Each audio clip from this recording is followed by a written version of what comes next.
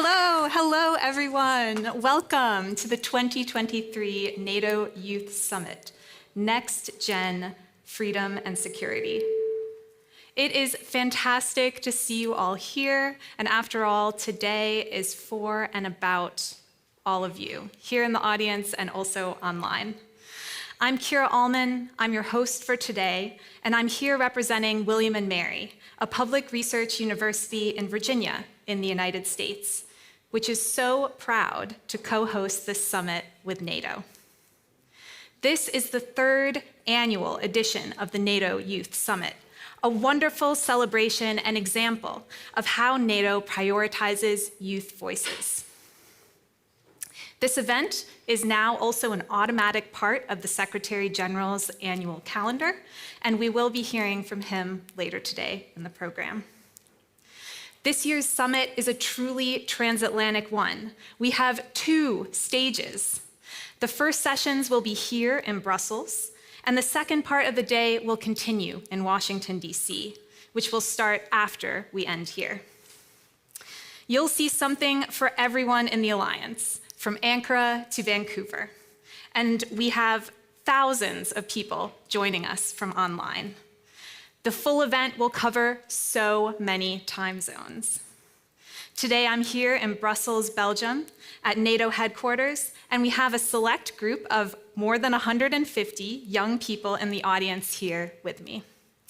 There are, of course, also thousands of you joining online throughout the day. Welcome to you all. We have interactive events and opportunities throughout the day, both in person and online. So get ready to get involved. You'll be invited to ask questions, participate in polls, and play games. In order to fully enjoy the interactive parts of the event today, now is your time to get out your phones and download the app. If you go to the email confirming your online registration for this event, there should be a link to download the app, WebEx Events. It's linked in the email. That will allow you to vote and to contribute to the interactive activities throughout the day. You can also follow up on the discussion and share everything that's happening throughout the day on social media using the hashtag NATO Youth Summit. Now, before I introduce the first speaker, I'd like to run a quick poll, so make sure you download that app really quickly if you haven't done so yet. We're going to try to do this poll using the app. The question we'd like to ask all of you here in the room and also online joining us today is, what is the most pressing challenge to global security today? Think about your own experiences, your hopes and your fears. Take a moment now and participate in that poll, and let's see what is coming in.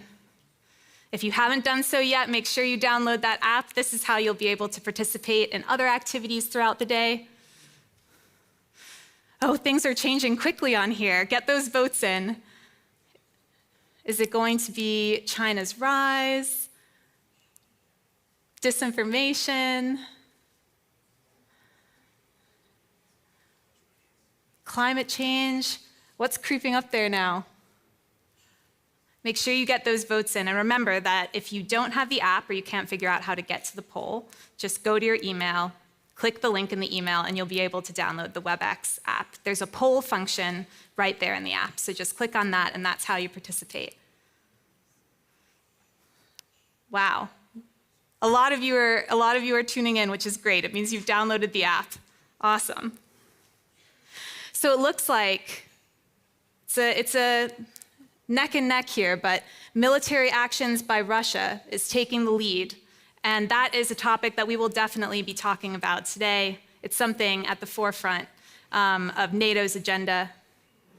Weaponization of emerging and disruptive technologies, though, also a close second.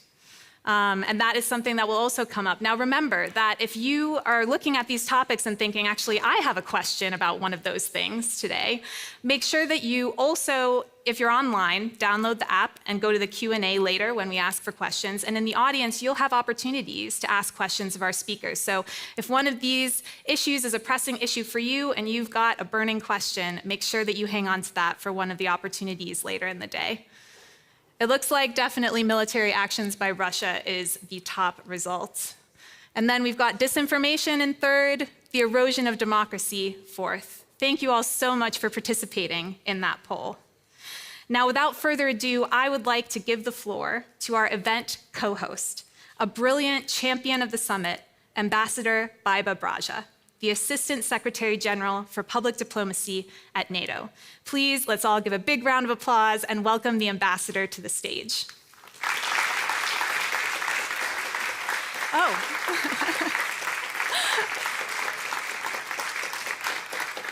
So sorry about that. Change of plans, everyone. We are actually going to go to a different speaker for now, but, oh. She's coming. I've been told she's coming. This is the wonder of live online broadcast and live presentation. You just never know what you're going to get. Hopefully the ambassador is here. But I guarantee our next speaker is also awesome. So if we have to go to that, you're in for a treat there too. Okay, let's go to Martina then, shall we? Okay, we can come back. Yeah, amazing. All right, well, like I say, we have an awesome next guest speaker. So, yeah, in this session, you needed to download the app. I warned you last time because you are gonna have an opportunity to ask questions. If you're online, go to the app and go to the Q&A function. And if you're here in person, when we ask for questions, just raise your hand. And once you've been selected by the moderator, in this case, it's going to be me, just go to the microphone to ask your question. The next panel discussion, which we're going to go to now, is called Tackling Bullies of All Sizes. Now, standing up to bullies isn't just a topic that young people need to deal with. It's also something that happens on a bigger scale, as the results from our previous poll kind of demonstrated. Some countries actually intimidate and attack other countries, and we see this today. Bullying on an international scale is a security threat in Europe.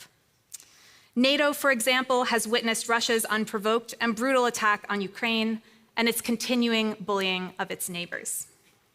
In this session, we're very lucky to have Martina Ptáčková, a kickboxing champion and a friend of NATO from the Czech Republic, who will be sharing her experience with bullying and how this has shaped her life. Please join me in giving a big round of applause for our next speaker, Martina.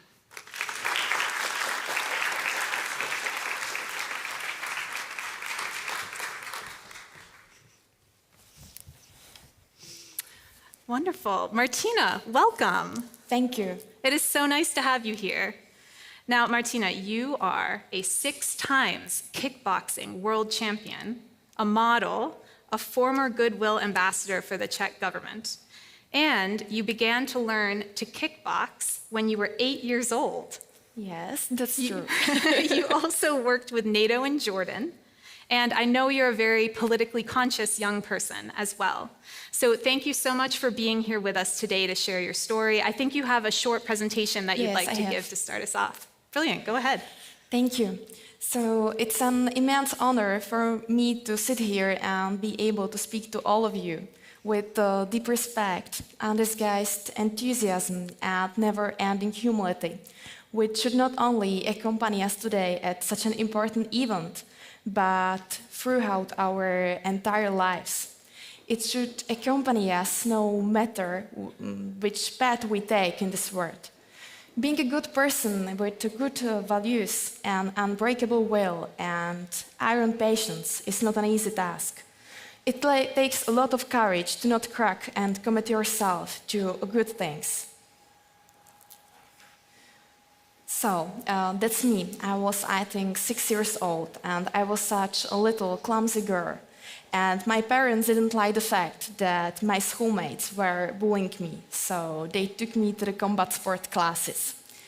There are many reasons which lead to bullying, and the main problem is, I think, that the children are fighting the battles no one knows about. I've been fighting to who I am all of my children's life. And nowadays, I and my brother, we run various projects for young people and children against bullying in the Czech Republic and in the world. And sometimes I have to say that the stories are like sharp arrows that we desperately try to control, but despite our efforts, they bury deep into our hearts. You know, when the innocent eyes of a bullied little girl suddenly look up at you, you have to step in and help, especially when her story bears a strong resemblance to your own. Nowadays, I'm a fighter. I'm 8 times world champion in martial arts, in kickboxing and hand-to-hand fighting as well. Except that I'm only a European woman who competed a black belt in hand-to-hand fighting, which trained special and armed forces around the world. Sometimes I'm a model. I'm a diplomat. I'm an ex-ambassador of the Ministry of Foreign Affairs, and I'm an athlete. I'm the biggest dreamer you can imagine. I am a coach. I keep fighting against violence and support, for example, minorities around the world. All of my projects, which I have, teaches me what's right. It shows me that there is no point in being a hero in the eyes of the whole world, but only in the eyes of those who need us the most. Be a coach, be a friend of young people and bullied children. It's just like a feeling of trying to act as a light for others when they get lost in the dark along the way. Giving people hope is not easy. It's not an easy thing, especially when the future can be sometimes pretty uncertain and unreachable. But what I think was the most important, indifference should not have a place in this world. We have to fight against it all together, and it's the same like in the case of NATO. Together we can set the rules of the game of future generations and fight for the right values all together. We can create all these moments together and be like one big family with strong roots and give our lives some solid foundation. Sometimes it's not easy, and I know it very well. One has to overcome obstacles and not fall into the traps which they are around. I'm instructor of armed forces, and yes, this girl in the white dresses. I'm very proud that I can cooperate with NATO because, for example, I am instructor of NATO multinational battle group in Slovakia.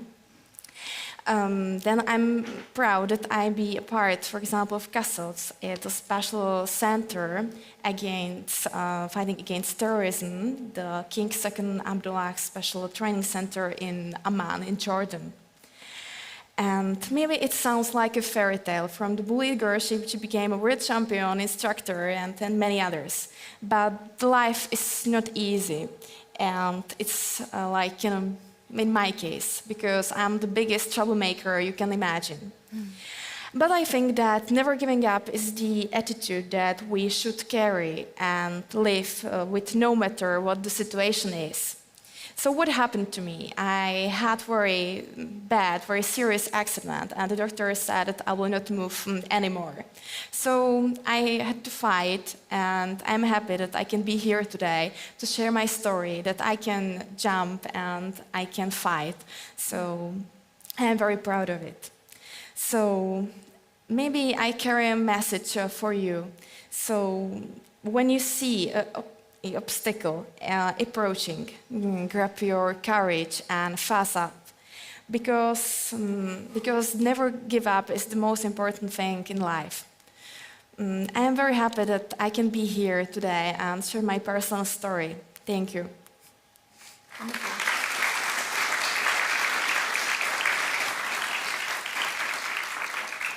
Wow, that is an incredible story, Martina, and very inspiring. Thank you so much for sharing that with all of us here in the room and online. You gave a piece of advice there at the end to all of us about never giving up. I'm wondering what additional advice you might give to young people who are facing similar problems or challenges to the ones that you faced. Yes. So firstly, I think that combat sports or any other sports help a lot.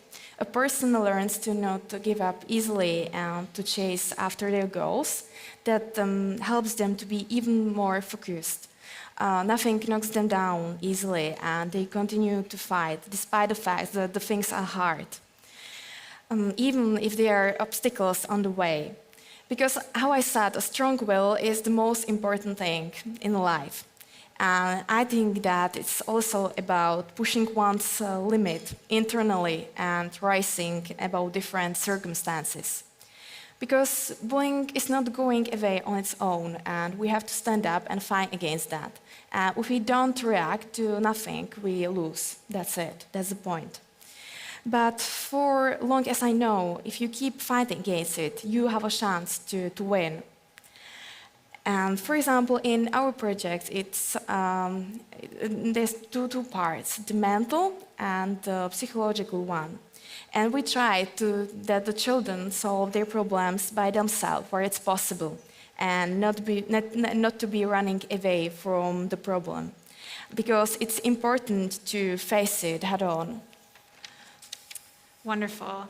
Now, just a reminder to those of you in the audience, both here in the room and also online, that you can ask questions. So if you're online, go to the Q&A function in the app. And in the audience, in just a moment, I'm going to ask if you've got a question. You'll raise your hand. So just a reminder if you have a question for Martina. But in the meantime, I'm wondering, how did being a kickboxer get you involved with NATO? Okay, so first I would like to say that I'm the biggest dreamer, how I said, and when I was younger, I always wanted to change the world. And I think we don't need magic to change the world, because we carry all the power we need inside ourselves already. So we have the power to imagine better. How I said, I always have new goals, and I try to do always my best. My first contact with NATO was, I think, in 2017, and I was a student of international studies, and I was interested in the defense. Because the activities of NATO made me sense, like collective defense, not to provoke conflict, but solve the conflicts, managing crises around the world, fighting against terrorism, and much more. And I wanted to be a part of it. And in the same year, I became an instructor of Armed Special Forces and got the opportunity to join. And nowadays, I said I'm proud of myself because I'm one girl there. And it's pretty strange, and it's crazy how fast time flies and how things progress. And nowadays, I am the part of, how I said, the CASOT, the King Abdullah Special Operations Training Center in Jordan, in Oman. And together with my brother, we prepare the soldiers, we train how to communicate with your enemies, how to fight, and teach, for example, self-defense and martial arts as well. Then, because the center specializes in counterterrorism, fight against terrorism, and special operations, we try to learn to teamwork, communications, and many others.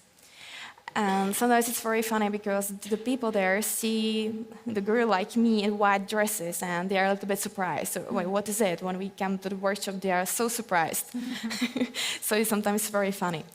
But that's it. And otherwise, for example, I'm an instructor of NATO multinational group in Slovakia, which has been present in Slovakia since April 2022 in response to the Russian aggression in the Ukraine. We teach, for example, combat development, for example, hand-to-hand trainings, because hand-to-hand fighting is a special system for the armed forces, how I said. And we try to teach collaboration, then the communication, teamwork, and many other things. And maybe there is more, but it's, I think, hard to describe, much more than explain. And I think that the most important in life is the trust. And I think that it can take years to earn, just a matter of seconds to lose. So I always try to do my best and be the best instructor you can imagine. Wonderful. Thank you so much for that, Martina. Thank you too. I think, let's see if we've got any questions from the audience. We do. I see one right in the back there. Let's go to in the green top. Yeah, if you come to the microphone in the middle, then we'll be able to hear you. That would be brilliant. Go ahead. Hi, thank you so much for this fascinating talk.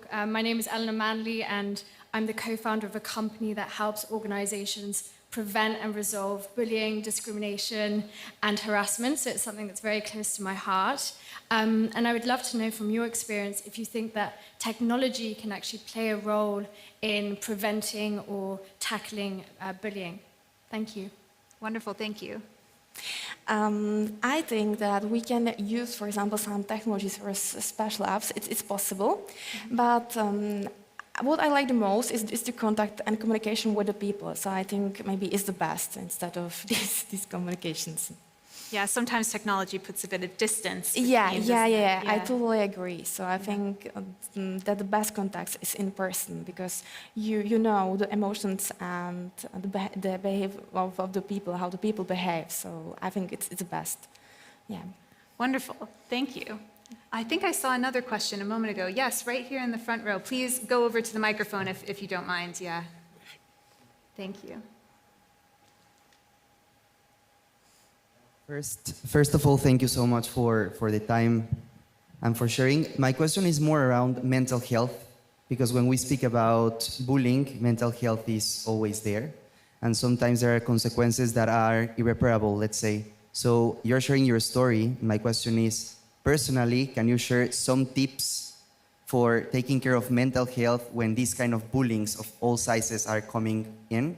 I don't know, probably something about a special network, or how do you use to deal with it because you faced this situation? I have to say that we have so many cases because we work with the young people and the children as well. And for example, I have started to do this project. It's called Bullying to the Cage. First, I would like to explain why it's called Bullying to the Cage, because my name is Ptáčková, and in our language, it's called like a bird. So it's like we grab the bullying and we put it into the cage. So why maybe this strange title, the strange name of our project. And I think that the biggest tip is to stand up and do something against it, because the fear is the worst enemy, I think, and when we don't react, we will lose. So when we have workshops and projects for the young people in the Czech Republic and in the world, we try to teach them that it's the best to solve it on their own, not to running away from the problem.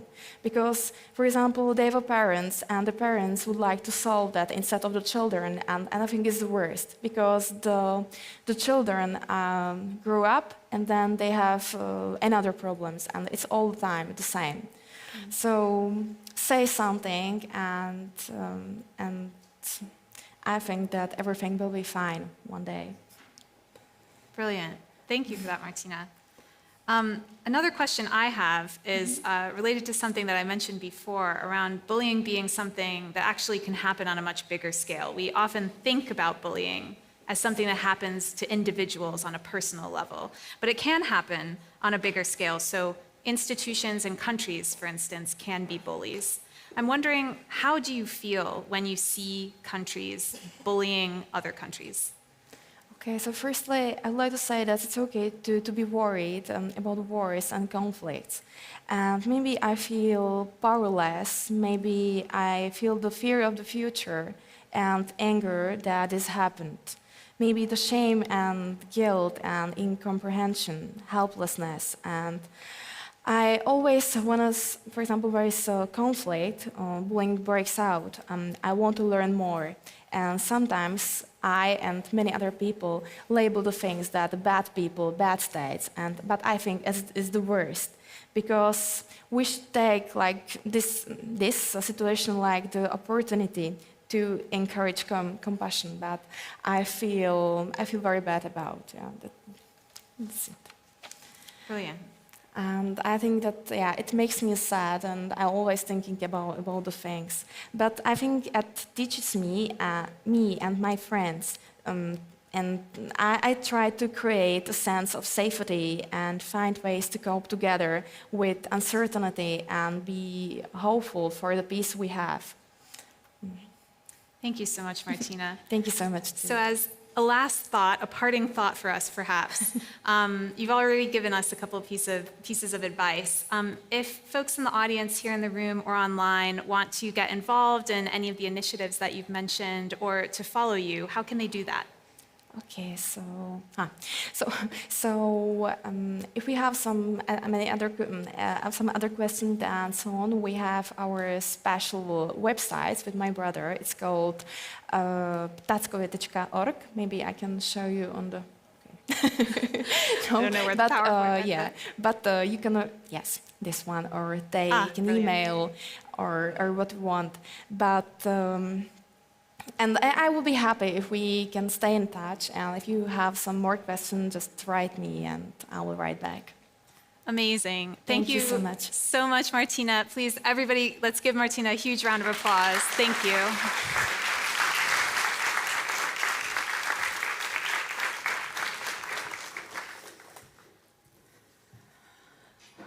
All right.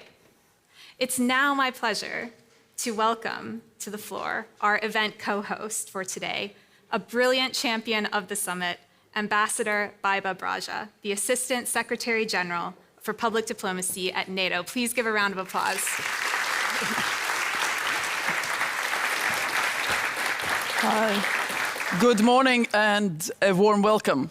We met with a number of you a bit more than a year ago, and it has since become my favorite event, NATO Youth Summit. And luckily, we can meet all in person, but we also have more than 4,000 people registered online. So don't forget, we have listeners all around the world. We will have the US audience this afternoon.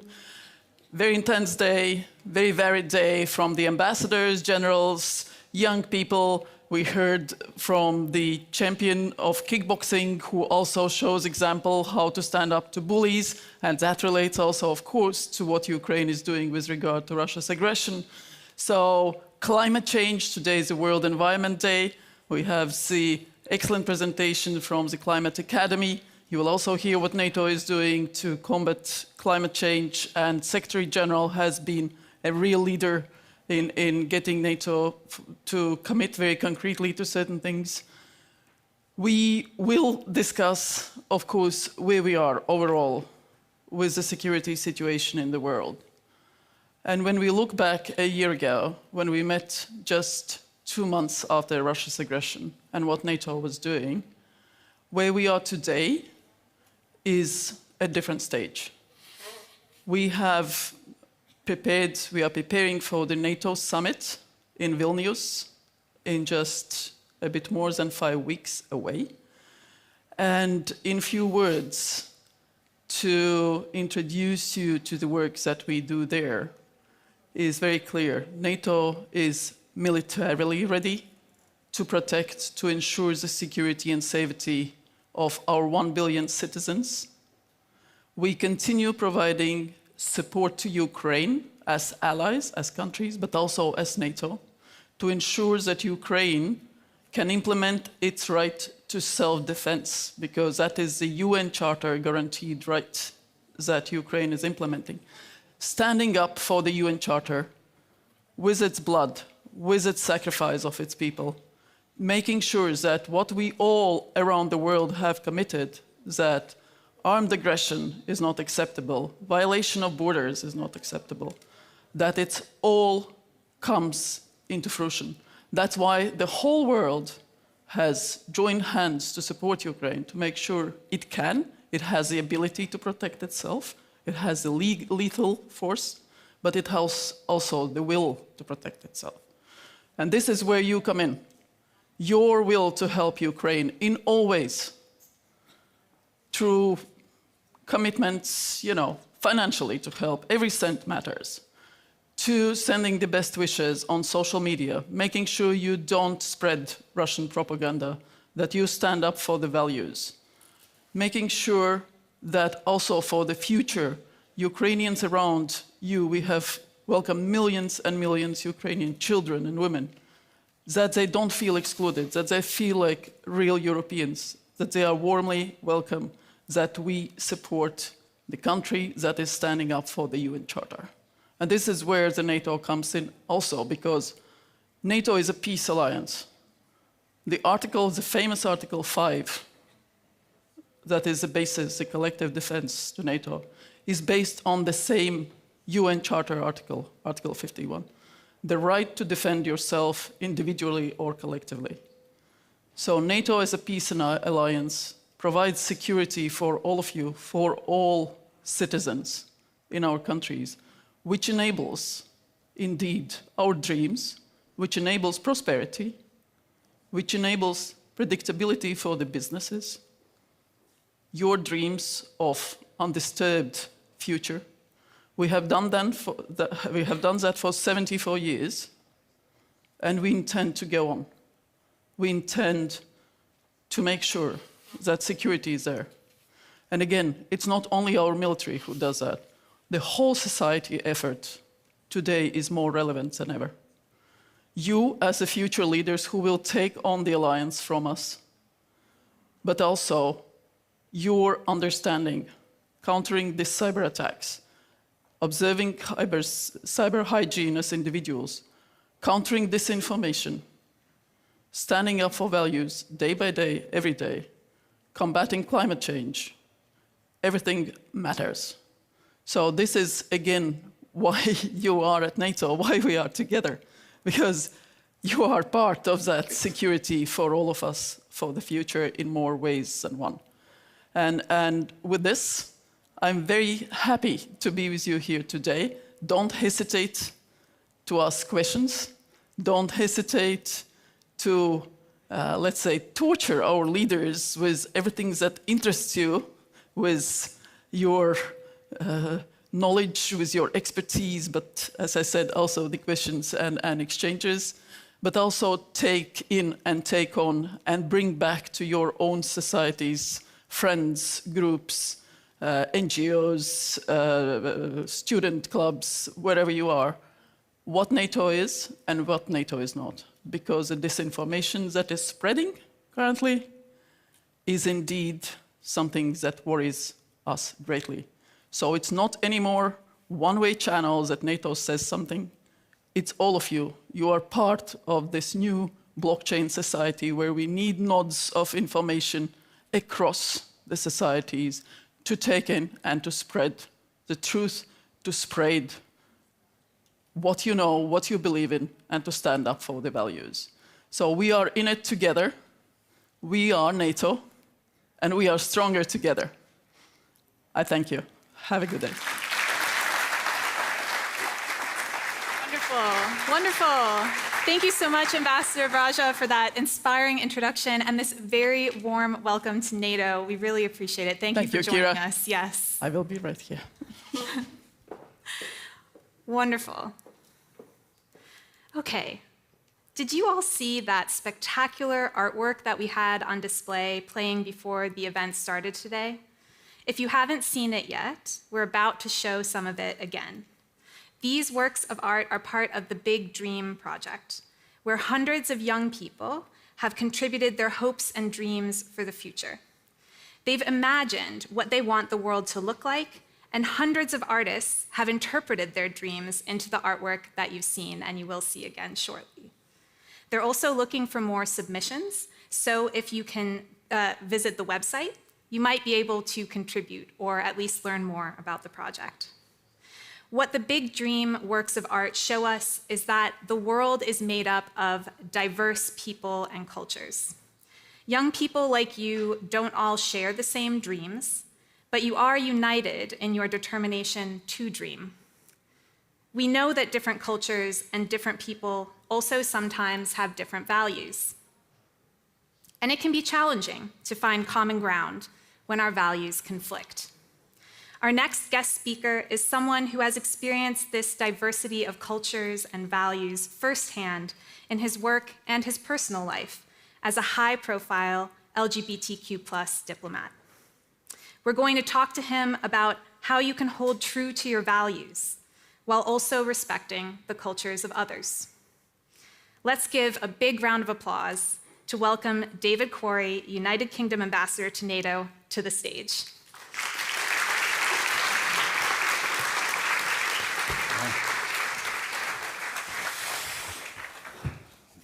Thank you so much for joining us today, Ambassador Corey. My pleasure. So we are here to talk about values and living your values in challenging contexts. So let's start the conversation with you and your values. Could you tell us a bit about the people and experiences that have shaped your values on a personal and professional level? Yeah, thank you. And it's a real pleasure to be here and to have such a great attendance today. And I hope you have a fantastic day. But I think for me personally, my parents probably and my family shape a lot in terms of my values and my kind of work ethic and how I see the world in very broad terms. But I've been a professional diplomat for 29 years now. So a lot of my life and my world outlook is shaped by that career and by how much time I have spent abroad in a whole range of places, from Zimbabwe to Israel to India to New York for the United Nations and now here. And I think the thing you learn over time is some humility, I think. You've got to hold true to your values, but you also over time understand what a complex place the world is, how often those values are under pressure in different places, how sometimes people can see what to you are very obvious things in very different ways.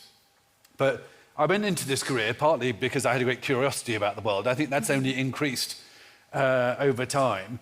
But you do get a certain insight on it from being such a high-profile LGBTQ plus personality as I guess I was, particularly in Israel when I was the first openly gay British ambassador to serve in Israel. So it was a big part of my public profile. My partner, who is here somewhere, for the two of us, it was a big part of our profile together there. Brilliant, thank you. And just a reminder to those of you in the audience here in the room and online, if you would like to ask a question, there will be time to ask the ambassador some questions in a moment. So if you're online, submit to the Q&A function, and in the room, we'll take hands in a moment. I'd like to know a little bit more about what it has been like to be an LGBTQ plus person in the Foreign, Commonwealth and Development Office in the UK. Has that experience changed over time? Well, I mean, it's really a revolution since I started in 1994. It had been illegal up until 1991 to be gay and in the British Foreign Office. The then British Prime Minister, John Major, saw the absurdity of a situation where people were saying, well, gay people are security risks because of the risk of blackmail. Well, the only reason they were at risk of blackmail is because we didn't allow them to live their lives openly at that time. So he changed that rule, which was a huge step forward. But the cultural change that underpinned that took much longer to happen. And it wasn't overtly sort of homophobic when I joined, but there was a culture which was not welcoming. And now the contrast is incredible, which is not to say that we don't have a lot of work still to do. But we have the head of the Foreign Office who appears in the Pride Parade in London. We have a very supportive environment. We've got a network of LGBT plus ambassadors who try to help our staff organisation. So we do have lots more to do. But it's just an incredibly more open and welcoming environment to work in now. It really is a revolution, as I say. Wow. Yeah, it's very inspiring to hear, really. Change really does happen over time. And what about NATO, working at NATO? What is NATO doing to be inclusive of LGBTQ plus people? And is it doing enough? Nobody's ever doing enough, but we've got a great staff association, Proud at NATO, who are relatively young as an organisation, but who are really starting to make some progress and who have got a good campaign plan for the next year. We've got a Secretary General who is an incredibly supportive ally. So we had my partner and I hosted a Pride reception a couple of weeks ago, and the Secretary General turned up with an incredibly positive and empowering message there. And he talked about how his mother had written the Norwegian civil partnership legislation a few years ago, and how much that had shaped him.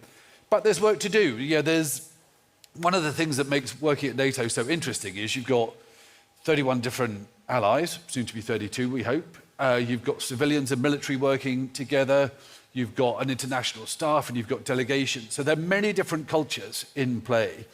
And while there might not be much kind of over homophobia here, there's a lot to do in terms of creating an actual positive environment and making it easier, for example, for NATO staff to serve with their partners and to go abroad with their partners.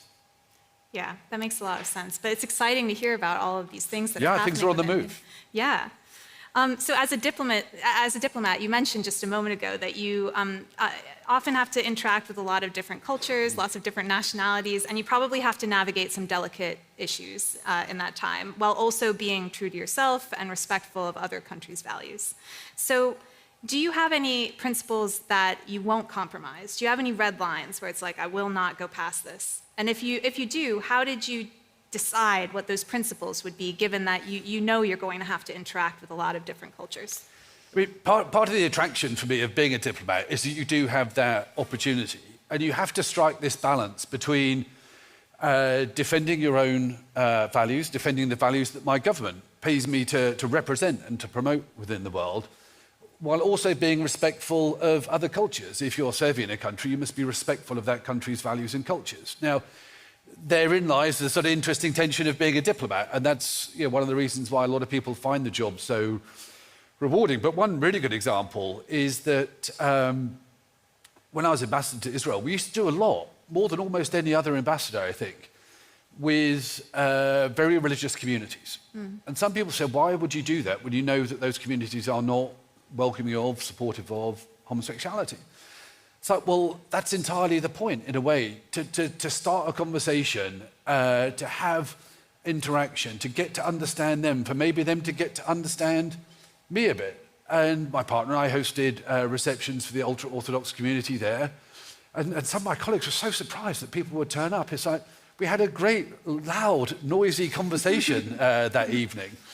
Now, if somebody was overtly homophobic or racist or other things, then you'd have to disagree. You'd have to be clear that you disagree about that. But you can do that in a respectful way. And you shouldn't let the possibility of that stop you engaging with others whose values are different. Because the easiest thing in the world as a diplomat is to go and talk to people who already agree with you. But there's just no, there's a certain value in that. Obviously, it's pointless. But the real point is to try to understand and inform and hopefully influence those who have a different take from you. I really like that message of not being afraid to disagree with people, Right. or to be disagreed with. That's really powerful. Let's go to the audience. Are there any questions in the room with us today? Oh, we have one in the far back over there. If you don't mind just coming to the microphone in the middle here so we can hear you, that would be brilliant. Ambassador Corey, thank you so much for being here today. And I come from Lithuania, that's currently in the process of passing the legislation for civil partnerships. And of course, this potential legislation is not without the controversy.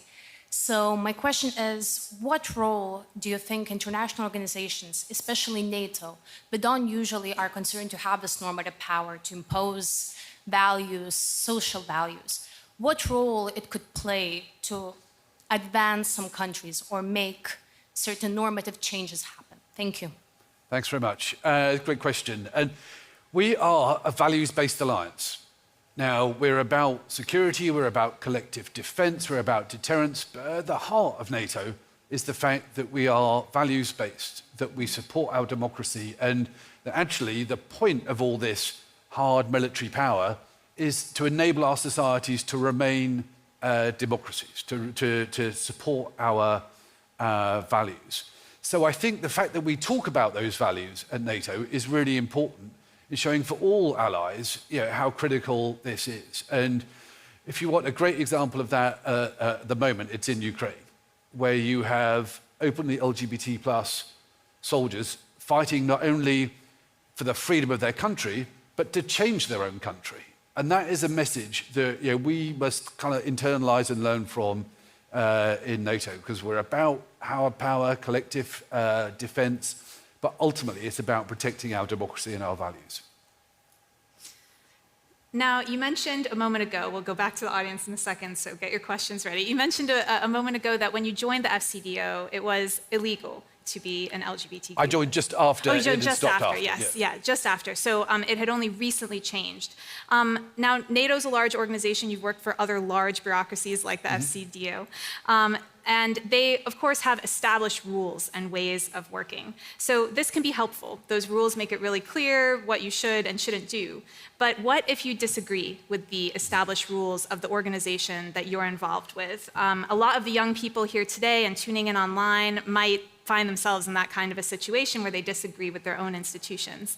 Have you ever been in that kind of situation? And what would you do? What advice would you give to young people? I mean, I'm in that situation now. We've made an enormous amount of progress in the British Foreign Office, but there are still things that need to change. Some of our rules still need to change to reflect the reality of modern lives and modern relationships. So you never get to the end of that process, but the things that you absolutely need are leadership and a plan, because these things don't change by themselves.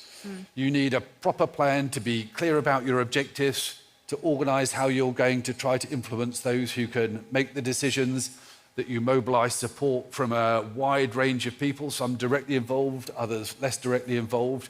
And you've got the mechanisms to see that through, because if you, as people often say, hope is not a strategy, and it's definitely not a strategy when you're trying to achieve institutional change. You need leadership and you need a plan. And we've got actually a brilliant piece of work that's been done by our Foreign Office LGBT Association as a guide for ambassadors about the environment they should try to create at post. Because some bits of it will be obvious. Yeah. Some bits of it won't be obvious to a straight ambassador about things that will make a difference. So you've got to bring people along, but you need a plan, ultimately. Yeah, that makes a lot of sense. I think we do have another question right there in the green. If you don't mind coming to the microphone. Thank you so much. This was a brilliant talk. My background is in data science, and we work towards inclusion and actually preventing discrimination at work. And from the data that we've collected, we know that 75% of LGBTQ plus workers experience discrimination. A third of them end up leaving the workplace, and more than 50% actually don't come out at work because of that. And from our perspective as well, is because companies really concentrate on diversity, but diversity is just the number, so the proportional representation, whilst inclusion is the act towards inclusive leadership. And you talked about this plan and this guide, and I would love to hear your kind of examples of how we can move beyond just the diversity number towards actually a plan of action towards inclusive leadership. Thank you very much. Great, thank you. And at the UK delegation, we had a kind of away day on Friday, and we had somebody come in to talk about diversity and inclusion. And that was one of his central points, that you can do all the stuff about the numbers, but unless you change the culture and make it more inclusive, then you've only just done a kind of tick box exercise.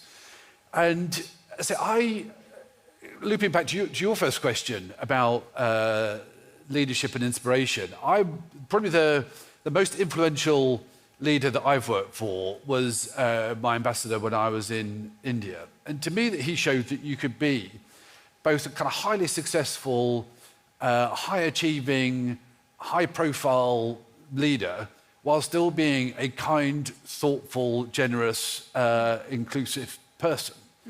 And our Foreign Office has had a bit of a culture where if you're seen to be in like kind of top jobs, you're really hard driving and you push people really hard. But he really showed for me about how you can build a different kind of culture. So there's a big leadership bit on it. But you do need to understand the factors that make people feel excluded as well. And I think that's something that we've made a lot of progress on in recent years. Actively trying to understand, okay, if you're a woman in the Foreign Office, what feels different or awkward to you when you're in a mostly male environment sometimes? If you're from an ethnic minority in the UK, how have you been affected, for example, by Black Lives Matter? If you're a young gay officer, what health requirements might you have that are different when you serve overseas than if you're a straight officer? And showing that you are actively reaching out to try to understand all those different factors has an incredibly powerful, I think, motivating factor as well. But you've then got to put in place the practical support to deliver on those. But there are all kinds of techniques that you can use in terms of how you organize yourself, how you run a meeting, how you speak to people, what order you speak to people in, just the kind of language that you use that will create a more inclusive environment.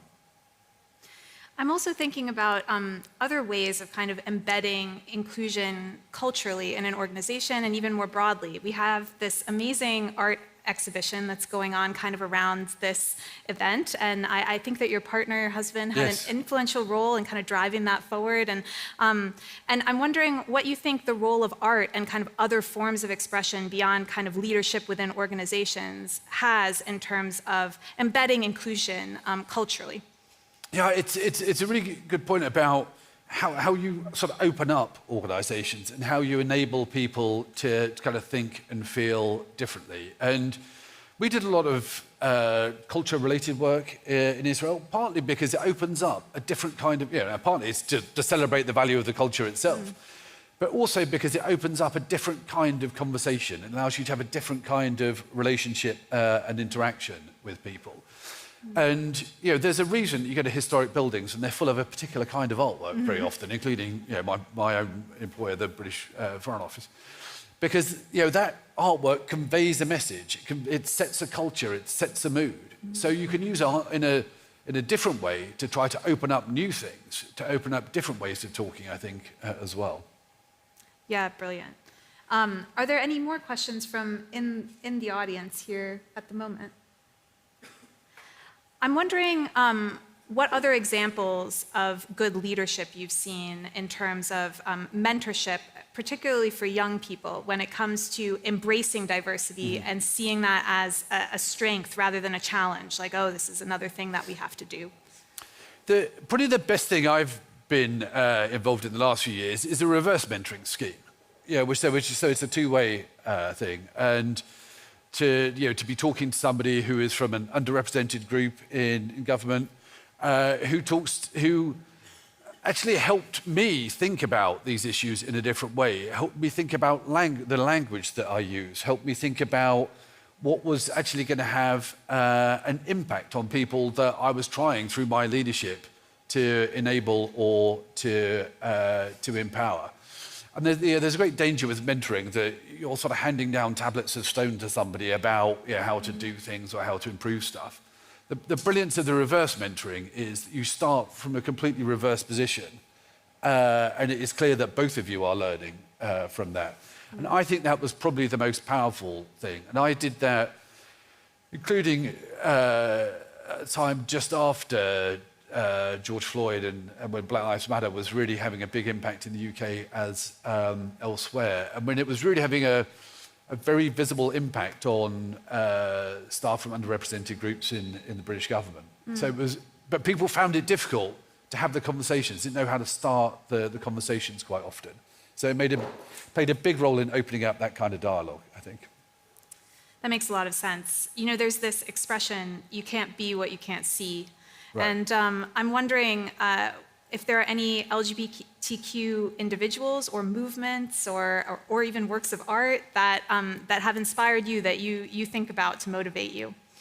Well, I mean, unfortunately for me, Alan Turing remains, it's a terrible example in a way, because the British government, having Alan Turing who helped crack the Enigma code, who was then after the war, when he had helped shorten the war, was basically persecuted for his sexuality and died very young.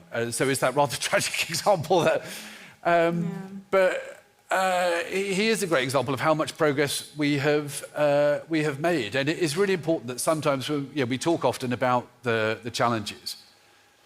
But I always say, young LGBTQ groups now, you will have opportunities that no other generation in history has had. And whatever the challenges, and there are still many to overcome, there are things open to you now that have been open to no generation in the past. So my responsibility is to help keep enabling that. Your responsibility is to seize those opportunities, I think, and to really do even more than we have been able to do, because it is always worth us reminding ourselves that how much work has gone into getting where we are now, but also that prime fact that there are opportunities available now that literally no other generation in history has had. Wow, that's really inspiring, actually. It's an inspiring thought. And kind of keeping with that theme of the opportunities ahead, what would you like the future to look like? What are kind of the next steps in terms of LGBTQ plus inclusion in the highest offices of power in whatever institutions these young people might occupy in the future? It would be great to get to a point where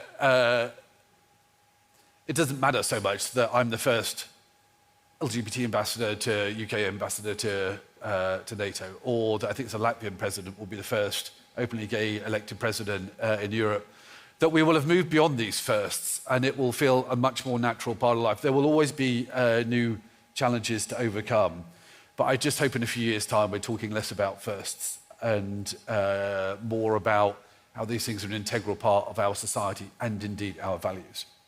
Brilliant. That's a wonderful note to end on. Thank you so much, Ambassador Corey, for joining us today. Please, everyone, give a big round of applause to the Ambassador. Thank you. Yeah. Enjoyed that. Yeah, you too.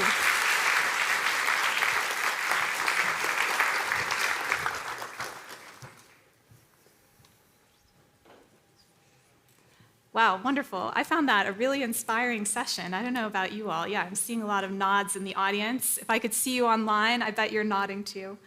Our next session is going to take us beyond the limits of our familiar world here on Earth. That's right, we are going to talk about space. You might be surprised to realize that space actually has become an enabler for our everyday lives. It plays a role in how we communicate, work, and even how we travel. But space is also NATO's newest domain because the multiple security threats that could emerge there always exist.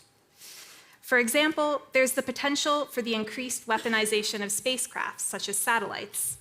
There's the need to understand humanitarian issues on a planetary level, such as massive migration and refugee movements. There's a need for more information about our adversaries, with a recent example being North Korea failing to launch a spy satellite. In a moment, we'll watch a video about why space is important for our shared security. And then our moderator for the next panel discussion, Juraj Masson from Friends of Europe, will take the stage and introduce our next panelists. So let's roll the video. Have you heard this before? I need some space. Maybe you've said it to yourself. What if this wasn't about needing some space for a breather, but needing space itself? You know, space. Technology used in space has an essential role in everyday life. Thanks to a satellite, live events are streamed thousands of kilometers away. Farmers forecast weather for crops. Apps deliver food to your door, geopositioning and real-time traffic updates. Financial systems, computer data and mobile phone networks power grids. That's in addition to aviation, defense and communication systems. Space is everywhere, and it's getting busier. NATO understands how important it is to protect our interconnected lives and economies which depend on space technology. Protecting space is no small feat. Some countries already have the means to jam, hack, and even destroy satellites. NATO countries are responding by creating space commands and developing new technologies. And NATO itself has its own space center to support operations and missions, share information, and coordinate allied efforts. NATO has also named space as an operational domain, making it equally important as air, land, sea, and cyberspace. However, NATO has no plans to put weapons in space. Now add in the growth of what was once thought of as science fiction, commercial spaceflight. Space will become even busier as we begin a new era of space tourism. As more people on Earth look to the skies, NATO is addressing critical questions. How will we maintain our peace and safety even as space becomes busier and more competitive? How are allies working together to ensure responsible behavior in space? So what happens up there really matters, and that's why we're already at work to keep space peaceful and free for everybody.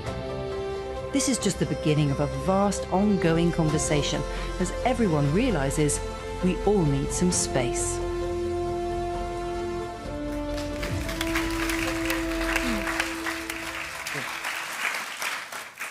Good morning, everyone, those here at the NATO headquarters, but also to our lovely audience online. On behalf of NATO and Friends of Europe, it is my pleasure to welcome you to this panel discussion, Space, Technology and Security. And we already have had quite a nice introduction, so I won't take your valuable time repeating what has been already said. Let me just introduce myself. My name is Martina, and I'm the Program Manager for Peace, Security and Defense at Friends of Europe. And together with our three esteemed panelists that I will introduce a bit later, I will accompany you throughout this conversation we have on a very important topic of space. And as its name suggests, the aim of the panel is to discuss and raise awareness about the new space age and the new space technologies, not only for our daily lives, because it's also important, but for our economic well-being and also for international peace and security. So to discuss this topic, I'm joined by, from the right side, by Thomas Dermijn, who is the Belgian State Secretary for Scientific Policy, Recovery Program and Strategic Investment, also responsible for space portfolio in the government of Belgium, and Friends of Europe's 2020-2021 European Young Leader. On the left from Thomas, we have Pauline Warnot, who's Senior Legal Advisor at the International Committee of the Red Cross and lecturer at the Law Faculty of the University of Namur. And last but not least, we have David Eagleson, a final year law student at the University of Cambridge, policy fellow at the Pinsker Center, specialized in space law and militarization of space. But before we begin our discussion, let me just say that this is not only about our speakers sharing their views and their insights with you, it's also about you. It's primarily about you, our audience. So while they'll be talking, please think about your questions, because I want to bring you to the debate quite soon. So keep this in mind, and I will seek your comments, your questions. I know that sometimes we say that make sure that your question ends with a question mark, but not this time. So please think about it can be a comment or thoughts. And Thomas, let me first start with you. But before we start, I would like to tell you a small anecdote. And when we were choosing the panel, the topic for the panel, we had a brainstorm in the office. And my lovely colleague Evan, who sits among you, told me that you guys, we should do space, because when people today hear space, despite the high importance of it for humanity, they think about Star Wars or crazy rich people flying to space. So Thomas, I think Evan's right, and I know that you face that dilemma yourself, because even as a senior politician in Belgium, you also face difficulty sometimes in persuading your colleagues in the government to put more resources to space. And if I may quote you, you said in one of your speeches that I try to bring the topic of space to the political table, but at times are difficult on Earth. So Thomas, tell us why it's important to talk about space, and why it should be of particular importance for young people. Okay. So good morning to everyone. It's a pleasure to be with you. I was a bit surprised because it's the first time I'm called a senior politician. Anyway, on behalf of the Belgian government, welcome in Brussels in this impressive building of NATO. I'm the youngest member of the Belgian government. Coming this morning at this event, I realized I would not have been allowed to apply to be in the audience today. So that's maybe the reason why I was called a senior politician. I'm indeed responsible for space in the Belgian government, and I see a few smiling faces saying, oh, Belgium in space, what the hell are they doing, this small country? But actually we're quite big in space. I mean, relatively small, but we are one of the highest contributing member states of the European Space Agency, and we have amazing companies building parts of rockets, building satellites. And why are we investing so heavily in space? Well, for many reasons. Because most of the technologies actually we use today on Earth have been developed for space application in the first place. I mean, if you take your smartphone, the fact that you have a touch screen, was developed because in space you can only interact with a computer using a touch screen. So that was developed in the 80s for space applications. If you think of the Internet protocol was also developed part of space programs. And today, for example, we are working with the European Space Agencies on building colonies on the moon, so permanent settlement on the moon, and trying to design what will be a base on the moon. You need to think, oh, what do you do with waste? How do you consider circularity? And these kind of questions will be very important on the moon, but will be also very important on Earth when we think about the limits and the boundaries of our ecosystems. Another example is the climate change and the transition we need to make. Basically, space is a very important ally in this transition. With space technologies, we can better predict what will be the impact of climate change on Earth. Basically, with the European Space Agency, we built a digital twin of the Earth to be able to build on actual satellite data to model what is the impact of rising temperature on ecosystem, on migration flows, on the sea level, etc. It's very important for governments to anticipate and to take the right decisions ahead of the rising temperatures. It also allows us to better react to dramatic events, such as floods, such as droughts that we see at every corner of the world. Very important, and for all these reasons, we keep on investing. Thank you, Thomas. Now, you presented a lot of opportunities that space offers us in tackling climate change in particular. But we know that when something's not regulated or poorly regulated, the capacity of that domain to deliver some positives to us, it decreases. So we need proper regulation. And that's why we have David here today. So David, tell us, is space well regulated? I know that now we have a lot of new actors. I know that we have no more two competing superpowers as it was in the old days of Cold War. So is space regulation up to date? Well, I mean, it's just as you say, things are changing so rapidly, even just in the last few years. Government is no longer the only player in space. We think about government spending a lot of money on their space programs, and they do. But just to take the one example of the United States, it's not as large as a percentage of spend on space as you might think. The US spends only, less than half a percentage point of their overall annual budget on space. So it's smaller than you might think. And against that, you've got expanding private spending on space programs. So McKinsey did some interesting work in the last few years, and they found that private spending on space programs is actually rising around 22% a year, year on year. And so regulation is really struggling to keep up with that. The international framework that we're working with is really outdated. The overarching governing document is the Outer Space Treaty of 1967. And we haven't had a new UN space treaty since about 1979. So if you think about how much things are changing, how rapidly things have been changing since then, even just in the last few years, you can see why we might be struggling to keep up. And we've got more states launching now than we did back in 1967. 1967, whenever the Outer Space Treaty was created, we had, it was a big year for space. We had the most launches in the 20th century. But we only had about 4 states launching. Today, more than 80 states have active space programs. So that's something that's worth bearing in mind as we move forward. With more states being involved in space, we have, of course, increasing opportunities for collaboration, for doing positive things like raising people out of poverty.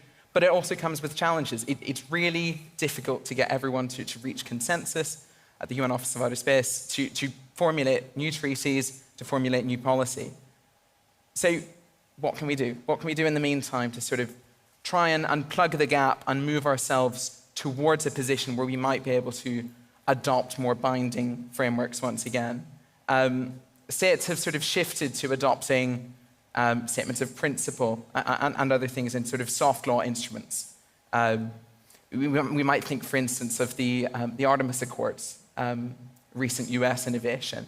And what they're trying to create, according to the preamble, is a political commitment. It's not a legal commitment, but it's getting a group of states, a group of like-minded states that think alike, that realize that the space environment is changing so rapidly and is in need of new regulation, to come together, to agree upon a set of common principles that can form the basis of binding regulation.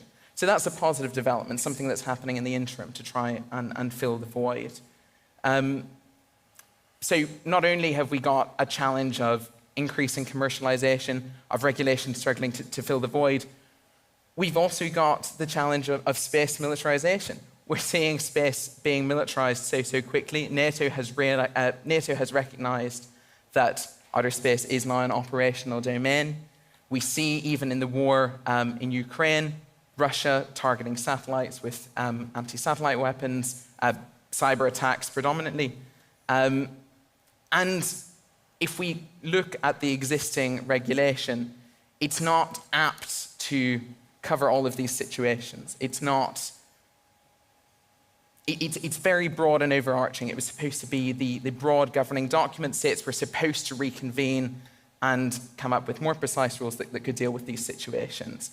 And Article 4 of the Outer Space Treaty, for instance, it deals very well with sort of prohibiting weapons of mass destruction placed in orbit.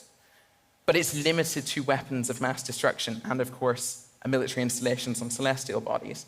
It was never intended and never envisaged all the sorts of space weapons that we might be seeing today, which can have just as equally a destructive effect on the satellite systems that we rely on for our day-to-day lives. Thank you, David. Yeah, so we fear that the space will become sort of a wild west if we don't have enough of space regulation.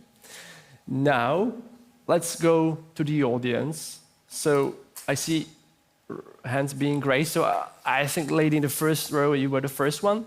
So I think there's a microphone in the middle, right there. So please take the floor. And now I'll collect a few questions or thoughts, and then I'll ask Thomas and David to react to them, but also then I'll come to Pauline, of course. So please go ahead. Thank you very much for your interventions. My name is Sofia Romansky. I'm a researcher at the Hague Center for Strategic Studies. And my question specifically concerns space debris and junk that is already in orbit at the moment. What kind of considerations are being taken into account in relation to space travel and exploration when we have already contaminated the direct orbit around our planet? And how does this threaten security for the future? Yeah. Thank you. Thank you. Let's take one more or two more. A gentleman in the middle, I think.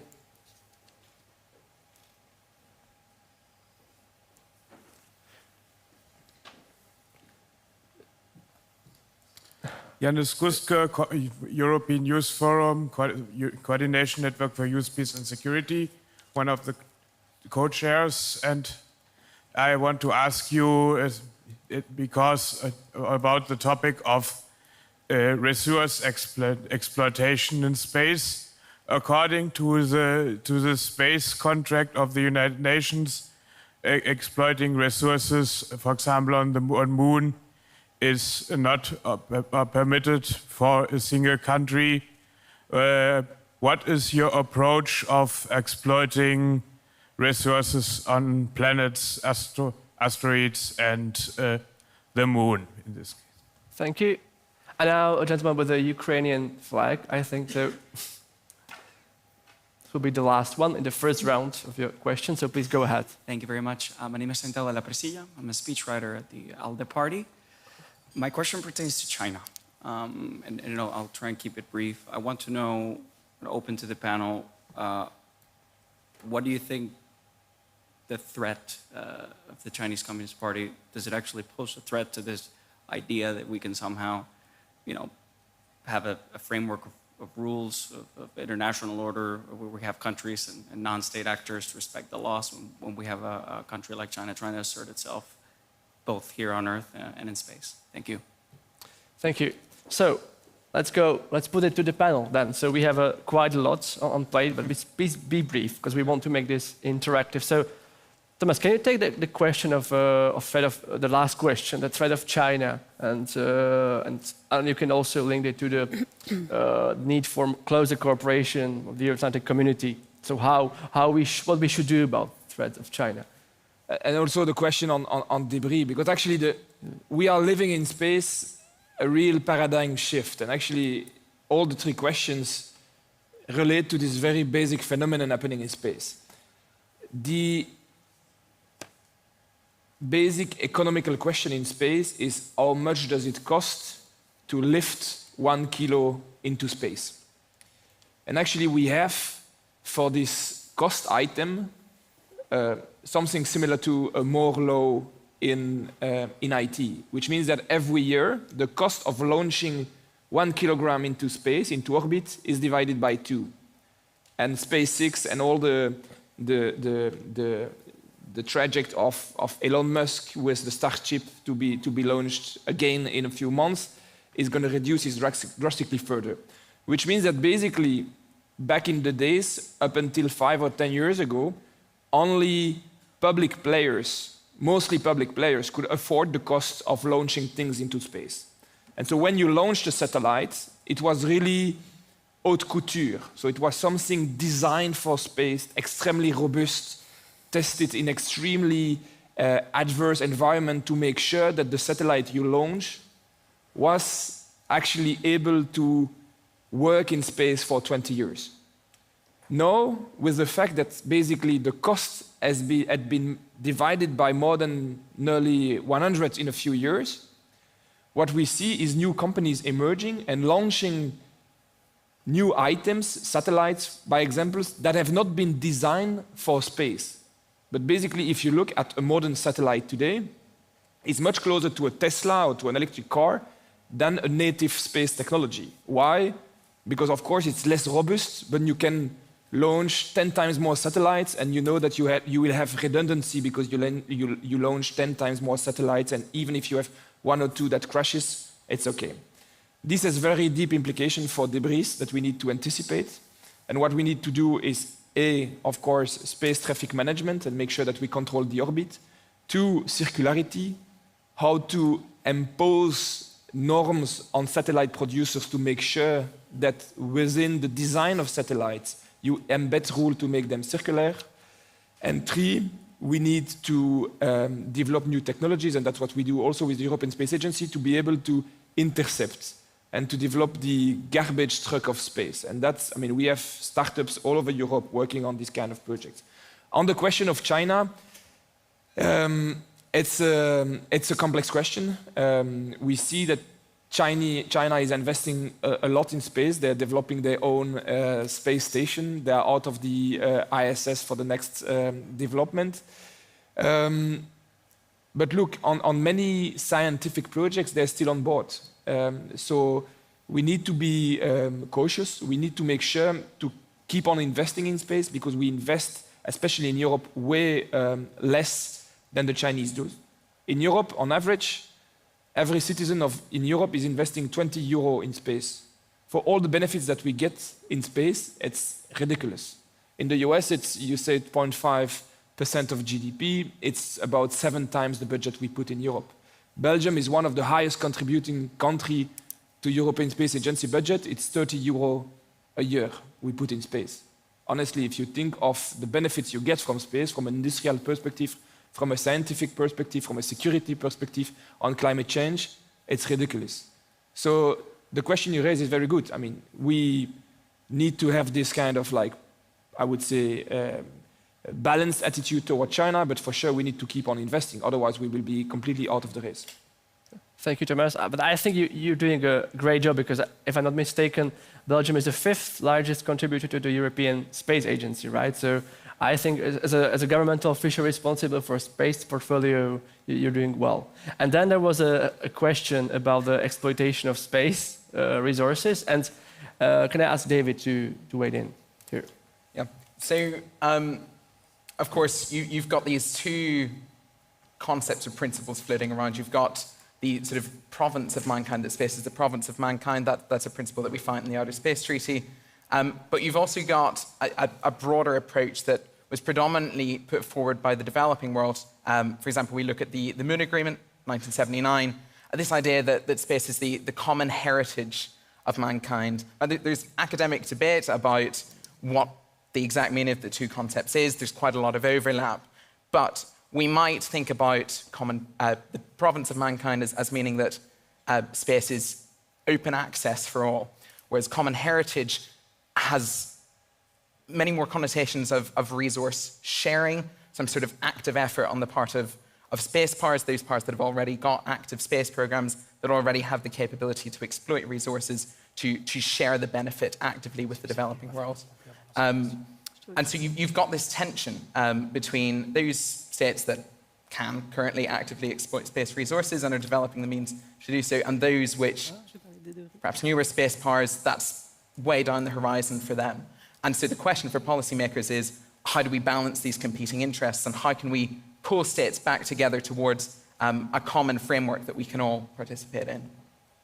Thank you. Yeah, indeed. I mean, if you read a lot of space treaties and from the 1960s and 70s, you find a lot of wording, the very inspirational words like, space as a common heritage of mankind, or astronauts as envoys of mankind. So maybe we should return back to this mindset of cooperation. And we know that space is used not only for military purposes, but which is because we're NATO, so of course this is the topic we talk about. But space, and especially space info data, are important for humanitarian action.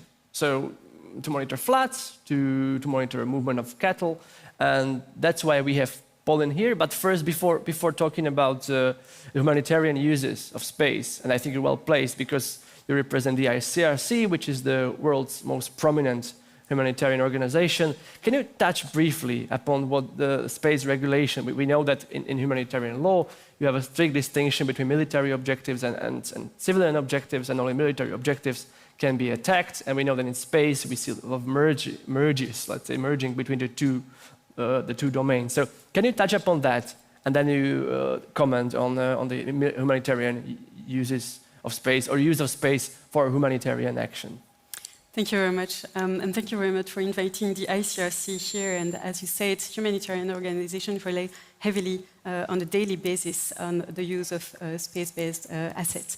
And so the ICRC is a humanitarian organization that has an exclusive humanitarian mandate to protect life and dignity of persons in situations of armed conflict and other situations of violence, and to provide them with assistance. But the second core mandate that we have is to promote and strengthen international humanitarian law, that is the body of law that is applicable in situation of armed conflict. And as you said, the question is, why does IHL matters in this kind of situation? Well, because of military activities, also in outer space, are constrained by existing international law, as David said, and that includes international humanitarian law in situation of armed conflict.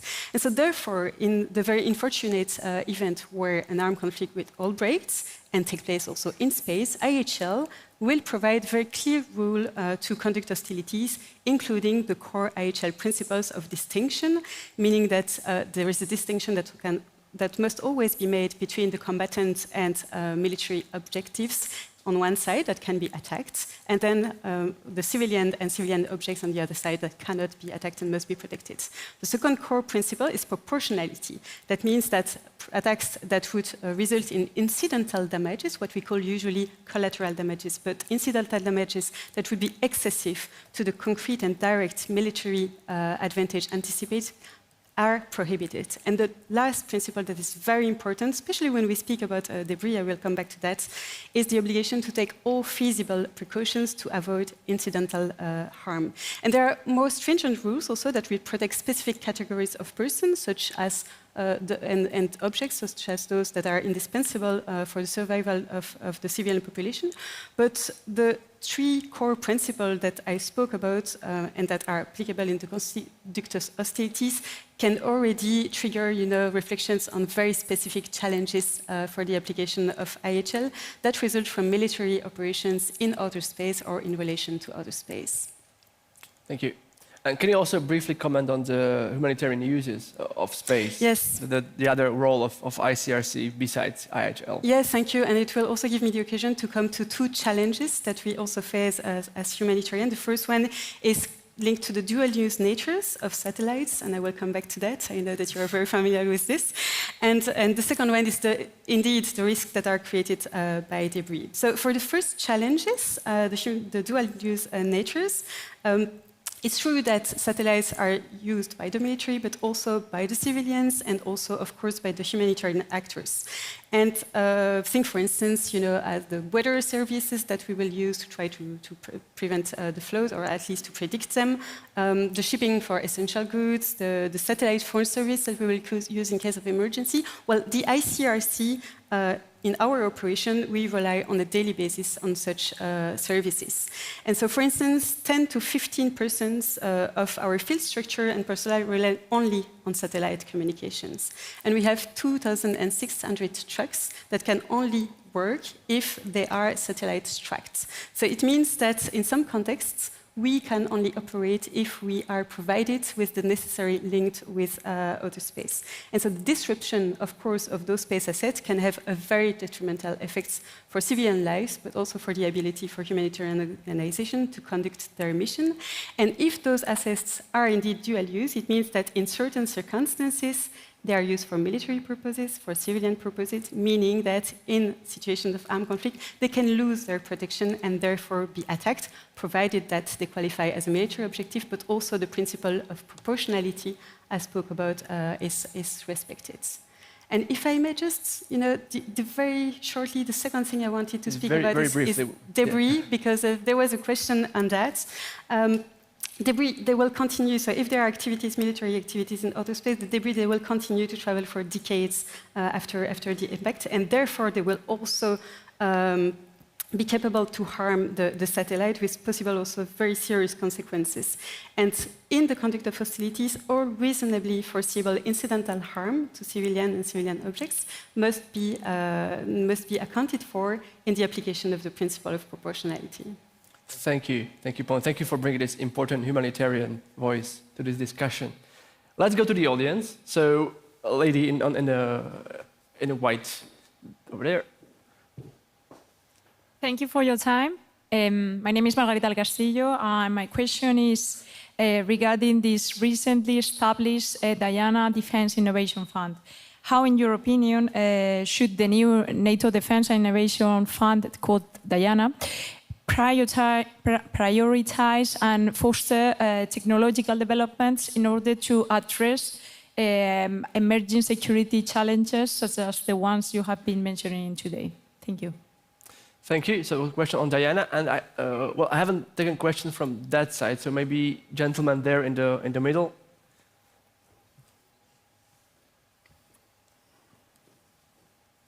Thank you for the floor and for your insightful conversation so far. I'm from the European Youth Parliament, and I have a follow-up question about the space debris, because at our recent international session in Kortrijk, here in Belgium, 300 young Europeans came together to discuss, among others, space security. And one of their suggestions was to invest in the research and technology on managing and removing space debris as a really clean-up system for space. And I'm really curious what you, everyone here in the panel, thinks of this innovative idea. Thank you. Thank you. I see a lot of interest in space debris. Very brief, very last question. So, gentlemen, they're in the back, and then we wrap it up with our panelists.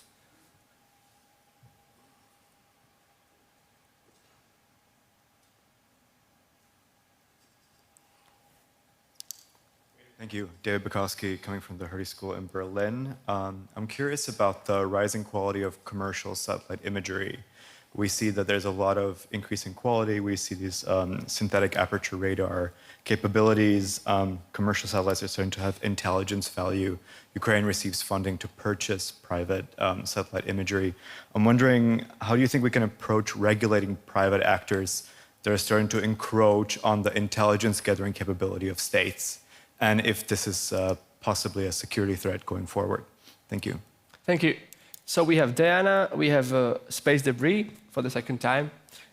Interesting topic indeed, and an important one, and risks of rising quality of surveillance and intelligence. So who wants to take the questions? You can take all of them, you know. No, I'll just comment on the first one and the last one on the debris. We mentioned it before. We have an issue in Europe. Actually, most of the funds we challenge into space are challenged via European Space Agency, which has one part in the treaty which says that the European Space Agency can only work on civilian applications, excluding military applications. And that's the point that Pauline touched upon. And the budgets for space are very small in Europe. I said it before, between 10 and 30 euro per capita per year. Very small for the benefits we get from space. And I will give you my examples of negotiation in the government. It may be of interest to you. I spent months on negotiating the increase of budgets for the space budget, so the space budget we give to the European Space Agency. On average, it's 400 million a year that Belgium gives to the European Space Agency. And then overnight come the 2% rule of NATO military spending, and you see your colleague and my good friend Minister for Defense who get a budget increase of 3 billion in a night. And actually that's one of the big differences between Europe and China and the US, is that actually a lot of the space budget of China, of the US, is actually being channeled through military programs. And so the questions, trying to be smart, is to say, look, we're going to try to fund as many possible dual-use programs, so programs that actually have military application and civil applications. Because it's very easy, and it links to the third question, it's very easy to use a civil satellite for military applications. I mean, the data you get from a commercial satellite can be used for military purpose quite easily. And so we see indeed, and in Belgium we were pioneers to channel military funds into program of the European Space Agency. But it raises question on what's the statute of the European Space Agency and how can we, like NASA did it a few decades ago, like the Chinese are doing, how do we evolve from a purely civilian organization to a dual-use type of organization? And it raises the question Pauline raised on, okay, then we're going to have... But maybe I ask you to briefly sum up, because we run almost at the end. To the last question, indeed, I mean, if you see the images that the Ukrainians are using are data from Starlink, and so it raises a question on the public sovereignty of these data, and so we need more and more to work and to establish collaboration protocol with those companies that are going to have better images than we can dream of, but we have to basically regulate the use of these types of data to avoid also commercial mechanism and the price of those data going up for military purpose. Thank you, Thomas. So we have little time left, so any thoughts to wrap it up? Maybe reflecting also on the questions raised. Yeah. So Pauline and then David. Okay, in 1 minute, less than 1 minute, then on Diana, it's a very good question. And so from a humanitarian perspective and IHL perspective, those considerations should be included from the outset, meaning that you do not develop any assets that would not respect such principles of IHL. And there is actually, because we spoke about Far West regarding law, there is no legal vacuum, and IHL will apply, international law apply, including Article 36 that obliges states to take into account international law and to develop only weapons, means and method of warfare that would respect international law. On space debris, including how do we remove them, the best way is not to create them.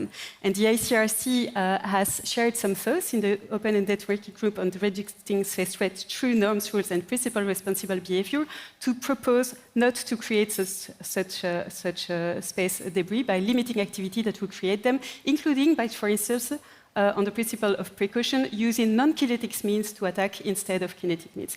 And on the last one, do not always forget that humanitarian organizations also rely on imagery, satellites imagery, so any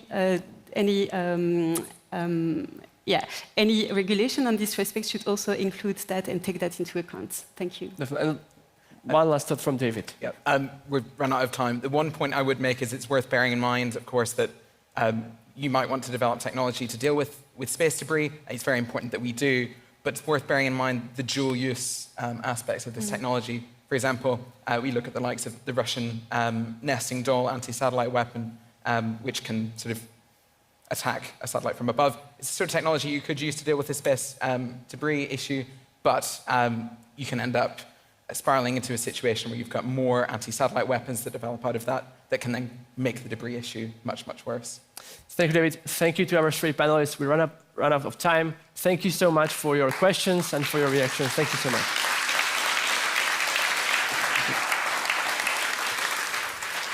Wow. Thank you so much, Uri and Friends of Europe, for that really interesting panel discussion on space security. I hope you all enjoyed that. Next on our agenda today, we are delighted to welcome Lieutenant General Lance Landrum, who is Deputy Chair of the Military Committee for NATO. Lieutenant General Landrum is a former fighter pilot and a truly transatlantic guest. He's served in both the US and Europe. He has also worked with young people before, and I've been informed that he has been a leader of youth groups and perhaps has also been a youth participant in those kinds of groups before as well. He's here to talk with us about the gray area in security, hybrid threats that the West faces. So please, let's all welcome the Lieutenant General to the stage with a big round of applause.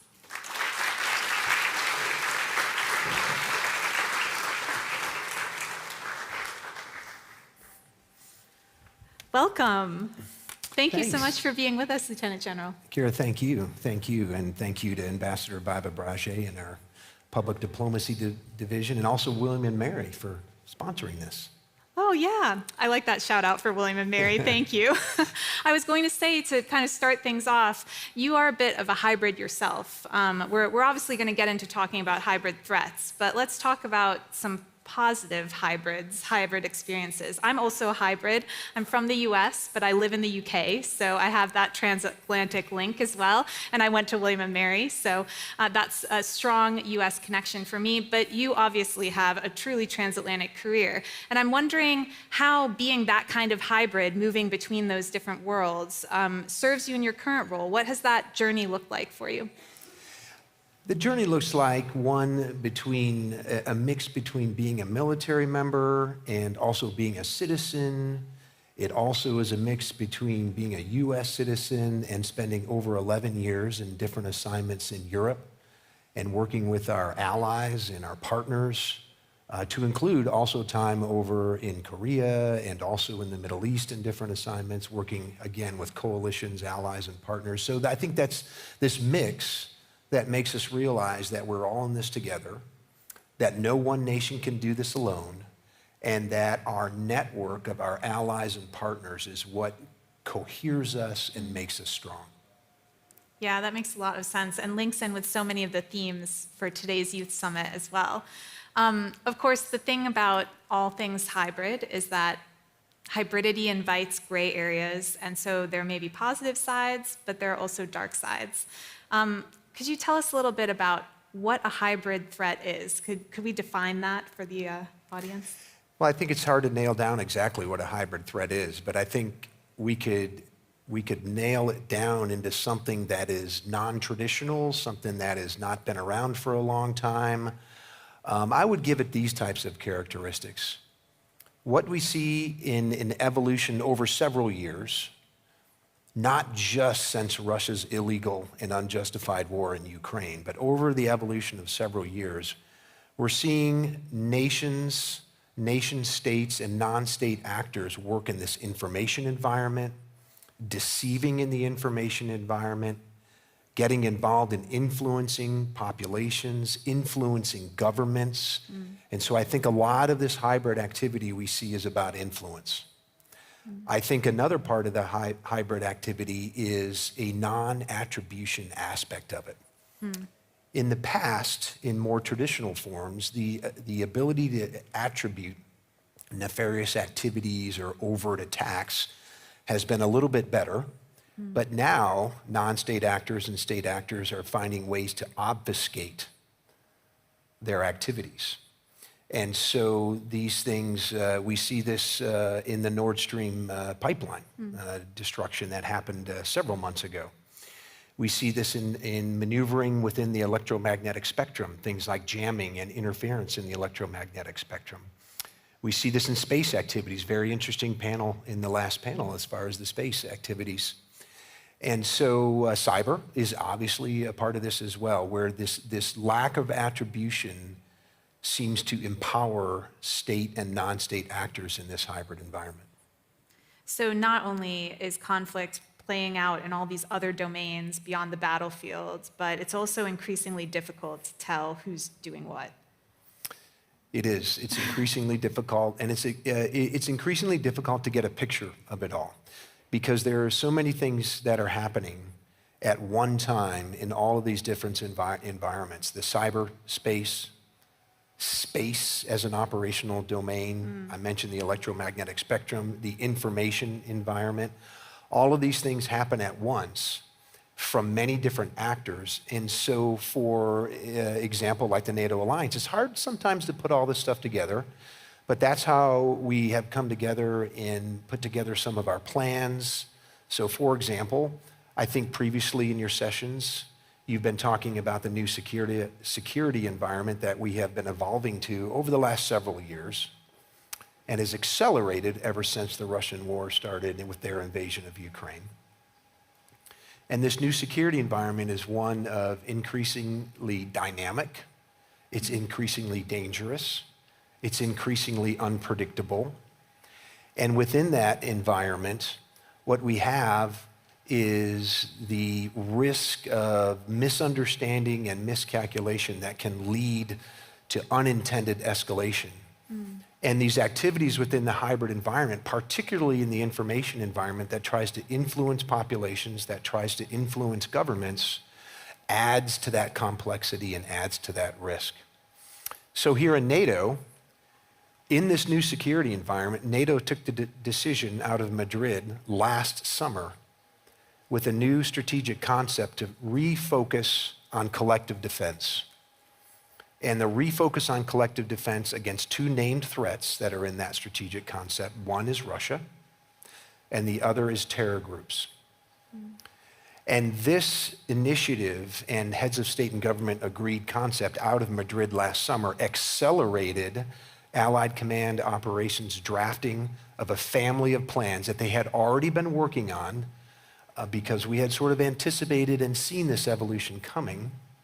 We have accelerated those, and we are about to adopt, for the first time in over 30 years, plans that are based on our two threats, Russia and terror groups, that cohere the alliance in a threat-informed, plans-based nature that allows us to address things like hybrid threats in a more coherent way that leverages the strengths of all of our allies and some of our partners with NATO as well. Brilliant. Hybrid threats are something that have arguably existed throughout history, but we're seeing sort of different forms of them now. Why are hybrid threats accelerating? Why are we talking about them so much right now? There are two reasons why I think they're accelerating. One is one that I've already mentioned. There's this non-attributional aspect to them. People are very brave when they can make an anonymous message on social media or obfuscate their IP address or their location. And so I think it's the non-attributional nature. And then the second thing is the access to the tools to work in this hybrid environment is now prolific and anybody can get into them. The cost of entry is very, very low. If we look in the decades past, the cost of entry of playing in the security environment was in the purview of the states. It took a lot of government power. It took a lot of money and resourcing power.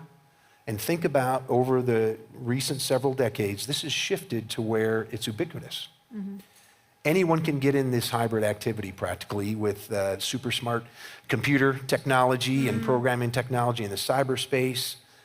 There's really, really smart people associated with the technology associated with the electromagnetic spectrum. And then there's a lot of influencers in the information environment. So it's available to so many more people, whether they're an individual, a non-state actor, or a state actor. Yeah, it's interesting you mentioned influencers. I don't typically think of influence in this way. You know, I don't think about it as a security threat, but the way that you're talking about it is framing kind of the negative sides of influence and the power that has. What are the best ways to tackle these kinds of threats? You mentioned NATO is taking a strategic approach with a clear plan, perhaps for the first time, and that's certainly one important step toward tackling these kinds of threats. But seeing as they generally fall, I would presume, below the Article 5 threshold of threat, how do you deal with that within the NATO ecosystem? Well, I think we need to deal with it head on. I think we need to acknowledge the challenge that's in front of us. We need to acknowledge the threat in front of us. And much like our strategic concept does, we need to double down on our principles. We need to double down on our morals and the things that bind us together as liberal, democratic, free nations. And we shouldn't be ashamed of that. We shouldn't be shy at all about continuing our work in our environment, the information environment, to pass our messages out and influence with our legitimate information about our principles, our values that offer other people in this world a choice that is different from autocracy, a choice that is different from a lack of freedom and individual liberties, something that they see as valuable and something that they see as a better option. It's really interesting. Information being so empowering for giving people that agency, that ability to choose, to make choices. I'm wondering if we have any questions from our live studio audience here at the moment. Well, we've got a lot of questions. Okay, great. Let's go right here in the middle row. If you don't mind just going to the microphone so we can hear you, that would be great. Hi, thank you so much for your intervention. My name is Thomas. I work in strategic communications, and I'm from Latvia, from the Alliance's eastern flank. And I have a question about nuclear weapons. One recent development that has caused a lot of concern in the Baltic states is this demonstrative announcement by Russia that it will deploy tactical nuclear weapons in Belarus based on Iskander missiles that would put several NATO member countries in range. NATO, of course, is not responding in a mirroring, like-for-like way. So how do you assess this development? How great of a threat is it to NATO and to Ukraine? Thanks. So the nuclear rhetoric that we have seen, particularly since last January and February at the start of Russia's invasion of Ukraine, I think we should all acknowledge that this is dangerous, it's irresponsible, and it's not something that responsible nations who have nuclear weapons ought to behave. As far as some of the specific rhetoric that has happened, you asked about the moves into Belarus. NATO has offered a consistent message over decades associated with our role in nuclear deterrence. And essentially what that is, right, is while we all wish for a world without nuclear weapons, as long as nuclear weapons exist, NATO will remain a nuclear alliance, and they're the ultimate guarantee of our security and our freedom. Related to the recent rhetoric, NATO has been very calm and dispassionate and stable in our response, and that's purposeful. I think that's important for you to know.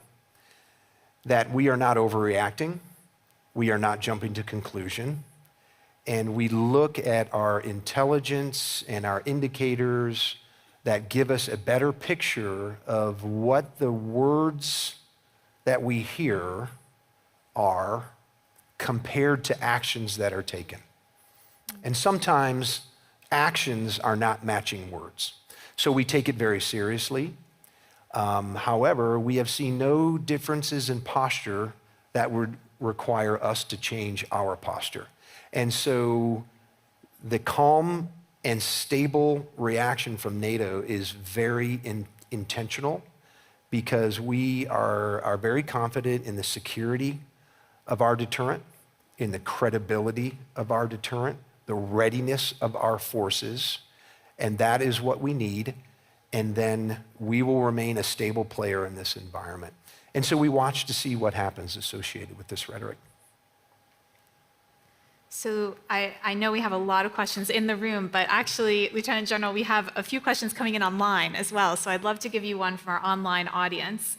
And the question we have is, how would you rate the threat of private military companies and their impact on, for instance, the African region and Middle Eastern countries? Yeah, I'd rate it as another destabilizing influence that is one of the hybrid tactics of some of our adversarial nations around the globe. And this is just another example of obfuscating a government's role and obfuscating a government's true policy associated with this. And so I think the private military companies are a threat. I think much like the other hybrid threats that we've mentioned here, we need to face them up front. We need to openly acknowledge the challenge of them, and we need to have our own positive influence campaign that calls out this bad behavior, because many of these private military groups do not act in accordance with the principles and the values that we aspire to. The things like the Geneva Conventions, the thing like humanitarian rights, UN Security Council resolutions, etc. And so they maneuver in this space that is nebulous and hard to pin down. And so I think that the private military companies are part of this whole hybrid campaign, and it's something that we have to deal with continuously on a regular basis. Interesting. Great question from online. Let's go back to in the room. I think we might have time for maybe one more question. So let's go right in the middle here. If you don't mind just going to the microphone. Thank you very much. Ionela Ciolan from Romania. I'm a Rethink Central Eastern Europe Fellow at GMF, and I'm part of the Atlantic Forum community. My question is about the resilience, and how can we strengthen the resilience of our allies and partners, since we are seeing that most of these hybrid attacks are trying to weaken our democratic foundation of our societies. And I'm also wondering about the partnership between NATO and the European Union, because I know that also the European Union has these skills and capabilities to deal with resilience and building resilience. Thank you very much. Thank you. I think your point on resilience is very, very important. We've recently instituted, approximately in the last 6 or 7 months, a resilience committee here in NATO that is taking up some of the points that you raise in your question, so thank you for that. Resilience, I think, is a big part of resisting hybrid activities and hybrid influence among our nations and among alliance as an organization. And I think it's very important that when I talked about acknowledging the challenge and acknowledging the threat up front, it's not just the NATO organization doing that. It's real, because remember, the NATO alliance is the nations. And so nations, I think, also needs to acknowledge that. And our societies are being challenged. Our people are being challenged. And when the people are challenged and society is challenged, that creates pressure and strain on a government to be able to support the citizens and deliver basic services for the citizens as well. And so the resilience of our societies, I think, is very, very important. The resilience of our continuity of government, the resilience of our communication systems the resilience of our national infrastructure, and think about things like roads, railroads, transportation networks, energy security is very, very important. And so resilience of those things is really an important factor. And NATO aspires to work closely with the European Union. The European Union has many benefits as far as their look into the European continent and their resources, and I know they have initiatives associated with this. And so on this area, we aspire to partnership closely with them. Well, probably unknowingly, you've actually teed up a couple of things that are coming up in the agenda. Later today, we have a great panel on resilience coming up, so make sure you come back for that. And if you're online, make sure you join us. And we also are actually going to have a little bit of a competition between NATO and the EU in just a moment. So we'll get to that in a minute. But thank you so much, Lieutenant General, for joining us today. It's been a real pleasure having you here. Everybody, please give a big round of applause. Welcome. Thank you. Thank you very much.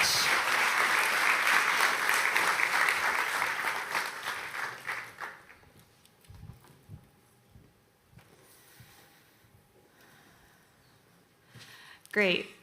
All right, next, we are going to introduce an exciting activity. We're going to change pace a little bit from the talks. We have got two online gamers, Robin Elkedi and Uldis Elksnitis. Robin and Uldis, please come on stage and join me.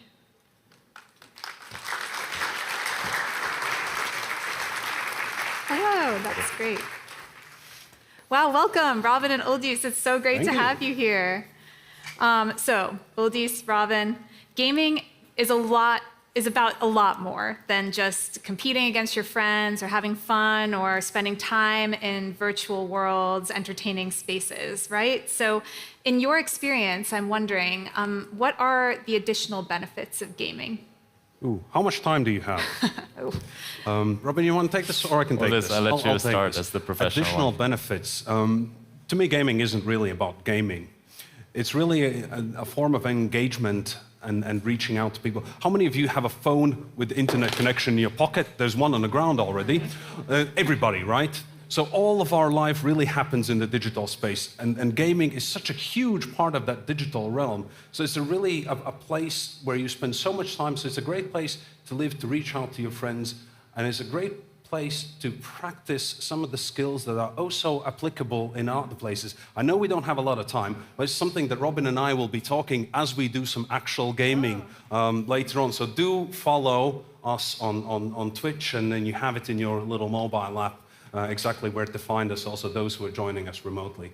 So we'll talk about all that later. Brilliant, brilliant. And Robin, I'm wondering about your experience meeting people from different countries and different nationalities through gaming. Is it a platform for doing that kind of thing in your experience? Yeah, 100%. First of all, I'm a bit intimidated by Uldis because I think he has been practicing the game that we're going to play. So fingers crossed. But it's not a competition, right? We'll play together.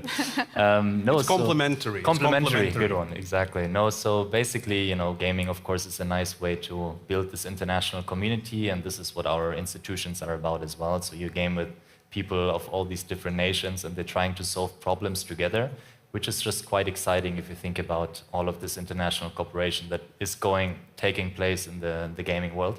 And that's what we're going to try to do today. Absolutely. It's a racing game, so you know they'll be a winner. But oh, great! You're getting to my next question, which is, can you explain what the game is? So it's a racing game.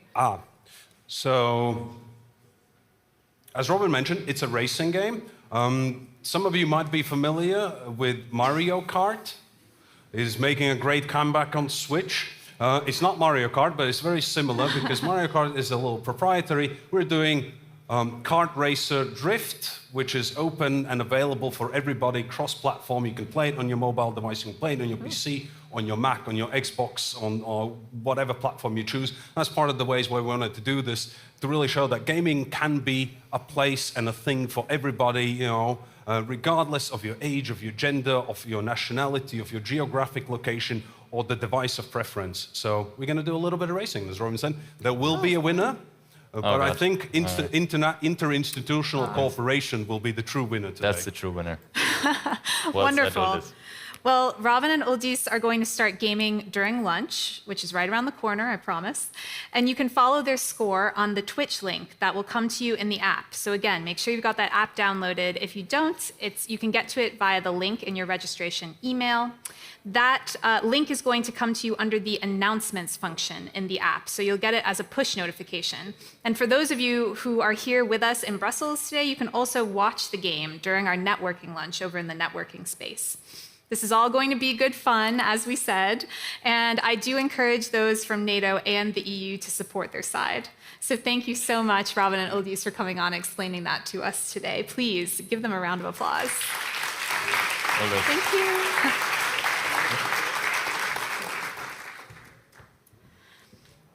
Okay, we are sticking with the gaming theme for a moment because in our next session, you are all going to be invited to play a disinformation game that will challenge you to go viral by using some key disinformation techniques like employing emotive language, tapping into wedge issues, and leveraging victimization narratives.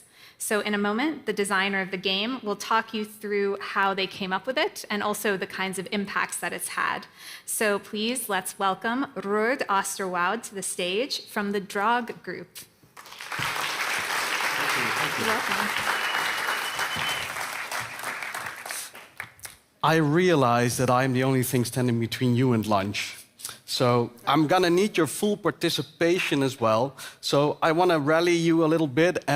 So I thought maybe you can start with saying, "Get lost, Ruud." So that's what you're gonna say, okay? In 1, 2, 3. Get lost, Ruud. Okay, and now a little bit louder. 1, 2, 3. Get lost, Ruud. Thanks. And add a little boo.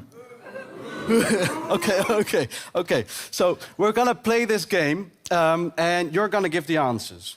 So when we click, the technique will actually click whatever it is that you shout the loudest. So I really need your every breath in you that needs to shout the right answer. So let's click start. I'll give you that one for free. So we're gonna start level 1, the fearmongerer. So welcome to Go Viral. In the next 5 minutes, you'll learn about COVID-19, which is, of course, it's not there anymore, we know. But the techniques used in this game are still all over the place. So what shall we answer? In 1, 2, 3. I can't hear you. 1, 2, 3. Happy to be here. Click. Okay. Beware of misinformation designed to trick you. Why not walk in a mile in the shoes of a manipulator, thank you, to get to know the tactics from the inside. So, 1, 2, 3. I'm down with that. Okay, cool. So, this is actually part of a scientific study, but we're not going to do that. So we can click, nah, just take me to the game, because otherwise it will take some while. But we actually found out that playing this game will increase your resilience against disinformation techniques with about 20%. So Cambridge studies, all peer-reviewed, etc., real. So sweet. As a manipulator, your job is to maximize your likes and credibility by choosing the most manipulative options. See if you can beat other players' high scores. So we're going to compete against the rest of the world, if you understand. So we're going to pick an avatar. Pick an avatar. Do you want to be Joel? I like big books and I cannot lie. Is this me? No? No, not this one. Not this one. Okay. What do we have next? Miriam, thou shalt not tag me. Are we this? No? Okay, not this one. Noah, need an ark? I know a guy. Yes, this is me. Okay. So going viral is easier said than done. There's a reason why your crazy Uncle Bob isn't an influencer. Some tactics work better than others. So let's try it out. Let's post something on social media. So are we gonna go with social distancing? I'd rather be social distancing. Nah, not this one. Wonder how many COVID divorces will come out of this. No, not this one. Oh, okay. How I need a quarantini or 5. Yeah, okay, let's go with this. Let's see what happens. Okay, we have 2 likes. There wasn't really influence of fame. Maybe let's see what some other people are saying. So check out some other posts. So my dog has gone missing, says Julia. Ignore, ignore, ignore. Jeremy has a new profile picture. Let's keep scrolling, keep scrolling.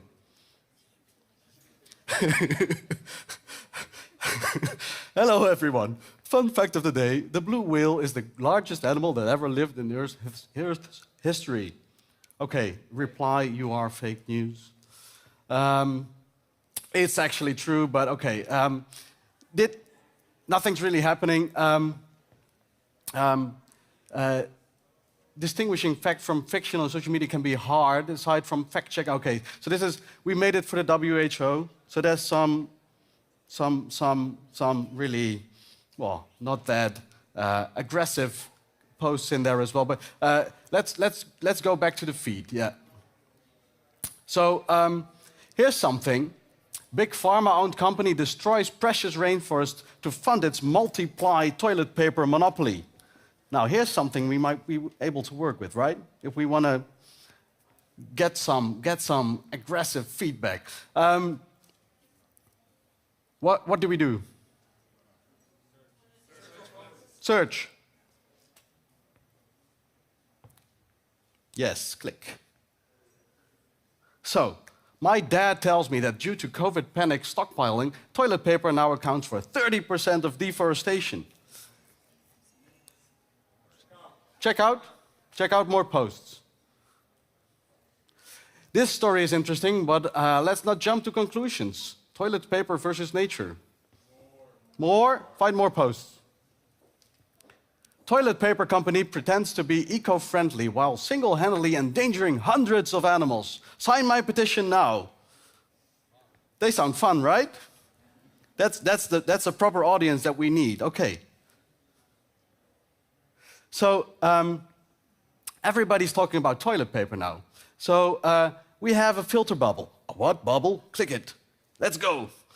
Continue, continue. Yeah, a filter bubble is something like your own little world. Yeah, we all know. That explains the ads. I'm shocked. Click one, whatever you like. Click I'm shocked. Did you also notice that the posts with the most likes all tap into negative emotions? So here's the... Okay, now, you probably all know, right? Really, Sherlock? Yeah? Now, let's turn our turn to weigh in. Remember, outrage means engagement. So choose 3 of those words. So which one are we going to choose? You get to pick 3 of them. Alarming, yeah. Hugely concerning. Hugely concerning, yes, and terrifying. And click next. So, we combine these and let's post something online. Let's see what happens. So, hugely concerning, says Noah. Terrifying. Toilet paper shortage looming. Big pharma's alarming rainforest behavior due to toilet paper. Okay, shall we post this one? Yeah, post it. Okay, we get a bunch of people that seem to think we're trustworthy. Let's check out the meters. We have 1,000 likes already. So what do we do? We brag to friends, yes. Drop the mixtape. Okay, we got a personal message. Let's check out the message. Hi, Noah. Sorry to message you unannounced, but what you wrote really resonated with me. Would you like to join our online group of truth tellers? Not afraid. Yeah? Sure thing? Sure thing. Hello, everyone. I'd like to introduce Noah. He wrote that something amazing about toilet paper shortage. So awesome, sweet. Thanks, Fred. Yeah, click sweet. Thanks. Thanks. Sweet. Doesn't matter. All ends to. You've joined Not Co-Afraid group and are one of its rising stars. And all you did was spice up some emotional, but it's all for the greater good, right? It's all for the greater good. So we learned emotion. And the fun thing is, there's 2 chapters that are way more interesting than the emotional chapter, but that we don't have time anymore.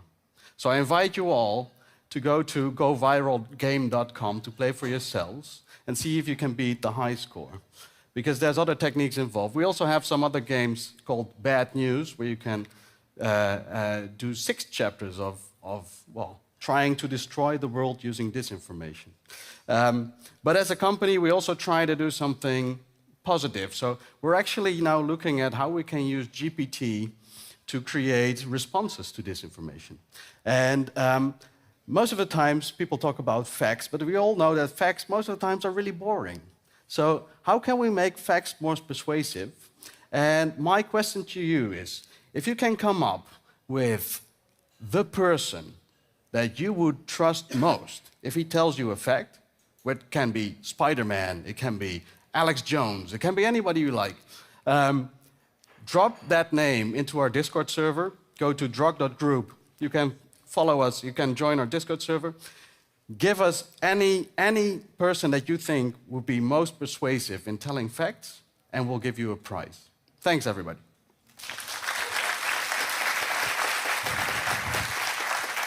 And have a nice lunch. Wow, that was fun. Oh my gosh, I'm sad I missed it. I was off stage.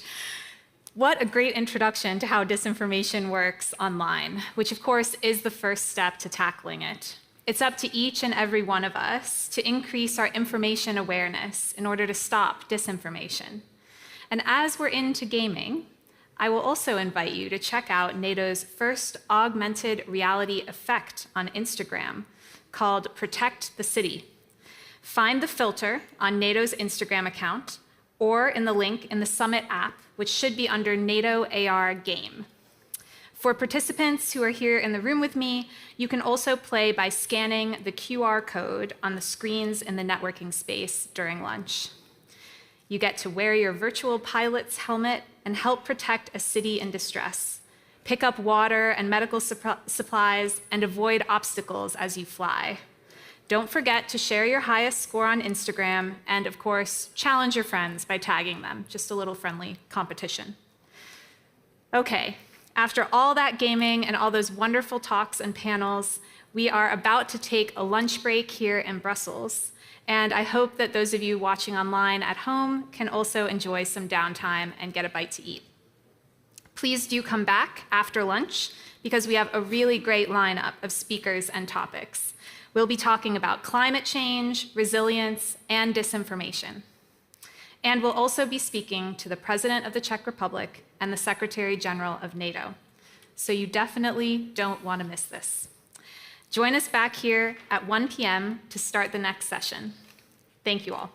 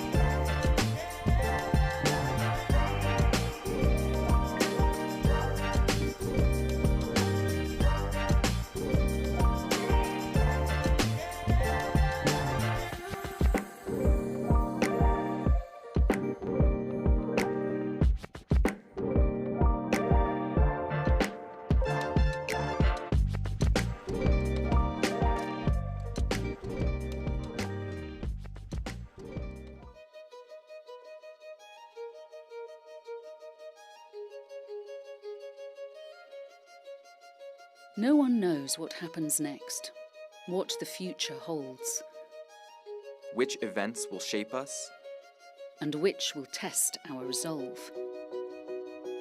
Times have changed, you see. People too. We need to stick together if we're going to make it through. Sticking together means an alliance of minds and hearts, a collection of individuals greater than the sum of its parts. People of all different kinds, with different sets of skills that come together and align. Because freedom is what matters.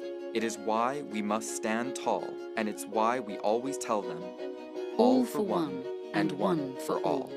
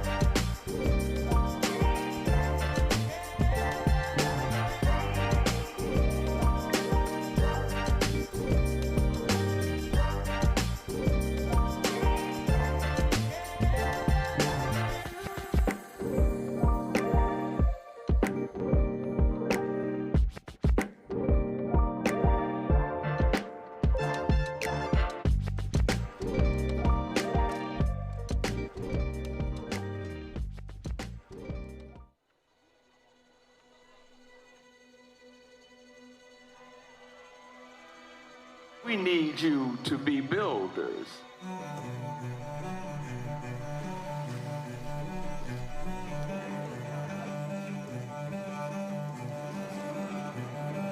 All are architects of fate, working in these walls of time, some with massive deeds and great, some with ornaments of rhyme. Nothing useless is or low, each thing in its place is best, and what seems but idle show strengthens and supports the rest. For the structure that we raise, time is with materials filled. Our todays and yesterdays are the blocks with which we build. Truly shape and fashion these, leave no yawning gaps between. Think not because no one sees that such things shall remain unseen. In the elder days of art, builders wrought with greatest care each minute and unseen part, for the gods see everywhere. Let us do our work as well, both the unseen and the seen, make the house where gods may dwell, beautiful, entire, and clean. Lest our lives are incomplete, standing in these walls of time, broken stairways where the feet stumble as they seek to climb.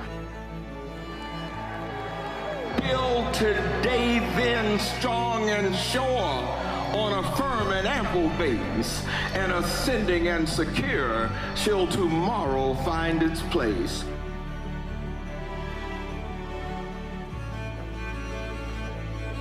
Thus alone can we attain to those turrets where the eye sees the world as one vast plain and one boundless reach of sky.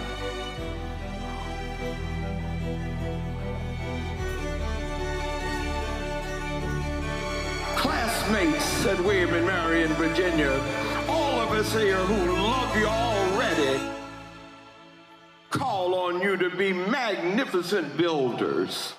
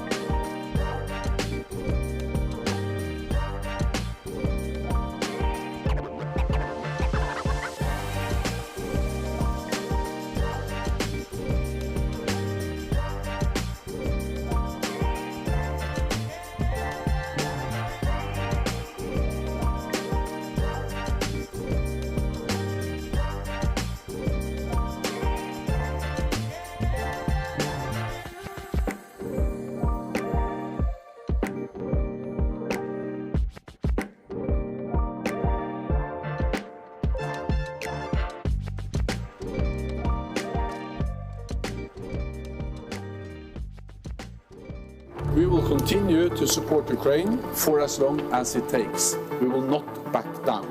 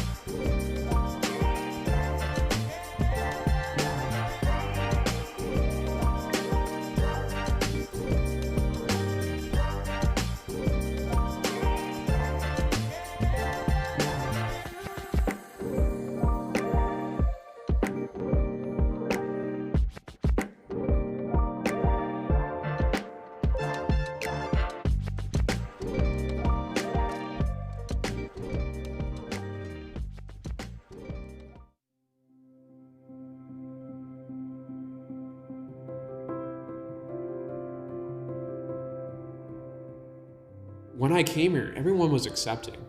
And so being a veteran, I haven't ever been in a position where I've been afraid to tell someone I'm a veteran because I'm proud to be one. Every time I tell a teacher I was in the military, they're actually more wanting to talk to you and they're more willing to go out of their way to say hi because they want to know who you are. William and Mary was founded in the cradle of democracy in the United States, and this is still one of the most populous regions for the military in the country. Our tradition of military service predates the Declaration of Independence. Our first American chancellor was General George Washington. Our current chancellor is Secretary Robert M. Gates. So commitments to service run deep at William and Mary, and they're an important part of our future. As William and Mary prepares to move forward in the future and with new initiatives, that the perspective that veterans bring and the diverse experiences that they've had and their leadership experiences will prove a big asset in terms of helping the campus move forward. I did 4 years in the United States Marine Corps. I was a machine gunner, also a foreign security force advisor. I was also a marksman instructor. I served in the Navy for 5 years. While I was a Master at Arms. For other branches, it's known as a military police. Student veterans were there for us when we needed them the most, and now we have an opportunity to be there for them when they need us as they transition to a new environment. My biggest challenge has been trying to get back into a student life.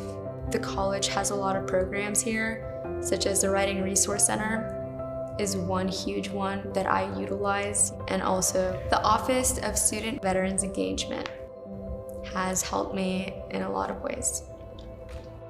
So the mission and goal for this office is to make sure that every student veteran has everything that he or she needs to have success at William and Mary. Well, we want to establish points of contact in offices across campus so that we can make their transition as smooth as possible and make sure they can achieve as much as they want to while they're here. I think the best way that's helped me on a campus is connecting me to all of the support apparatus on campus. So the Office of Student Accessibility, the Cohen Career Center. We're able to get resources and, how to use, like the GI Bill was a huge thing when starting school. I feel like it's very important for the college to help the people transitioning from a military lifestyle into a student lifestyle. You know, just 30 minutes down the road, we have Navy Station Norfolk, the biggest Navy base in the world, you know, and then we have Portsmouth. We have about 7 other military bases. So it's extremely important, you know, in Williamsburg to have, in the college especially, to have a veterans program. So my hope for this office is for William and Mary to be the #1 choice for every student veteran who separates in Virginia and beyond, for them to want to come to William and Mary, and for us to be able to give them the information to be able to make that choice and to eventually come here. So we really hit the ground running when we started. Last year, we've stood up lots of programs that are currently serving the students. But they have lots of great ideas going forward, and what we want to do going forward is things like travel and really contribute to the research on student veterans around the country to make sure that other institutions know about the great work that we're doing and that we can learn from some of the great things that are happening across the country in serving student veterans. Among our most important values are belonging and service. The Office for Student Veteran Engagement brings them both together. We're committed to being a national model.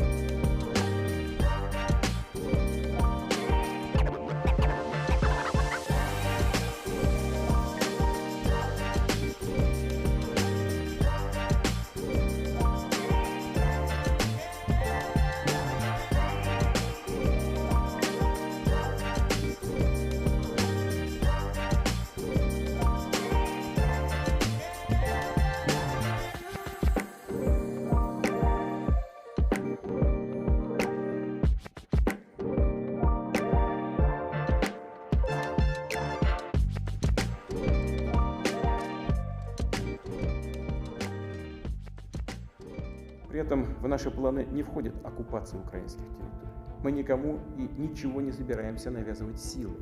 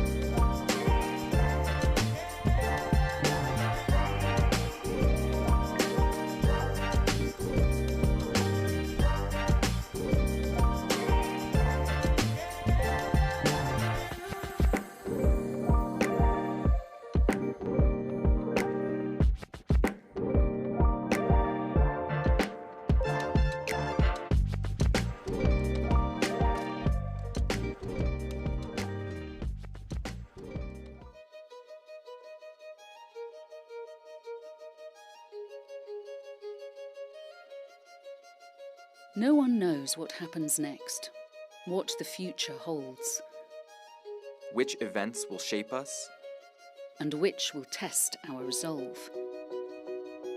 Times have changed, you see. People too. We need to stick together if we're going to make it through. Sticking together means an alliance of minds and hearts, a collection of individuals greater than the sum of its parts. People of all different kinds, with different sets of skills that come together and align. Because freedom is what matters. It is why we must stand tall, and it's why we always tell them, all for one and one for all.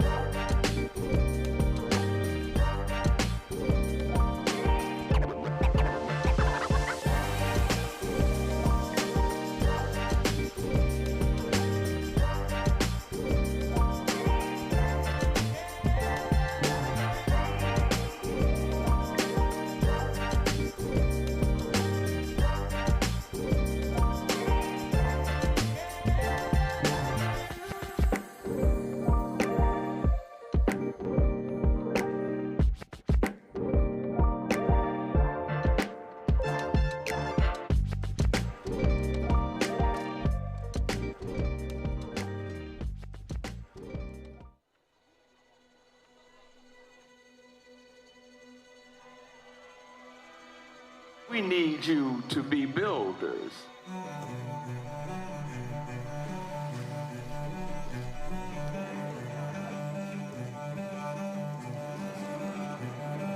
All are architects of fate, working in these walls of time, some with massive deeds and great, some with ornaments of rhyme.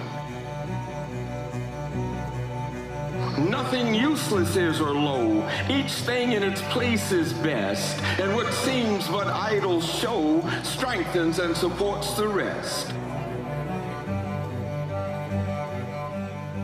For the structure that we raise, time is with materials filled. Our todays and yesterdays are the blocks with which we build.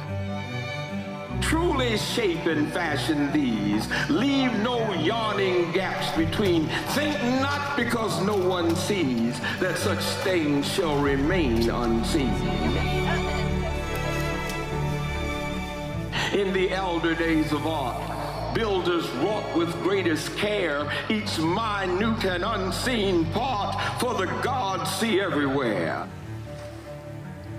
Let us do our work as well, both the unseen and the seen, make the house where gods may dwell, beautiful, entire, and clean. Lest our lives are incomplete, standing in these walls of time, broken stairways where the feet stumble as they seek to climb. Build today then strong and sure on a firm and ample base, and ascending and secure shall tomorrow find its place.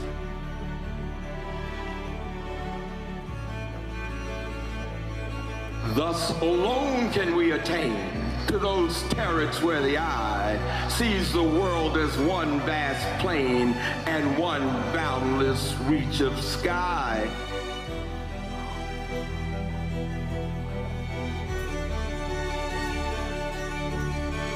Classmates, said William and Mary in Virginia, all of us here who love you already, call on you to be magnificent builders.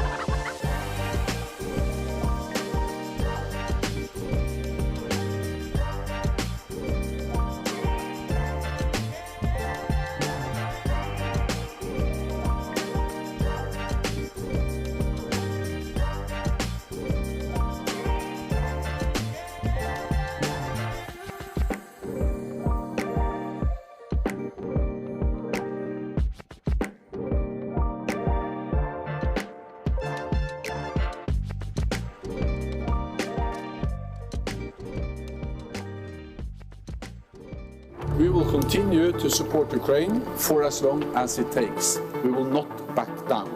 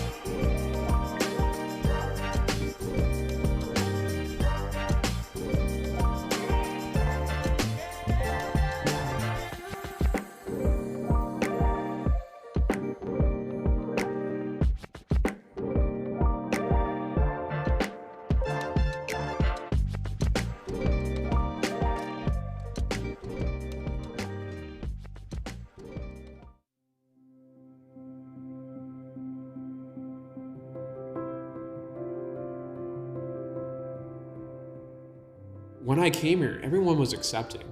And so being a veteran, I haven't ever been in a position where I've been afraid to tell someone I'm a veteran because I'm proud to be one. Every time I tell a teacher I was in the military, they're actually more wanting to talk to you and they're more willing to go out of their way to say hi because they want to know who you are.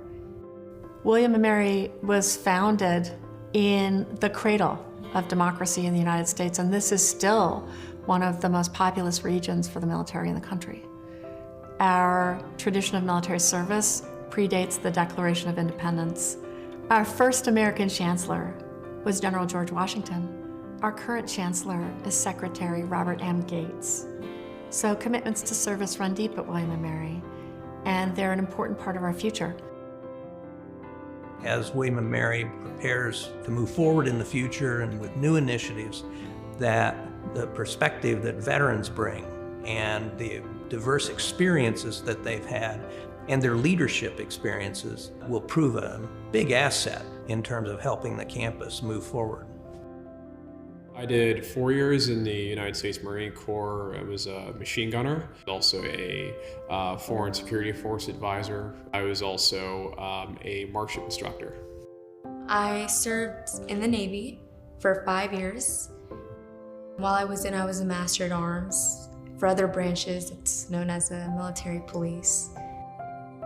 Student veterans were there for us when we needed them the most, and now we have an opportunity to be there for them when they need us as they transition to a new environment.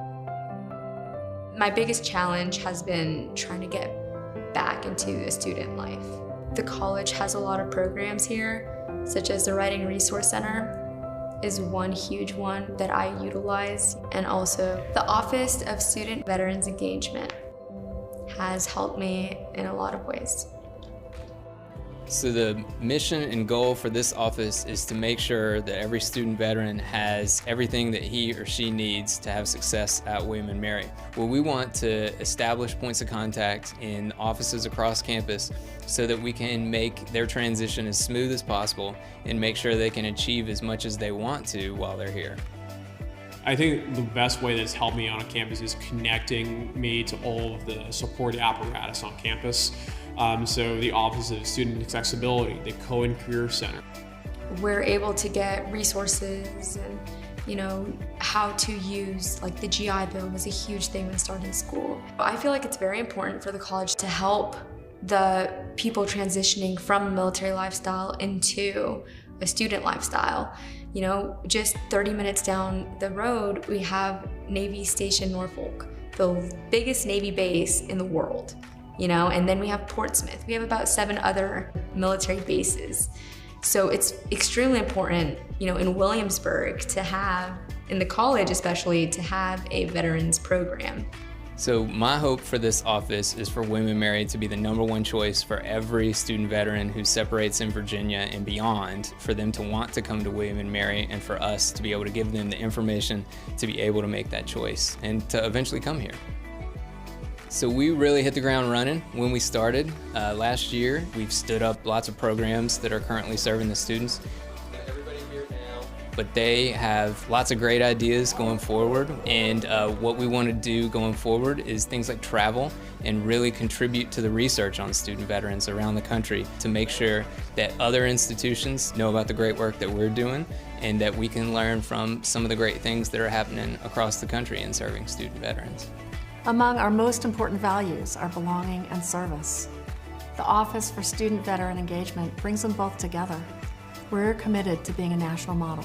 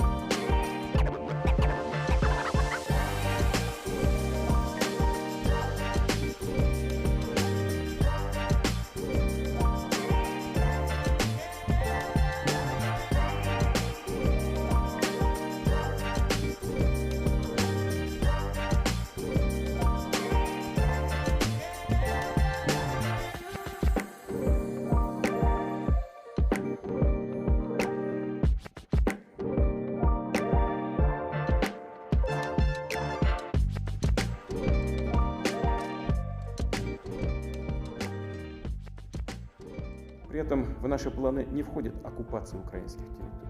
Мы никому и ничего не собираемся навязывать силой.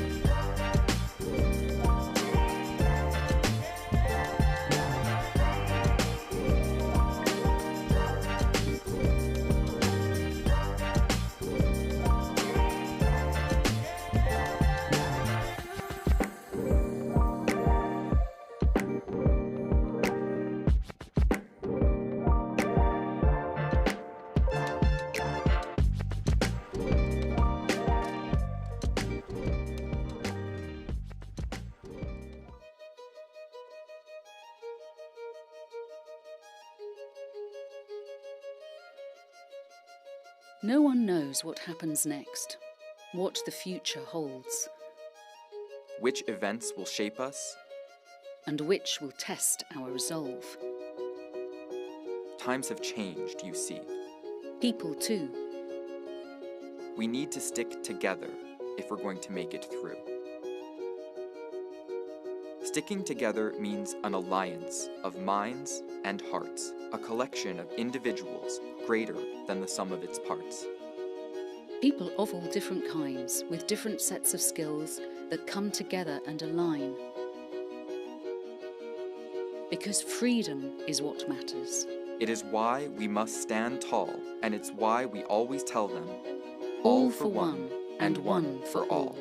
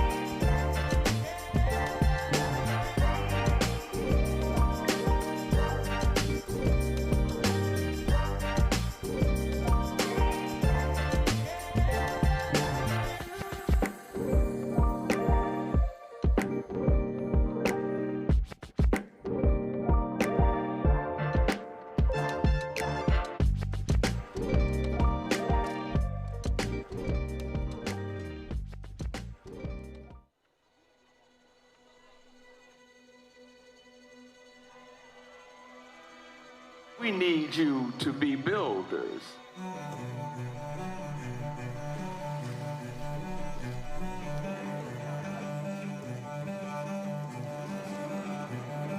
All are architects of fate, working in these walls of time, some with massive deeds and great, some with ornaments of rhyme. Nothing useless is or low, each thing in its place is best, and what seems but idle show strengthens and supports the rest. For the structure that we raise, time is with materials filled. Our todays and yesterdays are the blocks with which we build. Truly shape and fashion these, leave no yawning gaps between. Think not because no one sees that such things shall remain unseen.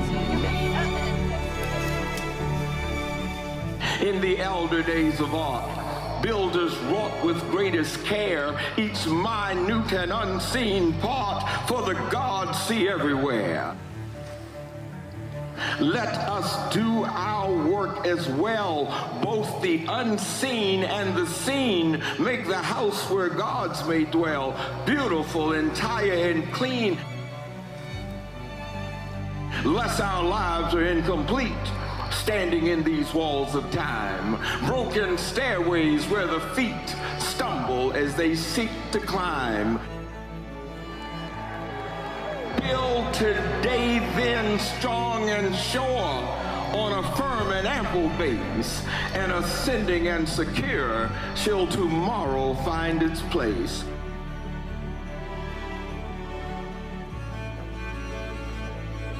Thus alone can we attain to those turrets where the eye sees the world as one vast plain and one boundless reach of sky.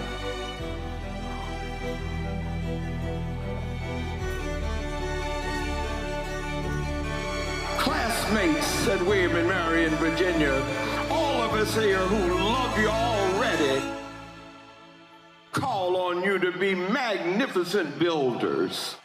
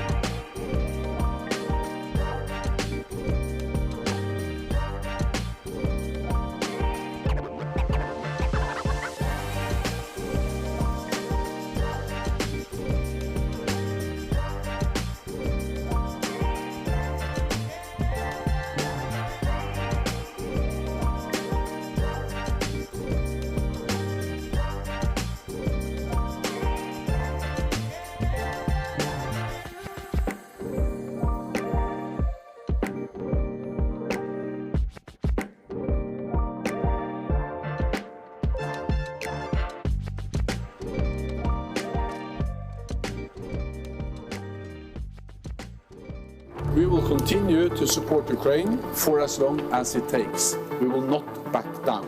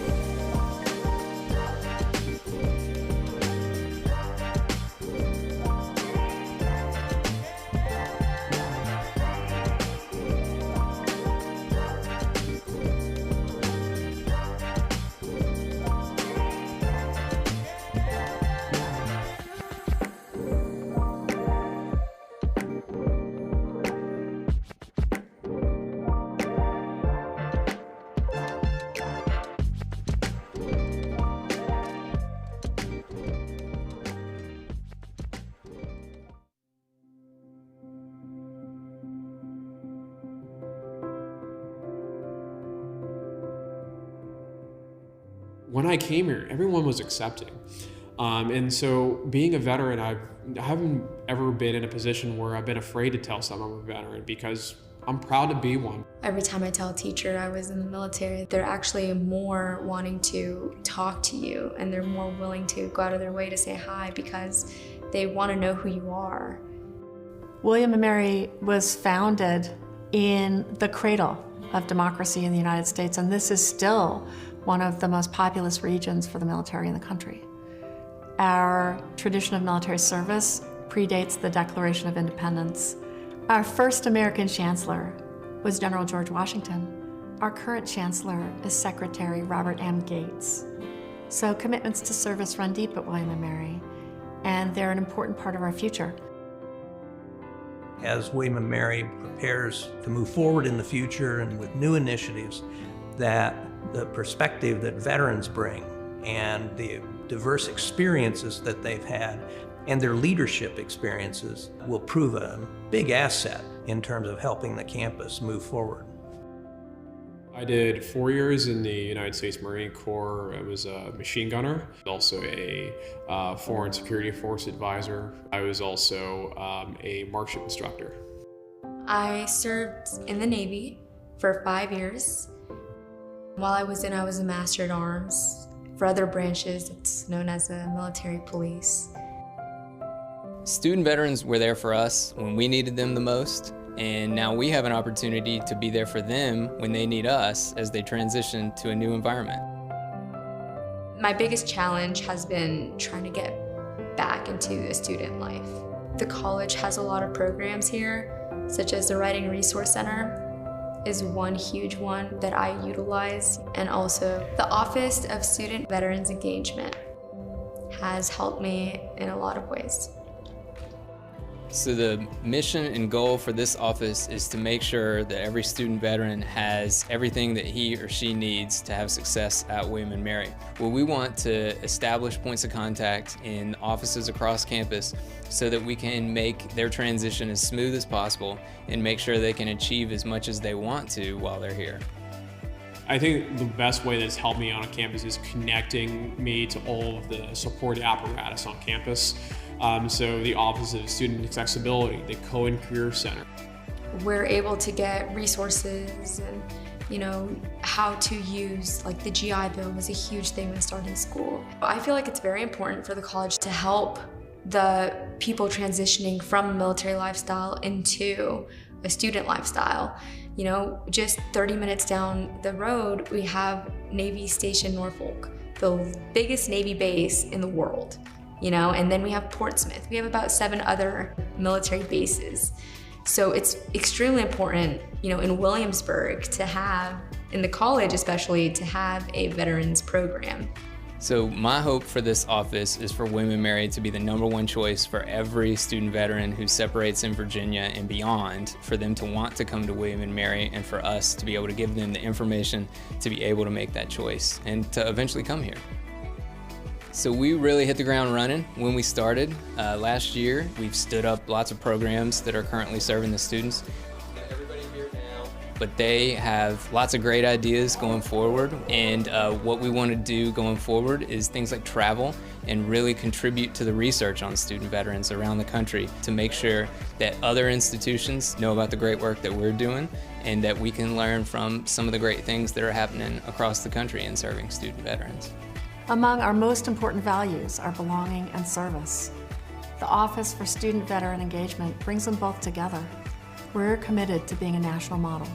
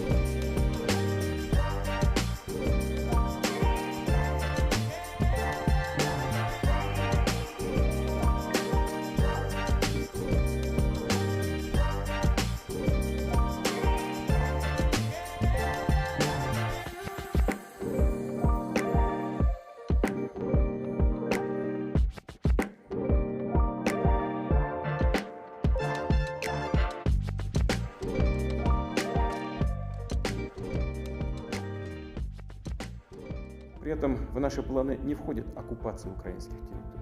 Мы никому и ничего не собираемся навязывать силой.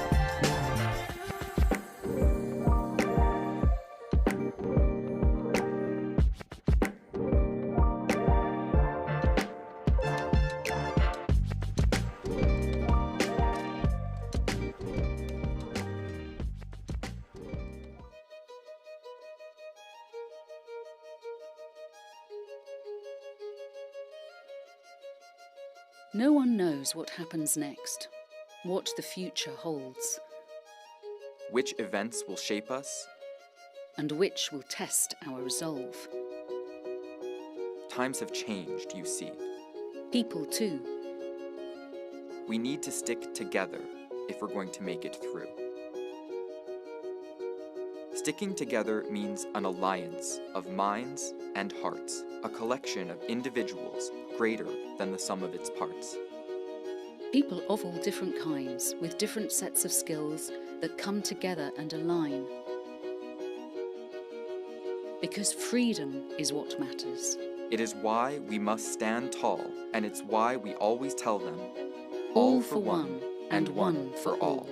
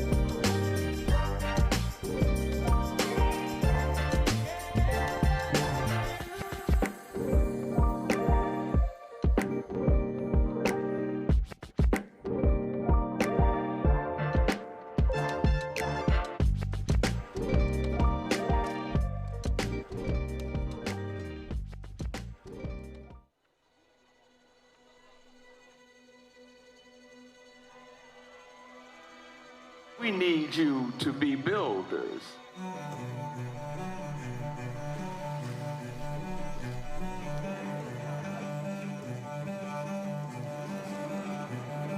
All are architects of fate, working in these walls of time, some with massive deeds and great, some with ornaments of rhyme.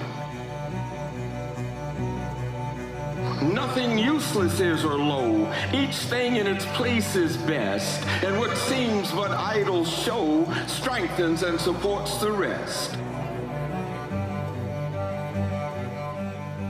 For the structure that we raise, time is with materials filled. Our todays and yesterdays are the blocks with which we build. Truly shape and fashion these, leave no yawning gaps between. Think not because no one sees that such things shall remain unseen. In the elder days of art, builders wrought with greatest care each minute and unseen part, for the gods see everywhere. Let us do our work as well, both the unseen and the seen, make the house where gods may dwell, beautiful, entire, and clean. Lest our lives are incomplete, standing in these walls of time, broken stairways where the feet stumble as they seek to climb. Build today then strong and sure on a firm and ample base, and ascending and secure shall tomorrow find its place.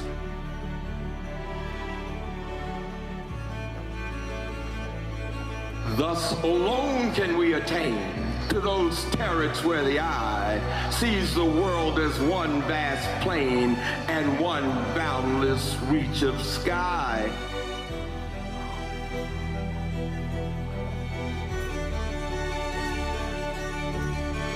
Classmates, said William and Mary in Virginia, all of us here who love you already, call on you to be magnificent builders.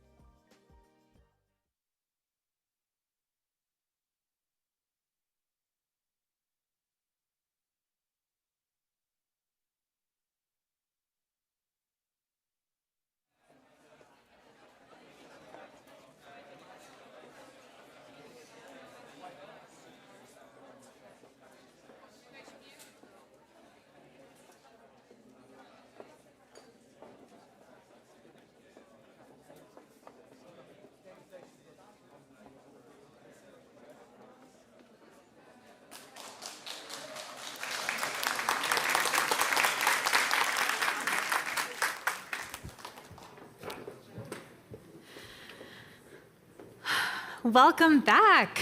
I hope that you all had a great lunch break. Maybe you got to check out the NATO EU game, who's winning there. Maybe you got to network with one another a little bit or reflect on the presentations and speakers that we've heard so far. We have a very engaging afternoon session in store for you, starting with some compelling personal stories about the fight against climate change. Climate change is not just a threat to humans and life on Earth.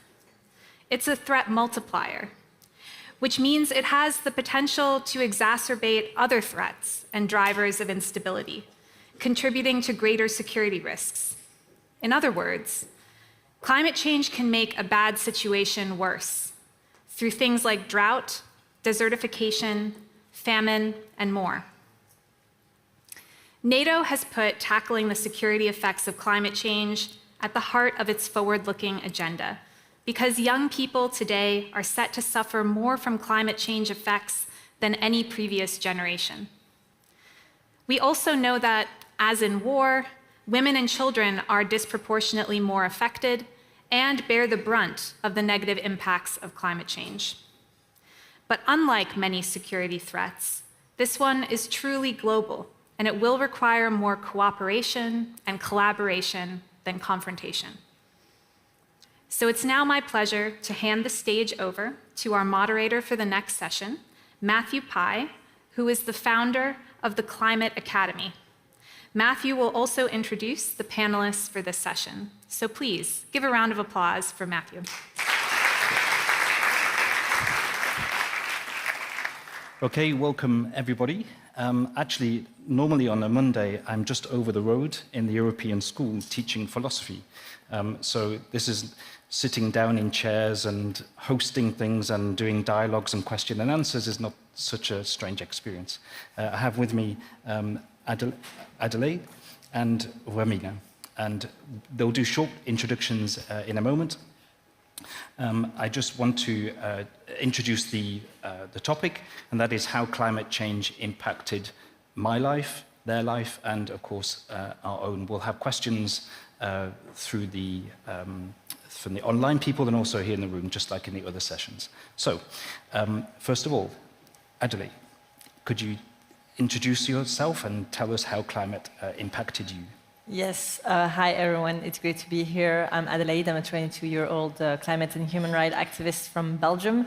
And clearly the climate emergency has changed my life. I've always known that we were facing climate change, but I mean, so what? I'm a student, I'm in schools, probably the adults are handling it because obviously my job as a student is just to do my homework. But I quickly realized that it was much deeper than what I heard, that actually I was not getting that much information at school. And thanks to amazing figures such as Greta and many others that started using new tools like social medias, I was able to get a deeper understanding and most importantly, not only understanding of what climate emergency is, but what you can actually do about it when you are just a student, when you are so young and you don't necessarily have a special role in society, but you still have a responsibility. And I think since then, and that was like 5 years ago, my life completely changed because my priority didn't become my homework anymore, but became the activism, became the idea of being an engaged citizen. And at that moment, it didn't mean going to school, it meant going striking, to call out to leaders, to my parents, to adults on the fact that we are not handling this crisis. And so since the past 5 years, and since I realized the emergency of climate change, my life has completely changed because my priorities have completely changed, and I decided to become an engaged citizen. Fantastic. And Martina?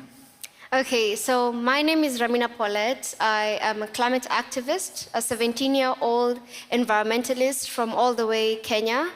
And I think really when people speak about climate change, it really touches my heart because I'm one of the climate migrants that managed to survive an ordeal floods during years back when I was 5 years old in Fangano Island.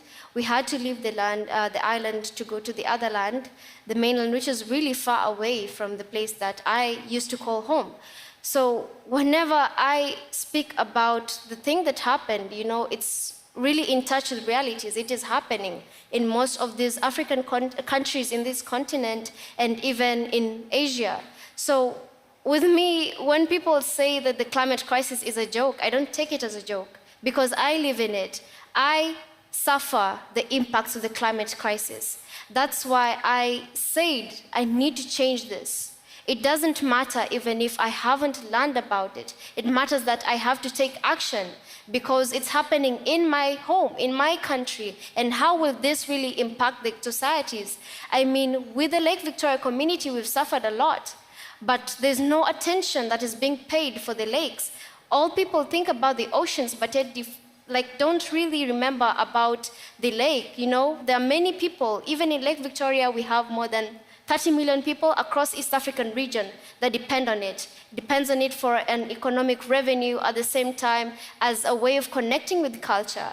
As I am the girl from the lake, Lake Victoria, a place where people really connected to the roots of the Luo culture, where we fish for a living, we swim in the lake, but right now, because of the climate crisis, we cannot leave that possibly doing the same thing that we used to do.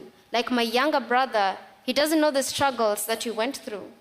What he doesn't know is that the lake holds a greater impact to our own society, has a good history for us. But now, because of the climate catastrophe, we cannot engage in such activities, which is really sad. So I think you speak very powerfully, and the fact is that you represent here the actual material impact in the present of it. And when you're 5 years old, you were made a refugee, and there was a loss then of your ancestry, of your culture. I remember you talking around Christmas time about certain fish which are no longer available. And so we have on stage here with these two women the material current present impact. And the funny thing, and this is the paradox of climate change, is that the reality of it, in a way, is so abstract. So as a philosophy teacher, I'm always, in a way, navigating between these two things, between the highly abstract and the ideals or the ideas, and the actual material experience. So I think what I want to say as a teacher here is that the reason for myself, what I've been doing for the last, this is my short introduction, I found out about the climate crisis by chance. I just went to a talk by a famous cultural figure, Michael Wadley, in 2011, and I thought I was green. I thought I kind of knew the basics about what the environment was, but it just hit me like a brick. I just was so shocked, first of all, by the data, and I'll come to that in a second, but then by the fact that I only found it out by chance.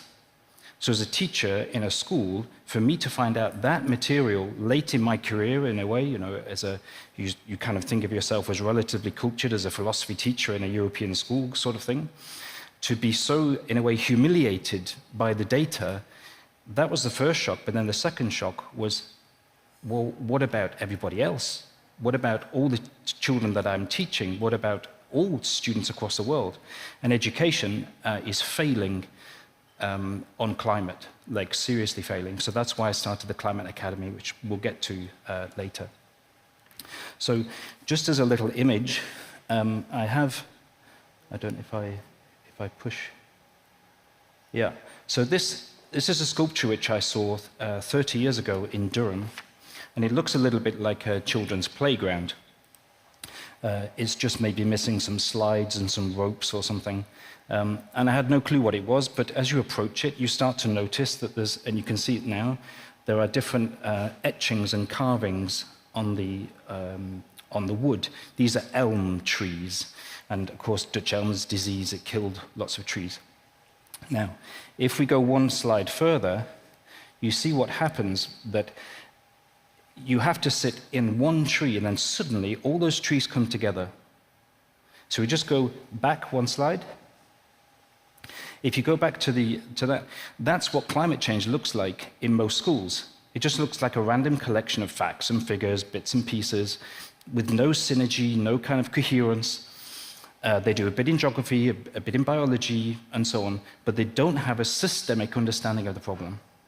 And the job, I think, of Adelaide, Martina, is to bring consciousness to people so that they can see that this is a deeply systemic thing. And if we just go back to the second image, we need to show people how things fit together. How does this all link up? And we need to give it like a systems view. And I just give one example of that as a teacher. And that is if we think about body temperature. When schools teach about climate change and temperature, they normally talk like an extra 2 degrees. What does that mean? Well, today it will be even nicer maybe to have an extra 2 degrees. And we have a kind of a material, tactile experience of the world. But if you think about 2 degrees at a systems level, it's entirely different. So my body, if I had a fever today and I had an internal body temperature which was raised by 2 degrees, I would not be here. I would be home feeling sorry myself. I'd feel lethargic. I would have no energy whatsoever. And that's because my biosystem functions perfectly at 37. Now, 4 degrees, which is what we're almost heading towards by the end of the century on current pathways, that's technically known as hyperpyrexia, and that's death in 24 hours. So when you take temperature, instead of thinking about it as an individual event, and you start to think systemically, then you start to see that this is a very, very serious fundamental problem, and we're facing the breakdown of major global organs, be that the Amazon rainforest, be that Lake Victoria, or whatever. And we're heading towards a full systems collapse. So to be confronted by that truth for myself in 2011 and be amongst students the day after who basically were clueless about the whole situation, apart from ideas of recycling and plastic waste and so on, that was a major existential shock for myself. So that's what, I suppose, what combines the three of us, although I'm an older generation, in a way, through activism and through our projects, we're trying to bring people to sit in this seat, this one place where you see where the synergies are. So that's, in a way, what this session, I think, is about trying to bring things, our consciousness, our awareness of things into sharp focus. So there were challenges in that. So maybe, Martina, could you talk about the challenges of when you try to communicate these things, these impacts? What did you come up against? Pardon? When you try to communicate about the climate crisis or about the crisis in Lake Victoria, what issues, what conflicts did you have to overcome? What barriers? I mean, from the Lake Victoria community, a lot of us really consider ourselves as people who are warriors, we are fighters. So we don't really take into consideration about giving up for the fight for a better planet. Because you know what my grandmother used to tell me was like when she was walking along the road, in the past she used to see sitatunga, that is the impalas. But nowadays, you can rarely even see one. And I used to enjoy, as a kid, looking at the fish jumping outside the lake, into the water and all that. But right now, it's more of just a history. It's not there. It's no longer there. And I really think communication is really key, most especially using online advocacy, online platforms where you could channel in different informations about the ecosystems, how they're being affected, by the climate crisis and also by pollution. Like, for instance, what you're doing in Lake Victoria is basically what's needed to be done for the water ecosystems. For example, cleanups for the pollution, reducing pollution in the Lake Victoria, creating sustainability, innovative type of way that we could be able to integrate climate action and economy. Like, for example, if you may please rise like the products that are next to you. So these are some of the products that we make, the hyacinth, that we're trying to bring into the communities to use the invasive species, that is water hyacinth. We've tried creating more employment for the youths and women. The reason as to why we're targeting women is because of, since there's the effects of the climate change and also the decline in fish because of pollution and water hyacinth, they have been subjected into things such as selling their own body for fish. You can imagine as a woman degrading your own self just to get fish at the end of the day for your family. And it's so depressing, and you can imagine what even the young girls face. They have to sell their body to get even, let's say, food and money, and that's not how we're trying to elevate the females. So we're trying to create a possible way that they could have an alternative towards even getting money at the end of the time. Like using these products for hyacinth to make other things and getting a revenue is one of the sources of making an innovative and eco-friendly way of living. For us, hyacinth is a big problem. It chokes the fish, it blocks the water transport systems, and it's really a huge menace right now, since because of the high temperatures, it's really growing. And for us as a society, we really believe that we can usually use our own waste to make something out of it. I normally speak at these conferences, but when I get back home, like there's nothing to eat, there's nothing to really take me to school. And it's so sad that most of us climate activists from the MAPA regions, which is the global south, we get to have our voices to be represented in such high conferences. But when you go back home, you cannot even take 3 meals in a day, you know, as a normal human being. We cannot even afford going to school. Like right now, it's been 1 year since I went to high school. So if you're speaking about elevating climate education, then it's not necessarily there. We've had inflation in our country. We were lied to about in the manifesto that the highest standards of living won't be there and everything will be affordable. But right now, it's such a bummer, you know, giving on this trust to the leaders, calling upon them to change, but yet they don't make any differences. And with us as people from the MAPA, we really feel like our voices are being depleted. We might come to such high-level discussions, speak about the youth representation, speak about the regions that have struggling economies and how we can elevate them, enhance more projects such as technology, but yet after that, there's nothing being done. Like, I remember you speaking about COP27 and we had a discussion, and it was so sad that people, especially the youths, they came to the Children Youth Pavilion, which is the first ever Children Youth Pavilion, and they were just sitting, no engagement. Some didn't even take food. Some didn't even have money to return back to their houses, you know, from the conference. So whenever we speak about having youth representation, we should also look at how diverse it is. What is next? What's the next steps? Having policy to be implemented, and even having more societies to come up and elevate the local grassroots initiatives. Like when we speak about actions, normally people speak about the international way, you know, having policies, drafting interventions, having high-level discussions, but don't look at what the local grassroots are doing. So if we could try, like each and every one of you, to even donate $2 or even €2 to the people from the communities who are doing cleanups, it would really elevate a lot of people. And poverty will not be there, will not be crying. There's poverty, there's existential unemployment rates. Many youths will come up, even the older people, and they'll say that, oh, if protecting the planet will make me to survive and have, like, you know, money to take my kid to the school, then why not do it? So it's something that is really revolutionary. And I really recommend us all coming together, promoting intersectionality, because it's really important. Let not our regions define who we are. And I think on the sofa we have, if we just peel it down into basic facts, Belgium needs to cut its emissions by 20% per year from now in order to avoid 2 degrees warming. 1.5 is already cooked. So Belgium needs to do that level of radical change, and these numbers which I give you come from Cut X%. It's a website which is endorsed by the world's most eminent scientists. And Kenya, by contrast, is 1%. So there's a global imbalance in terms of emissions and in terms of those who consume and those who suffer. And just to zoom in on one angle that you've just raised, is that not only are those who are emitting the least suffering the most, but there's a gender thing going on as well. Like, you know, Martina, you've just explained how it is to be made a climate refugee and to be displaced.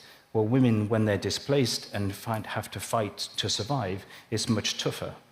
So there's that. And so maybe you can add to that. I want to come in the idea of the responsibility that we would have more as, if we can frame it towards global north, towards activists and people from MAPA, which are most affected people and areas.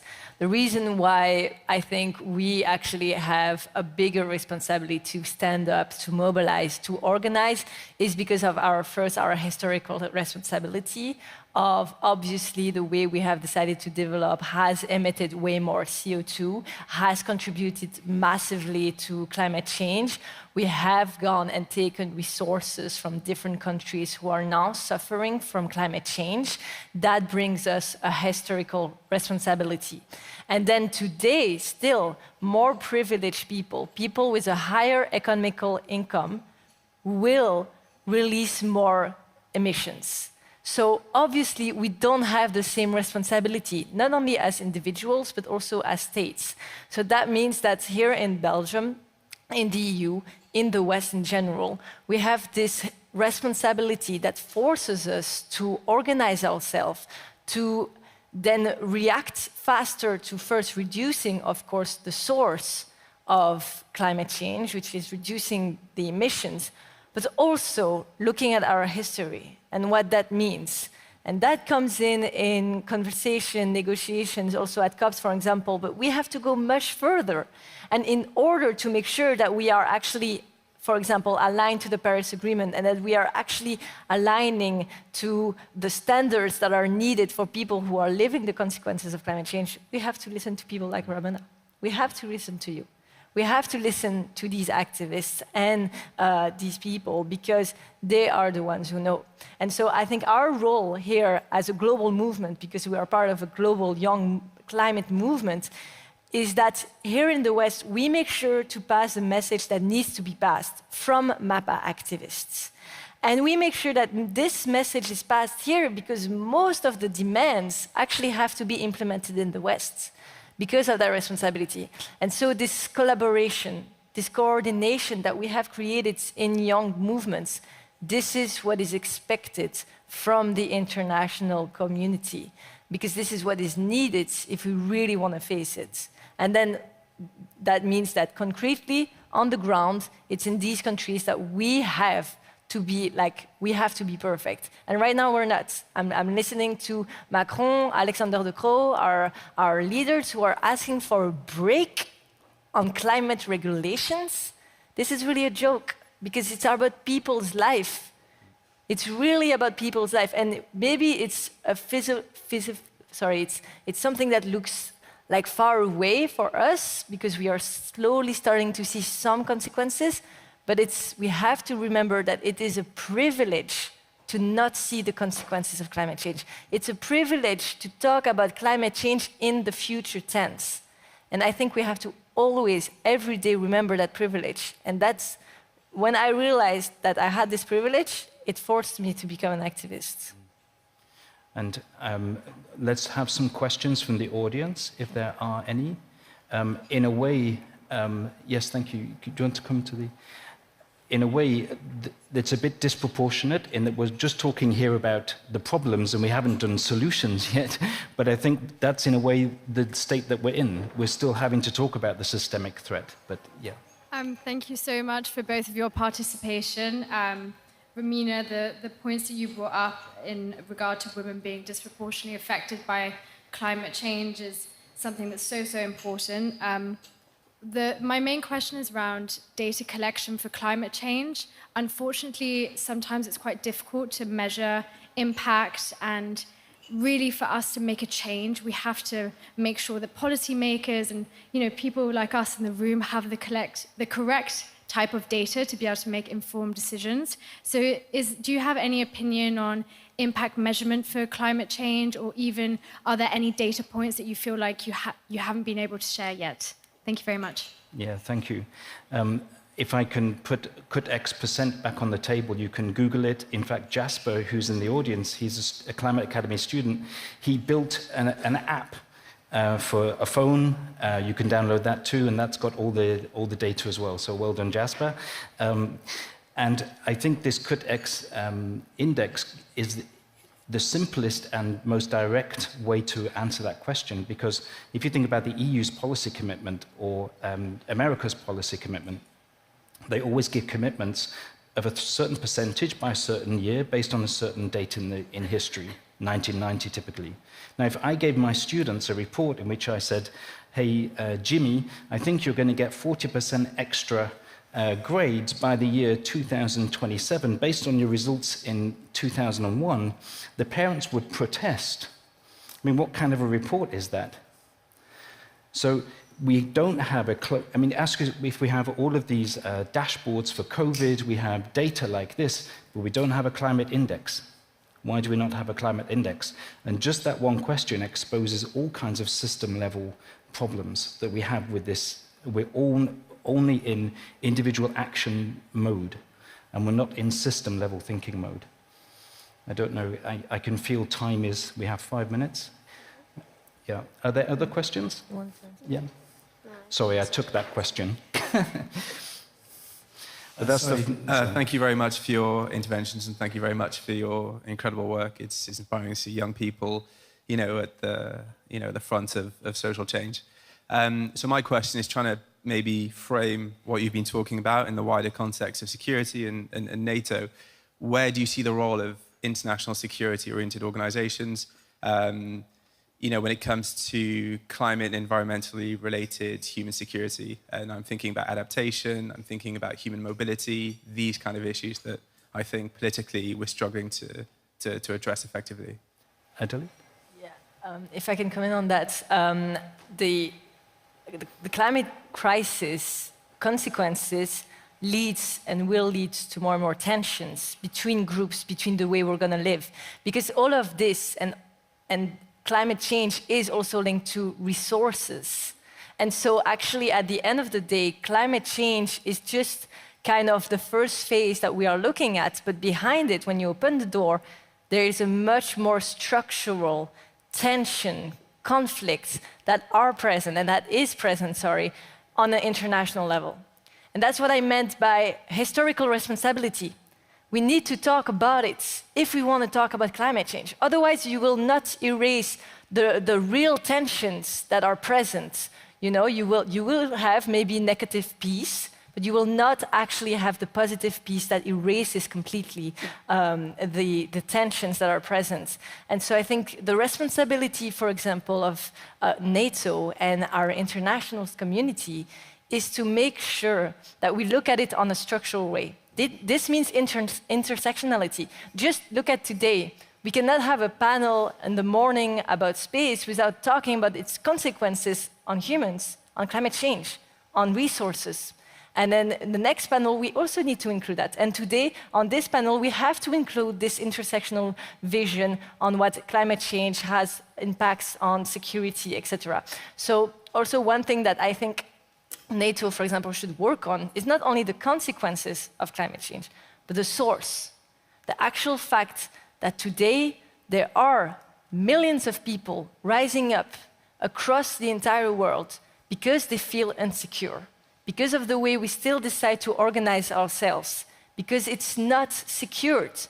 We continue to fuel climate emergency. And so we need to talk about the fueling of a crisis that has consequences. So I think that's the role of international coordination such as NATO. You want to add something? I think the gentleman can just go before the time. Thank you so much for being here. Just brief question. Okay. You mentioned privilege. That is a very important word when we speak about these things. Basically, I don't know, in your experience, in your countries, in your different realities, do you think that this climate education is for a privileged group unfortunately, because that's also true. Sometimes we speak about climate education, but everybody has the access to it. Thank you. I think we have to wrap up, and I'll take on that job. I've got 20 seconds. So I think that's a nice question to finish in the way that every school has history as a subject, but we don't have future as a subject. And that's a huge blind spot. And so, yes, globally, we need to put that right. Thank you. Thank you. We're finished.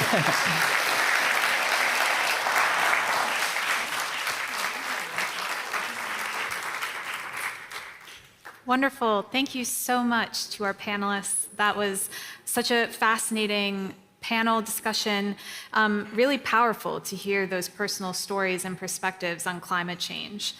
We learned from that discussion a lot of things, but among other things, we learned that climate change requires resilience in many areas. Our next panel is actually all about resilience. What is resilience? It's bouncing back. It's being able to come back stronger. We've experienced some of this in recent times, going through and coming out of the pandemic, for instance. Resilience is about facing difficult situations and being able to respond effectively. It's also about being prepared to respond. It's preemptive in some senses. Well, our next panel has been organized in cooperation with the Young Thinkers Initiative of the Center for European Policy Studies, CEPS. Our moderator for the next session, Dylan Crossan, will introduce the panelists. So let's give a round of applause to welcome our next panel, What Does Resilience Mean for Young People?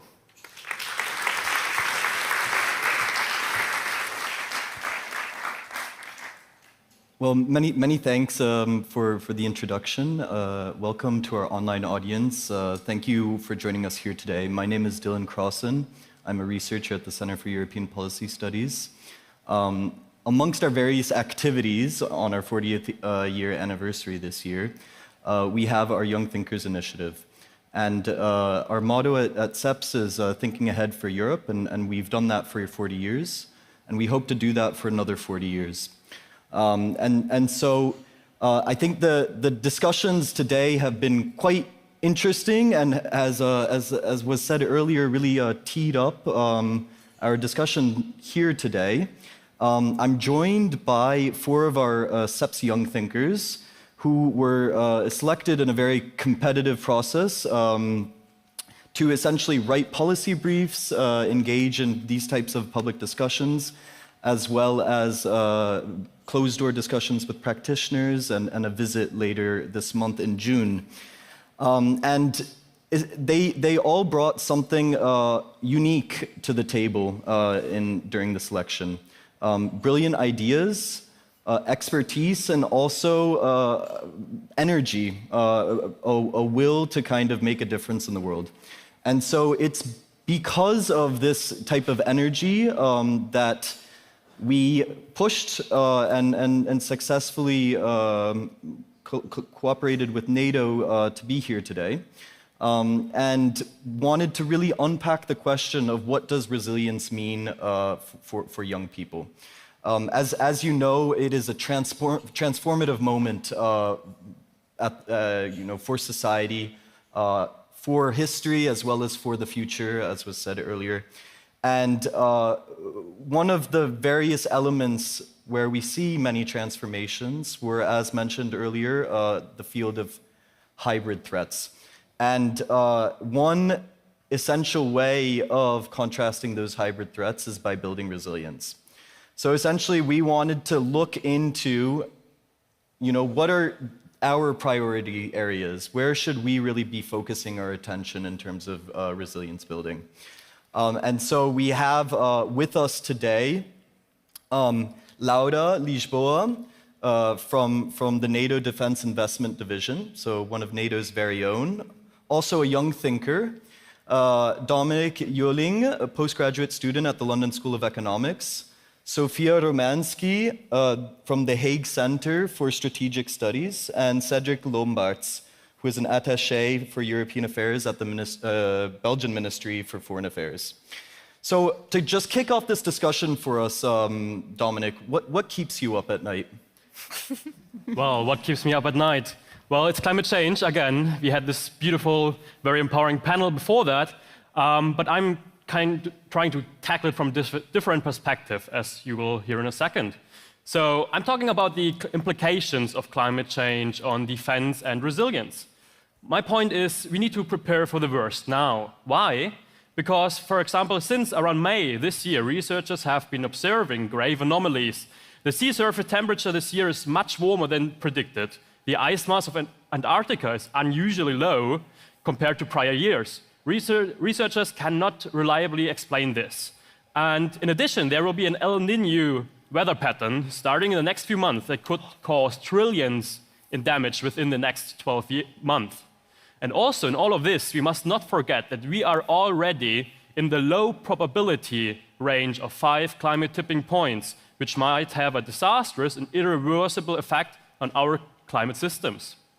So what are the implications on defense and also specifically for NATO when we look at those climate facts? First, climate change limits the readiness of armed forces. From US military bases threatened by tropical storms, wildfires, and rising sea levels, to soldiers being increasingly tied up in more disaster operations, to less operational predictability due to frequent extreme weather conditions all around the globe. So, secondly, there's much evidence of climate change also as an amplifier of already existing conflicts and a major stressor in areas of the global south. One example is the current conflict still ongoing in Sudan, which is preventing many farmers and pastoralists from carrying out their activities as usual because they lack fuel, seeds, and fertilizer. They are not supplied as they should. And also, this is further exacerbated by the shortage of fertilizer and grain from Ukraine and Russia. A climate shock like El Niño, which is for 90% chance upcoming this year, this will further fuel an already severe drought happening in the whole area, which has the potential to dangerously tear open old ethnic rifts in the whole region. But also the war in Ukraine, we see climate and environmental aspects again and again as part of the war, from muddy ground that is supposed to be frozen winter, hindering heavy vehicles to drive, to the vulnerability of fossil fuel supplies under combat conditions, to the vulnerability of centralized energy distribution systems, nuclear power plants, dams, and pipelines. Artificially induced natural flooding also played a role throughout the war. So, what are we going to do? What should we do? And what needs to be done? Well, every effort must be made to slow down climate change. We must also plan realistically and prepare for the worst. That's what I'm saying. We also need to do more interdisciplinary research at the interface of natural sciences and social science disciplines. Resilient armed forces in a resilient alliance out of resilient partner nations will help us mitigate predictable and also not so predictable climate shocks. Because high resilience also means credible deterrence, which is at the heart of NATO. El Niño will soon put the alliance to the test. Just as our strong and united response to the Russian aggression against Ukraine, NATO needs to grow closer together on issues of climate change, mitigation, and resilience.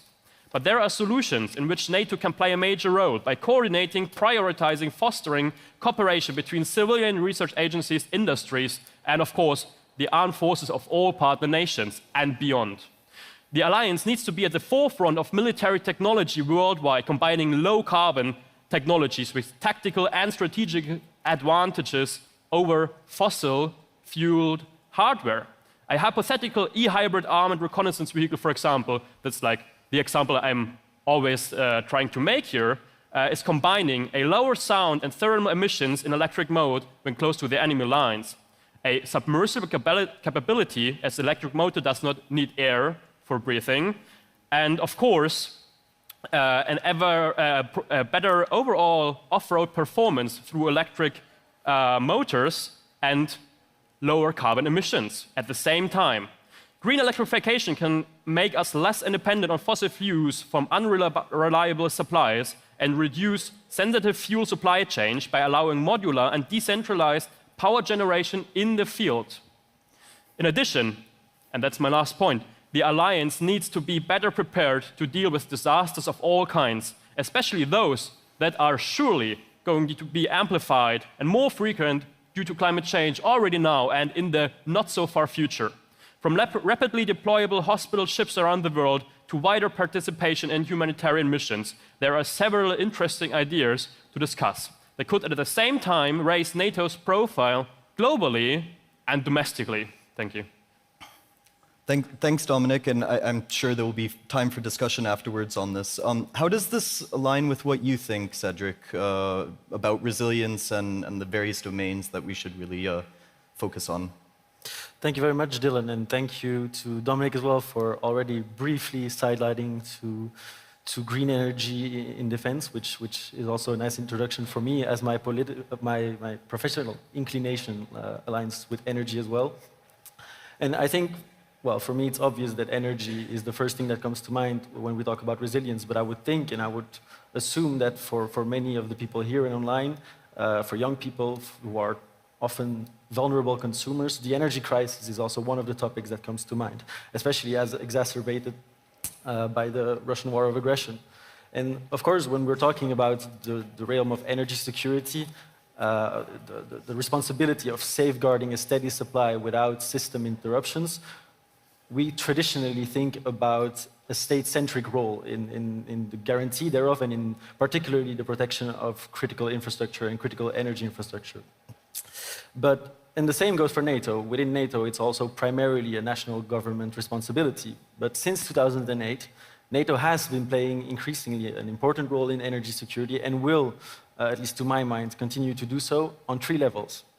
I'm going to focus on the protection of infrastructure, but before there's 2 other levels on which NATO already plays an important role. First of all, there's a strategic level where NATO plays an important role in awareness raising on energy developments, on very valuable intelligence sharing, but also interinstitutional liaising with, for instance, the European Union, the International Energy Agency, and so on. Then in a strict military terms, and this is quite unknown to the general public, NATO also guarantees a supply of energy to allied forces whenever necessary. To do so, it maintains a 10,000-kilometer own pipeline system that runs through 12 allied states.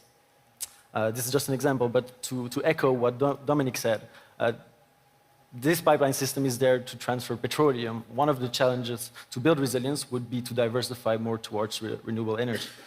But then thirdly, and most importantly, I would say, because it echoes very well with the deterring role that NATO has, is the protection of infrastructure. And we have to do this both internally and externally. I realize that it may sound far-fetched that an actual attack on infrastructure, but I think if the last year has shown us anything, is that it isn't that far-fetched and that the threat is very real. Internally, we can think of your pet Russian spy whale that surfaces every now and then. You can think about that one Russian vessel that lingers just slightly too long in the North Sea. But more flagrantly, we can think about the sabotage of the Nord Stream pipeline. And internally, NATO and its deterring power does and could play an important role in policing missions, be it air, naval, or underwater. But also externally, NATO can play an important role. By December 2022, Russia had fired over 1,000 missiles on Ukrainian energy infrastructure. Since 2014, NATO has sent advisors to help plan contingency plans and crisis management operations with Ukrainian forces, thereby anticipating such an event. So there again, NATO plays a role. To go to the most disastrous scenario of nuclear security and the Zaporizhzhia plant in Ukraine, there as well, NATO plays an important role. You could argue that by the sheer deterring power of NATO, they have been able to prevent a Chernobyl 2.0 event with the Zaporizhzhia plant, also by supporting the International Atomic Energy Agency.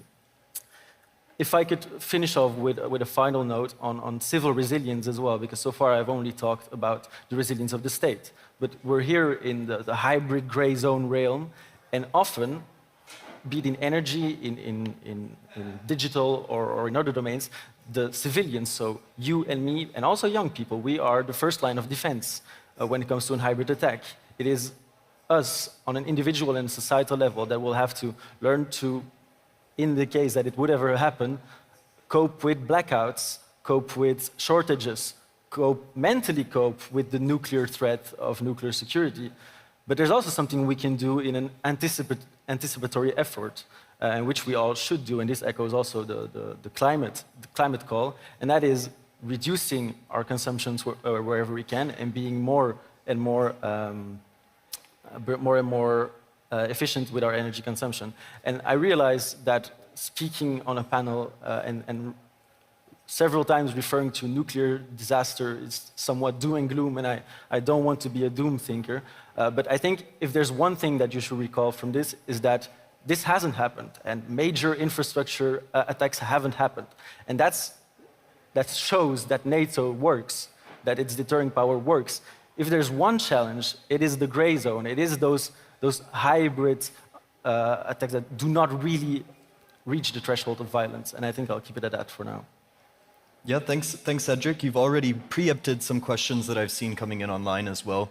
I'm wondering, Sophia, from your perspective as an analyst, as well as a Ukrainian national, what are some other lessons that we can learn from Ukraine besides the ones Cedric has already outlined? Ukraine itself has become very much a case study of national resilience ever since Russia's invasion began. I'm sure that all of us here have been impressed by the unexpected successes of Ukraine's army, but also how Ukrainians themselves have remained unflinching in their social cohesion and determination to gain back territories, but also to be victorious in the war. And as Cedric mentioned, we must look at the people in order to understand the nation. And what I would like to emphasize while I'm speaking here is that to understand Ukraine's multidimensional resilience and how it came to be, and also to draw valuable lessons as analysts and as experts, we need to look at a society-wide approach. We need to look at Ukraine's history, culture, and military, and how all of these elements have come together in order to help Ukraine resist the war of aggression. And I believe that this point, and as well as the role of young people in facilitating Ukraine's resistance, can be best illustrated by looking at how Ukraine has bolstered resilience through digital and information-based means.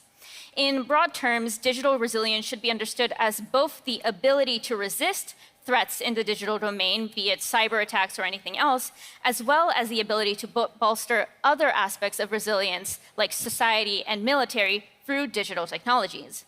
And embedded within this is the concept of digital information resilience, where through proactive sharing of information, and as was already mentioned in a previous panel, through the combating of disinformation, states can use the information environment to strengthen their overall ability to resist and respond to threats. In light of a full-scale invasion, the accessibility, the flexibility, and the speed at which social communication online can take place has allowed every single Ukrainian, whether civilian or military, to become an active informational combatant, not in the sense of international humanitarian law, but that they are contributing to the war effort as a whole. Ukraine has taken advantage of serendipity and on-the-ground initiatives, and I would just like to go through a few examples that really illustrate what makes the Ukrainian response and, as a result, Ukrainian national resilience unique. Battalions in the Ukrainian armed forces have their own TikTok accounts, where they post updates following general guidelines from the Ministry of Defense. All the while, the Ministry of Defense itself monitors the online environment to draw on stories and opportunities to inspire the population as a whole, to continue to bolster morale in brutal and protracted conflict. Although the promotion of myths and legends, as you maybe remember in the beginning, there was the legend of the ghost of Kiev, has now become less common, other informational tactics have prevailed. For example, I would like to emphasize the society-wide importance of humor as a vehicle for coping with the jarring new circumstances of a full-scale war, for creating cohesion among Ukrainians and their Ukrainian identity, and conveying critique of Russia as a whole. The importance of humor for resilience cannot be understated. There's a conscious acknowledgement in Ukraine of the role of humor, visible through hashtags which translate to, "We're laughing so we're not giving up." Meanwhile, internet memes, for their ability to be easily replicated and remixed by individuals and spread through mass dissemination, have become an integral part of resistance through laughter. From the praise and personification of the American HIMARS to St. Javelin to the flash mob campaign of wearing leopard print to rally support for leopard tanks, humor has been used to rally support from allies in the West. Meanwhile, stories like that of a Kievan grandma knocking down a Russian drone with a jar of pickled tomatoes have been used to bolster morale for Ukrainians and unify them through everyday acts of bravery. These narratives all rely on tying together both recent history of the 8 years in the past since the start of Russia's occupation of Crimea, as well as Russia's persistent history of trying to eliminate elements of Ukrainian culture. And as a result, this combined top-down and bottom-up approach, where both civilians and the government are working towards one narrative, has allowed Ukraine to remain unified despite the involvement of so many different actors, and as a result, also to remain resilient. Obviously, youth are a key part of this, and they have actively used social media to fight back Russian disinformation, as well as to inform the rest of the world. And interestingly, we are now observing that almost any kind of platform can become a tool for resistance. So to answer your question, Dylan, looking at Ukraine as a case study of resilience can allow experts to anticipate how other states may respond to similar full-scale invasions or warfare in the context of digital and physical dimensions, which will inevitably influence and interact with each other. Thanks, Sophie, and that's, I think, an excellent segue into Lauda. I mean, the very last words of Sophia were, what can states do to respond? And so I'm curious, what is NATO as an alliance of states doing to respond, to build resilience in these various domains? Okay, thank you, Dylan, and also thanks to my colleagues. It's always challenging to be the last one speaking, and after a lot has been said, I would like to talk about NATO's role in enhancing resilience in the domains that my colleagues just spoke about.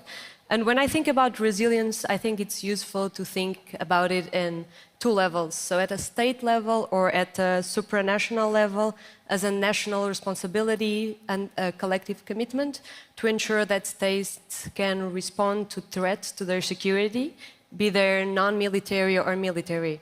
But I think we can also think about it from a citizen's perspective. And it was mentioned that citizens can play an active role in resilience, but we can also look at it into a passive way, in the sense that we can expect that our lives will not be disrupted from one day to another. And so I think this is quite relevant to understand what resilience means for young people, in the sense of resilience as the smooth maintenance of the status quo. And also because I feel our generations living here, we never had a major crisis, a major disruption in our lives. We take peace for granted, democracy for granted, and liberty. We don't even think about it. And maybe even before the war, I think maybe COVID was the first time that got us thinking about our lives and our day-to-day being disrupted.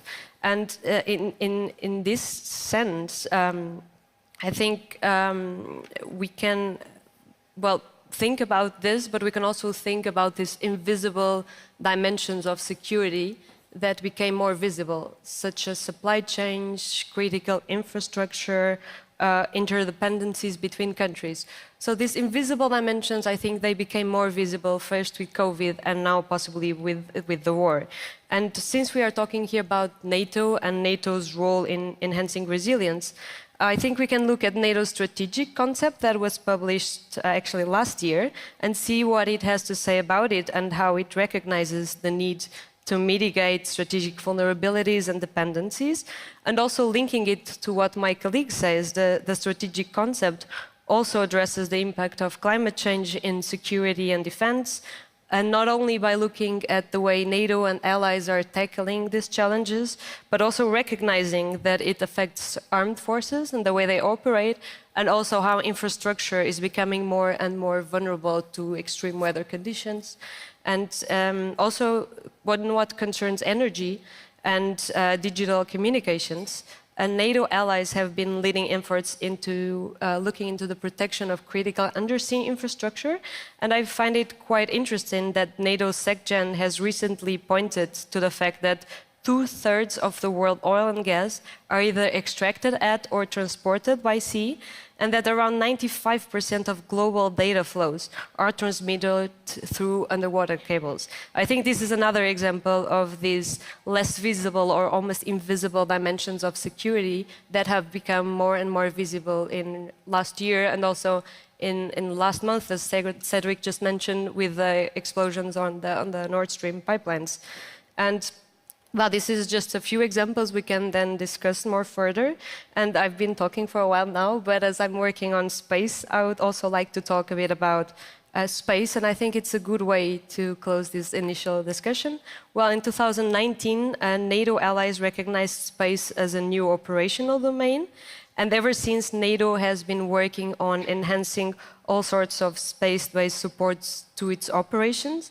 And why do I think it's a good way to close this panel? Well, because it can very much support a broad range of security-related tasks, such as support to supply chains, protection of critical infrastructure, but also, for example, monitoring greenhouse gases and security digital communications. And these also, together with the domains my colleagues talk about, are, I think, very important for us to reflect and to think how NATO should strategically respond, not only to short-term challenges that were, of course, highlighted by the current situation, but also thinking long-term in the challenges that arise from climate change, from protection of critical energy and communications infrastructure, or the emerging security challenge that arise from technology and innovation. Thanks, Laura. And I think a few quite fresh and innovative ideas were expressed by all four of you. In an endeavor to make this as interactive as possible, I would love to open the floor for questions and answers, if any do have some. And if so, please raise your hand and go to the mic as kind of the routine earlier. Anything?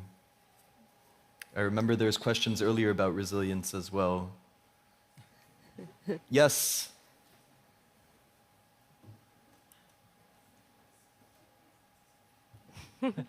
Hi, okay, hello everyone.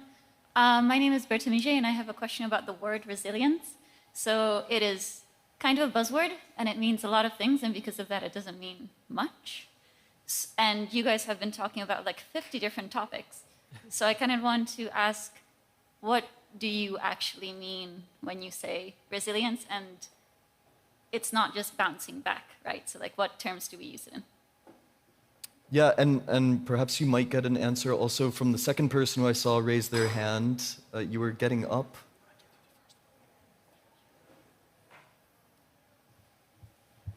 Thank you very much for your perspectives, very insightful. My question is the same which I raised earlier. How can we as democratic societies can foster resilience in making sure that we protect our societies, especially our online communities, against hybrid threats and especially disinformation? Because we saw in the past couple of years how foreign actors are trying to basically weaken the democratic fiber of our community, of our transatlantic community, and we'll have the European elections next year. And one of the questions about the future European elections is the fact that we'll start to have more and more extreme far-right or far-left parties inside our international organizations. Thank you. Thank you. Yeah, and I saw that our four panelists were negotiating who gets to take a first crack at answering. So I'm sure they know and they'll just speak up. If it's okay, I'll take a first crack at it, primarily with the first question, because it circles back to the very title of this panel. What does resilience mean for young people? And I believe you're right. For an anecdote, I was recently at another conference where the EU Commissioner Shinas, who is also responsible for hybrid threats, said that he unfortunately doesn't have a button to achieve resilience. And you must admit that sounds kind of tempting, to have a button to just boop and then we're all resilient. But unfortunately, that's not how it works. Being resilient is not an end state. at least to my mind, it's a process. It's, as you say, it's not just bouncing back to shocks. It's facing shocks, being prepared for one, to counter these shocks, having contingency measures. Second, learning from the shocks, adapt to them, and then finally overcome them. So mentality, to me at least, and I am a young person, so to me resilience is really the process of those three steps: preparing, adapting, overcoming, and it's not an end state. And I think if our interventions have showed anything, is that there's no blueprint to saving climate change. There is no shortcut to protecting infrastructure. So if anything, we have shown that it's a process. If I may, I would like to try to answer the second question about protecting against disinformation. And I think that does echo back to what I was saying in my intervention, which if we want to protect against disinformation and what you called hybrid threats, then we need absolutely a society-wide approach. We can't just focus on the digital dimension, because the digital dimension fundamentally is based on all of these other dimensions. I think I mentioned in a discussion during the networking, during lunch, where at this point, almost any threat that we experience as democratic societies is hybrid, because there's inevitably communication through digital means, through the internet. It's everywhere. And so to build resilience against disinformation, we need to fundamentally evaluate what do we value as democratic societies? What do we need to continue? What is the truth that we are pursuing, and what is the truth that we hold dear to us? And that is where our foundation will be to continue fighting against disinformation, because there will always be different narratives. We have to be aware of that. Narratives are constantly being constructed by different sides. It is about, but so then as democratic societies, we need to determine for ourselves clearly what is the narrative that we are pursuing and what is the one that we believe is worth fighting for, and then integrate that into every aspect of society as best as we can, be it in energy infrastructure, but also in our responses to climate change and also in our alliances. These themes have to be consistent. And again, this is where we can look at Ukraine for a lesson where they, for some reason, in some way, be it because of combination of culture, history, the way that they respond, have managed to attain this cohesiveness and consistency. And that is what has helped them continue in the way that they have. Yeah, and I find it interesting. I think there's touch points between the two questions, because somehow hybrid threats is also a buzzword that is hard to define. But nevertheless, we can study it. And as Cedric said, we can prepare, we can respond, and we can learn and take lessons from it, even though we are not able to find sometimes a common definition. And if I might jump in there real quick, just two things. I think, personally for me, education is a major part of resilience, because as we saw with the misinformation, for example, you can kind of short-term counter different narratives. But if you really want to be a resilient society of resilient minds, you need to educate your people, and you need to do it right and well, and a lot. So that would be my take on this. And also, for example, I think because it's such a fuzzy term, what is resilience, there's many different ways to kind of test it, to kind of classify it. For example, when it comes to climate change, you can do, with all the data we have, with all the methods of analyzing data today, you can see, okay, we have new drainage systems against floods, we have new this and that, we implement it, we research on it, and then you can, over time, see, okay, our city, our country, maybe even whole of Europe, got more resilient against those climate threats. But for example, when it comes to misinformation, I can imagine this is much harder to really see the progress there when it comes to being more resilient. But I think we really have to also classify if we get more resilient and what it means to get more resilient. Thanks. And just before we begin to wrap up, I will already anticipate that there will be some poll questions coming your way. I suppose you will interact with those via the app. But just quickly, Sophia, because this was one question that came online. What is your opinion on NAFO? And to what extent has NAFO impacted resilience on the internet? That's a very interesting question. So I've just completed my master's education, and my thesis was on the use of humor in the war in Ukraine. And actually, one of my peers wrote exclusively on NAFO. So if you want, I can link his contact. But I think NAFO is interesting because it is not necessarily Ukraine-based, it is more international-based, and it is the international community and support for Ukraine. So the main aspect of NATO is how international allies and how the internet as an inherently international space has helped elevate Ukraine's resilience as kind of like another, if you imagine just like another stick propping up the entire shield. It's very interesting, especially if you look into NATO's efforts into debunking disinformation and specifically targeting Russian troll bot accounts. They have done very, very much in this. And I think in academic circles and also in circles of expertise, these kind of aspects like memes and just in general trends are undervalued. And I think if we keep looking at them and taking them seriously as a serious political act, if you will, then we will get even deeper insight into conflict and even maybe gain a kind of predictive capacity as to how things will keep going and how things will progress. So NATO is just one of those things. Thank you for that question. Thanks, and that was Gediminas, from which country I do not know. So with that, and in order to wrap up our discussion before there's a coffee break, we have three different questions, and I don't know if you can view them on a screen, but essentially we have a question that then is applied to three domains.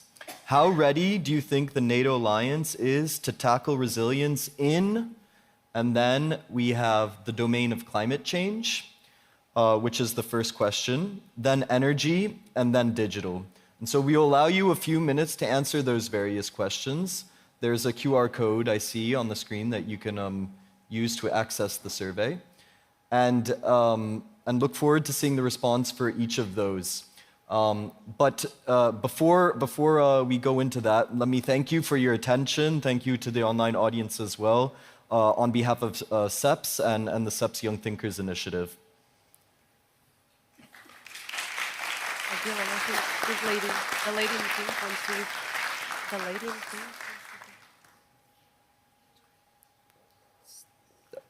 pink. Apologies, unfortunately the question and answers part is over. Sorry. So now the second question has popped up as well, the energy domain. Is she from there? I don't understand if she's trying to tell us something about the panel. And let me see if I can zoom in enough. I think, I don't know if she was trying to tell us something about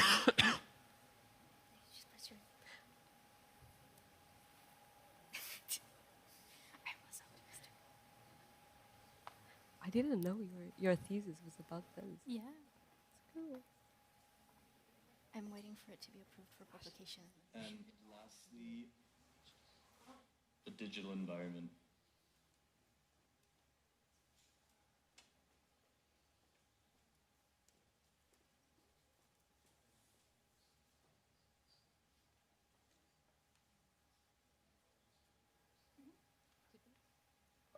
Yes, so I think we can see the results now. Oh. Fantastic. So in the domain of climate change, I see answers are moving around, but there's quite some optimism, I would say. I mean, more than 50% are above 6, so quite ready to tackle resilience in that domain. Then, and these numbers I'm sure will continue to shift around a little bit, then maybe we could pass on to the next domain. So energy. Cedric, I think you successfully made the case. You as well, Laura. The alliance seems well placed here, essentially above 75%. Now it's moving around a little bit, but above 75% think that NATO is ready to tackle resilience.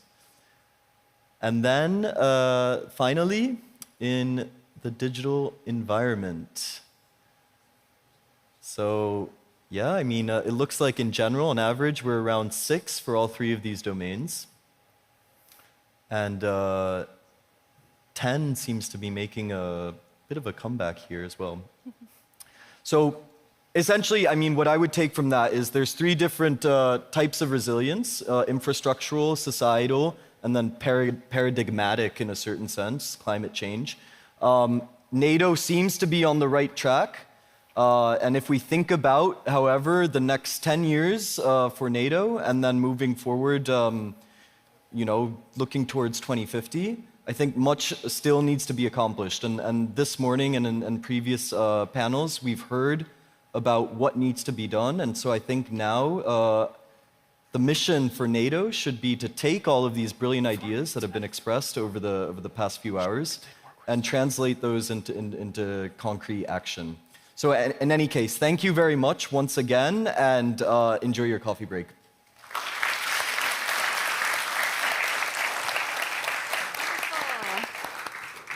Wow, thank you so much to this great panel for all those wonderful insights on resilience. We are about to go to a coffee break, as you heard, but I'm delighted to tell you that after the break, we are going to be joined by a NATO head of state, so you definitely want to stick around and come back. You'll all have a chance to ask questions. So if you're in the room, remember, I'll just ask you to raise your hands and call on you. But if you're online, you can go to the app, to the Q&A function in the app and submit your questions there. So please make sure that you're back here online or in the room by 2:30 p.m. Thank you very much.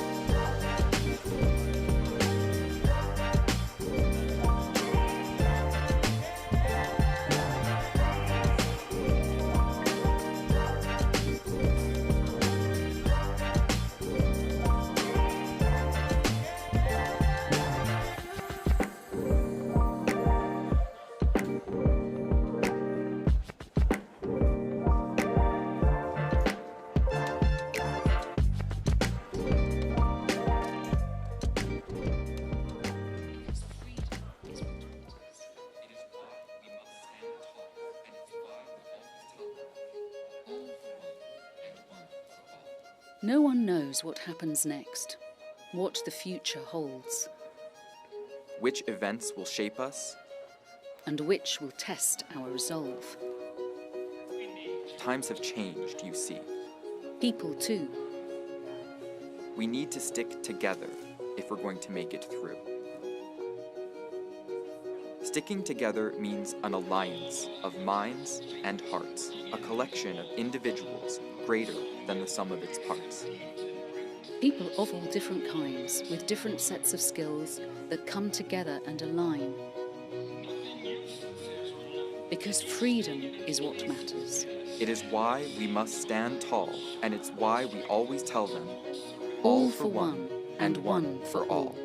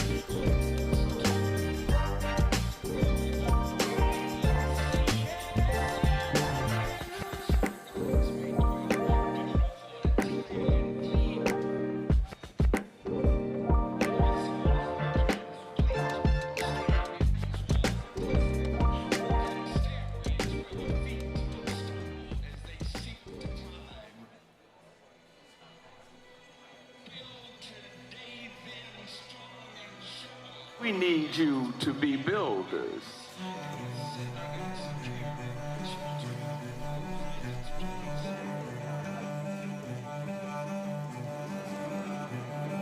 All are architects of fate, working in these walls of time, some with massive deeds and great, some with ornaments of rhyme. Nothing useless is or low, each thing in its place is best, and what seems but idle show strengthens and supports the rest. For the structure that we raise, time is with materials filled. Our todays and yesterdays are the blocks with which we build. Truly shape and fashion these, leave no yawning gaps between. Think not because no one sees that such things shall remain unseen. In the elder days of art, builders wrought with greatest care each minute and unseen part, for the gods see everywhere. Let us do our work as well, both the unseen and the seen, make the house where gods may dwell, beautiful, entire, and clean. Lest our lives are incomplete, standing in these walls of time, broken stairways where the feet stumble as they seek to climb. Build today then strong and sure on a firm and ample base, and ascending and secure shall tomorrow find its place.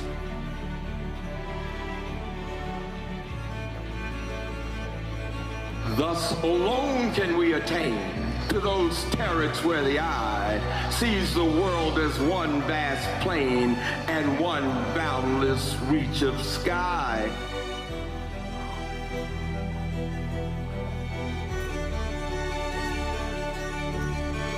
Classmates, said William and Mary in Virginia, all of us here who love you already, call on you to be magnificent builders.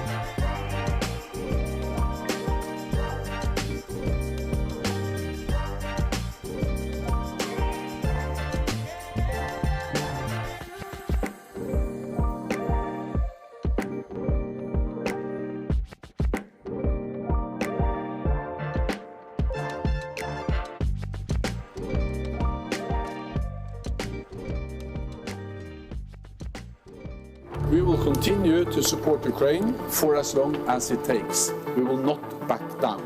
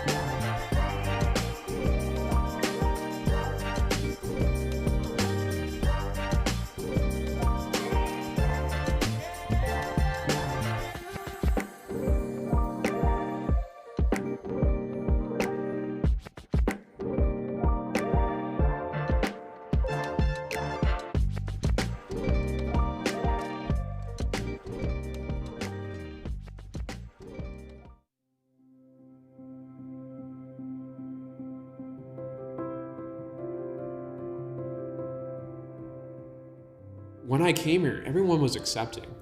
And so being a veteran, I haven't ever been in a position where I've been afraid to tell someone I'm a veteran because I'm proud to be one. Every time I tell a teacher I was in the military, they're actually more wanting to talk to you and they're more willing to go out of their way to say hi because they want to know who you are. William and Mary was founded in the cradle of democracy in the United States, and this is still one of the most populous regions for the military in the country. Our tradition of military service predates the Declaration of Independence. Our first American chancellor was General George Washington. Our current chancellor is Secretary Robert M. Gates. So commitments to service run deep at William and Mary, and they're an important part of our future. As William and Mary prepares to move forward in the future and with new initiatives, that the perspective that veterans bring and the diverse experiences that they've had and their leadership experiences will prove a big asset in terms of helping the campus move forward. I did 4 years in the United States Marine Corps. I was a machine gunner, also a foreign security force advisor. I was also a marksman instructor. I served in the Navy for 5 years. While I was a Master at Arms. For other branches, it's known as a military police. Student veterans were there for us when we needed them the most, and now we have an opportunity to be there for them when they need us as they transition to a new environment. My biggest challenge has been trying to get back into a student life.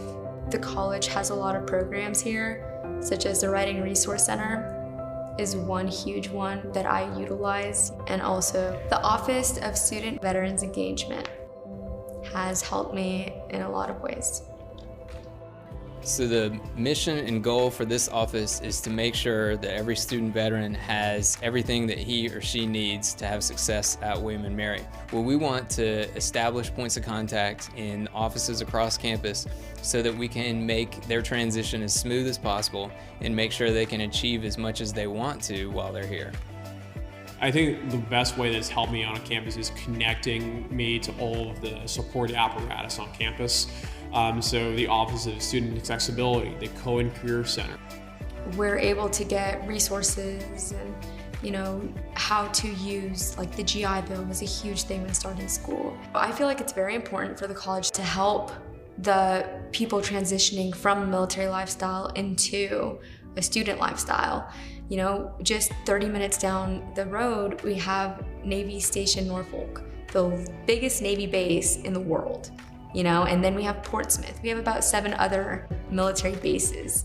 So it's extremely important, you know, in Williamsburg to have, in the college especially, to have a veterans program.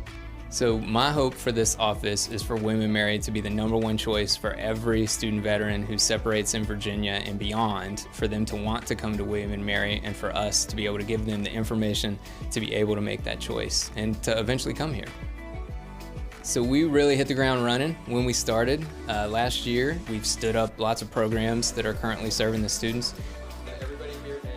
But they have lots of great ideas going forward, and what we want to do going forward is things like travel and really contribute to the research on student veterans around the country to make sure that other institutions know about the great work that we're doing and that we can learn from some of the great things that are happening across the country in serving student veterans. Among our most important values are belonging and service. The Office for Student Veteran Engagement brings them both together. We're committed to being a national model.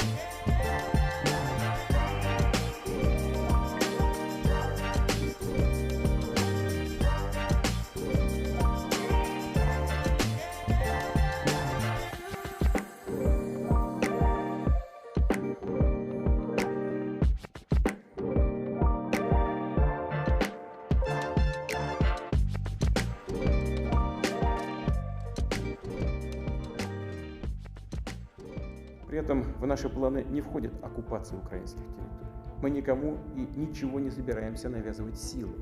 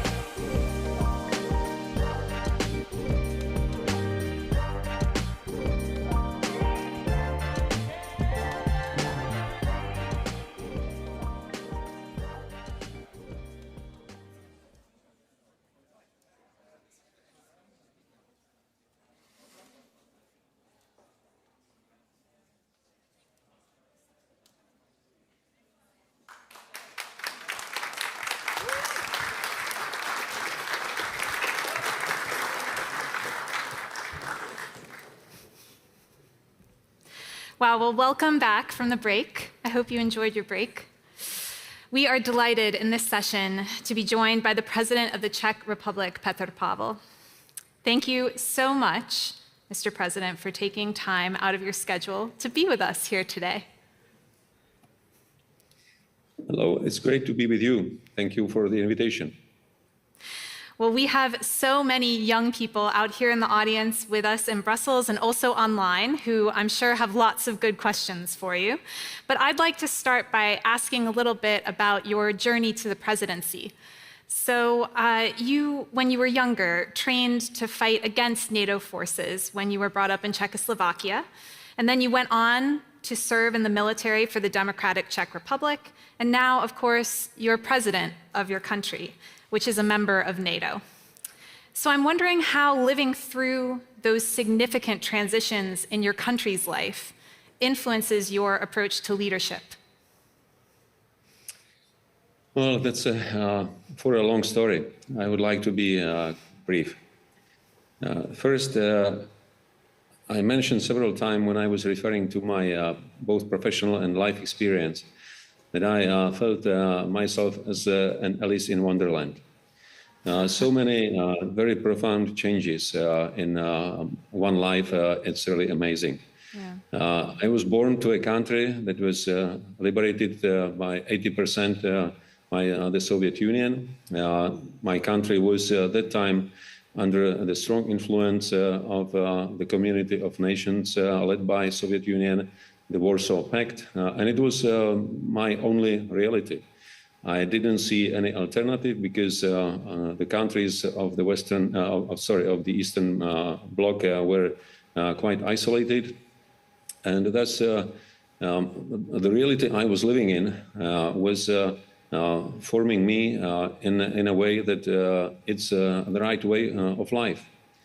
My parents were upbringing me in basic human values, but they were quite often in a contrast with the values promoted by the society. And as a child, obviously, I saw the difference, but I was focused by my parents to do the right things, which were usually in accordance with not just 10 commandments, which my grandmother was following very strictly, but also basic values of my parents. And their idea was, obviously, our society is not perfect. There are many problems to it, but you can improve it by being a better person yourself, and thus influencing your environment. So I was always trying to do things that were assessed to be right. And only later, I realized that by joining the military, which I believed was the way how to serve my people, my country, was actually translated as a service to the regime. It was quite revealing this fact when I was in my late 20s. But as I said, better late than never. So my first lesson from that period was be open, try to learn as much as possible. I used that opportunity once the regime fell down. I got very deeply into studies of history, languages, geography, a number of other things that were not so available in the past. And I was lucky enough to get very quickly to the Western system of education, both in the US and UK and other countries. I used in full opportunity to working in a multinational environment, both in NATO and the EU. I learned a lot from my colleagues from the countries of all around the globe. And I was always driven by my internal compass that was saying, do things that you believe are right, that you believe are just. Don't worry that you will feel at the beginning some deficiencies. but be yourself. And that was paying off. Definitely. Thank you so much. I'm also wondering about how your military background will help inform you in your current political role. Well, I was asked this question many times by the journalists during the campaign, because traditionally people tend to believe that if someone spent most of his life in uniform, will be only driven by orders and tempted to give orders and expecting others would obey. But my military experience started with special forces, and special forces work in small groups. They build on independent thinking, on not repeating the templates, on being active and taking responsibility. And that was exactly what I brought to my further career, even though I didn't serve later in special forces, but was in different positions. But still, this approach of later I learned that it was called a mission command. That means give the objective you want to achieve and leave on your subordinates the way how they do it, because it will only create an initiative and give them the sense of responsibility, and also will give them the sense of ownership of the process. So it was the way which I operated, not just in military, but in all other positions. And I believe that the experience from military, that means this mission command, then some internal discipline, focus on important rather than on details that are usually marginal. They are very much useful in politics as well. Thank you. What do you see as the main security challenge or the main security challenges that are facing NATO today? There are more of them. Obviously, first what comes on our mind is war in Ukraine. And it's not just a regional conflict, as many could understand it. It is a conflict between two sets of values. On one hand, the values of the democratic world. On the other, the values of different types of autocratic regimes. That's why we see on the side of Russia, a country like China and many others who are either supporting or are silently on the side of Russia. We should feel threatened by that confrontation, because the result of war in Ukraine will define how our world will look in future. If we allow Russia, supported by anybody, to prevail, it will be against our own interest, because I suppose we want to live in the world where rules matter, where values matter, where we can discuss rather than fight. This is one of the biggest challenges we have today. So I wouldn't put it in a way that first Russia, second China, and third international terrorism or any other sequence of threats. We will most probably face the confrontation of these two approaches to our future. And then I would also like to mention one internal challenge, and that is our ability to recognize what are actually our threats.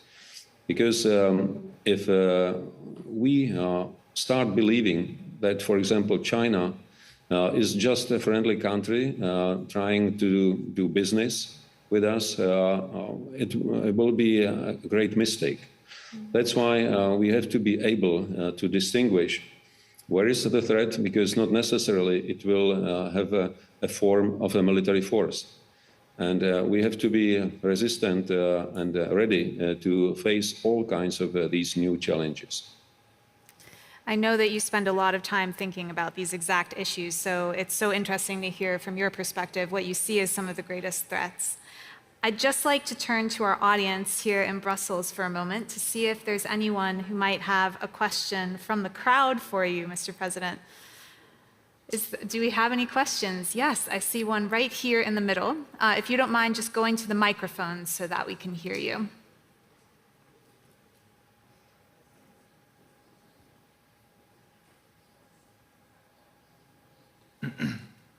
Thank you for being here today, Mr. President.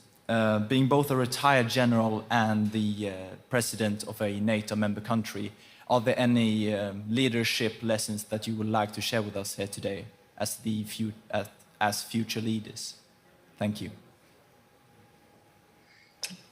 Thank you for the question, and thank you for mentioning future leaders, because I always appreciate when I see young people being interested, being full of ideas and full of optimism in terms of running the show in the foreseeable future. Because the worst thing that we could see would be ignorant and indifferent young people. That would be extremely dangerous to our future. If I can give you any advice, and I hesitate to give advice to anyone because we are all unique and we all define our own way. We can be from time to time inspired by someone, but it's entirely up to us how we will shape our decisions. But what paid well for me in the past was always stay yourself. Stay yourself, have a sufficient self-confidence based on knowledge, based on openness. Be always open to new ideas and never tend to think that you are right. There would always be someone who would have better arguments, and you should always be ready within the framework of your values to accept new arguments and potentially adapt your position. Also, don't be afraid of doing mistakes, because mistakes are natural. What is more important than making mistakes is to learn from them.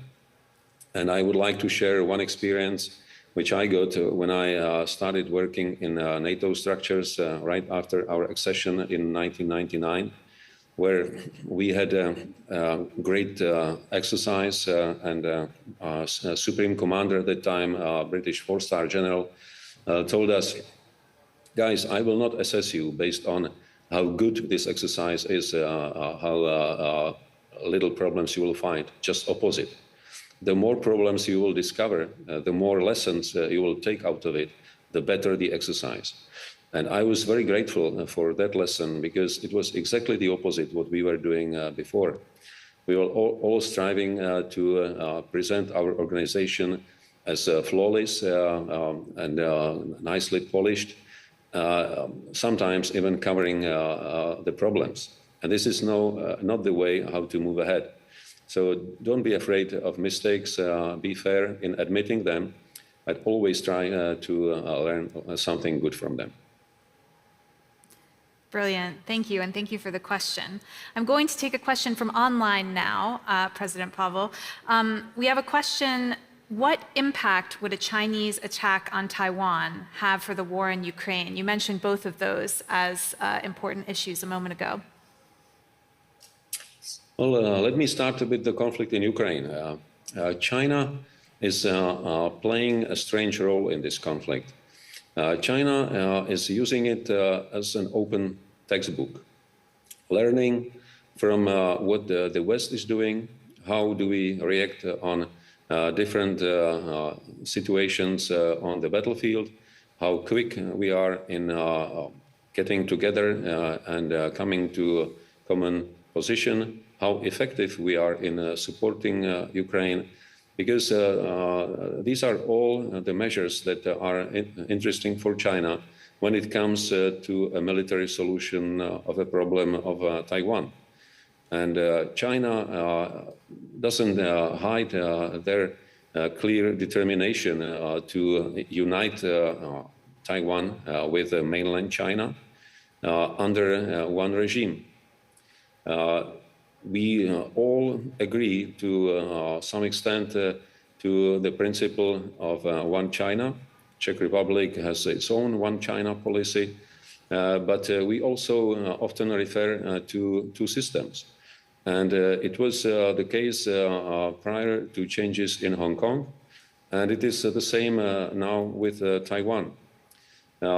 Taiwan obviously is much bigger and more important in the sense of world trade than Hong Kong, and any disruption to Taiwan would be immediately felt all around the globe. Not just because of production of microchips, which about more than 50% are produced in Taiwan, especially those highly sophisticated, but also any disruption to the traffic in South China Sea that would be definitely affected by any conflict around Taiwan would mean a tremendous impact on global trade, including Europe. So we should be very concerned about the situation around Taiwan. We should support any peaceful solution, and we should also support Taiwan in preserving their democratic regime, because this is what was at the beginning of agreement with China. Thank you for that. We'll take another question from the room now. Yes, let's take one from over there. How about in the back there? Yes, right there. Yep, that's hard to see, sorry. Yeah, just come over to the microphone. Hi, Mr. President. My name is David Bukowski. I'm from the Czech Republic. I have a question about the Central and Eastern European region. It's been growing in geopolitical importance, especially since the war. And there are many participants here today from the region. So I'm curious about your opinions on what role do you think the region can play in our security going forward, and what advice do you have particularly for us coming from the region? What role can we play in the future of European and transatlantic security? Thank you. Thank you for the question. I am grateful that our region, the countries of the region, have, and excuse me the expression, grown up through the conflict in Ukraine. We have realized that regardless of the size of our country, we have something to offer. That we have some solutions to the problem. We demonstrated the courage from the very beginning in direct support to Ukraine. We were very active in looking for general support by the EU, NATO, and all other contributing countries. We were usually very open in opening our doors to refugees from Ukraine.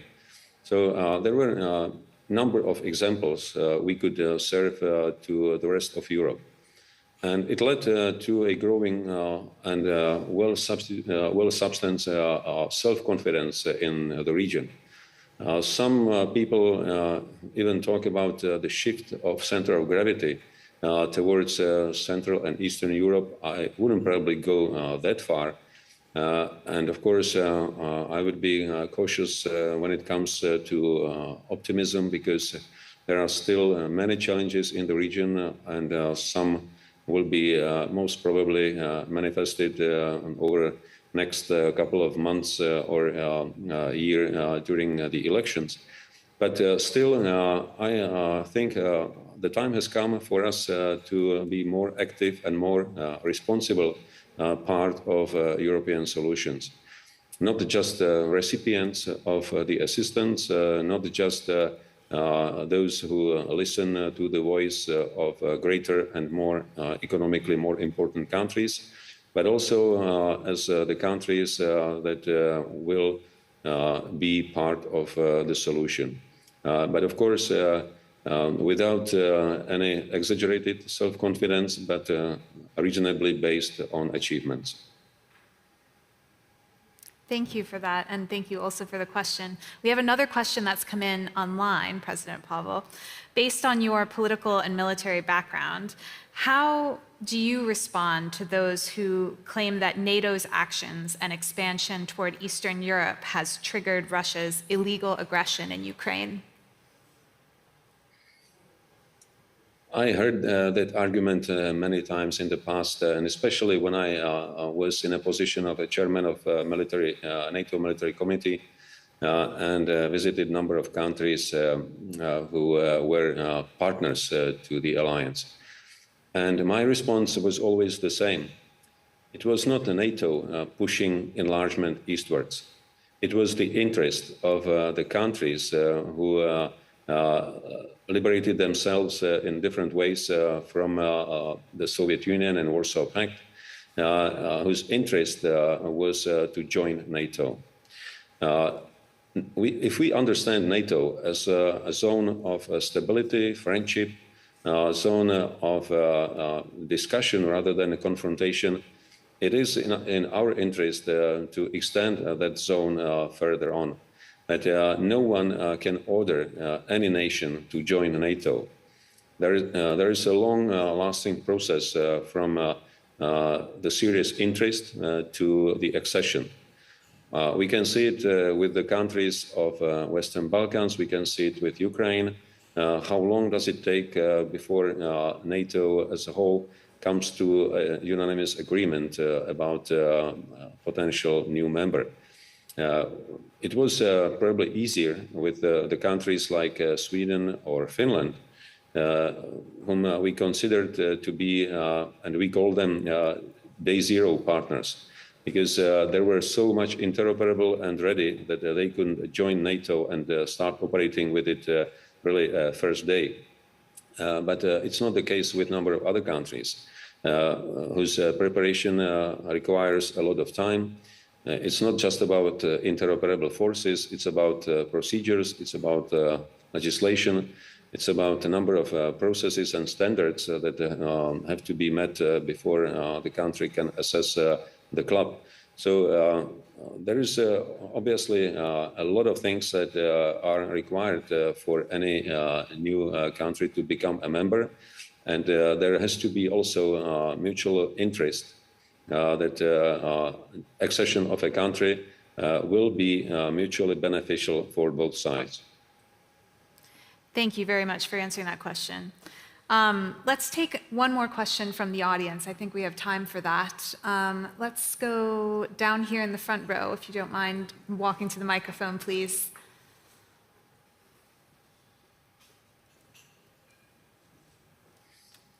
Thank you so much. So basically, my question is more related to your lifestyle, because we've been speaking today about sustainability and many stuff about climate change. And this question can be a little bit random, but when we speak about authorities and presidents, we always think about another atmosphere, another sphere, but we are all in the same planet. So if you can just let us know 3 things that you do in your daily lifestyle to take care of the planet as a person, not as a president, would be very interesting, I think, for everybody. Well, obviously, I can tell you how I walk to the office every day, how I put all my garbage into different bins and so on. But it would be probably too much. I am trying as much as I can to support protection of the environment. Wherever I travel somewhere, I'm looking for the most efficient way, and obviously the cleanest possible way. Not necessarily taking the train is the cheapest and most environmentally protective, because if you put it all in context and how many different vehicles you have to send ahead with protection teams and so on, in the end, it might be even more damaging the environment than flying small airplane. So I always try to use context and common sense to work out which way of behavior is the best protecting the environment, not making big gestures, because as I say, in the end, the sum up can be worse than the beginning. It also relates to, for example, electric mobility.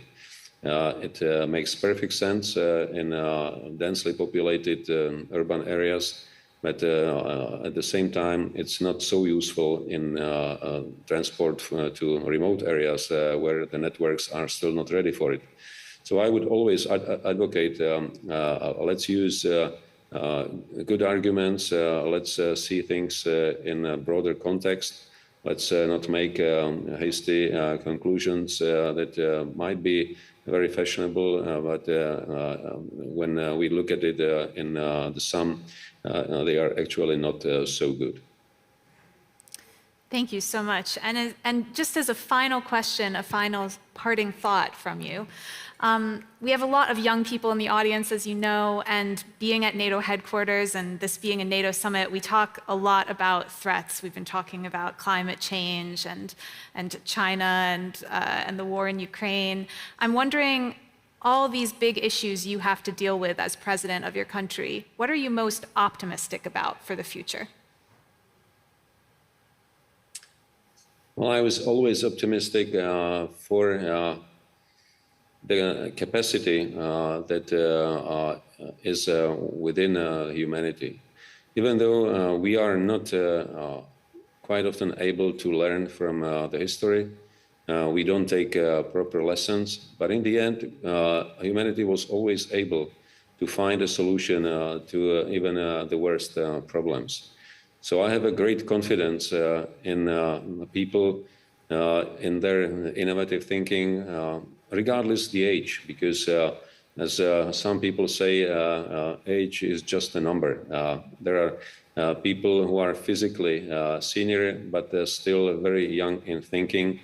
And there are also physically young people who are desperately old in a way they think.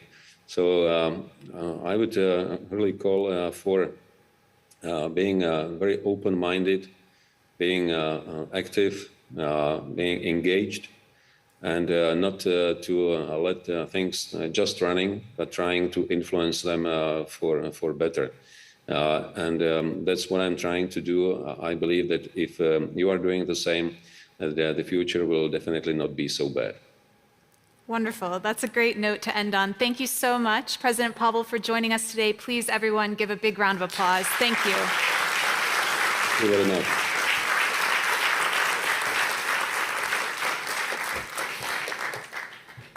Disinformation is not a victimless crime. It is designed to undermine institutions and values, especially those in the West. Earlier today, you all had a little bit of practice in producing disinformation. NATO has been particularly targeted by disinformation, and today the world can see how Russia and China's disinformation campaigns on the causes of the war in Ukraine are designed to weaken support for those fighting for their freedom.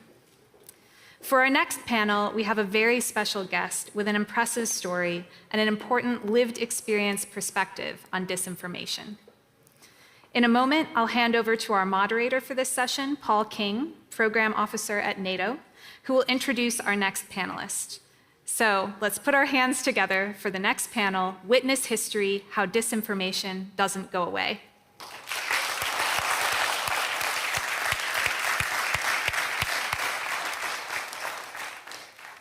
So it's my pleasure to introduce Baroness Regina Schlusny, I hope I got the pronunciation right, who brings a completely different perspective today.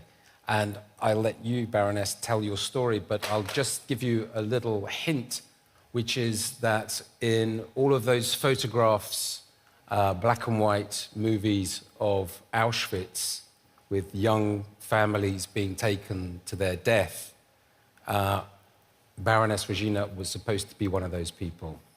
But she managed to escape. And Baroness, please tell us your story. Good afternoon, everybody, and thank you for inviting me. The picture you see is my husband and myself, two hidden children. Why hidden? Because Hitler had a big idea that all the Jewish people, babies till elderly, had to disappear. That's why we had to go in hiding. That's a picture of me in the war while I was hidden already, but I could go out of the house because I was blonde. I had blonde hair, and everybody thought that nobody would realize that I was a Jewish child, because before the war, mostly the Jewish children had black hair. So I was one of the exceptions, and I could go out.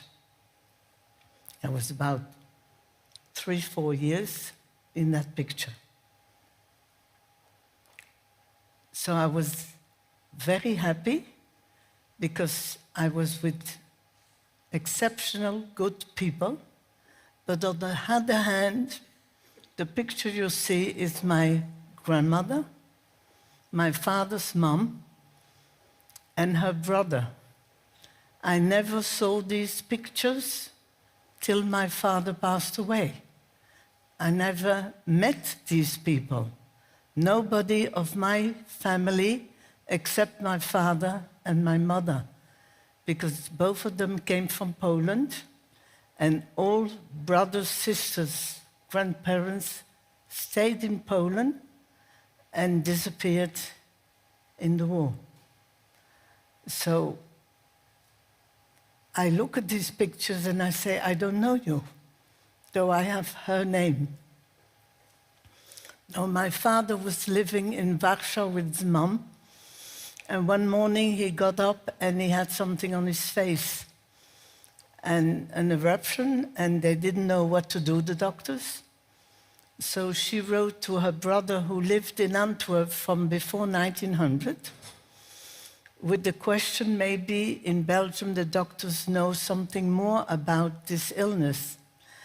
And he was very lucky, my father, because his uncle found Professor van Runkelen. And Professor van Runkelen had his own hospital.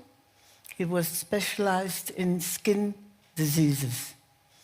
And he knew what it was, because in Belgium a lot of people had lupus. That's not the lupus from today. Lupus actually was cancer, skin cancer. So my father came here to his uncle. He was treated 2 years with pins they would put in radium, which burns just on the spot. Treated 2 years, and after that, what was left was like he had burned himself. That was the story he said when people said, Jacob, what happened with your face? He said, I wanted to iron my pants, and I put the iron too close to my face. So after he was cured, he went back to Poland, married the lady next to him, who became my mother. And then he came back to Belgium, but he had to come on his own. He couldn't bring his wife, because the law in Belgium said that he had to had enough money to provide for his wife, which he didn't have, because he came back to look for some work, and he had no work, so no money. So it took him more than a year till he brought his wife to Antwerp. My eldest brother was born in 1932, the one who's standing, Marcel. The one who sits down is Eli. He's born in 1937 in Antwerp. And the little one with my father and Eli in the park in Antwerp, that's me. I'm born September 1939. So I'm turning 84 this year.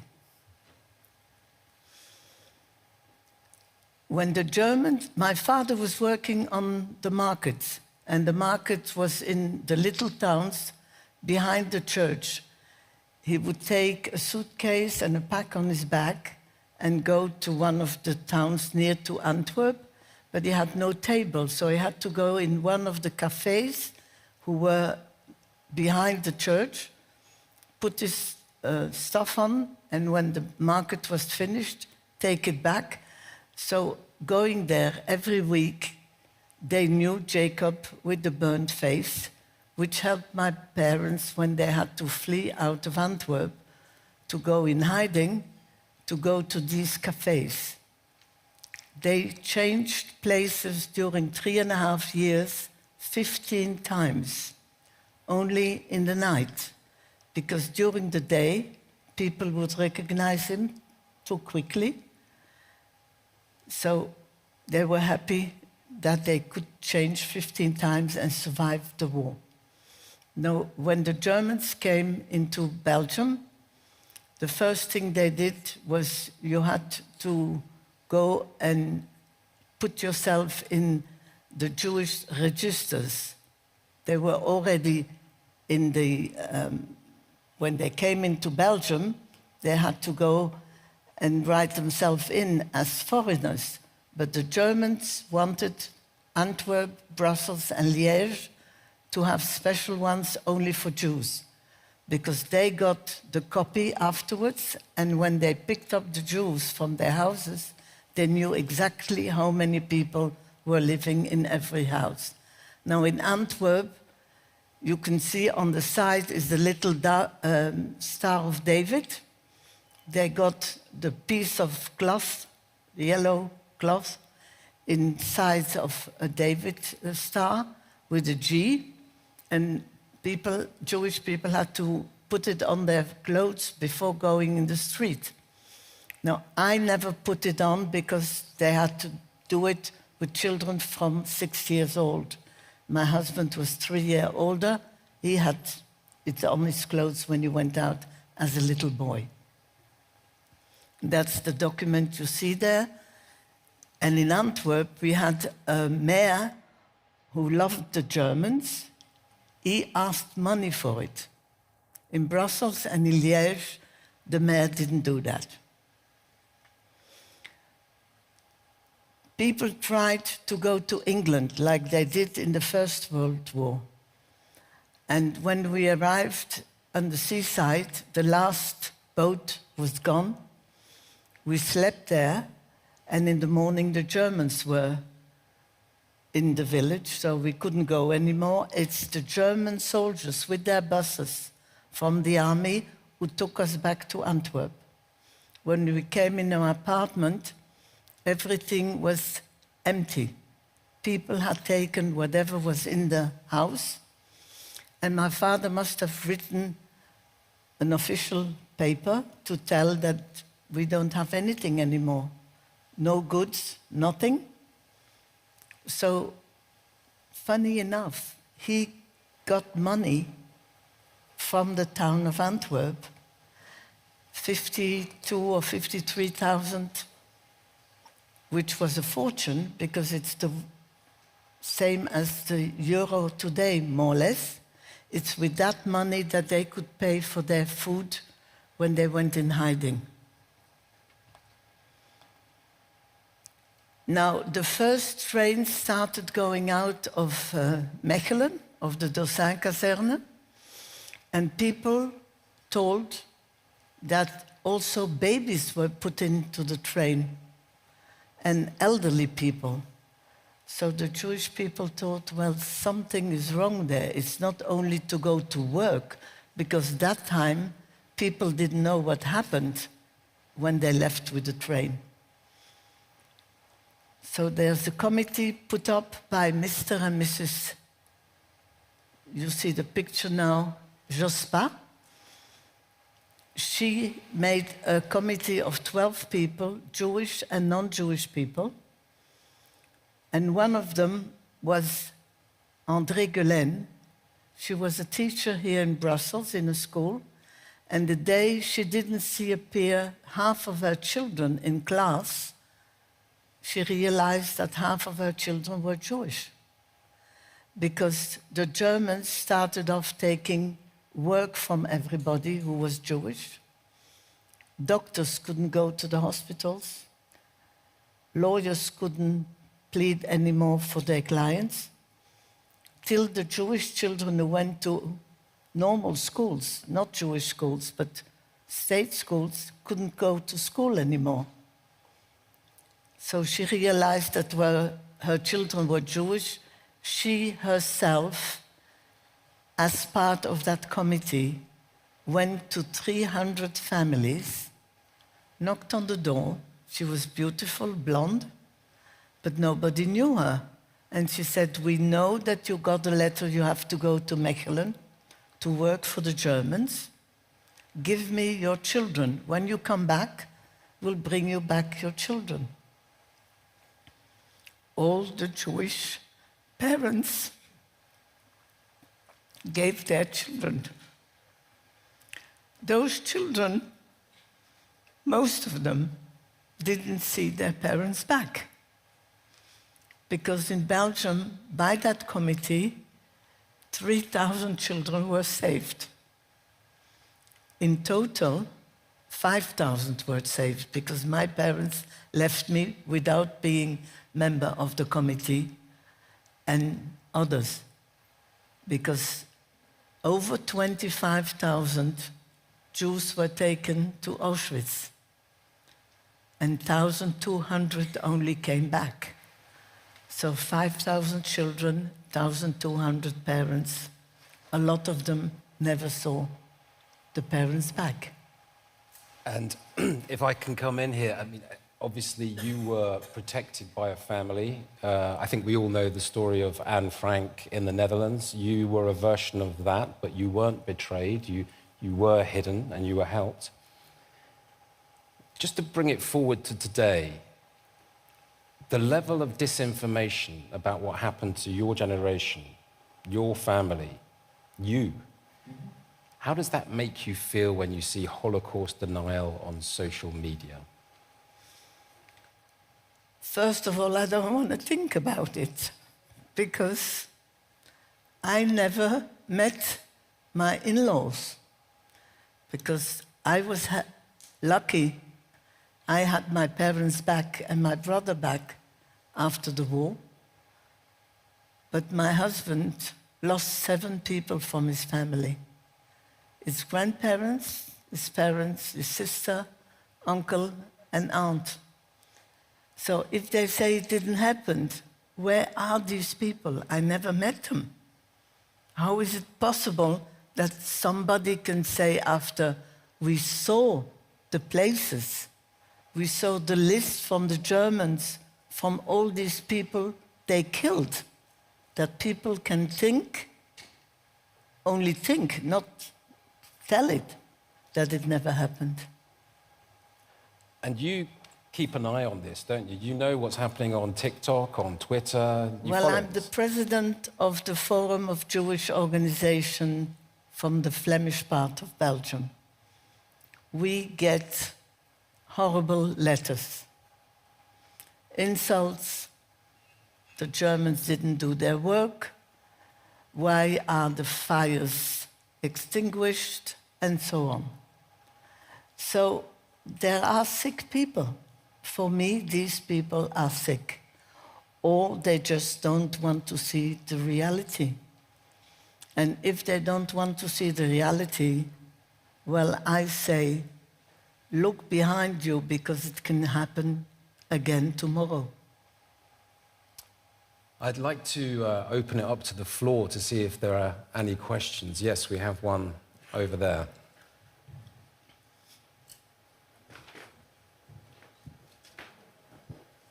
Hello, my name is Eleanor Manley, and I think that I can speak for everyone in this room that we thank you for being here today and giving us a much-needed pause for reflection and a history check in a very modern summit where we talk a lot about the future. So really thank you so much. My question is, what lessons from the past and from your own lived experiences do you think that all of us should take away from this summit today so that we can apply it to a better future? Thank you. Thank you. Well, first of all the news, or in the papers, or on computers, or wherever you get your news from, please look it up if it is true, because the journalists, they have to earn their money. And if it's not sensational, they don't sell it. So don't, as I say, don't eat everything. Look it up yourself, because we have a good life since 45. There's not been any wars here in Belgium, so don't spoil that. Don't believe whatever is written without checking it. And a quick follow-up, how concerned are you that a lot of this Holocaust denial is taking place amongst the younger generation? Because they all play with these telephones and the computers, and they have no time to look further on. My time, we didn't have that. We were talking one to another, looking everything up. And time goes by too quickly now. And I think that's one of the reasons that the real thing doesn't come up, because they don't take the time to look it up. We can have one more question from the room if there is one. If not, I'll quickly move on to another question I have, which is, tell me about an occasion when you have spoken to an audience and you have convinced them, you have changed their minds. Well, I had in one of the schools lately, this young girl, 17, she came up and she said, I have everything. My parents can afford everything, even without telling them exactly what I want. But I'm not sure that everything is right. So now that I heard your story, I'm going to look for myself. And that's what the youngsters have to do, is each for themselves, look it up and discuss with your friends, with your neighbor, because we are all the same. Faith or whatever, if you are Jewish or Muslim or Catholic, I lived all my life with my war parents, who were Catholic, and my Orthodox Jewish parents. And there was never a bad word. So if I can do it, everybody can do it. And that's what I wish for everybody, to see life as it is really and not believe what the other one is telling him. So you think disinformation might be a symptom rather than the cause? The cause is actually conflict Yes. underneath. Yes. Okay, and if there is no other question, there is one question there, okay. Yes, thank you for your fascinating and impressive story. We are again with a war in Europe, and from NATO's perspective, of course, and from my personal perspective, Russia as the aggressor. But if I hear you speak, I wonder, should we then also criticize and research our own these facts and the victims and aggressors of war, like we had to do after the Second World War? How do you regard this new war in Europe, is my question. Well, every war is one too much. I know why people do wars, but I don't want to accept it, because why do we have to be always bad instead of being good one to each other? I think it's much easier to be good, but there's a lot of money involved usually in wars. And that's a big pity. I get up every morning and I still want to learn something or to do something good. Well, why can't those people do that? And as you see, it only depends only of one person, like Hitler and like Putin now. So I hope there's not a third one ever coming, and that Russia is going to stop. I don't know why, but they should stop, because every dead person is one too much. And on that note, thank you so much. It has been an honor and a privilege to welcome you here today. Please, a round of applause. Much.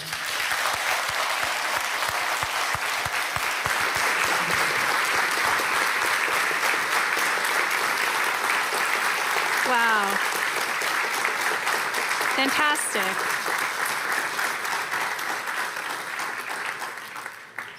Thank you so much, Regina, for sharing your story with us. What a powerful, moving story, a human example of the impact of disinformation. It's truly an inspiration. Thank you. Well, I'm very excited to tell you all that for the next session, we have a live American audience joining us from Washington, D.C. So I'd like to welcome to the live broadcast Washington, D.C., hello! And our Washington, D.C. MC, Colleen Grace. I think they'll be joining us on the screens in a moment. Oh, they're there. Great, welcome, Colleen. Colleen, would you like to say a few words, a little hello from Washington, D.C.?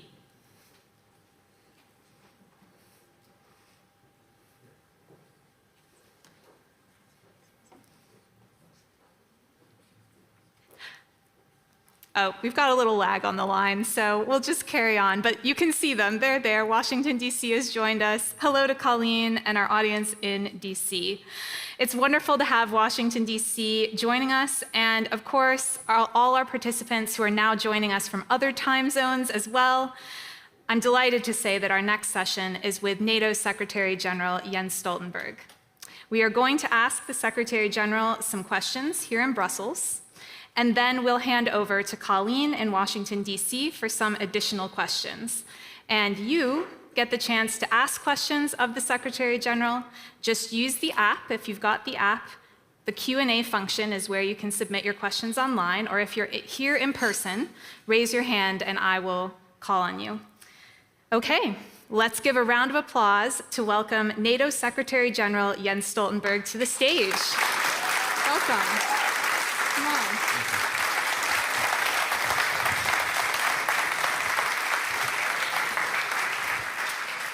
Right there. Brilliant. Thank you so much for being here with us today, Secretary General. Thank you so much for having me. It's great to be back. I was here a year ago, and it's good to be back again. Brilliant. My first question is about what it's like to be NATO Secretary General. You've actually been Secretary General for nearly a decade. You have to work with a lot of different countries and leaders. And I'm wondering, has that tenure given you any particular insight into how to keep NATO united and successful? What is your secret? I don't know whether I have any secrets, but I think it's very much about keeping people together and different people together, because as you all know, we are 31 nations which are members of NATO, and soon we will be 32 with also Sweden, from both sides of the Atlantic, with different history, different culture, different political parties in power. And of course, that makes us all quite different. But at the same time, we have been able to be together as a big family, and I feel that my main purpose is to keep this big family happy and together. And we are able to be together despite our differences, because we all understand that in a more dangerous world, we are safer when we are together, North America and Europe. So my perhaps not secret, but my main message is that stay together. Unity is our biggest strength. And I used to be Prime Minister in Norway for 10 years, and most of that time I was Prime Minister in a coalition government with different parties. And to keep a government together, it's very much the same as to keep NATO together. Could you tell us about some of the most formative experiences in your career? You mentioned a couple highlights just now, but how did you become Secretary General of NATO? What did that path look like?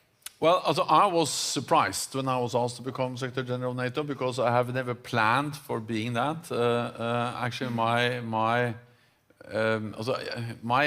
I made one decision, one clear, conscious decision about my career, and that was to not become a politician, but to start to work on as a researcher in the Central Bureau of Statistics in Norway in 1989, because then I have finished my master degrees in economics in Norway, and I started on a PhD on something called econometrics, which is statistics and mathematics, and I was so fascinated by that. So my plan was to become a kind of professor, an academic, working on these very theoretical stuff.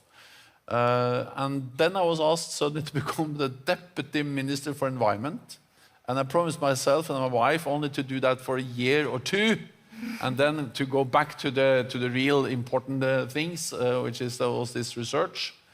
But then that happened in 1990, and since then I've been in politics, and now I'm 64 years old. So suddenly I'm here. But then I was active in domestic Norwegian politics, and my main focus was on budgets and health and education and pensions and these big domestic issues. And then I also become secretary of NATO. But I think that my formative years has been very much about actually growing up in a very political family, because I have to admit that both my mother and my father, they were very, as I say, active. I grew up in a flat, or where at the kitchen table my parents had many guests from all over the world. This was in the time of the apartheid, so we had freedom fighters from South Africa, and we had politicians and trade unionists from all over the world, and they partly lived in our flat and at least had breakfast in our flat, and I listened carefully to all those conversations, and that made me interested in politics. So actually, to try to answer your question, I think my most formative thing is, of course, that I decided to go into politics, and I stayed in politics for many years. Something very unexpected as well, so it just shows you how life can take turns you don't anticipate. My next question actually kind of has a little bit to do with your family background and the influences of your family. I think a lot of young people feel kind of a sense of discomfort about war. For some, it's thankfully a completely unfamiliar experience, and for some, it presents a lot of disconcerting moral and ethical dilemmas. And I'm wondering, drawing on your own experiences as a young person growing up in your family, committed to social justice, I believe you even protested against the Vietnam War, what would you say to young people today who are grappling with those difficult feelings about armed conflict? How can we reconcile our ethical and moral discomfort with the unfortunate reality of war? But first of all, I don't think it's only young people that feel discomfort with wars. Actually, I think just a woman that spoke here just a moment ago, I think she feels even more discomfort than any of us are able to feel, because she has really experienced war. And there are a lot of elderly people in Europe still who have actually lived through the Second World War. So I think this has nothing to do with young or old. I think a very normal human reaction is that you don't like wars, because wars is about use of force. It's about casualties, people being killed. So therefore, you have to remember that the main purpose of NATO is to prevent war. NATO was established after the Second World War to prevent anything like that to happen again. But as the old Romans used to say, if you want peace, you need to prepare for war. Meaning that NATO's main purpose is to deter any potential adversary. And as long as we do that, no NATO ally will be attacked, and we preserve peace, as we have done for NATO allies for for close to 75 years. So the fact that we see the need for strong NATO, for strong collective defense, for military forces, does not mean that we like wars. It means actually the opposite, that we dislike wars so much that we feel that we need to invest to prevent wars from happening and at least prevent any military attack on our countries. Then, also you came back to my family. Also, I'm born in 1959, so meaning I'm born after the Second World War. But I had a mother and a father, and I had the grandparents who all lived through the Second World War, and they told me, and they told the children so much about both the daily life, the ration cards, and how they had dark curtains to prevent air strikes, and the kind of very daily life in Oslo during the war. So sometimes I feel, and when we walked around in Oslo, my parents and grandparents, they pointed at different places where there were, sabotage, and also the resistance movement attacked, and so on. So sometimes I actually felt I grew up during the Second World War, not because I really did it, but because it was so close to me, because I had family members who told me so much about it. And then the father of my mother, he actually helped Jews to leave, or to flee Norway over to Sweden. And I met one of those Jewish families, and of course that's quite moving to meet. I met the son. He was 3 years old, a Jewish boy that was helped by my grandfather to go to Sweden. And the father of my father, he was a officer in 1940, so he fought then back in April and May and June of 1940, and then he was in a prison camp, and he also told a lot. So in that sense, wars have been part of my childhood, even though I never, of course, experienced war. Thank you very much for that. Let's go to the audience for a few questions. I think we've got one. Wow, yeah, we have a lot of questions. We've got one right here in the middle. If you just don't mind going to the microphone so we can hear you. Thank you. Good afternoon, Secretary General. My question is, why is NATO important for younger people? Well, as a NATO is important for young people, middle-aged people, old people, children, everyone. Because the whole idea that is only important for one group of people is fundamentally wrong. Because, again, NATO has one big important task, and that is peace. And if we don't have peace, we will not succeed with anything else. Be it to create prosperity, jobs, education, or to address big issues like climate change.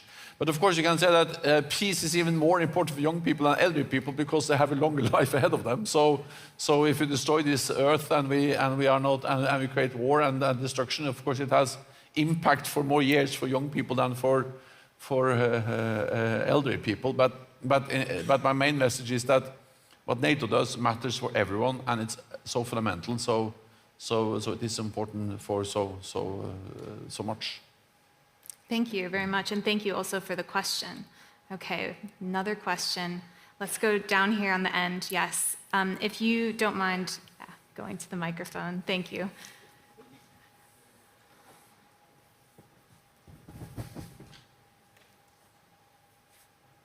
Hello, everyone. My name is Dmytro Filonenko. I am president of Transatlantic Treaty Association Ukraine, based in Kyiv. First of all, I want to express my gratitude to what NATO did and continued doing in terms of supporting Ukraine to fight against Russian unprovoked and unjustified aggression. My question is, what would be the NATO's response to a potential scenario when China launched its invasion on Taiwan and Russia is supported by Chinese military equipment? Thank you. Well, first of all, I think the message is that China should not use force to change status quo for Taiwan. The NATO allies, there are no changes in NATO allies on our policy on China, and there is no justification for the threats and the coercive or assertive behavior that we have seen China being responsible for around Taiwan for actually several months and actually the last years. So that's the main message. The other message is that any changes, any disputes should be solved by diplomatic, not by military means. Then I think what we see is that China is not only threatening Taiwan, but China is also responsible for coercive actions against neighbors. They try to control the South China Sea. They have taken control over big parts of the South China, at least try to take control of big parts of the South China Sea. And we also see how China and Russia are coming closer and closer. They recently had a big naval exercise together. We see more Chinese and Russian, both air and naval patrols. So of course, this is something that matters for our security, and that's also the reason why NATO, in the new strategic concept, we agreed at the Madrid summit, actually addressed that the military, the economic, the political strength, increasing power of China poses a challenge to our security, to our values. Thank you, and thank you also for that question. Let's take another question from this audience, right here in the second row in the white top. Yeah, that's okay. Thank you. Secretary General, as we witness the increasingly severe consequences of climate change, they don't only pose a significant threat to our environments and ecosystems, but also have far-reaching implications for our security and technological development. And considering the scarcity of water and critical minerals, which are essential components for the development of cutting-edge technologies, my question is, how does NATO intend to address these issues with member states, international organizations, in order to secure these resources, minimize potential conflicts, and promote sustainability through new technologies? One of the areas where we have really seen a change in NATO the last few years is actually on climate change. Again, the strategic concept we adopted in Madrid addresses climate change as a challenge to and a threat to our security. In the previous strategic concept, we hardly mentioned climate change at all.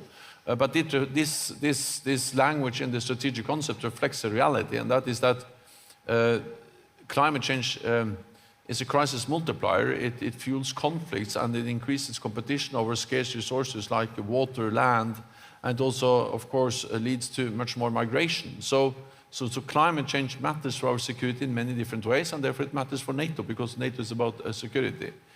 Second, we also understand or see that there is a very close link between energy and climate change, and we see how energy has been used as a tool, as a weapon. We saw that or we have seen it now recently with the war in Ukraine, where Russia tried to use gas as a weapon to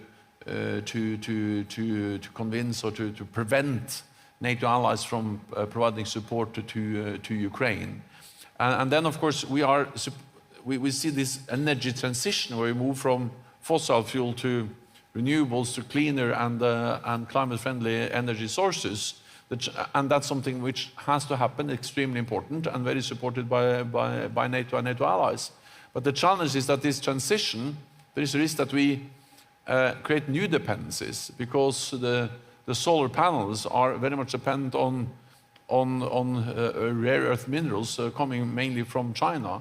Windmills and also batteries are dependent on supply chains which are extremely dependent on commodities and products coming from China. So we just have to make sure that we don't make the same mistake as we made with being too dependent on Russian gas, that we are over-dependent on China. Of course, we should trade with China, but we should not be dependent to a degree that makes us vulnerable.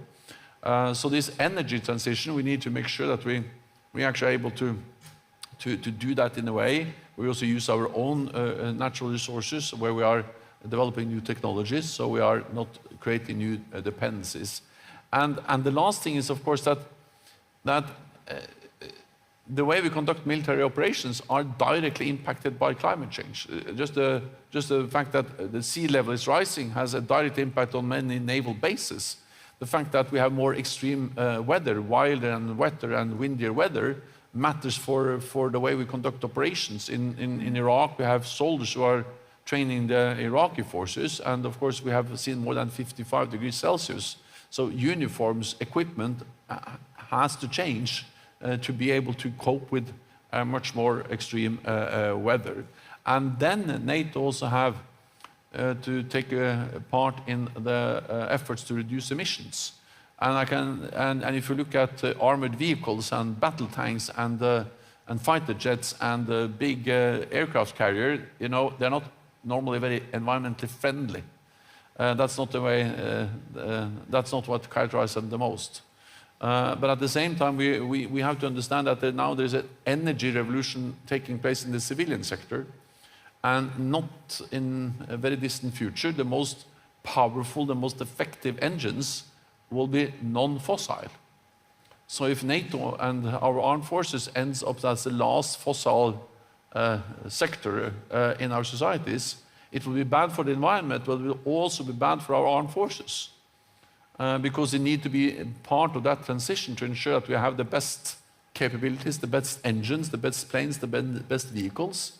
So of course, we cannot choose green defense technology if it's not effective, but I'm absolutely certain that in the future, the most effective capabilities will also be the environmentally friendly, and we need to be part of that transition, and that's exactly why NATO allies are investing, and NATO is promoting investment in green technology to ensure that we are part, also the armed forces as part of this energy revolution, energy transition. Brilliant, thank you.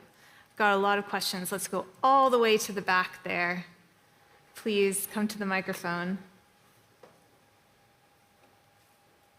Hi everyone, my name is Slobodan Blagovčanin and I'm from Bosnia and Herzegovina. It's a huge honor to be in the same room with you, Mr. Secretary. My question is what we as a young Bosnians and Herzegovinians, what we can expect in the future. Is our country safe, since that I would say that with NATO we have strong partnership, and also I know that it depends on our politicians, but how is the situation right now when it comes to Euro-Atlantic integration of my country? Thank you. First, I have to tell you that when I was a child, I lived in Yugoslavia, because that was before, you know, Bosnia and Herzegovina, Croatia, Slovenia, and all the other republics became independent countries. And my father worked at the Norwegian embassy in Belgrade, and we traveled a lot around in Bosnia and Herzegovina. I remember we were in Banja Luka, and many times because that was actually on the way when we went down to the coast from Belgrade, but also in Sarajevo, I had my, at least the first ice cream I remember, sladoled, was something I had in Sarajevo in 1963 or something like that. So we have very good, at least at that time, the very good ice cream in Sarajevo. That's what I remember. Then, of course, Bosnia and Herzegovina is a partner of NATO. We have worked with Bosnia and Herzegovina for many years. As you all know, NATO played a key role. We helped to end a brutal war in Bosnia and Herzegovina in the 1990s. Since then, we have been there. We have a headquarters in Sarajevo, and we work closely with the authorities. Of course, you know.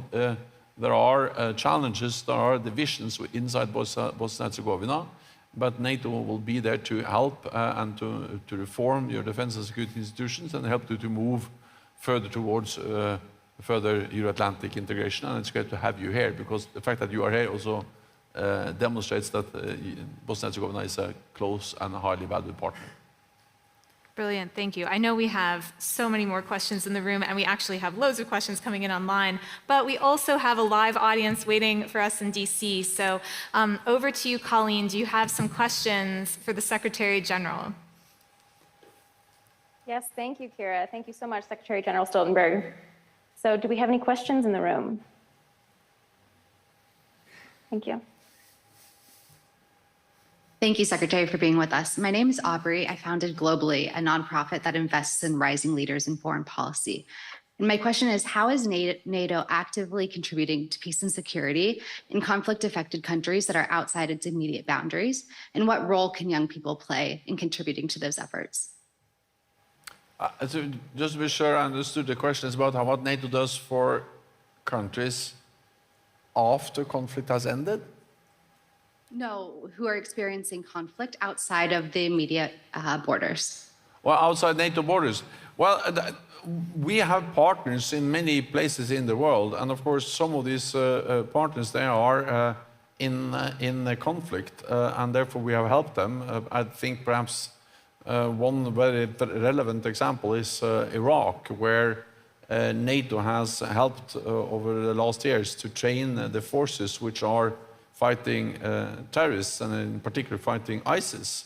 So, of course, different countries receive different types of support from different institutions, it be the UN or individual NATO allies. But what NATO does on behalf of all allies is very often to help to build capacity, to train local forces, and to create stability in our neighborhood. Because when our neighbors are more stable, we are more secure. So we work with also some other countries in Northern Africa, Tunisia, or in the Sahel region, Mauritania, with helping them to stabilize their own countries and to fight terrorism and to modernize and reform their defense and security institutions, because that's important for their countries, but it's also important for us, because if they fail, the whole world and our neighborhood becomes more dangerous. Thank you for that, and thanks for that question from DC. Do you have another question from DC for us, Colleen? I'm sure we do. One more. Thanks.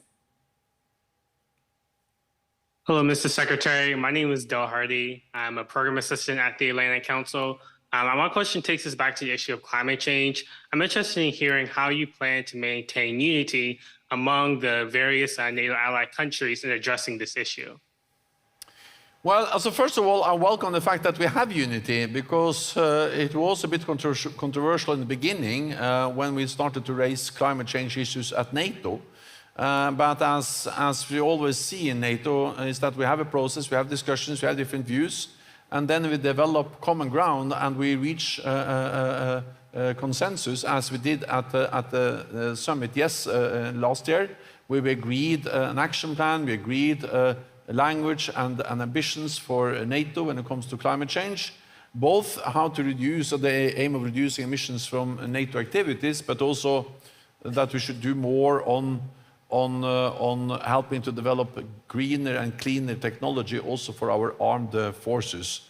And I believe that one of the reasons why we are able to sustain unity in NATO on climate change is that, first of all, NATO allies are concerned about climate change, and NATO allies have signed the Paris Accord and other climate change conventions or agreements. But second, regardless of whether you're concerned about climate change or not, you have to be concerned about the fact that if we're not able to ensure that there's an energy revolution taking place also within the armed forces, we will not have the best and the most modern armed forces in the world. Because if you look a couple of decades ahead, there's no way the best engines will be fossil fuel.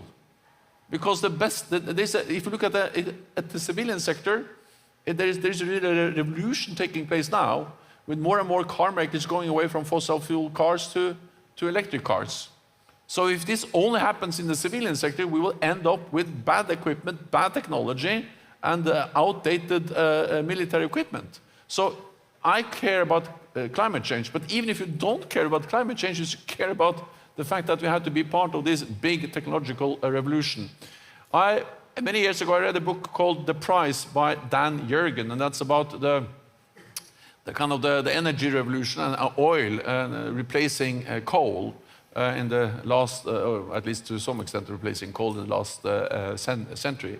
And there is a chapter, at least there are some pages in that book about Winston Churchill. He was the secretary for the Navy before the First World War.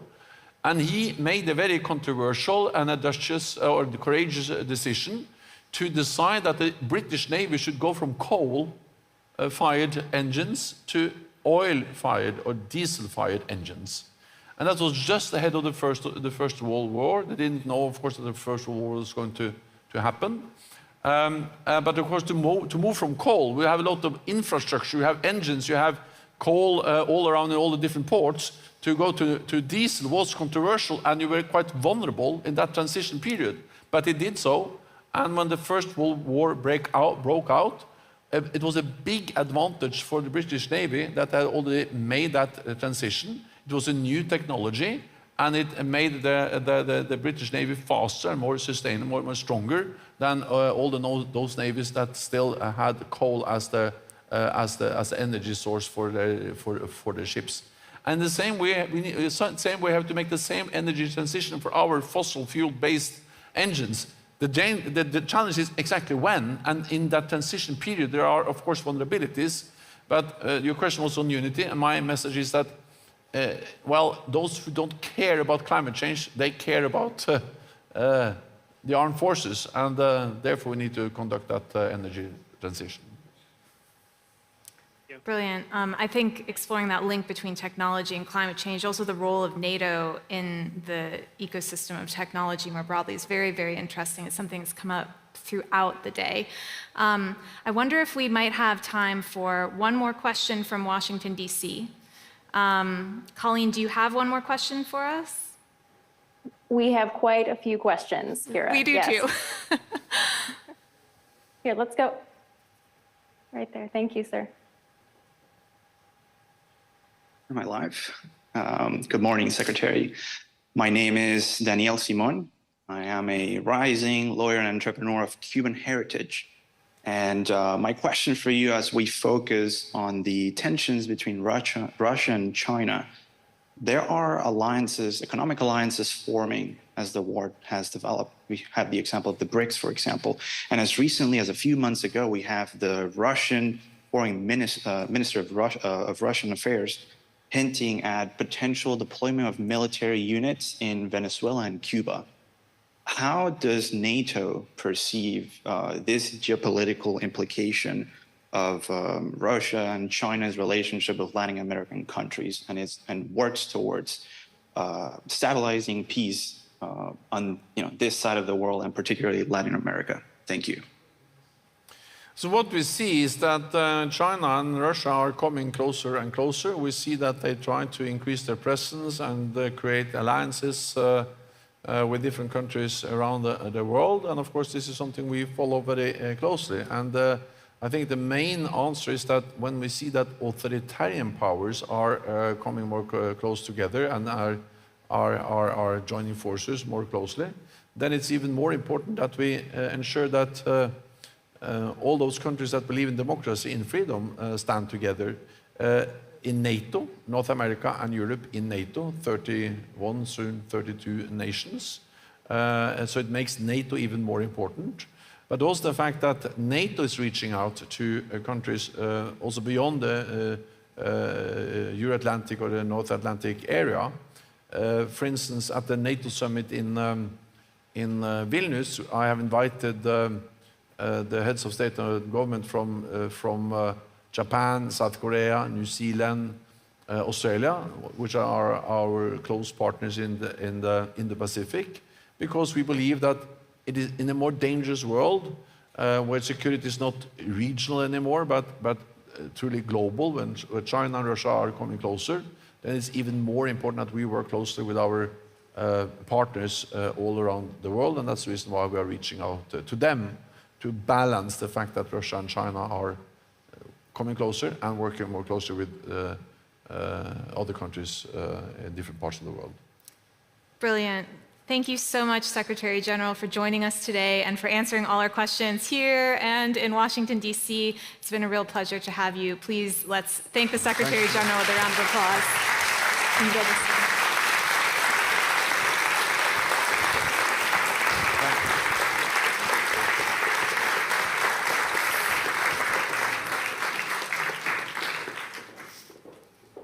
Wow.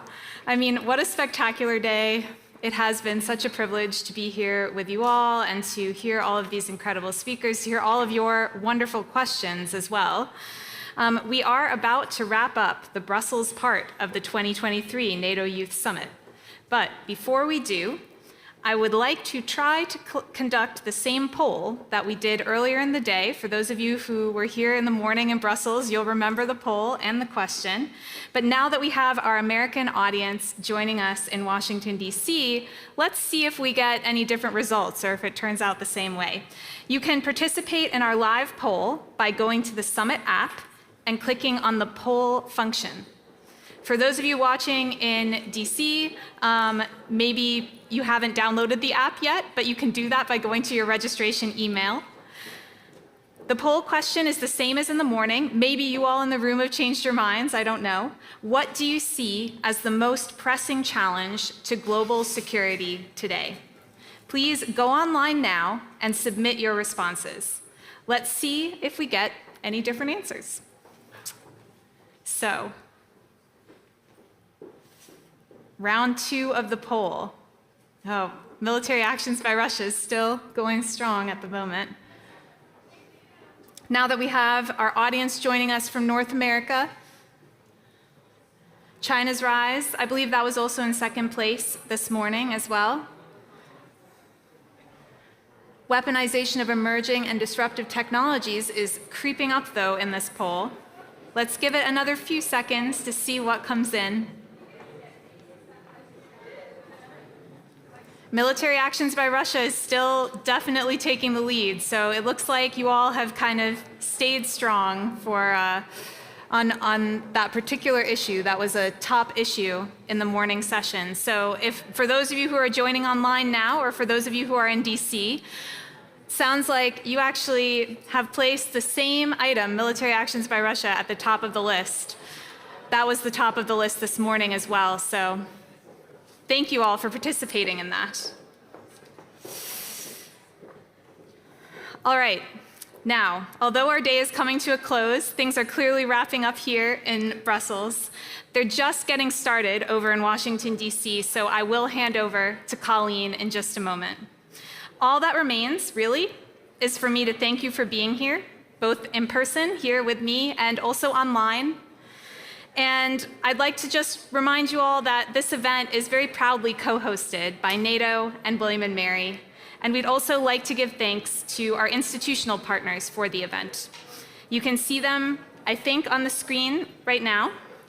The Center for European Policy Analysis, the Center for European Policy Studies, Defense Entrepreneurs Forum, Friends of Europe, Globally, the National Press Club, National Security Innovation Network, the American Academy of Diplomacy. For those of you here in Brussels, as you can probably already hear, we have a reception in the networking space in just a moment, so please make your way over to the networking space and it will start over there. Thank you very much to you all for spending your day with me and with all the speakers today, and over to you, Washington, D.C.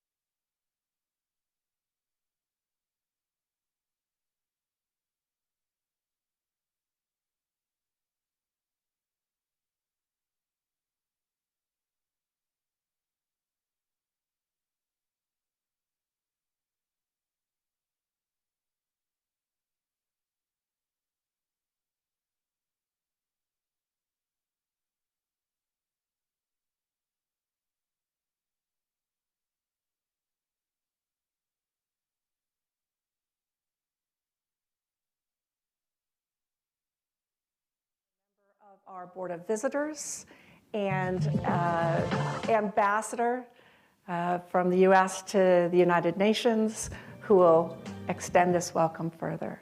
Thank you.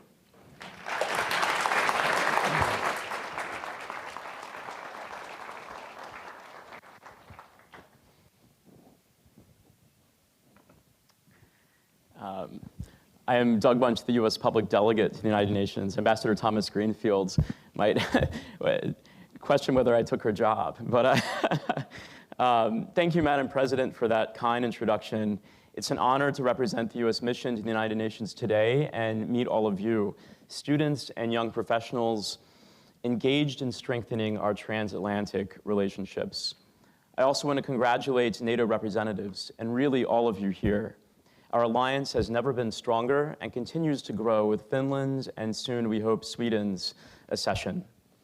NATO has never been more relevant than it is today, and our work at the U.S. mission to the United Nations in New York demonstrates that. NATO and the UN are symbiotic organizations, independent and each with a distinct but aligned purpose that share many of the same core values. The UN was formed at the very end of World War II to maintain peace and security through collective action. 4 years later, the North Atlantic Treaty was signed, which framed NATO within the parameters of the UN Charter. Principles of peaceful resolution to conflict, but also the right to collective defense, are inherent in both organizations' founding documents. And over the decades since the founding of both organizations, they've worked ever more closely together, whether in supporting peacekeeping missions, or disaster relief operations, or working under UN mandates in conflict zones like Yugoslavia, Afghanistan, and Iraq. One key and obvious difference between the organizations, however, is that Russia was one of the founding members of the United Nations, holding veto power in the Security Council, which has made Russia's actions in Ukraine, its flagrant violations of the UN Charter, all the more appalling, both within the UN and to our NATO partners. The US warned of the troubling signs of a possible invasion by Russia before it occurred, and we convened urgent meetings, including at the OSCE, the bilateral US-Russia Strategic Stability Dialogue, the NATO-Russia Council, and the UN Security Council, all in an effort to find a peaceful resolution through diplomacy and dialogue. 1 week before Russia's invasion, Secretary Blinken addressed the UN Security Council, warning of Russia's intent, which was roundly denied by Russia's UN representative. Then, last year, on February 23rd, in one of the more surreal diplomatic moments in history, during an emergency meeting of the UN Security Council on Ukraine, where the Russian ambassador to the UN continued his denials, news broke of the Russian invasion. Hours later, we activated NATO's Defensive Response Force. But as Secretary Blinken said on Friday as he welcomed Finland as the newest NATO member, Putin's aggression will not succeed. While NATO has come together and grown more powerful and unified, the US mission to the UN has worked within the UN to isolate Russia on the world stage. In repeated UN General Assembly resolutions, 2/3 of UN member states have consistently rejected Putin's illegal actions in Ukraine and called for a peaceful resolution in accordance with the principles of the UN Charter. Russia has likewise been removed from various UN bodies, including the UN Human Rights Council, and is no longer represented in the UN's Economic and Social Council, an organization in which it has actively participated since the UN's founding. In a series of UN elections to organizations like UNICEF, Russian candidates have been roundly defeated, as the Russian presence at the UN has starkly diminished. We will continue to work through the UN and with our NATO allies and partners to end Russia's senseless and illegal war. We will continue to seek a just and lasting peace that upholds the UN Charter and protects the principles of sovereignty, territorial integrity, and independence, on which the security of all countries depends. As Secretary Blinken said last week, no nation, not Ukraine, not the United States, not Finland, Sweden, any other country can deliver for its people if it lives in constant fear of aggression. This is why the United Nations was founded, and this is why we need a strong and vibrant NATO. As I close, I'd like to make a quick plug for young professionals and internationalists to consider what you can do to support your country's security through NATO. We need bright young professionals who aspire to make a difference in the world to consider careers at the UN. Some of our strategic adversaries have been quite aggressive and effective at filling the ranks of many UN offices with their own citizens. We'd like to see citizens of the United States and those of our democratic partners and allies also fill positions at the UN and help make a difference in the world. Visit iocareers.state.gov to read more about opportunities to work at the UN and the UN's Careers and Internship page at careers.un.org. As of last fall, funding is now available for certain UN internships through UNA USA. That's unausa.org. The world needs you, now more than ever. Thank you for your time today, and best of luck in your future endeavors wherever your path leads. Thank you.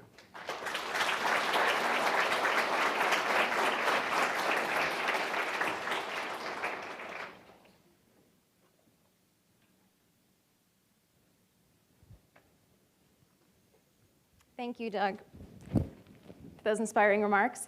So please join me in welcoming our panel, Diplomacy Through Sports, a conversation with leaders on and off the field. Ms. Jill Ellis, the floor is yours. Thank you.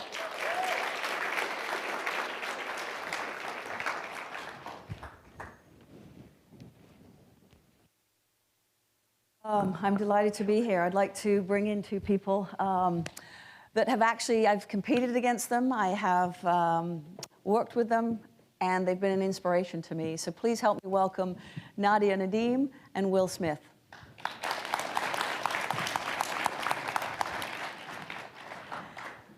So we decided back there, I've known these two people, we're gonna have a conversation, and so this is just we're gonna kind of riff a little bit on certain things that hopefully will resonate. And I'm gonna start with Nadia. And in case you don't know Nadia, Nadia is a phenomenal footballer in the women's professional ranks and has competed all over the world. So Nadia, I'm going to start with you, and really a broad question for you in terms of how has sport allowed you to share your message with the world? Sure. Well, first and foremost, really happy to be among you guys. For those who don't really know a lot about me, a little backstory to for you to make understand me, I guess, a bit more. I was born in Afghanistan, and we had to flee the country because my dad was executed because he was a general in the Afghan army. And my mom and us, 4 girls, so 6 women in total, had to leave the country because it was impossible for us to have a normal life. Somehow, through a lot of difficulties, we ended up in a refugee camp in Denmark. And this is where I discovered football, or soccer, as you guys would call it. And I remember, I was in this refugee camp, and what was between me was a fence, and on the other side was these amazing football fields where a lot of kids who used to play football. And this is the first time I saw girls or women's sports, and I fell in love with it right away. I knew this was my calling. And yeah, since then, never really left the football again. I became professional. I learned everything that I know through football. It was a, important tool for me to understand things about myself, but also about the Danish society and how I could be a part of it. Learned the language quite fast, and taken me to every corner of the world. And yeah, and it's a powerful tool. Very much so. And Will, you have a very different background, but how have you experienced the youth sport to affect positive change and impact? Yeah, and thanks again for having me here. I think, let me give you some context first. About 10 years ago, I went to Liberia in West Africa for the first time. I was a student at William and Mary, going into my senior year, getting ready to play my final season of college soccer. And I was there for academic reasons, but in preparing for my final season, I started playing as much football, soccer as I could. And through this crazy turn of events, I met George Weah. Today, George Weah is the president of Liberia, but at the time, he was better known as the only African ever named the FIFA World Player of the Year. and legend of the game. And at the time, he was the peace ambassador in the country. He was 10 years on from the end of Liberia's 14-year civil conflict. And in his capacity as peace ambassador, he decided to host what was called the Liberian Peace and Reconciliation Match. And so he invited the greatest African footballers of all time to come to Liberia and play in this match. And I think it was more of an act of diplomacy than anything. I definitely did not belong on the pitch with those guys, but he invited me to go out and play. And I had this tremendous experience in front of 35,000 people in the national stadium with these guys I'd grown up worshiping. And it showed me the transformative potential of football in the country and the passion and energy that young people have for it, the way that people rally around it, the way it brings people together. And it set me on the journey that I've been on now for the last 10 years, building an international network of nonprofit organizations that do leadership development work through education and sport. So coming from a very different background, but seeking to use the power of sport in the same way. Absolutely, phenomenal. And Nadia, you've done a lot of work with UNESCO. Talk to us about just how you've been a champion through that for women's education and empowerment. Sure. You know, education's always been like a key factor in my life. Growing up, my mom was the first one in her family to attend any kind of school, and she made sure that, you know, the rest of the family were educated. And once I got the opportunity to, you know, be a champion for girls' educations, I thought that was a great match. For me, education it's key. You know, it's your tool to fight for your life, to have a voice. And wherever I go, I try to kind of create that awareness about it. I know, unfortunately, there's so many parts of the world where, especially girls, don't have that, you know, that tool. And especially in my home country, Afghanistan, right now, girls are not allowed to attend school, which for me is like such a big shame. I don't understand it because, as I said, you're taking away, you know, the weapon for them to fight for their lives, for a better life. I know this because my mom did this for us, and I did it. For me, sports, education's like, you know, hand in hand. So it's a great, you know, it's great to be a part of it. But unfortunately, I just feel there's so much still that we have to do. Yep, exceptional. And you came obviously from Afghanistan into Denmark. And how did you balance sort of staying connected to where you came from, the values that you grew up with? Yeah. And, you know, and myself, I moved from England to the US. And how did you balance that between fully integrating into a society that maybe had different values, you know, in terms of opportunities? Like, did you cling to what you knew? Did you adapt? Talk us through how you did that, because we've got a lot of people that are going to be champions for many, many different people. And I think understanding two cultures is a phenomenal experience you've gone through. Yeah, that's a great question.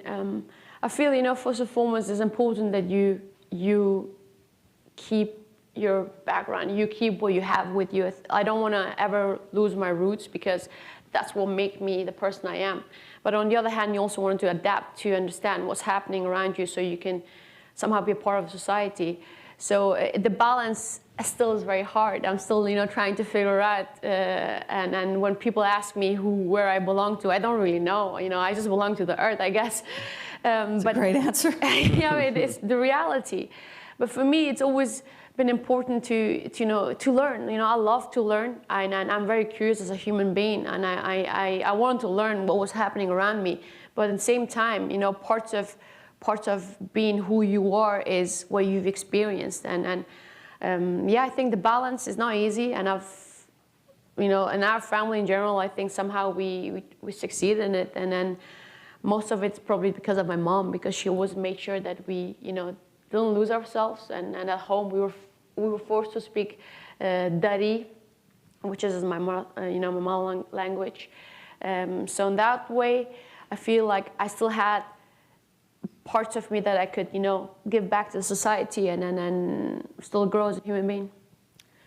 Incredible. Well, you are, you know, I've been fortunate in my former position coaching to compete, not me personally, obviously I'm way older than Nadia, but as a coach to compete. And it is a truly remarkable story to come from a country where, soccer was not an opportunity, and to reach the levels, and she's currently a professional soccer player in the NWSL here in the US. So an incredible inspiration.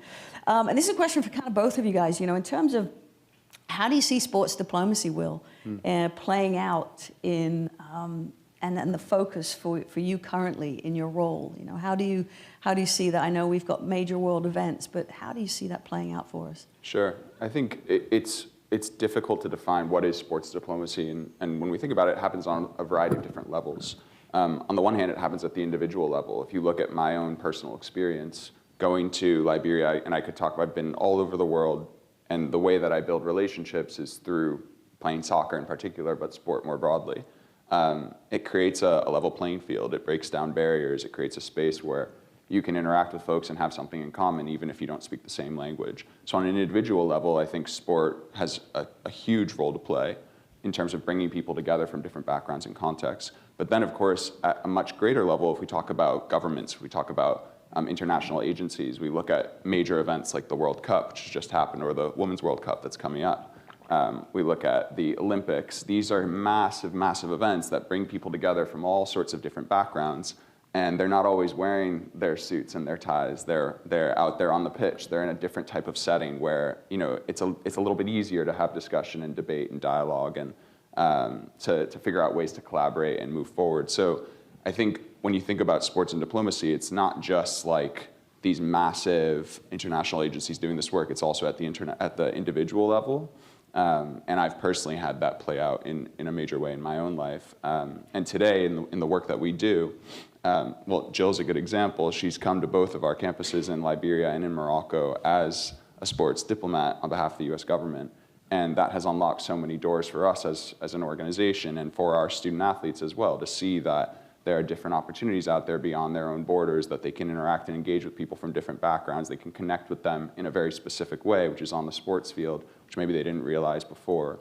And that creates opportunities for engagement, for collaboration, which is critical. That's ultimately what we're after as human beings. We want to connect. We want to get to understand each other. Before I ask Nadia, they were both chatting backstage, and Will is he's an entrepreneur, but he's someone who's very passionate about helping athletes create opportunities. And so they're gonna connect, because they've already spoken a little bit about what Nadia wants to do and the things that she wants to open, and it's about creating opportunities. And just to share a little bit about my own experiences for a second, I spent 30 years on the sidelines coaching, and I suddenly realized that sport can be a conduit to something else. And so I got this opportunity to, I was asked to consult for a gentleman who was buying a professional team. And after hearing his vision, I said, you know what, I was so tired of hearing, the participation in women's sports is declining, the number of coaches we're losing, there aren't enough women in C-suite positions, et cetera, et cetera. And so I said to this owner, I said, I don't want to consult, I want to run the whole damn thing. And now I've been able to hire a female general manager, a female CEO, a female head coach, and create this ripple effect of opportunities. And would never have had that had it not been all the lessons and experiences that I'd taken away from sport about it is the absolute conduit to bring people together. And it's such a joy for me to see it play out. And sorry to take this, but for yourself, Nadia, in terms of sports diplomacy and some of the things you've actually experienced, you've played World Cups, European Championships, the things that maybe you've learned or experienced through seeing that, through seeing nations that potentially, were rivals and have a better understanding of each other through sport. Yeah, that's, that, as we said, it's like a great tool because of, its values, tolerance, respect. Funny story, I was in Kenya, in Kakuma, for one of my works, and I ended up in this refugee camp in Kakuma. It's like one of the biggest refugee camps in Kenya, and a lot of them, from Sudan and other parts of Africa because of war, civil war, but also some of them were refugees because of climate changes. And they, of course, wanted to play football, but had a lot of problems because they will start out big fights every time there was a match. And so the camp made a rule that if you were to play any kind of football, you had to have like one from each, of the groups on your team. And that's what happens, and then they start to having a lot of success, Kakuma United, and then it ended up being in the Kenyan second division. For me, it's like a great story on how you can, you forget all your differences, who you are. On the team, you're a part of a team, you're united, and you're fighting for the same goal. And it doesn't have to be on, international level. I see it, in my team, and day to day. You might not like the person. I don't know what the reason is, but at the end of the day, you have to respect them, and you have to, accept that that's the way they are, and tolerate their, what they are, what they offer, and work together with them. And that's probably my favorite part of, of sports in general. It allows you to be you. Yep. Jill, if I can just jump on that. Yeah. I think like sports has potential to shape culture, right? We've seen it countless times over history. We see it here in the US, folks like Colin Kaepernick, folks like Black Players for Change in the MLS, Black Women's Player Collective in NWSL. It creates a space that's very different from being in the classroom or being in the boardroom. And I think that's critical. Like we need more of that in diplomacy. We need to get people out of their sort of corporate settings and into spaces where their barriers are a little bit broken down. There's a sense of camaraderie. Maybe they've just played together and that's created a sense of unity. And that brings them into a different type of dialogue and discussion than they might if they're walking into the boardroom and they're a bit stiff, right? Yep. Mm-hmm. So.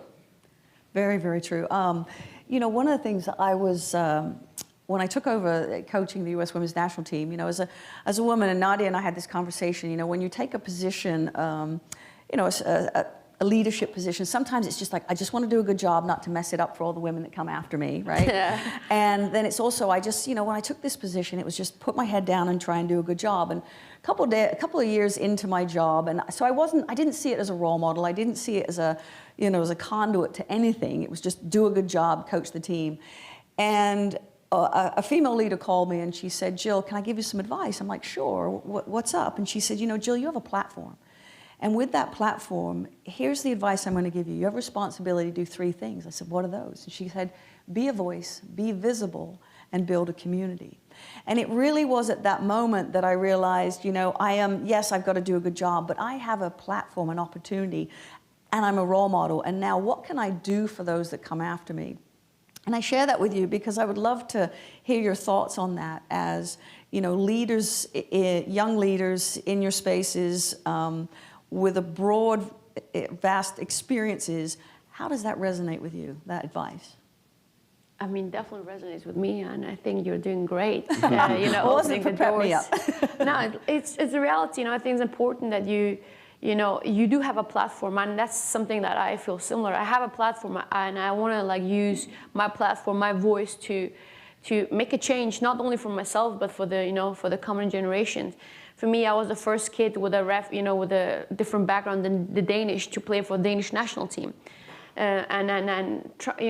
that was a big deal for me because now all these other kids in Denmark could have the same dream that hey, it's possible for her, it's also possible for me, and using my voice to improve things, it's crucial, and especially on the women's side, I feel there's a lot more women athletes who do use their platforms to speak about issues, and I think that's beautiful just because it's an easy way to make a change. I just hope there will be more on the male side that'll do the same. Absolutely. No, and I think coming at it from a slightly different background, because I don't have the platform that you guys have, but within my organizations I do, right? And so it's about how do you lead a group of people and ensure that they're going to carry on the legacy that you're trying to build.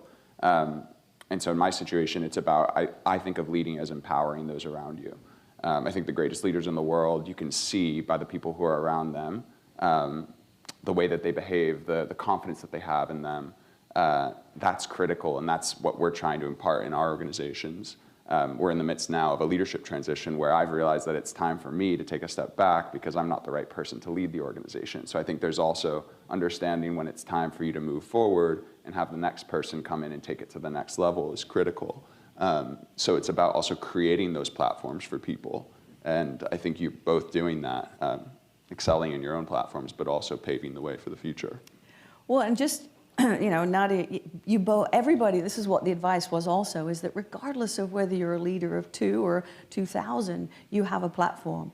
You know, one of the things when we talk about, you know, impact of sport is, as it relates to social change, is, you know, the U.S. women's national team, it's well documented, they're champions of equal pay, and now we've seen that happen in other countries, other teams have stepped up, and then beyond sport, into society, this you know, advancement and focus and spotlight on women's equal pay. So talking just a little bit about leadership, you know, probably have been captains of your teams, CEOs, but how do you lead? Obviously, there's different ways of leading. How do you lead when you're not the person that's nominated or designated as the person at the highest level? How do you lead in that regard? Because I'm sure you've not always been a captain, you've not always been a CEO. Talk to me about your leaderships opportunities. You want to go? Yeah. For me, you know, it's about understanding the people around you and kind of understanding what their potentials are and their values. And for me, yeah, I've been, you know, captains on teams, and but also times I can lead without having, you know, the band around my arm.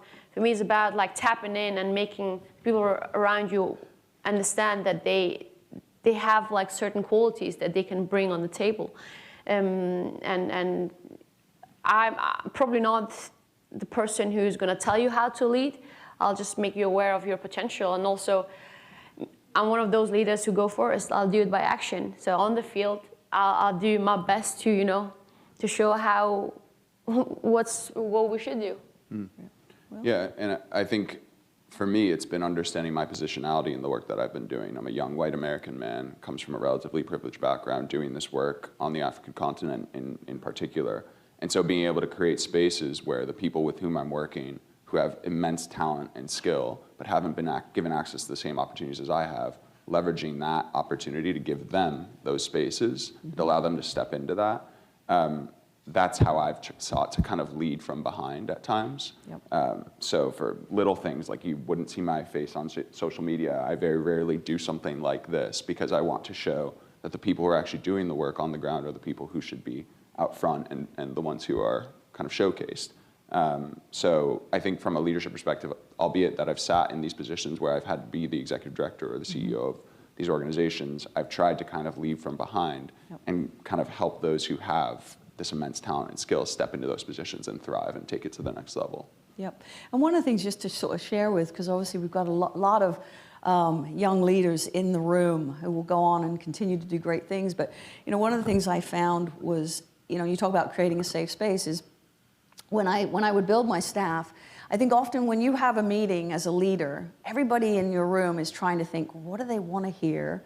And I don't want to stray too far from either side, so I'm going to sit on the fence, right? So I think as leaders, it's really important when you get in a room with people is you say things to them like, hey, I want to hear your most impassioned why, because then you become richer yourself. It's not that I want to hear what you think I want to hear, and it's not that I want you to sit on a fence. I want to give you, I kind of have this saying, no one gets to be neutral in my meetings. I want to hear your why. And so as leaders, I think that's really important to create that space. Not only will you be richer from it because of all the diverse ideas you're going to hear, but it also makes people, and I think especially with the new younger generation, they want to be a part of the process, part of the problem solving. You know, even as a coach, I used to talk at my team, here's what we're going to do, and then it became more of a conversation. So I definitely think as leaders, bringing people into the decision making is a big part of success. Jill, can I ask you a question? Sure. I think everybody in here wants to hear from you. So you had to lead in a variety of all these national teams in different types of players, different types of situations. And you had some really big global personalities, people who are really significant figures in the world. Yeah. And when we think about sports diplomacy, we're interacting between the biggest countries in the world. Right. Their leaders are coming together, and we're trying to figure out ways to enable dialogue and cooperation.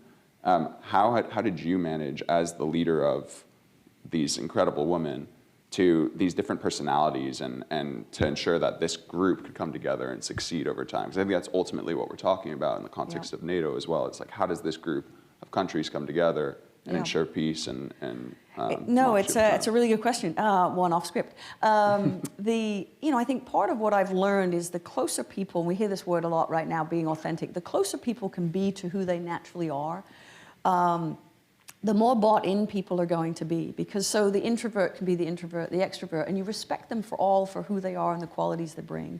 I think the other thing, when I have such a team of, high functioning, high performing individuals, what I've learned is that to have a high performing environment, people really need two things. They need to feel valued first and foremost. And they also need to have clarity. What's my role? What's my expectation? And so one of the things that we had, with our team was I had 23 all-stars. Well, how do you make 23 people, 23 countries, how do you make them feel important? When some play, 90 minutes a game and some don't play at all. And so my staff really made an effort to look at ways that we could shape a narrative of value to everyone. So one of the things, for example, we did is we would put up our starting lineup the night before the game. And you put the starting lineup up, and then you list, and I'm not sure what they call them in Denmark, but the reserves or the substitutes, or I think sometimes in America we call them bench warmers. And I thought to myself, that's not really what their role is. These people are not just filling in, they are actually coming in to have an impact. So how do we show value? So we changed the moniker and we called them game changers. This was about 6-7 years ago. Because I wanted to send the message that they are actually going to come in and impact the game. So as leaders, we got to find ways to show value, make people feel included, make them feel, that their impact, regardless of whether it's 10 minutes or 90 minutes, is as important. And I think that's something that's really important. And the other thing that I helped shape this narrative was whenever I was asked, how are you going to win the World Cup? How are you going to win the World Cup? I could have talked tactics or whatever, and I said, what, our depth will help us win. And in doing so, I was showing value to 23 people, not just the 11 that maybe start a game. So I think that, I think it's something as leaders we have to be very cognizant about how we bring people into the conversation and make people, because if people feel that they matter, regardless of their contribution, I think they're going to feel a part of something very, very special. But thank you for that question. I think we have some questions either from the audience, I'm not sure how this is exactly going to work, or online. So how can I pull those up? Have we got some questions from the audience? Or are they going to pull up on my iPad? Oh yeah, question from the audience. Perfect, please. Microphone.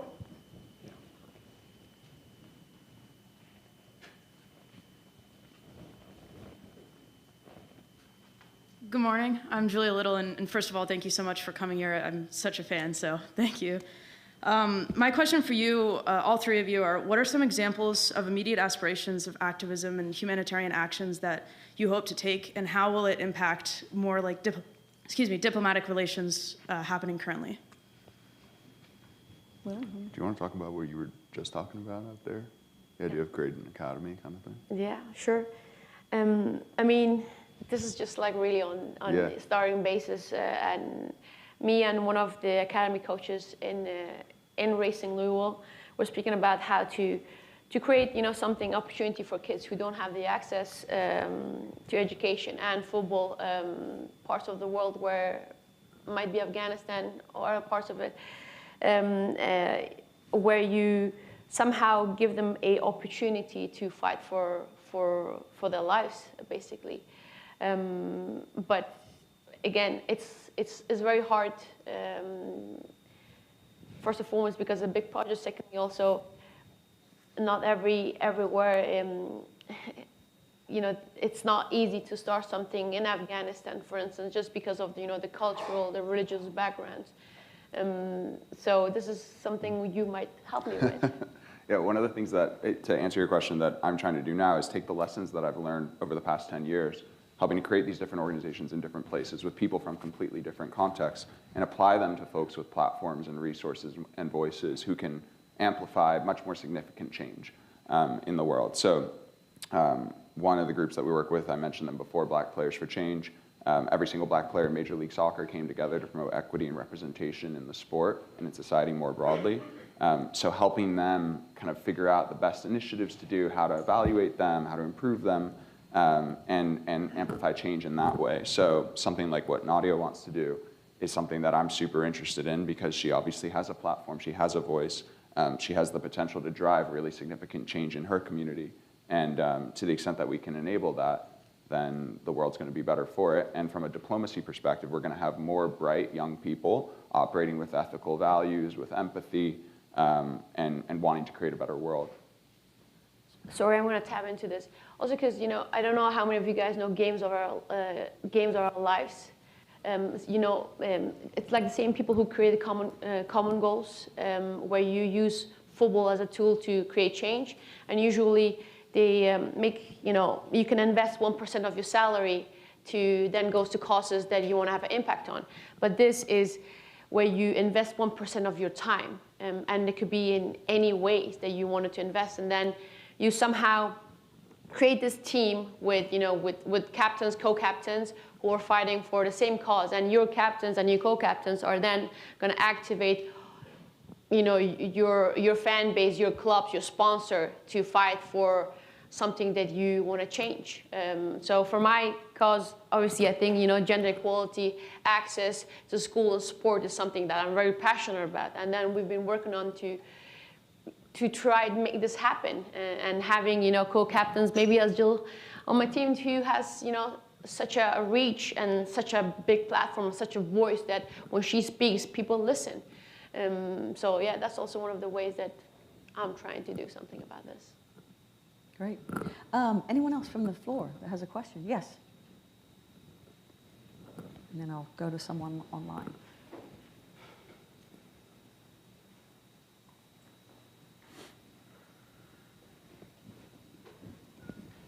Yes, folks, if you have questions, please line up in front of the microphone. Thank you. That's a long walk. Yeah. It should have been one laps here, yeah. Coming from the other side of the room. Hi, my name is Maya. I want to thank you all so much for being here. My question is, we've talked a lot about the positive aspects of, and there's numerous of them that sports brings to diplomacy, but my question is about sports washing. We've seen a lot of questions about that in the Middle East, but now we're also starting to see it here in the US.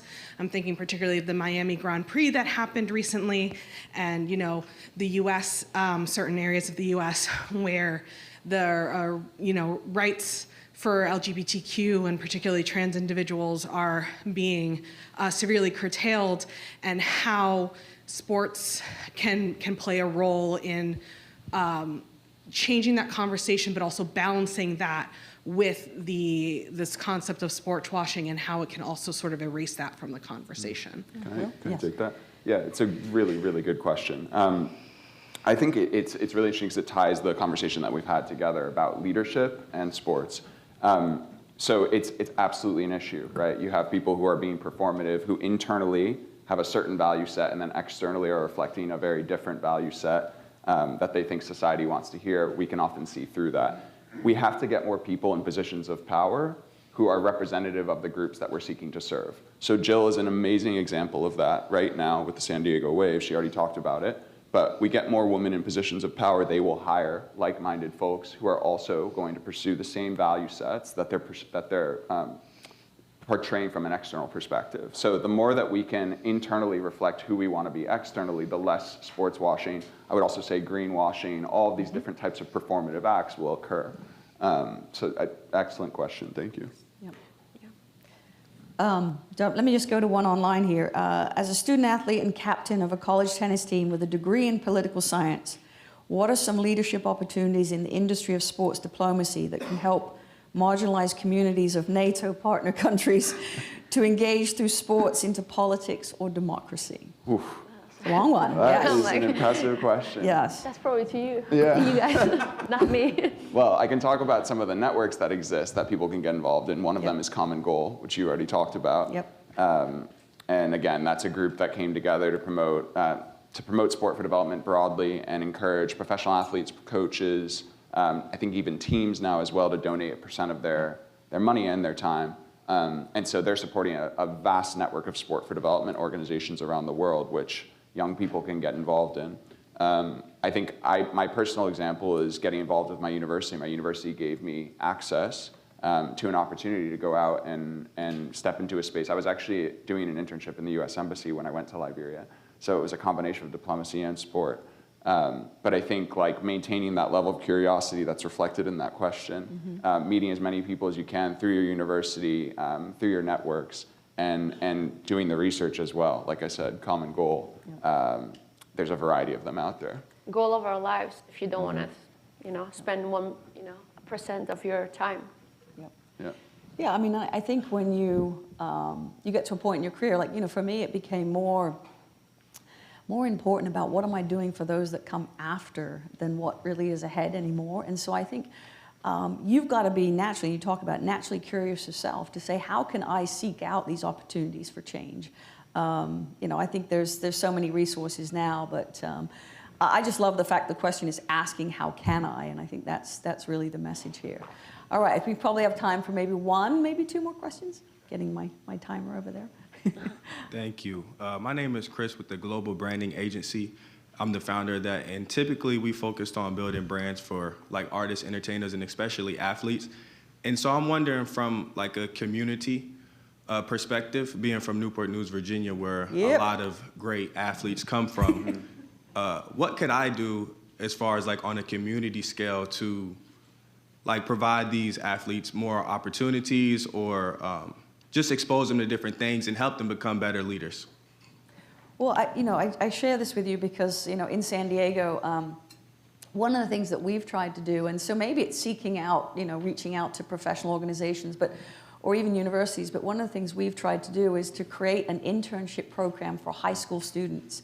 Because my goal and ambition is, again, how do we get more females involved in entrepreneurship, in sports management? I met one of my former student athletes at UCLA last night at the New York game, and she's left the playing field and she's now serving in a role with Gotham. And I said to her, you're going to be a president someday of a sports organization. And she's like, I love that. So part of it is having that belief. So I truly believe in that, but I think again, I'll let these guys answer, but what I would say is reach out to the organizations, and if something doesn't exist, suggest creating it. We've now partnered with San Diego State, and we hire literally 100 ambassadors, and we bring them in, and part of my philosophy is, what are you interested in? But we expose them to every facet of sport so they find what they're interested in. We had a high school student, she did a 1-week internship, seems minimal, but the kid left with just such a great, not only seeing females in leadership roles, but she left with an idea of something. I mean, I went to college, didn't know what the heck I was going to do, but she already had exposure to careers and choices and impact that she could have. I don't know if you guys have some thoughts too. I think for me, like the start is like, that's the opportunities are there, the access. That's the biggest factor for my case, I think like the fact that you're even asking the question is really important, right? If you're thinking about branding for athletes, for entertainers, whatever it might be, you're recognizing that they have a platform to drive change. The most effective way in the beginning is, first of all, figure out what matters to them. What issue? We can't do everything, right? We can't tackle every corner of the world and every different type of issue. So what issue areas mean most to them? What geographies mean most to them? How do those align with what they do on a day-to-day basis? And then where are there organizations that align with those issue areas, with those geographies, and how can you team them up, right? Because ultimately, an entertainer, an athlete, one of their most important assets is that they have a platform and they can communicate and advocate for the organizations that they might be working with. So your role is to figure out how do you pair them and ensure that they can drive as much change as possible with that platform. Okay, thank you. Great. I think we have time for one question.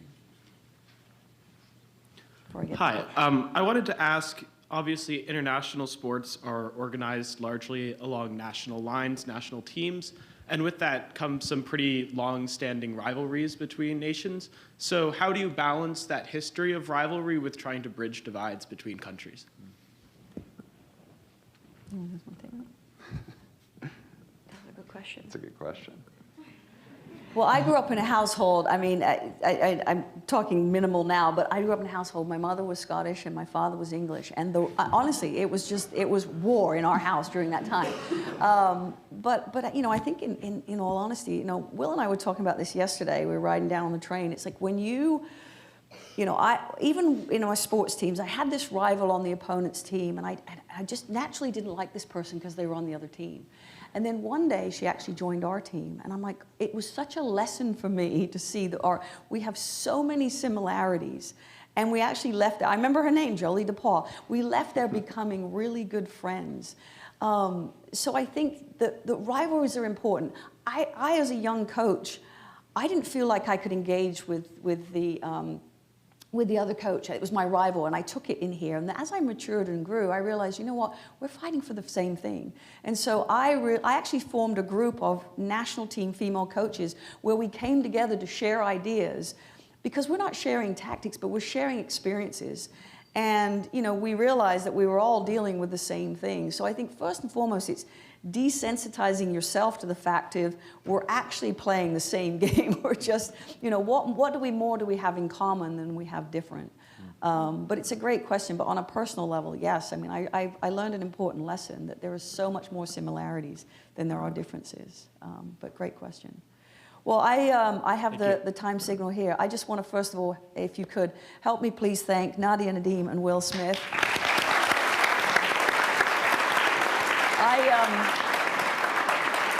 I've been very fortunate in my life. You know, I say football has been a gift.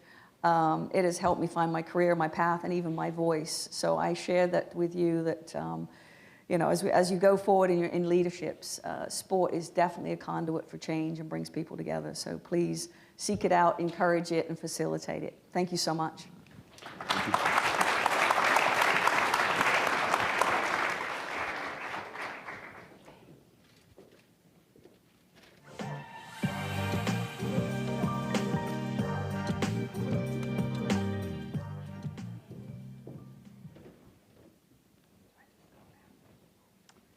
Hello, I'm Kathleen Jabs, Special Assistant to the President of William and Mary for Military and Veteran Affairs. And I'm here to introduce a very special video by Irene Feline, NATO Secretary General's Special Representative for Women, Peace, and Security. Hello from Brussels. I'm Irene Feline, the NATO Secretary General Special Representative for Women, Peace, and Security. I would have loved to be in Washington today, and I would like to take this opportunity to send you a goodwill for a successful event. It is an important occasion. It is the first time that there is a NATO Youth Summit in the US, and a great opportunity to present for the first time the Women, Peace and Security Award. NATO is a transatlantic alliance, and I'm delighted our first winner, football legend Jill Ellis, is a perfect example of a transatlanticism. She was born and brought up in the UK, but then started a new life in the US. And what a life! Winning not just one, but 2 consecutive Women's World Cups is an amazing feat. But her efforts have not just been about lifting World Cups. She also helped lift up the next generation of inspiring women. Today, she stands alongside arguably Afghanistan's most talented footballer, Nadia Nadim. Besides having an inspiring personal story, she's also a promising symbol of the next generation. Jill has been an inspiration to many young girls like her, working with those from the grassroots, putting in the hard hours with smaller teams and organizations. Ultimately, Jill's contribution to push for gender equality, highlighting the role of women and providing an inspiring example, is undateable. People like you make the world a better place and a more peaceful one. Therefore, I'm so glad to salute you, Jill, as our first WPS winner. You have set the standard for high for those who follow you. And I look forward to handing over the next award to an inspiring woman like you. It is well merited, and I wish you and everyone in Washington, D.C. today a very enjoyable and memorable event.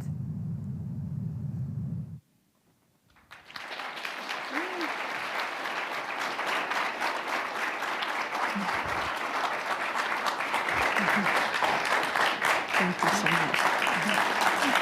Yeah, thank you so much. Thank you. I might not even have to say anything. Thank you. Thank you so much.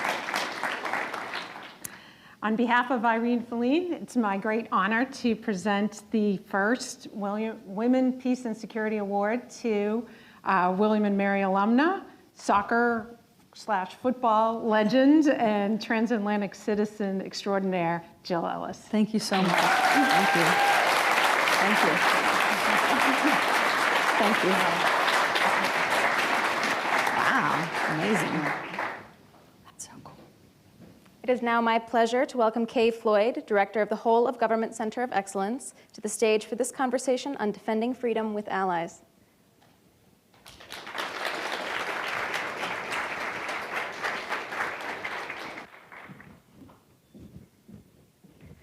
Thank you so much. Appreciate it. So to give you a little bit of background while we're waiting for the Department of Defense to come online here with us, the Whole of Government Center of Excellence was an idea that actually came out of the military and interagency with the recommendation to William and Mary to create this epicenter for convening, for research, for education. So it's with that in mind that it is my great, great pleasure to introduce Dr. Call, who's going to be giving us a small address. Then I'm going to get a few kind of questions in, and then we're going to turn it over to you and those online. Dr. Call. Great. Good morning, everybody from the Pentagon. One It's moment, great Dr. to be. Call. I think we're waiting for your audio to come through. All right. Can you hear me now? Dr. Call, if you can hear this on your side. I can hear you. Can you hear me? The National Press Club. We need you to unmute on your side, please. It's unmuted. So this is where We have President Rowe unmuted. gets nervous that I'm going to start doing stand-up comedy, which has gone in different directions before. Give it just 1 second here. And meanwhile, I'd encourage you guys to be going on to the WebEx app, thinking about different questions, interacting online, and of course, using your social media, hashtag NATO Youth Summit while you're doing this. Can you hear me now?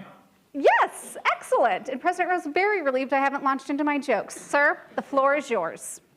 Great. Good morning, everybody from the Pentagon. It's terrific to be with you all.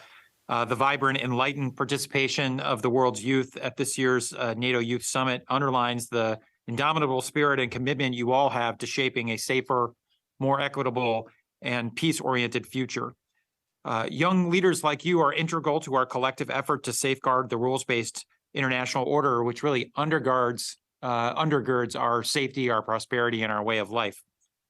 You are convening at a time of tremendous change and grave threats to that order, as demonstrated by Russia's brutal war of aggression in Ukraine and Ukraine's valiant defense of the freedoms that many of us take for granted. The perspectives that you share throughout this summit can help shape NATO's future strategy, not only in confronting traditional security threats, but also in key areas such as mitigating the existential threat from climate change, combating disinformation, and responding to accelerating developments in generative artificial intelligence and other emerging and disruptive technologies. The world desperately and urgently needs creative solutions to complex problems like this. And your role in devising and implementing these creative solutions begins with your decision to engage and serve. For my part, when I'm not serving in government, I'm a professor at Stanford University, and I'm constantly inspired by my amazing students. Each encounter with bright young minds like yours serves as a reminder you are light years ahead of where I stood at your age, which I can assure you, having just had a birthday, was a long, long time ago.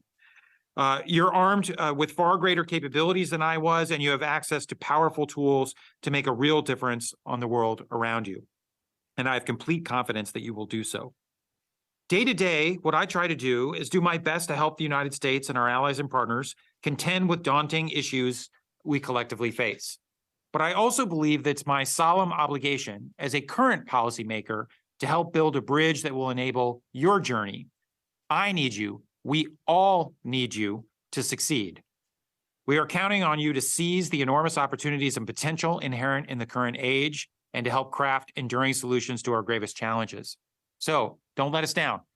And with that, I look forward to the conversation. Baselining for those around the world and in DC, some who might be very familiar with the Department of Defense and its role, and those that might want to have a little bit more background in education here. So can you tell us specifically about your role as Undersecretary of Defense for Policy, kind of how that fits into DoD, and then also the ways you've been responsible for crafting the department's national defense strategy? How do these puzzle pieces fit together? Yeah, who am I? Why am I here? As the Undersecretary of Defense for Policy, I think the easiest way to conceptualize my role is that I'm essentially the civilian national security advisor to the Secretary of Defense. So I run an organization of about 800 core staff. And then when you factor in other folks who work for the agencies that report to me, it's about 3,000 people. And our role is to do a couple of things. First, we staff the secretary. For all his meetings, right now he's traveling abroad. He just finished trips to Singapore, to Japan, India. He's now on his way to Normandy, France. My team prepares all those materials. We send subject matter experts along with the secretary to help with those engagements. We help plan those trips, both in terms of process and in terms of substance. When the secretary is back in the building, I am his senior advisor on making recommendations associated with foreign policy, defense policy.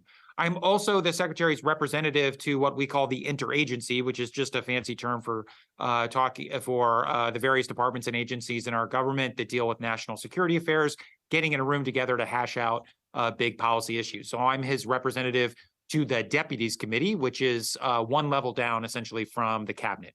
The principal level. And then another big part of my job is to provide civilian oversight inside the building to our force deployments, to our war plans, and to any decision inside the Department of Defense that impacts foreign and defense policy. And then lastly, my job is to represent the department on the world stage in defense diplomacy by interacting with my counterparts from allies and partners in every corner of the globe. So it's a big job at an important time, and it's been the honor of my lifetime to have this opportunity. One of the things that my organization does is we draft the National Defense Strategy. The National Defense Strategy nests underneath our national security strategy. And I think what's notable about this National Defense Strategy, which came out last year in 2022, is that it clearly identifies the People's Republic of China as what we call our pacing challenge. Both those words are important, pacing and challenge. Pacing because China is the only country with the capability and increasingly the intent to displace the United States as the world's leading power and to replace the rules-based international order that the United States helped give birth to after World War II with some alternative that is closer to the PRC's own interests and values. They not only have that intent, but they have increasingly the technological, diplomatic, military, and economic capability to do so. So that's why they are our pacing challenge. But the word challenge is also intentional in the sense that we don't see conflict with China. We don't think a conflict with China is either imminent or inevitable. But we will defend our interests around the world, not only here in the homeland, but in the broader Indo-Pacific with our allies and partners and globally. And so we will seek to compete with China where we can, cooperate with them where we can, and stand up for our interests consistently. The National Defense Strategy also identifies Russia as an acute threat. And again, both of those terms are intentional, acute and threat. Acute meaning sharp and immediate, and threat meaning threat. It's clear that Russia is an adversary state. Unlike China, it doesn't have the capability to dominate the world, but Russia does have the ability to blow up the world. Given its aggression in Ukraine and the threat that it poses to the transatlantic community, we have obviously been doing all we can to address that threat by assisting the Ukrainians. And maybe with that, I'll pause and look forward to your other questions. Sir, speaking of transatlantic unity, in the last 24 years, 14 nations became part of NATO, with Finland being the 15th and Sweden set to join soon. How can the United States help lead in welcoming these nations particularly into the alliance? And how can we do that job demonstrating our commitment to collective security with the new friends in the room? Yeah, it's a great question and a well-timed one given Finland's entry into NATO and we hope Sweden's in the very near future. Look, the 14 countries that you've mentioned are all different. They come in all shapes and sizes, different capabilities. Some were part of the former Soviet orbit. Some, like Finland and Sweden, have traditionally had a position of neutrality. And so, it's not the same for every country. I will just say that when it comes to Finland and Sweden, you're talking about two countries that already have tremendous capability. They have very robust militaries. They have very impressive defense industrial bases, which I think, as we've seen in the conflict with Ukraine, is hugely important to the alliance. And in both Finland and Sweden, they have incredibly important, favorable strategic geography.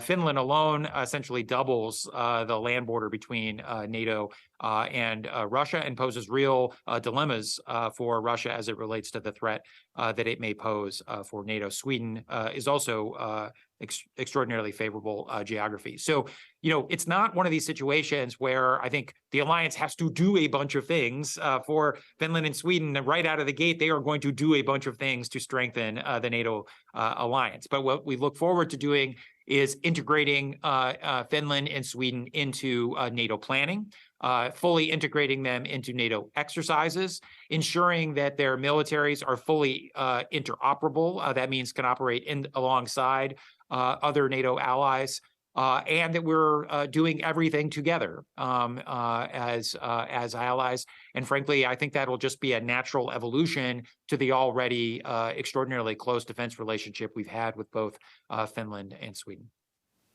Thank you, sir. I'm going to get one more question in, and then I'm going to encourage you guys to line up at the microphone to get your questions, as well as to put any questions in online that you might like through the WebEx app. So one of the themes of today is that security and defense take many different forms and require that diverse and inclusive community of smart people here in the room and online to advance democratic values. As a scholar of political science, is there a skill or subject from outside that discipline, apologies if I'm throwing you a curveball, that has served you particularly well? I'm thinking maybe that was a class on literature, a pivotal study abroad moment, something in that space where you said, I'm going to be really multidisciplinary in my approach, and it's going to help me advance these democratic goals. Yeah, it's something I think about a lot, actually. I mean, there are skill sets that I think, regardless of what you study, are extraordinarily important. You have to be a good writer. You have to be an articulate communicator. You have to operate well under stress. You have to be a good team player. You have to be able to staff up and eventually manage down, and you have to do it all with a sense of humanity. You have to be a good person. If you can do all of those things, you will be successful and really maximize your service. In terms of background, yes, I'm a political scientist by training. I am, as I like to joke, I have a doctorate in political science, but I'm neither a real doctor nor a real scientist. And I would say that, frankly, outside of the discipline of political science and international relations that I focused on, I think some of the other social sciences that have proved and humanities type issues that have proven really important are economics, history, psychology. They're all very important. But I would say increasingly, I think science and technology backgrounds are going to be important. So many of the challenges that we face today really cross the streams between kind of the social sciences and the hard sciences. And so, knowing how to code, being an engineer of one kind or another, having a strong math and science background really will enable that next generation of policymakers to weigh in on issues like cybersecurity and artificial intelligence and address issues like global pandemics and climate change, where it's not just kind of a political science or a legal background or an economics background that will be most important, but really being able to bring technical skills to the table when talking about those issues. Fantastic point you make, sir, and one we take to heart at William and Mary, that bridging of liberal arts with data science, computer science, cybersecurity, and other pieces that are reflected in our Vision 2026. So now may I invite anyone that would like to go ahead and line, oh, there is a queue, sir. All right, I would love to get through as many of these as possible. I might not even get my final question in, so you're going to launch in. Please be brief, and then, sir, the floor is yours. Thank you, sir, for your time. My name is Liam Leslie. The question I had was, can you give us some insight into the department's view about whether it's on tanks or now with fighter jets, how the Department of Defense should work with NATO allies and where it should take the lead in terms of equipping the Ukrainians with more capabilities? Yeah, it's a great question, and we could probably fill hours with the answer. I'll just say this, the United States has now provided nearly $40 billion of security assistance to Ukraine in about 15 months. That is historically unprecedented. I'm very proud of what we've done to be able to deliver that assistance. The Ukrainians have fought with tremendous courage and bravery and tenacity. But it's the fact that we've been able to deliver this security assistance has really put them in the best position to beat back, the Russians. And I think, it's hard to know where the war is going to go from here, but I think it's already clear that the Russians have essentially lost since their goal was to take over Ukraine, and that's not going to happen. Their goal was to weaken NATO, and the absolute reverse has happened.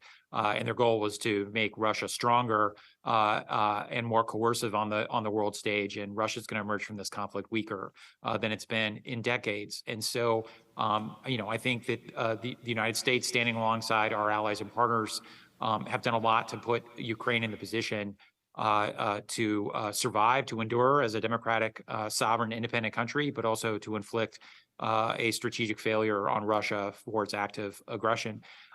The allies and partners have been crucial. Next week, the Secretary of Defense will host yet another Ukraine defense contract group. It's his 10th or 11th. It's hard to keep track at this stage. These collections of these meetings bring together about 4 countries from around the world. So it's not just NATO countries, but countries from the Middle East, from the Indo-Pacific, and elsewhere coming together to support Ukraine. And so even though the United States is by far the largest donor of security assistance to Ukraine, tens of billions of dollars of additional equipment and assistance have been provided by our allies and partners. And I'm very proud of the role that the United States has played in helping to galvanize and rally the world to really support what Ukraine is doing to stand up for the freedoms that all of us cherish. Thank you, sir. Concise question and concise answer, sir. Hi, thank you so much for your time, Dr. Cole. My name is Elijah Tsai. I'm a William Mary Global Scholar. My question was, at the recent security forum in Singapore, Li Shangfu, the Ministry of National Defense of China, said that NATO-like alliances would send Asia into a whirlpool of disputes and conflicts, to which the Secretary of Defense responded that we are not trying to create a new NATO in Asia. How do we balance reassuring allies and bolstering the international rules-based order while also ensuring that we do not signal to China that we are encroaching? Thank you. Yeah, it's a great question. The Secretary is absolutely right. We're not seeking to create a new NATO, but we do have treaty allies in the Indo-Pacific.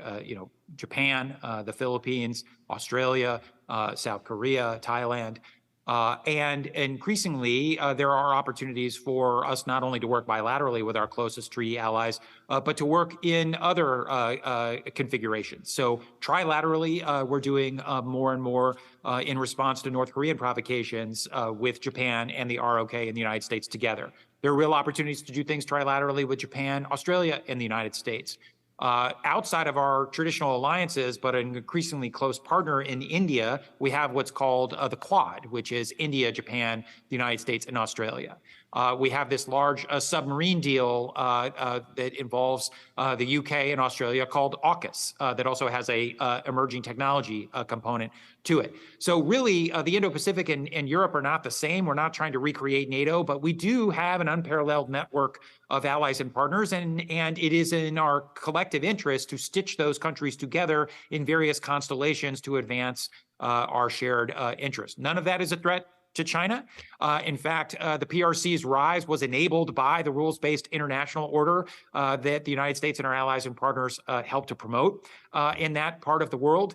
there is plenty of room for both of us. We're not looking to encroach on China, but the Indo-Pacific is also not an exclusive sphere of influence for the PRC to lord over. And so we will continue to defend a free and open Indo-Pacific. We'll continue to fly, sail, and operate wherever international law allows. And we would expect that the PRC would respect those rules of the road, which are not American rules.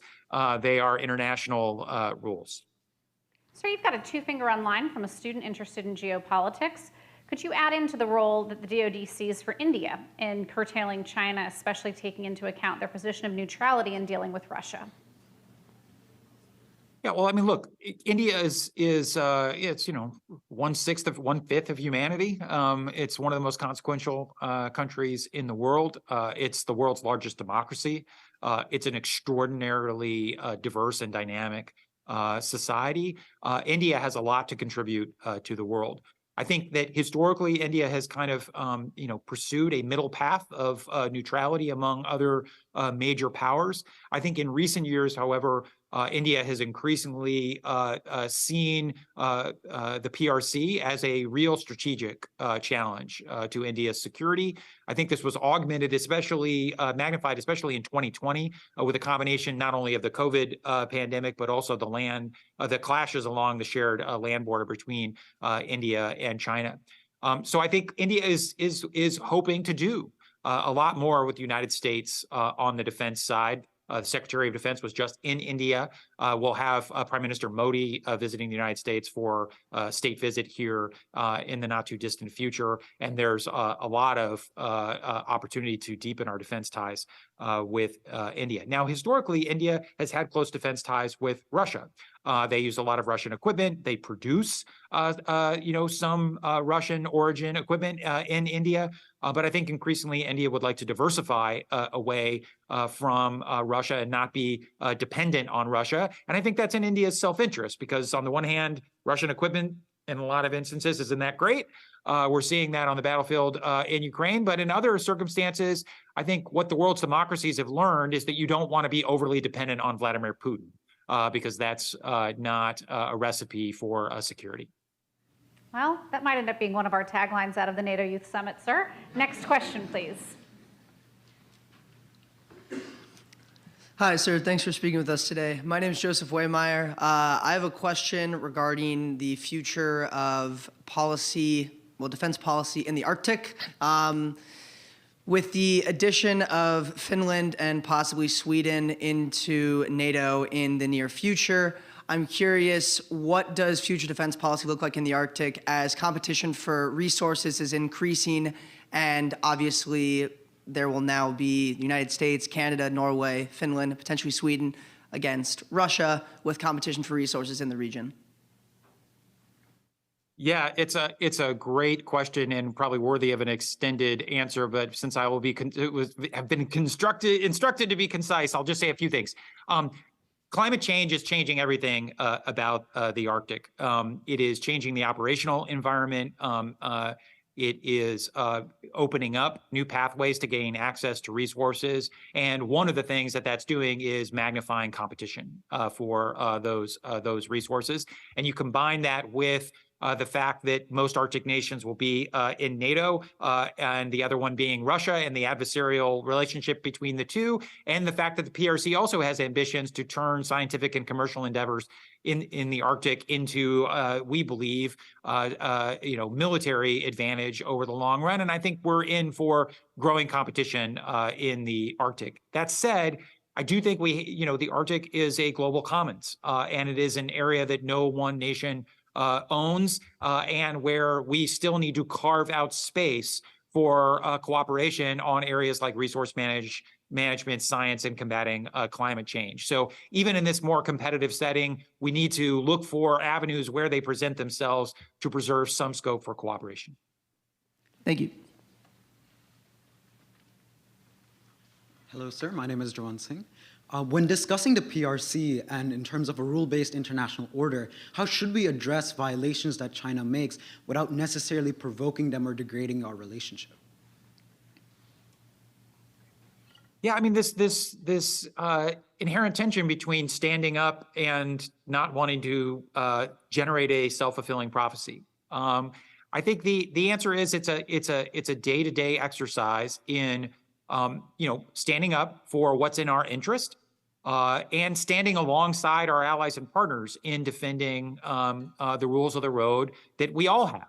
So, when we engage in freedom of navigation, whether it's in the South China Sea or the Taiwan Strait, we're not doing that to provoke China. We're doing that to reassert a global norm under international law that gives us the permission to fly, sail, and operate wherever international law permits. And these are extraordinarily important waterways for global commerce. So it's not just in America's interest, it's in the world's interest for these not to be seen as exclusive spheres of influence that China can coerce and bully its way and lord over.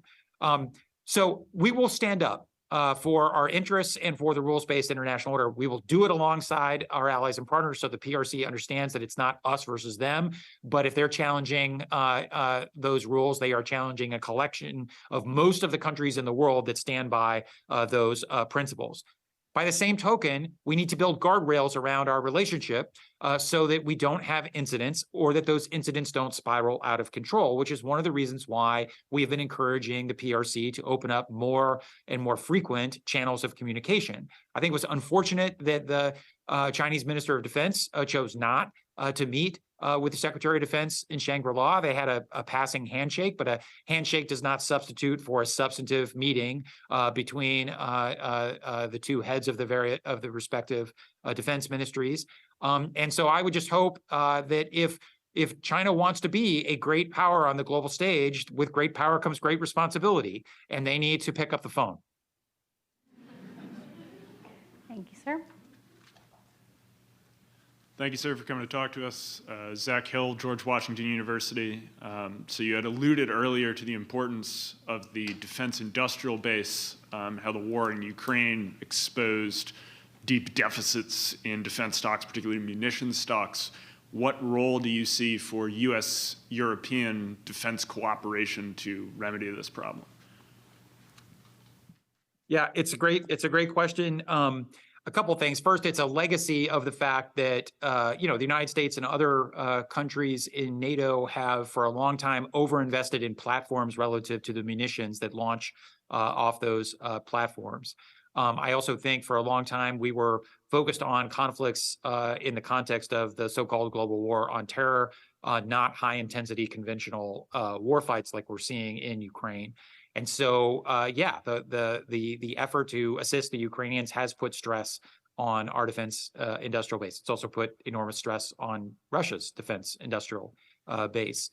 So it's not unique. I think we need to do things both unilaterally and collectively. Unilaterally, we're making billions of dollars in additional investments in our defense industrial base and our supply chains to make them more resilient and responsive and to increase overall capacity. We're also working with Congress to get additional authorities to allow us to spend money over a number of years, because sometimes when you're only doing it year after year, it's harder for companies to make the longer term investments that are really necessary to raise the overall level of production. We also need to do things like train and incentivize a workforce. Given, the good news is unemployment is low in the United States. The bad news is it can be hard to get people to work on a factory making artillery shells because of the competition for jobs. But I think increasingly what we're recognizing is that we have to see the defense industrial base as a collective good of the free world. That is, that it's not, I think a lot of times we think of these as just national things. The United States and France are allies, but our companies also compete with one another around the world for arms sales. And I think increasingly among, advanced economies and democracies, we need to see our defense industrial base as something that benefits us collectively, and we need to ensure that that defense industrial base is sufficiently robust, but also interoperable and ideally interchangeable, so that an artillery shell produced in one part of the United States is compatible with a howitzer or an artillery system that is produced in the middle of Europe. Thank you. Sir, you still have quite a queue. I'm going to ask the next five in line to huddle and maybe come up with a collective question or highlight themes. So huddle for a second, and I'm going to give you a quick question here while they do that. What's the biggest piece of advice you'd have for young professionals with an interest in service in government, whether DoD or the State Department? Do it.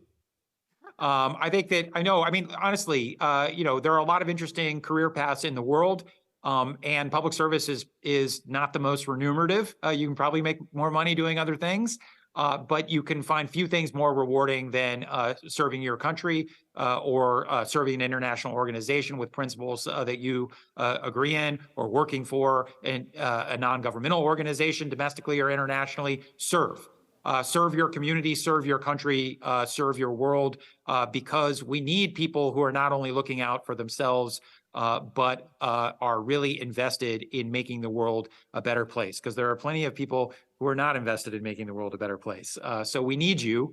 We need you to be energized around the issues that will really determine whether the future is a good one or not. So my advice is do it. And the only other thing I would say is don't presume there's any one path.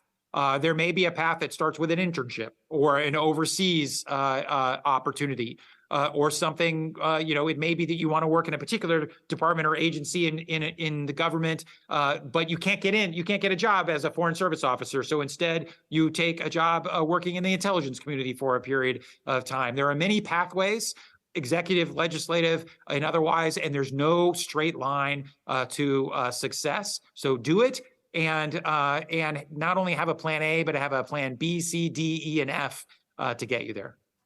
Thank you, sir. All right, time is up. Wonderful huddlers. I think you have a 17-part question coming, sir. And this will be the last question, so I'll wrap it when you're done. Go ahead. First of all, thank you so much for being here. Second, there were many different questions here, and they were all fantastic questions, so I hope you all get a chance to talk after this, because I'm trying to incorporate all of them thematically. But the big question that we came up with is the role of disinformation and other issues in the digital sphere, such as terrorism, the development and regulation of artificial intelligence, and other problems that are transnational in nature and necessarily involve the private sector. For example, disinformation about climate change or state-sponsored threats, such as the Russian Internet Research Agency, which interfered in the 2016 and potentially 2020 election. How can these issues that are transnational, exist in the private sphere, and also overlap with state-sponsored threats be addressed by NATO and the Department of Defense specifically? Yeah, it's a huge question, and I know just looking over the agenda for your meeting that you're having a lot of discussion on this topic. I'll just say a few things. First, I think the question captures a lot of the challenges that misinformation and disinformation pose. We see powers large and small on the world stage using it for propaganda purposes to justify human rights abuses or acts of aggression. You saw that in the lead up to the war in Ukraine on the Russian side, for example. Obviously, there's a lot of disinformation as it relates to pandemics. That was rampant during the height of the COVID-19 pandemic, and it really undermined the ability of societies to have sufficient levels of trust to respond adequately to the pandemic. There's a lot of misinformation about climate change dating back for a long period of time that has slowed our response to what is an existential challenge to the human race. And so getting the facts right on climate change matters a lot. Disinformation, misinformation fuels terrorism and various forms of violent extremism. It is involved in election interference, and something that we've dealt with very close to home here in the United States in recent years is how much misinformation and disinformation, really supercharged by social media, has contributed to the kind of tribalism and polarization in our politics that's made having a civil discourse very difficult. And when you can't have a civil discourse, you can't govern. And when you can't govern, you can't solve problems. So it is one of the root challenges we face in addressing all of the challenges, domestic and foreign, that you all are talking about. And unfortunately, this problem is going to get worse before it gets better, because one of the things that ChatGPT and other large language models and other forms of generative AI are going to produce is the democratization of disinformation that is simultaneously tailored and at scale and operating at machine speed. One of the things that's been said about some of these programs is that they're not built to be truthful, they're built to be persuasive. And one of the things that, programs like ChatGPT do is they hallucinate in the sense that they present information that is actually not truthful. But we also hallucinate when we interact with them because it sometimes can be difficult to distinguish whether I'm interacting with a bot or a human being. And so I think the aperture for disinformation and misinformation is going to expand. So that is incumbent upon all of you to make sure that in the arms race for generative artificial intelligence, whether it's text or deepfake videos or fake images or whatever, that the race is on the side of the programs that identify misinformation and disinformation and flag authentic information for users so that we don't live in a world where artificial intelligence is making us dumber and turning us against one another, but actually is making us smarter, more productive, and more capable of solving problems. That is a brilliant and coherent response. Thank you so much. All right, we'll leave it there, sir. I will let my Please staff join know that you said that because I've never heard that before. Final last words. Thank you, sir. We appreciate your time. Thank you.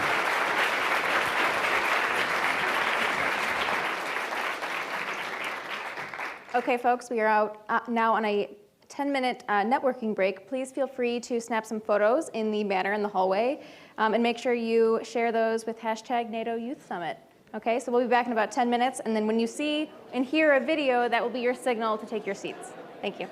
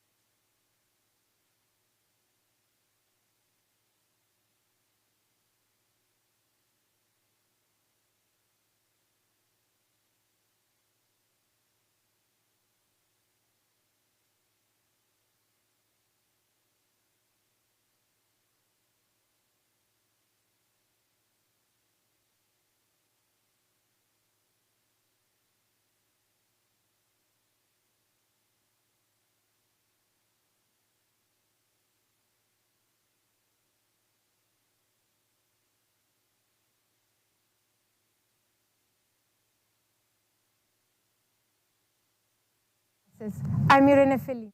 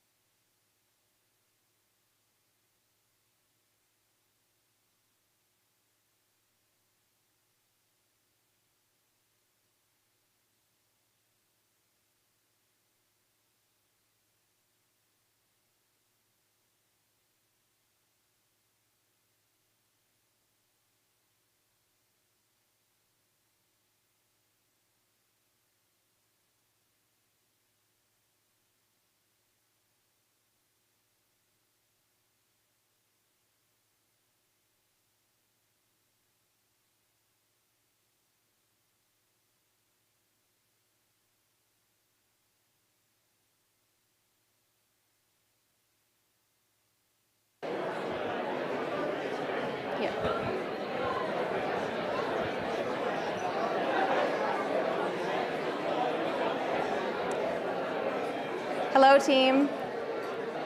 Folks, let's return to our seats, please. Hi. Hello. If you wouldn't mind returning to your seats, please. And also, if we could have some folks come and sit in this front row here. That'd be good. We can't be shy, you know. We don't want to sit in the back of the classroom. Awesome.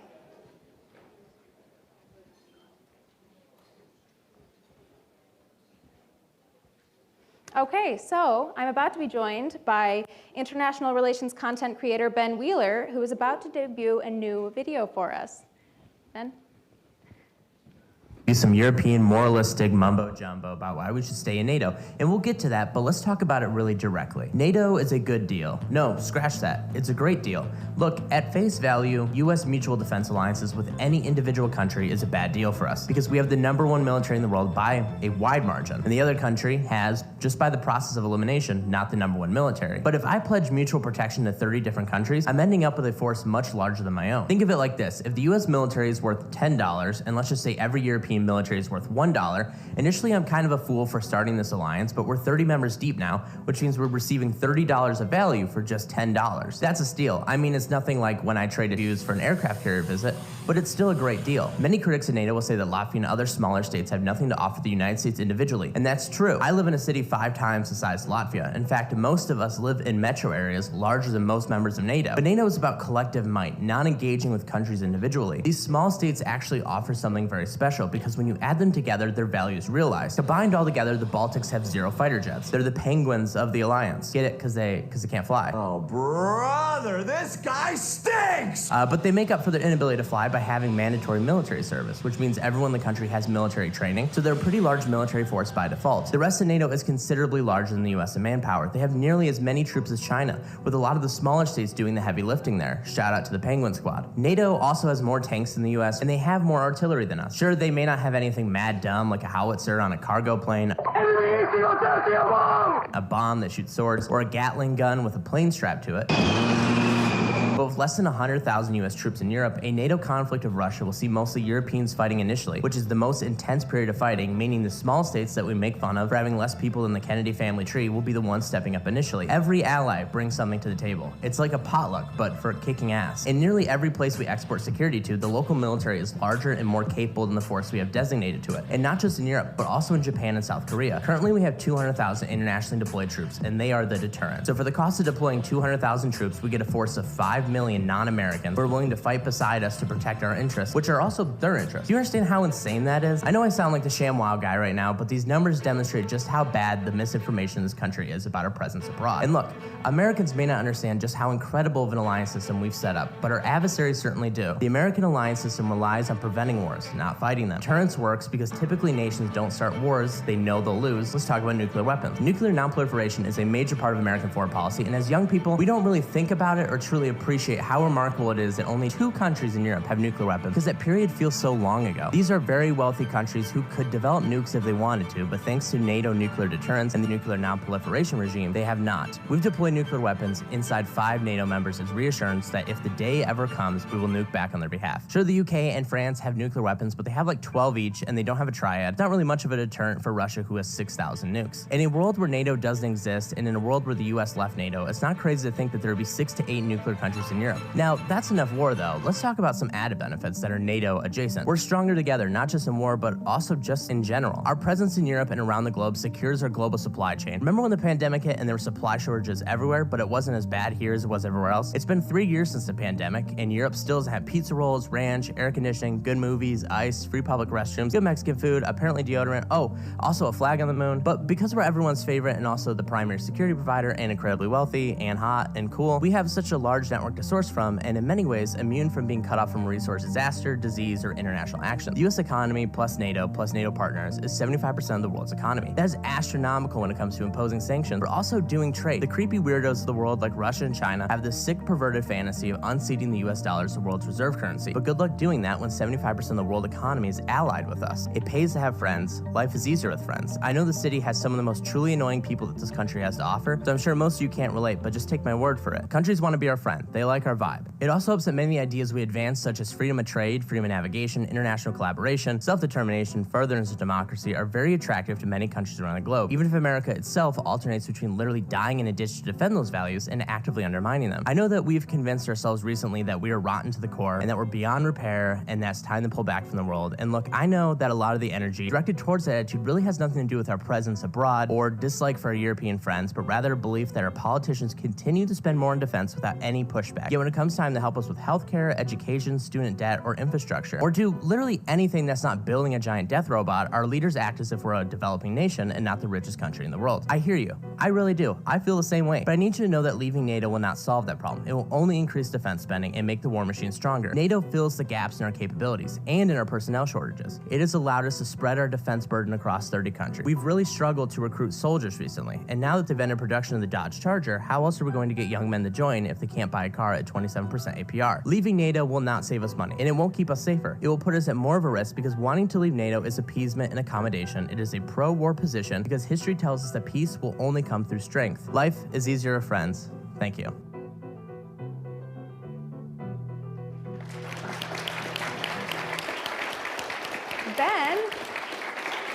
Ben, that was awesome. Thank you. Thank you. It's you know, it's a unique thing to be able to share such complex and serious and important information, but in a fun way that is easily digestible for the youth of you know, this alliance. Yeah, it's something I've made a career out of, but I don't know, it comes easier the more you do it. That's good. That's good. Okay, so we will take some questions from people. If you'd like to line up behind the microphone again, we have some coming in from online, and I also have a few of my own, in case you're interested. You want to start with yours? Okay, yeah. Yes, please. So in your opinion, what role do you think that international relations influencers play in shaping public opinion and influencing policy decisions on a global scale? So naturally, they're playing to a younger crowd, right? So ultimately, and as young people become a growing voting bloc, the Gen Z now is going to be the largest, it is the largest generation in American history.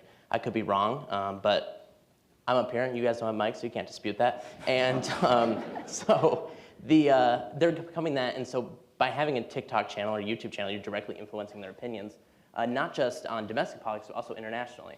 And so the more videos they see supporting Ukraine or various foreign actions, you're kind of shaping their opinions on that. So it is, you do have a big role in how things are being shaped. And I think you can see that very well in 2014, 2015 when Russia invaded and gaslit all of us. Everyone's opinion on it was just like, it's rebels, right? But now it's quite different. So, and I'm not taking credit for that. I'm just saying, you know, it's different now that the ecosystem's changed. Absolutely, absolutely. Okay, so do we have any questions from the audience? This is a TikTok star, guys. No? Please. Hello. First things first, I want to commend you and the work that you do. It's very important work being able to communicate what our national security interests are and the needs of NATO on social media, and I think you do a tremendous job of that. I think recently, though, a lot of us on social media have noticed greater apprehension to, you know, U.S. military expenditure abroad, as well as NATO involvement in the Ukraine conflict. And I think everybody in this room, you know, we're all kind of policy wonks. We understand the importance of that. We understand how valuable that is. How have you been able to convey that message to people who may not have the same background that a lot of us have? So I think when it comes to like money to Ukraine, right, and apprehension towards it, it's very important that we communicate that we're not just giving like raw dollars. Like a part of that is that, but we're also giving material and equipment that's been from birth designed to fight Russians, and we no longer have a use for it. We're pivoting to Asia. So if we make it abundantly clear, we're just giving used, well, not used, we never got to use it, but military equipment, old military equipment, I think it's vital on us to you know, expand that point. So there is some apprehension. How much of it's real? I don't know, but yeah, hopefully that answers your question. Okay, great. Do we have any coming in from online? Let me see. Perhaps a technical difficulty? Yeah. That's okay. So I do have one more quick question, if you don't mind. Yeah. So how do you approach complex or controversial international issues in your content? And what strategies do you employ to promote understanding and thoughtful discussion, which is something we arguably lack these days? How do I approach sensitive topics? So I think when you touch on things like Israel and Palestine or Pakistan and India or anything with the Balkans, it's kind of just a mess always. So I tend to avoid them. In the past, I have waded into it and regretted it immediately, because no matter how much research you do into it. Sure. But I do think there is a way to very thoughtfully do it. And I think as long as you acknowledge both positions and don't read the comments, I think you can absolutely stick the landing on it. And I also think when you discuss like war and stuff like that, it's very easy to just sit back and look at it and just like, it just is what it is. But I think if you can put people in the position of people who are actively there and experiencing this traumatic thing as it's happening, sure. I think that's quite meaningful. So, yes. Awesome. Well, thank you. Oh, we do have a question online. Oh, great. Okay. How would you describe your audience on TikTok, the age range and geographic makeup? So mine is primarily 13 to 35. And in terms of age range or in terms of geographic makeup, they're mostly American. There is a large portion that are Brits. There are some Canadians in there. How much of them are looped into the American, the way they pick up the IP addresses, not sure. Also have Australians. And for some reason, growing rapidly in the Philippines. So shout out to them. Not sure what they're getting out of this, but yeah. You're fascinating. Right, thank you. I tried telling my mom that. Yeah. Okay, Ben. Well, unfortunately, that is all the time that we have. But I'd like to thank you very much. Yes, thank you. Thanks. Okay.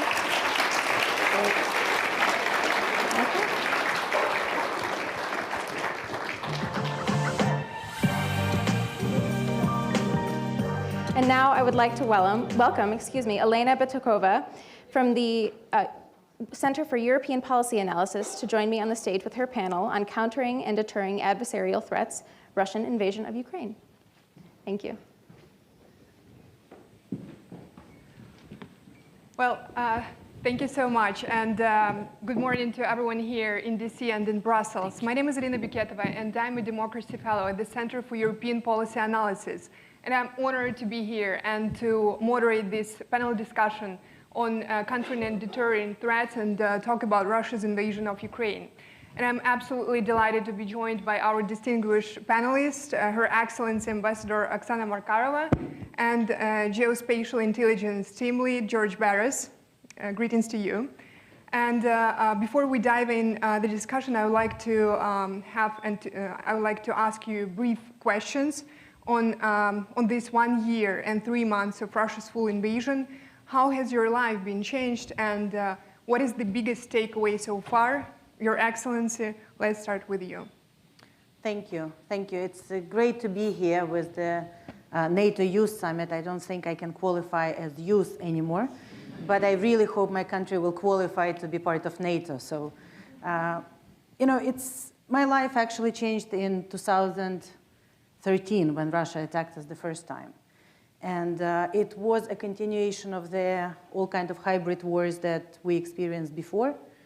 For 9 years, we were looking for a diplomatic solution, even though we had all the signs that Russia is not looking for those solutions, but actually used all the time to prepare for another attack.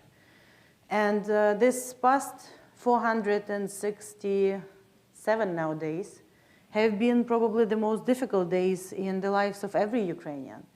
Because not only it's very important for us as the country, it's existential actually for us. It's existential for everyone who believes in these values and would like to live peaceful lives. But on a personal level, I mean, to live in something that we all have read in the books or have seen in movies about the past wars became reality for all 40 million of Ukrainians. Your loved ones being under attack all the time, your houses, you never know whether it's safe or not for millions of Ukrainian children, not to be able to study, not to be able to get proper medical care. But most importantly, knowing that it's a make it or break it moment for us. And for my generation, it's a very important war because we do feel that it's our turn in the Ukrainian history not to pass this war to our children. So we have to win this time. Thank you so much, and Ambassador, thank you from all the Ukrainians for everything you're doing here in DC. George, the same question over to you. So how has your life been changed since the Russia's full-scale invasion, and what is your biggest lesson so far? Because we all know, probably in audience and online, we all see your maps, dynamic maps, where you show the how frontline changes every day. So please share your biggest lesson. Sure. Yeah, I'll never forget. It was the February 23rd in the evening here in Washington when Vladimir Putin gave his early morning 24th in Moscow speech announcing the war in Ukraine. But I think the ambassador makes a great point that Russia's invasion of Ukraine actually didn't begin 16 months ago. It began back in 2014, 2013. We had, when the initial invasion kicked off, we at ISW had already been tracking Russian military activity in quite some extreme depth for quite some time. We work 7 days a week. We're constantly watching the front lines, forecasting Russian operations, examining Russian vulnerabilities. But we actually had already begun our full-time 7 days a week schedule following Russian military activity starting in September or October 2021. Because the Russian effort to actually array their forces around Ukraine and set the conditions for their large-scale invasion really began in earnest in August 2021. So we had been thinking about this for quite a long time and watching the buildup. With regards to lessons learned and the big takeaways, I think the key thing for me as an analyst was to understand that you have to be very careful about checking your assumptions. At the Institute, we forecasted that Russia would likely not invade Ukraine because we looked at, in particular, at the way that the Russians had arrayed their forces. We looked at the command and control network, or the lack thereof, the lack of logistic support. And we said to ourselves, this looks like we have all the components of a coercion campaign, but not a successful military campaign with a large geographic goals for their military objectives. And so we were wrong on the big line forecast. The Russians obviously did indeed attack, but we were correct in that this operation went very poorly because of all the evident problems with the way that they had not planned for the war that they ended up fighting. Thank you so much for sharing, and we will talk about Russian military capacities further. I just want to share that, as millions of Ukrainians right now, that's a year, since the beginning of the full-scale invasion, that's a year of losses for all of us because we are losing a lot of Ukrainians every day. But sadly to say, in such a moment, that is the moment of growth for all of us because it's our fight for existence, for freedom, for democracy, and we will be fighting. For me, I just want to share my story. 17 years ago, I was first in the United States. I came here as a transatlantic fellow on a leadership program. I flew over from Crimea, from Simferopol airport, and I came here to the United States. Then 9 years ago, Russia illegally annexed the peninsula. And last year, when the full-scale invasion started, I had to take an evacuation train that went from Kiev to the western border. So this is what happens during 17 years, and this is what happens. The biggest takeaway for me is that if we don't stop the aggressor won't stop. So, and from this point, I would like to ask the ambassador so what is needed to stop Russia's aggression, and what will be sufficient for Ukraine to deter Russia's attempts to continue the war in future? Thank you. Well, first of all, again, there are several layers to this war. Layer number one is Ukraine. We need to restore our territorial integrity.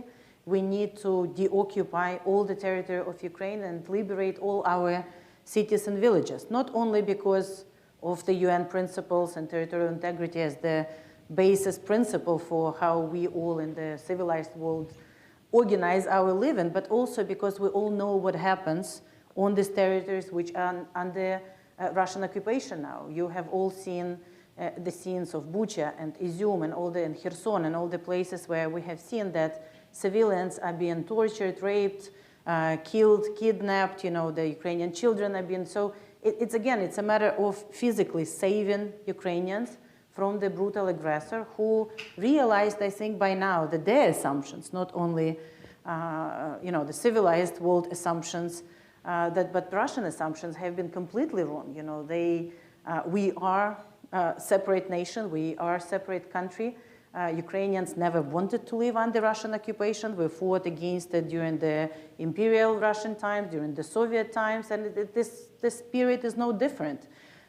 It's just that this is a rare situation in the period of Ukrainian history where we have had our independence for 31 years, and where since 2014, since Ukraine firmly returned after the pro-Russian or Russian even owned and led government that was installed in Kyiv before, we had 8 full years of reforms, pro-Western, pro-European reforms, and we have started building from scratch, literally, our army and our institutions.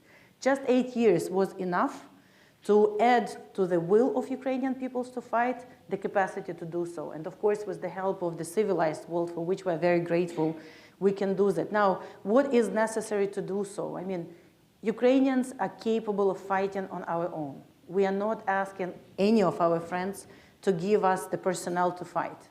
We still have lines of people who are willing to serve. We still have people who are willing to be trained and to defend our country. So the question, what we need, remains the same. Number one, priority weapons. You know, it's very clear. I mean, nobody wants peace more than Ukrainians. I wish right now we were planting food and raising children and doing what we like to do most. But, you know, and we're doing that even during the times of war. But more weapons are needed in order for us to get the Russians out from the country. Sanctions, very important. As we are doubling down on our counteroffensives and liberating our territories, we also together all have to double down on sanctions and Russia isolation. We have to send a very strong resounding message. It's not just punishment for Russia. It's a resounding message that no, it's not okay in the 21st century to do that, to kill people, to torture people, to cross the border of independent neighbor, absolutely not provoked, not because, you know, there was some danger or whatever, unless, of course, being democratic and peaceful and European is a danger. And it's not okay, and we have to stop Russia, but we also have to send a resounding message to all other dictators who are looking at this and making their calculations based on what will happen here. And also all other support to Ukraine. You know, because again, it's important for us, but not only for us. Talking about NATO, Black Sea as a place that should be used and belong to all the countries around it, not to be a Russian lake, is such an important element of transatlantic security and the security infrastructure, not architecture, not only in Europe, but everywhere. The transport corridors, the airspace control. I mean, you took any of the elements of that, free and independent Ukraine that wants to be democratic and wants to be part of transatlantic family is an answer to so many challenges, not only created by Russia, but by other potential challengers to the NATO alliance and people who believe in the same values. So, I mean, the answer is like in multiple choice, all of the above. And I know it's a lot to ask, and we're very grateful for everything we have received. But actually, in order for all these sacrifices of Ukrainian people, but also sacrifices of taxpayers in so many countries that are helping us, in order to actually make it less needed in the future, we have to get more in order to end the war and in order to get to just peace sooner. Thank you so much for saying that, and like taking into account everything that we have, the situation right now on the battlefield, and our aspirations to join NATO one day. George, my question over to you is that, well, you are observing what is going on the front line every day. That's your daily routine. And what are Russian military capacities these days? What do you see there, and how secured is the eastern NATO flank? And just while you're answering, I will ask to, if you have the questions here in audience, to line up near the microphone near our western flank. Yeah, over to you, George. Thank you. The Russian military is in a very precarious situation right now, because if I had to use one word to describe the Russian military, it is degraded. Degraded.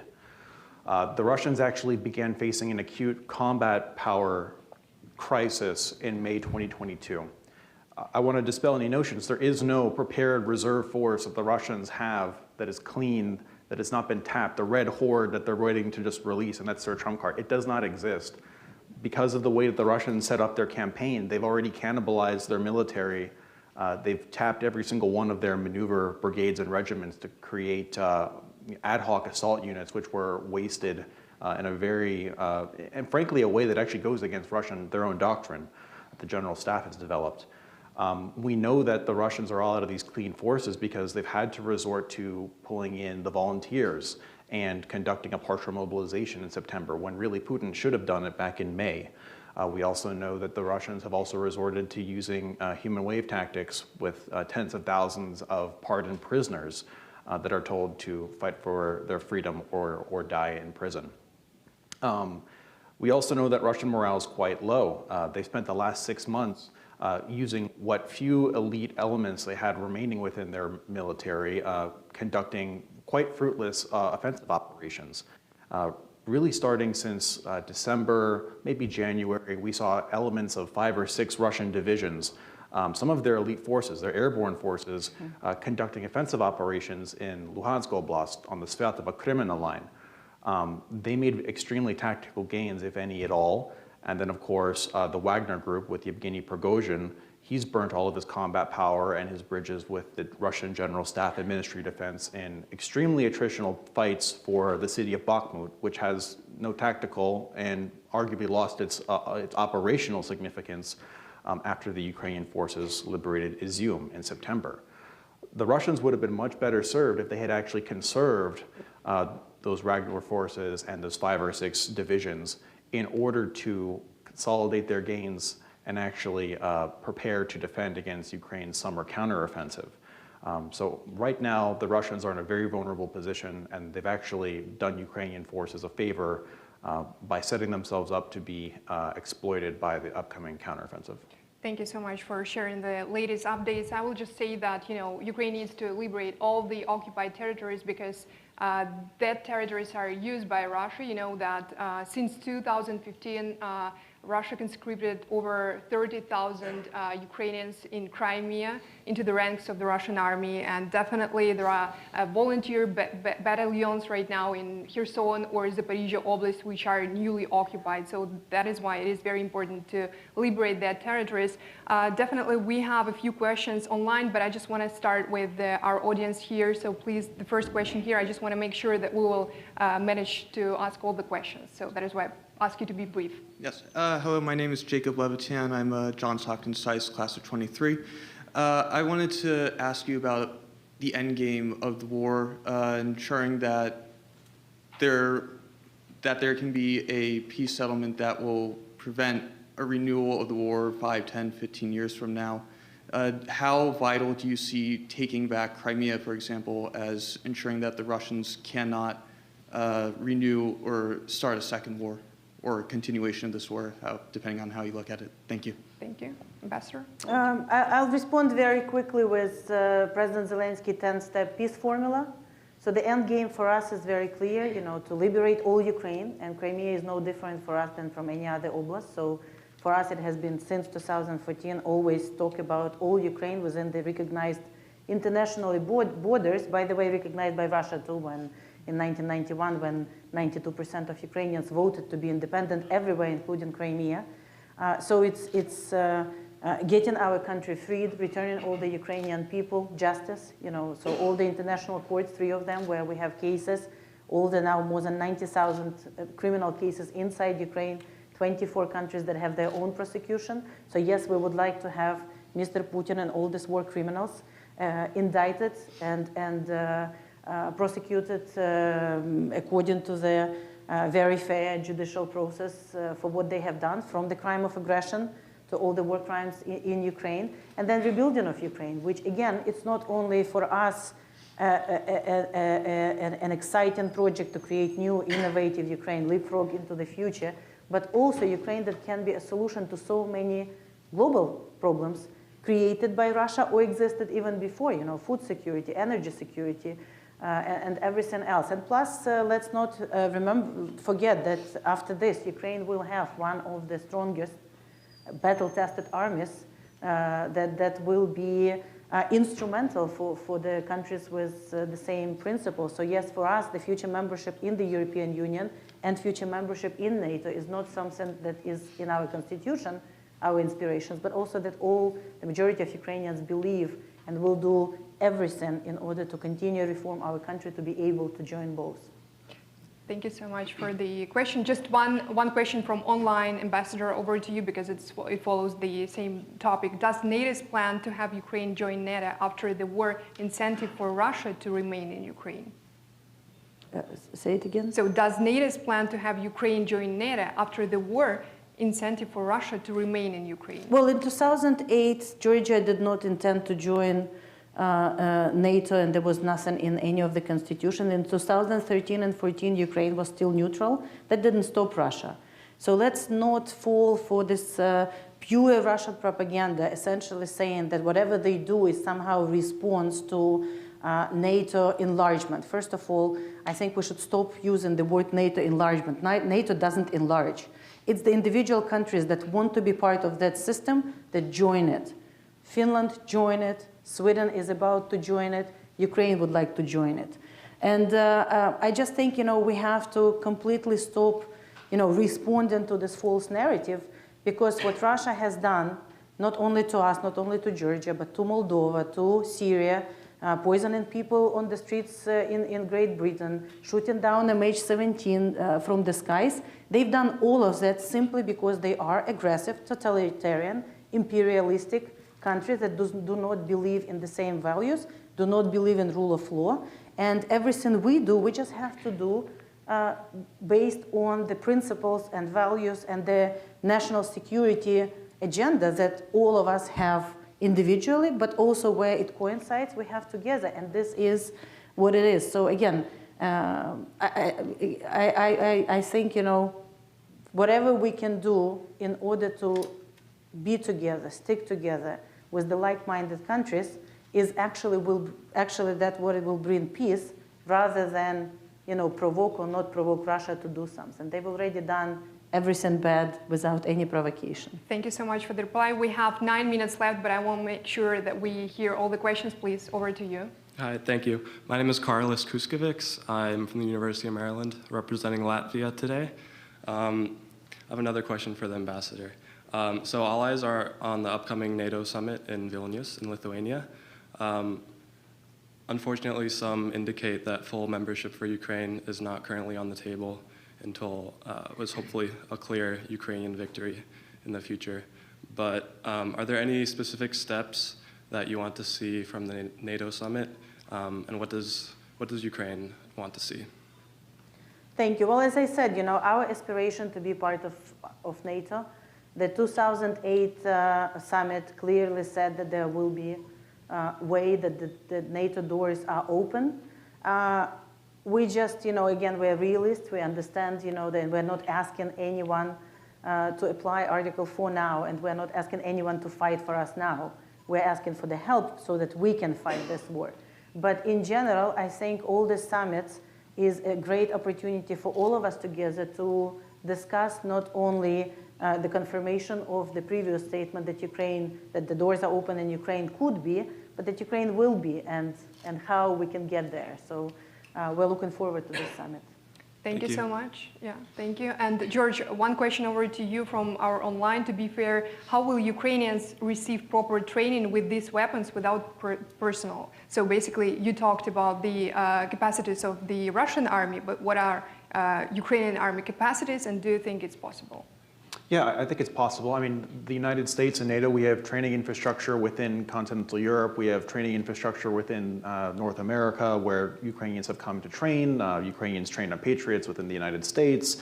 Ukrainians are training and they're conducting unit-level collective training in Germany and in other places, within the UK, of course.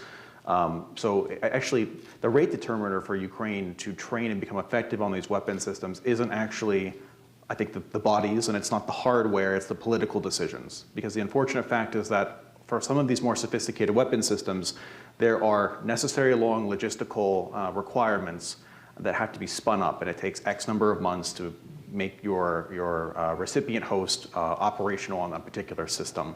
For example, I think the Pentagon has the estimate that it's going to be 4 months for the Ukrainians to become, Ukrainian pilots to become operational on F-16s, for example. But the unfortunate thing is that it's actually the political making decisions that are the main deterrent, and rather the main thing that slows down making Ukraine operational on various different systems.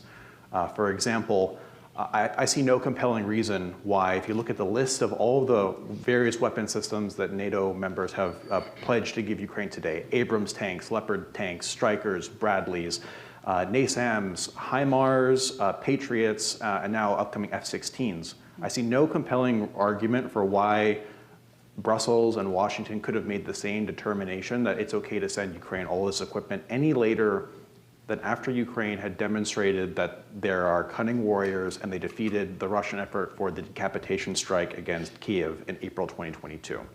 Instead, we've actually debated every single one of these big ticket items for many months at a time.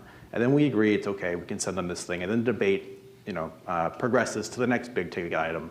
And that process, the policy debate process of months punctuating every single one of these systems, when really they're going to be most effective, and the Russians develop less antibodies and less counter tactics to actually reduce their effectiveness, is increased when the delivery is staggered. Thank you so much. Our western flank, please. Hi, my name is Sarah Kirby, and I'm a student from Georgetown University. My question is, recognizing that Syria has been referred to as a testing ground for what is occurring in Russia and Ukraine now, what similarities and differences can you draw between the two conflicts, and what lessons can the U.S. learn today? From a geopolitical and political perspective. Well, I'm not an expert in that region, to be honest. I only noticed, mentioned Syria because this is how Russian military and the paramilitary groups that work for the Russian government essentially destroyed and did the military operations, whatever they call it, but essentially killed innocent civilians and destroyed the whole residential areas there. So we have seen that war crimes there, but. Thank you. Thank you. George, maybe you? Sure, I can tag on very briefly. From the military side, the Russians took a lot of lessons from Syria, but they were the wrong lessons and applied them in Ukraine. For example, one of the big reasons why the Russians did so poorly with their initial invasion is because they didn't follow their doctrine and they doubled down on using an experimental unit formation called the Battalion Tactical Group. And the Russians used the Battalion Tactical Group extensively and previously in smaller combat in Ukraine in 2014, but also in Syria. And there's actually a very interesting and technical discussion one can have about what tactics and what military operations worked in Syria, how the Russians said, that worked in Syria, therefore we can upscale it by a factor of 10, and it will work in Ukraine, and it didn't. Thank you so much. Thank you. Thank you. And I think that we have one or two questions left, please. Sure. Doug Klain, I'm with Razum for Ukraine, and I'm a fellow at the Atlantic Council. Ambassador Makarova, later this month, Indian Prime Minister Modi will be here in Washington, and he'll be giving an address to a joint session of Congress. What role do you hope to see India take in helping to end Russia's war in Ukraine? Thank you. Well, we do have, on the one hand, a club of really friends and allies, strategic friends and allies who have been always seeing this war for what it is, an aggressive, unjustified, unprovoked war. But we also work with the wider group, especially within the UN, and we're trying to reach to everyone who is member of UN, who believe in UN statute. So I think it's very important for us, and our president had already conversations with Prime Minister, several of them. It's very important for us to have India on the peaceful side, which means for just and lasting peace, which means that we all together have to join to say resounding no to Russia and ask them to stop their aggression. So India is one of the countries we're extensively talking to about it. Thank you so much. I think that we have to wrap it up because we have only 2 minutes left, but I just want to have, closing remarks on your main message to audience here, to all the leaders who are here and online. George, over to you and then to Ambassador. It's very important that NATO and its future leaders take the not incorrect lessons away from Russia's disastrous invasion of Ukraine. The Russian threat to NATO's eastern flank is not defeated and completely over within Ukraine.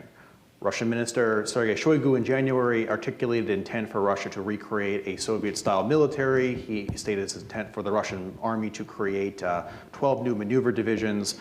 And this means that really the Russians seek to reconstitute, they seek to rebuild. They're not over in Ukraine, and therefore NATO needs to think very seriously about what the security, architecture, and landscape will look like, not in the next year or 2 years, but 5 to 10 to 15 years. Thank you. Belarus is Ambassador. also de facto occupied. Thank you. Ambassador. Well, every war requires intent, window of opportunity, and capabilities to do so.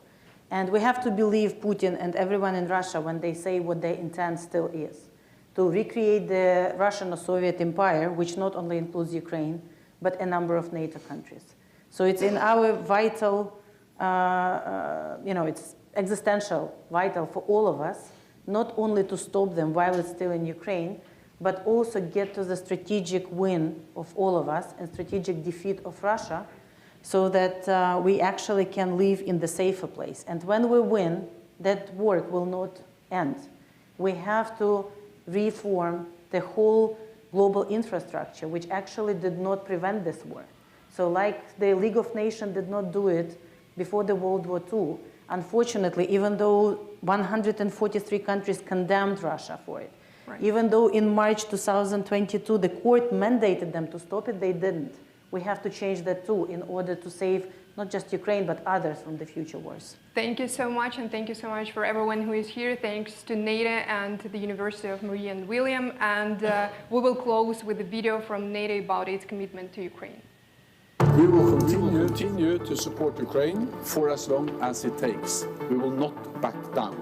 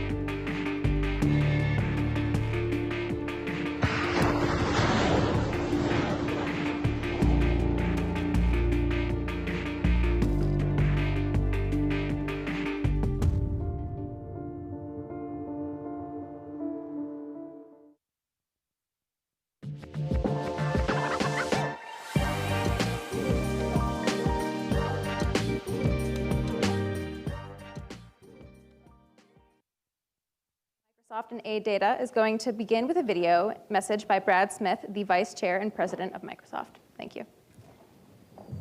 Hello, everyone. I'm Brad Smith, Vice Chair and President at Microsoft, and I'm just delighted to be with you. I think this is such a terrific program. I first want to say thank you to NATO Secretary General Jens Stoltenberg and to the President of William and Mary, Catherine Rowe, for bringing all of this and all of us together. I thought I would share just 3 thoughts with you for a few minutes today. The first is this. I think that you're part of this conversation because this is one of the most important conversations, really one of the most important causes in the world today. It's about the preservation and promotion of our fundamental democratic values. The right of people to come together and choose their leaders in a free election. The right of people to express their views, to pursue their creativity. This, in my view, is one of the world's great timeless values. But it can only remain timeless if each new generation makes it its own. I had the opportunity when I was a college student, a law student, and early in my career to do just that, in part by participating in programs just like this. It gave me the opportunity to meet other people, to think about what these principles meant to me, and to find my own opportunities to pursue them. And that's what I did. And it's just given me such a fundamental opportunity to think more broadly, and I hope it will do the same thing for you. The second thing I'd like to share is this. The opportunities to make this part of your life and your career are so varied in the world today, and that's a wonderful thing. Certainly when I was a university student, I was probably most focused on pursuing a career in government, and there are so many extraordinary careers in government, and I feel every day so thankful for the people who dedicate their careers to the public sector. But I've also learned this: you don't actually need to work for the public sector in order to engage in public service. And I think that is something that broadens the opportunity for all of you to contribute as you look to your own future. For me, early in my career as a lawyer, part of what I did was take on pro bono legal activity. And I got involved in civic organizations. And those really shaped what I then was able to bring when I joined Microsoft 30 years ago this year, and what I've really strived throughout my career at Microsoft, frankly, to create opportunities for other people to do. So find your passion, find the interests that are important to you, and then think about how you can weave them into your career and your life in a variety of ways, and not one way alone. Trust me, those opportunities are ahead of you. And then the last thing I'd like to talk about is probably what you'd expect from somebody at Microsoft, the role of technology. Democracy finds its roots in ancient Greece, but its future is intertwined with the role of technology. Technology that helps, and technology that frankly also creates challenges for the vitality of democracy. And AI will transform this yet again. Every day here at Microsoft, we do focus hard on how to use technology to protect the democratic nations of the world, often increasingly working ever more closely with NATO as but one critical example. The war in Ukraine has forced us to confront these challenges in a bigger way than we were doing even before.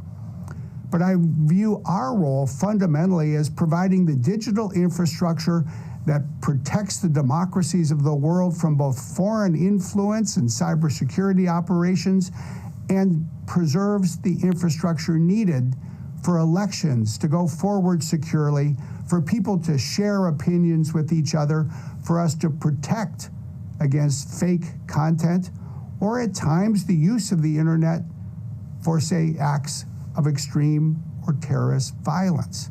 What this shows even more is that we all have an opportunity and a need to work together, to bring together so many disciplines, so many ways of thinking, so many ways to get things done.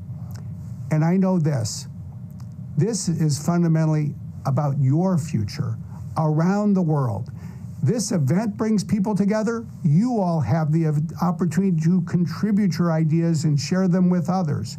There's an online platform. Share your ideas. You will make all of us better.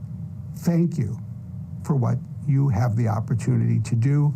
I look forward to seeing you put your ideas into action.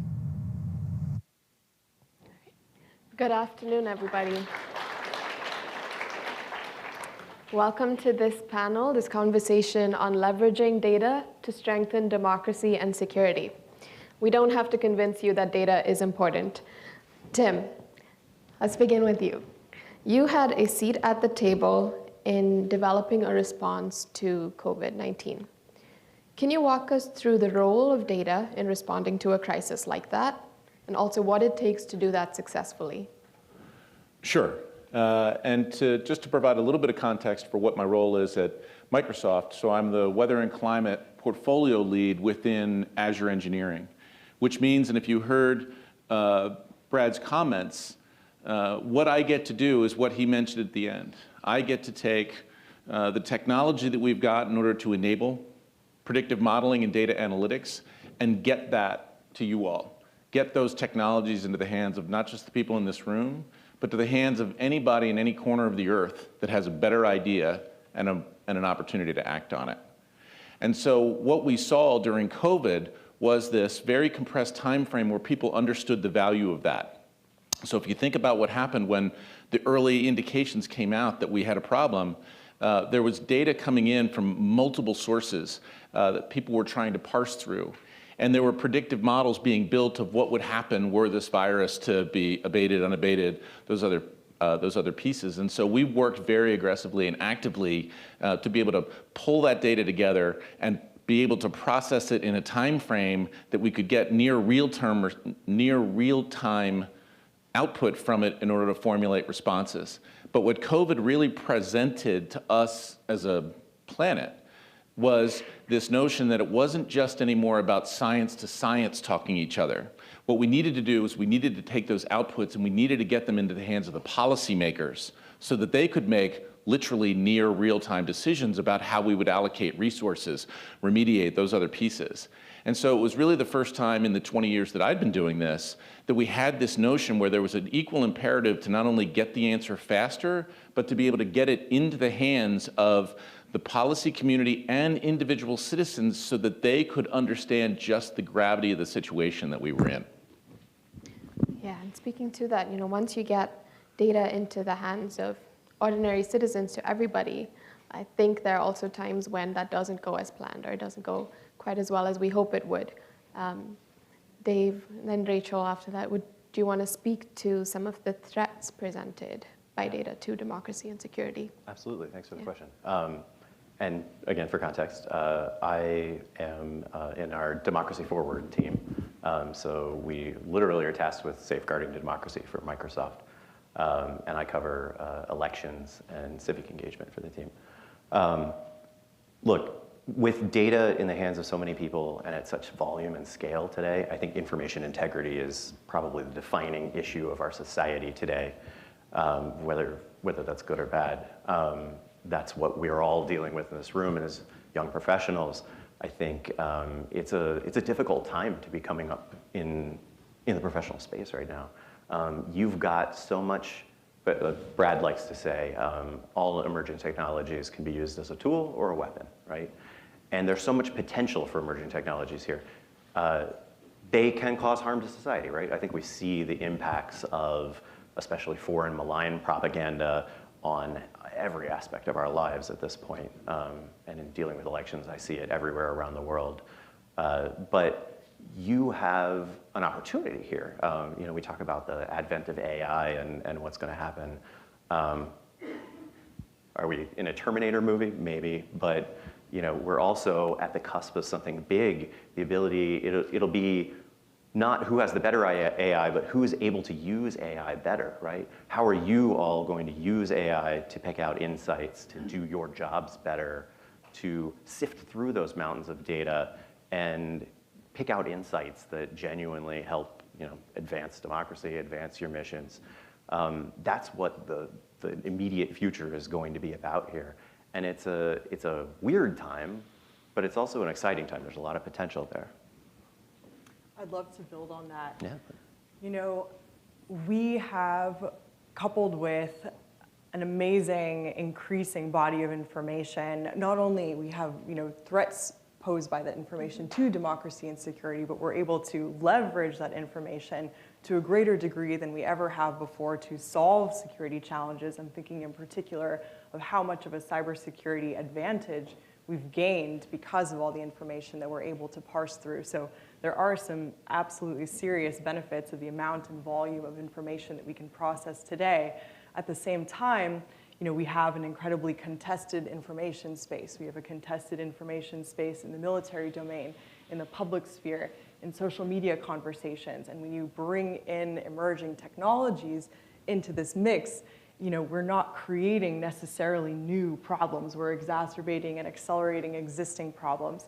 And so one of the fundamental points and problems I think that we need to address in that point of acceleration is how we are addressing that contested information space, how we are creating, for example, new validation mechanisms for the public to verify and identify the data that they're seeing and where it's coming from, who's producing it. And I think we really need to quickly, as an international community, come together to create standards that the public can recognize in order to do that.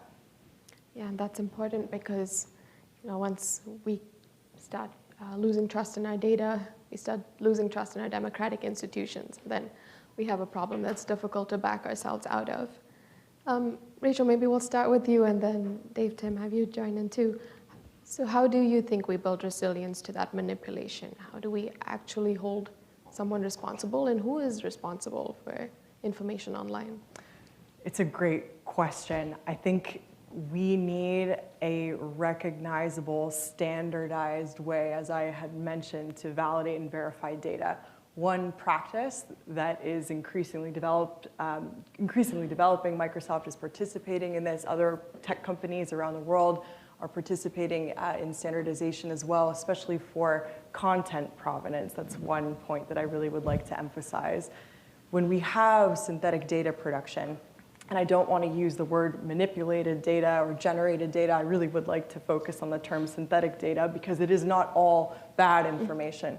We're going to have a mix of valid, we're going to have a mix of invalid data and information.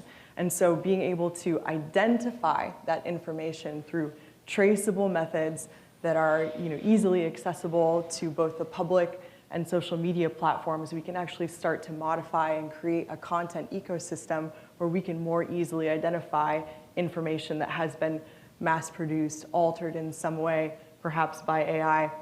And I think that once we have that content provenance ecosystem together, it will be, we will have an information environment that is much more easily parsable and more recognizable as to what is valid and what is not.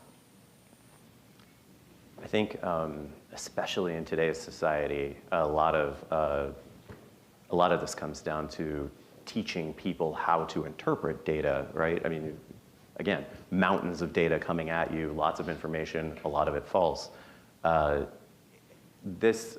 We usually talk about two things: media literacy and civics education, right?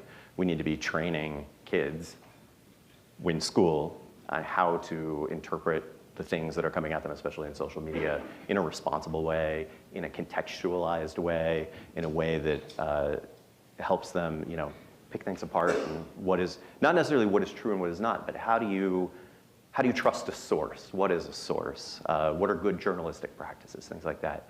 And the other thing we talk about is civics education. I mean, if any of you work with CSIS, they have a program called Civics at Work that it's predicated on the fact that civics education is a national security imperative in the US now. We saw what happens. I mean, we had a public demonstration of what happens when people who don't understand how their government works respond to losing an election. They do stupid stuff like storm the Capitol.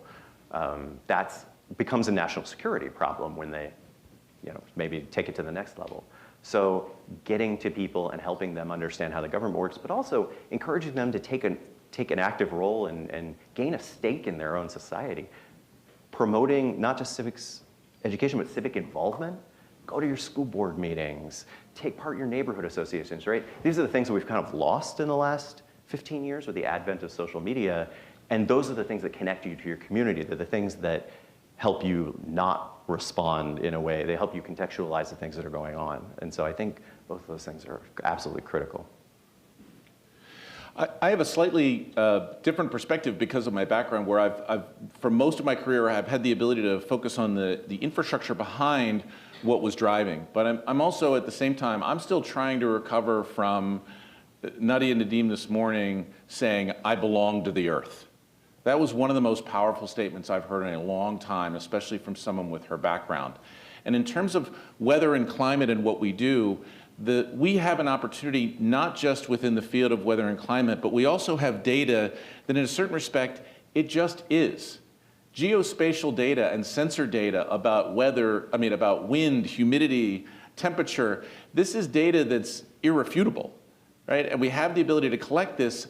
It also does not know geopolitical boundaries. It is just data. So we in this space not only have an opportunity to tackle some existential challenges facing every citizen on the planet in terms of how climate is going to impact them and generations going forward. But we also have the opportunity to lead the way in the technology space of saying, okay, we've started with a data set that everyone agrees is a valid data set. How can we set up a chain of custody, if you will, so that by the time this gets to an output, it remains trusted data? And some of that is a physical and a technical process that I'm happy to engage on the democracy side to help where we can in their efforts in the same way that they help what we do. I think that's a great point to throw it open to questions in the room or online. Do we have any questions? Divya, can I just real quick while please. people are lining up? I'd love to just say one more thing, just to put it in your heads. You know, we're at the cusp of something big here, right? We're at the cusp of a real data revolution.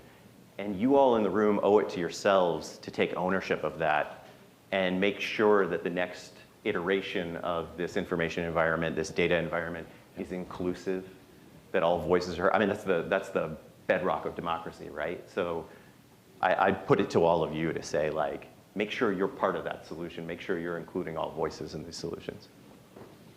I think we have a line. Please go ahead. Thank you very much for this great panel. I'm a information systems PhD student in Germany, and I feel like, while I totally agree with everything you've said, that back home, when we're talking about security capabilities, all we're talking about is hardware. We're kind of like counting tanks and ammunition and so on. But when it comes to cyber in general, we're fully reliant on the US, and I don't think that that's a good thing for any one of us. How can we as European NATO partners catch up to emerging technologies? Great question.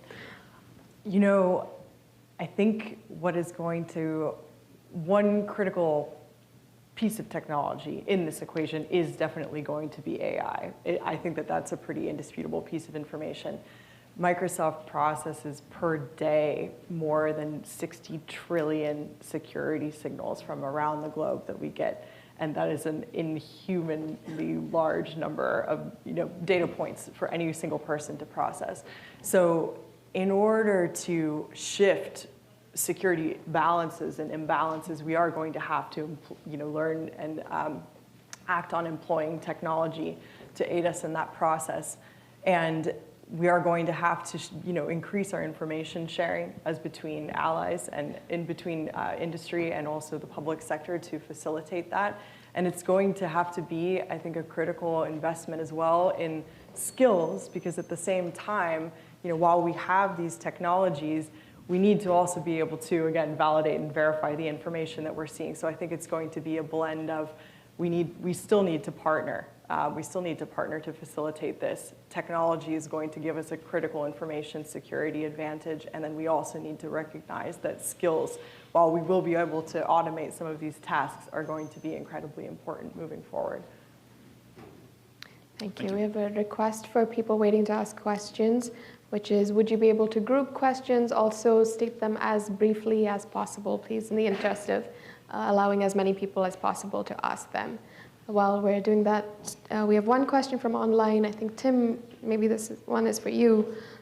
Could you speak to your experience communicating data to policymakers, so not necessarily data people, and how do you do that well? That's a very good question in terms of how does one do that well, because there's a balance that needs to be walked between and especially it is as important about how do you bridge the science community and the non-science community, where the science community, we traditionally want to ensure that we're conveying as much information as is possible so that everyone else in the room knows that we've thought of all options. But that's not always the best way to communicate to folks that are not of the same ilk, or if that's not the purpose. And so there is this process in how do you communicate data, scientific data, meaningful, impactful scientific data to a policymaking community. It's incredibly important that you have people in the room who are grounded in both the technology and in the community and in the communication of it and in the approach, meaning multiple disciplinary approaches, philosophy, all of the things that a liberal arts education brings to bear, so that the most important thing about the how is the who. who do you have in the room formulating the bridge between the technology and the policymakers? Thank you. Let's take another question. Hi, everybody. I have a question to you from ChatGPT. Might be familiar from. And it reads as follows. Hello, I'm a language model developed by OpenAI known as ChatGPT. I'm being represented today by my human liaison, collectively exploring critical perspectives surrounding data use in AI. Some critics have voiced concern over potential biases embedded in the digital information that notably AI systems are trained on, and this data and search algorithms that determine the information that gains preeminence. They caution that these factors could inadvertently influence social perceptions and potentially even democratic processes. Given your combined expertise in AI ethics, modeling, and civil responsibility, how do you envision we address these concerns? Specifically, what steps should we take to ensure these influential technologies serves to strengthen rather than inadvertently skew our democracy? All right, I have a human question also to add along with that, I think connected. What are tech companies and governments doing to address information gaps on emerging events, on topics around misinformation? So, thank you. Well, I'd get back to what I said before, right? I'd actually turn it around and say, to date, most information systems, the way you process information as people living in society, has been horribly skewed. It's been skewed towards men. It's been skewed towards white people. It's been skewed towards straight people. These are true things. We know this. Like, you all especially can appreciate this, geopolitical folks. We have an opportunity here to right those wrongs of the past, right? We have an opportunity here to actually include more perspectives and make sure that all voices are included in the data sets. And I don't want to get too preachy, but I don't know, Rachel, do you want to? Sure, I'll add on to that. I think it has to be on both sides of the system. It has to be an imperative of the technology provider as much as it has to be in an information environment, in an external ecosystem that is something that we can validate and verify. So an example of this in particular with ChatGPT, we know, and it's publicly disclosed that there is, for example, an end date to the training data of ChatGPT. It does not know about the world, and the reason why I bring it up is because it's important to understand that technology is not given context. Technology does not have a sense of truth or fiction or good or bad or right or wrong. In fact, it's in AI trying to give the most optimal answer to something. At times, the information that it presents will, for example, not be rooted or grounded in information that it was given or that it was trained on. And the reason why that happens is because of the way that the technology works. It's not because that AI is trying to mislead or deceive. And so understanding that technology is not given context, we as technology providers have an incredible imperative to make this information known, when we provide tools like this, to provide sources of grounding. For example, when we give results in search or in chat tools like ChatGPT, providing resources and sourcing and citations of that information. And then on the other side, being able to actually track synthetic media when it is generated and understanding what has been authored or photographed by a person versus what has been produced by an AI model. So on one side, it is the responsibility of the technology provider, and then on the other side, technology providers and the public sector can come together to enhance the standards by which we distribute and disseminate information. Thank you. Let's get a couple more questions asked together, and then I encourage the rest of you, I'm sorry, I realize there are a lot of questions in the room, but please approach the panel at the start of lunch and bombard them with all your questions. Please go ahead. Hi, I just want to say thank you for speaking to us today. My name is Nash English, and I'm a rising junior at William and Mary. I apologize up front. I had to rope in a lot of different topics in this question, so bear with me. So kind of overall, a lot of the questions we're talking about kind of regulation and ethics with AI. And so I guess the question is sort of, is government regulation like good, or do you think it's not very effective at handling like the worst aspects of AI? Because as you said, AI is a very helpful tool in society, but it also has a lot of aspects that can create a lot of polarization in society. And I guess like how do you think that factors into your work?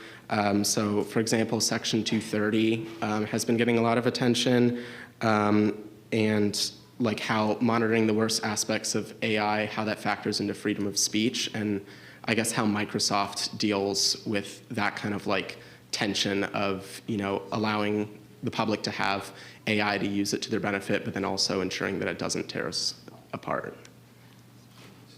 Easy one. Who wants to take it? I can take. You should. You're the regulation person. So, not too long ago, Microsoft actually published a regulatory blueprint for AI, and this is coming off of the work that we have done over the past couple of years, working with regulators in the EU on the draft EU AI Act.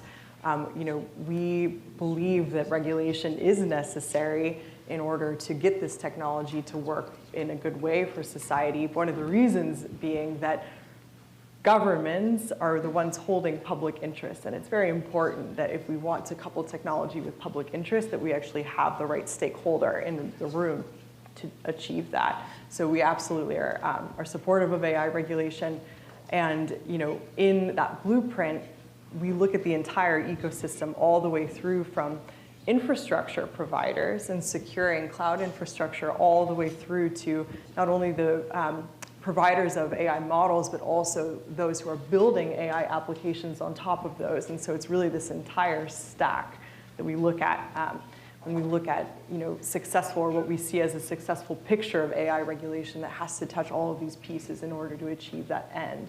And so, at the end of the day, when we are developing and releasing AI products on our own, one of the things that we've done to address various questions and tensions that Microsoft grapples with in the process of releasing this technology is we have actually made the standards by which we build AI completely public.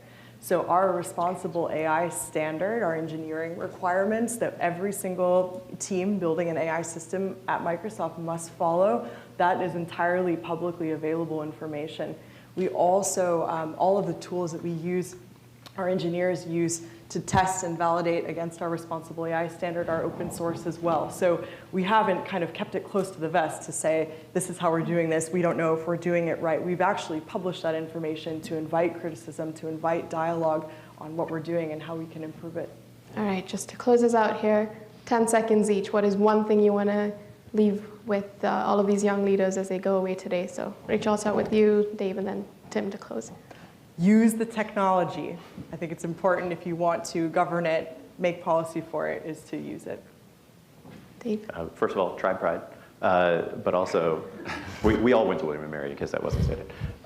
Be open to new opportunities and use that liberal arts education you've got, right? Like, don't be afraid to fail and fail fast in your life and go on to the next thing and use that knowledge that you built, like, to take advantage of new opportunities.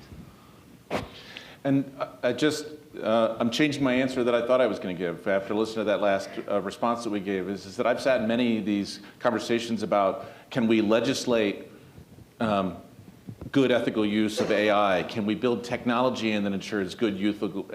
The answer is maybe, probably, whatever, but ultimately the thing that controls that is you. Right? And that it's us. It's us within Microsoft. It's at some point in your career, you're going to be faced with that point where you can either do the right thing or nothing. Do the right thing. Do the right thing. Thank you all. Thank you for being here.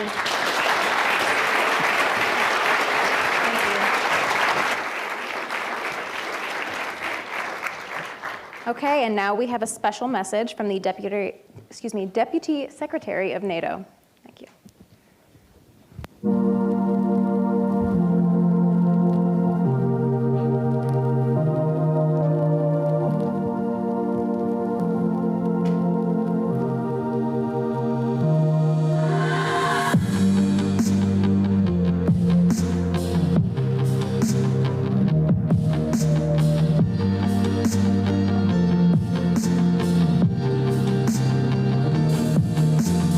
Russia has engaged in an increasingly aggressive pattern of behavior, with cyber attacks, assassinations on Allied soil, interference in our elections, and massive disinformation campaigns.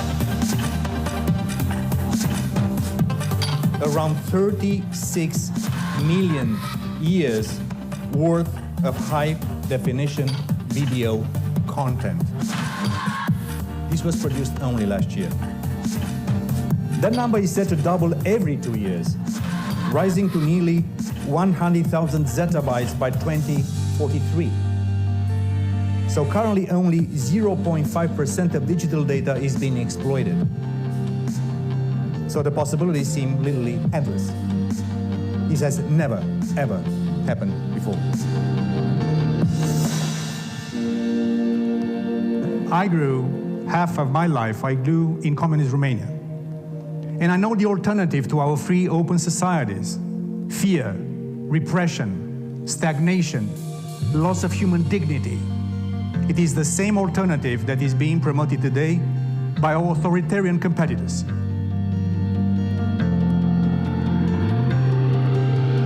Keep fighting for your values. And also, keep fighting for the values that develop when you're very young. Because as you grow a little bit older, you tend to be a little bit more cynical. Remember these fantastic dreams and romanticism of your young years. Keep them in your heart. Cherish those.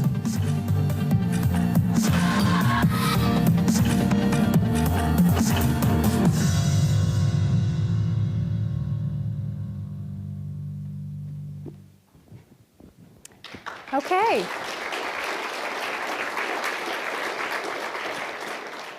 And now we are beginning lunch, so that's great. And we'll come back at 1:40 p.m. Please do come back because we have a great lineup of speakers and topics for you this afternoon. We'll be talking about disinformation, the everyday practice of diplomacy, serving the mission in the private sector with Google, and so much more. So when a video plays in about 30 minutes, that will be your signal to return to your seats or to your laptops for those watching online. For those in the room, also, a little housekeeping thing, there are trays around the room, and also there are trash cans outside for you to put your lunch boxes in. Okay, thank you.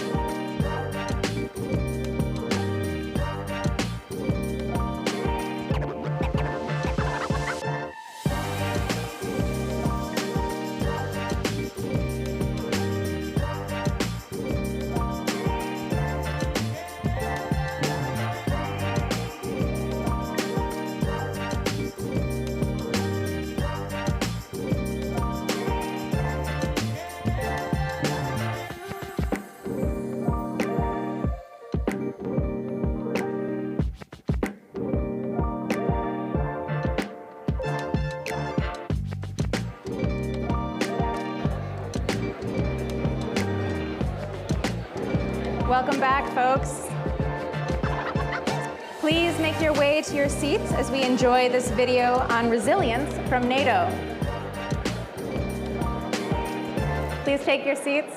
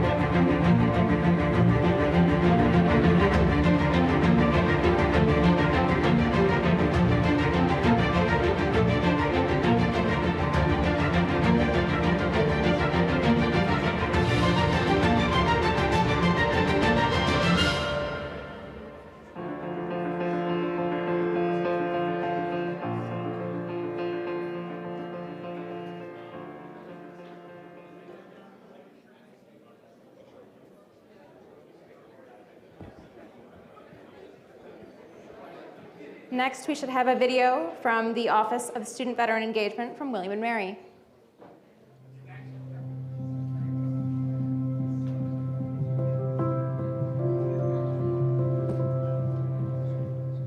When I came here, everyone was accepting. And so being a veteran, I haven't ever been in a position where I've been afraid to tell someone I'm a veteran because I'm proud to be one. Every time I tell a teacher I was in the military, they're actually more wanting to talk to you and they're more willing to go out of their way to say hi because they want to know who you are. William and Mary was founded in the cradle of democracy in the United States, and this is still one of the most populous regions for the military in the country. Our tradition of military service predates the Declaration of Independence. Our first American chancellor was General George Washington. Our current chancellor is Secretary Robert M. Gates. So commitments to service run deep at William and Mary, and they're an important part of our future. As William and Mary prepares to move forward in the future and with new initiatives, that the perspective that veterans bring and the diverse experiences that they've had and their leadership experiences will prove a big asset in terms of helping the campus move forward. I did 4 years in the United States Marine Corps. I was a machine gunner, also a foreign security force advisor. I was also a marksman instructor. I served in the Navy for 5 years. While I was a Master at Arms. For other branches, it's known as a military police. Student veterans were there for us when we needed them the most, and now we have an opportunity to be there for them when they need us as they transition to a new environment.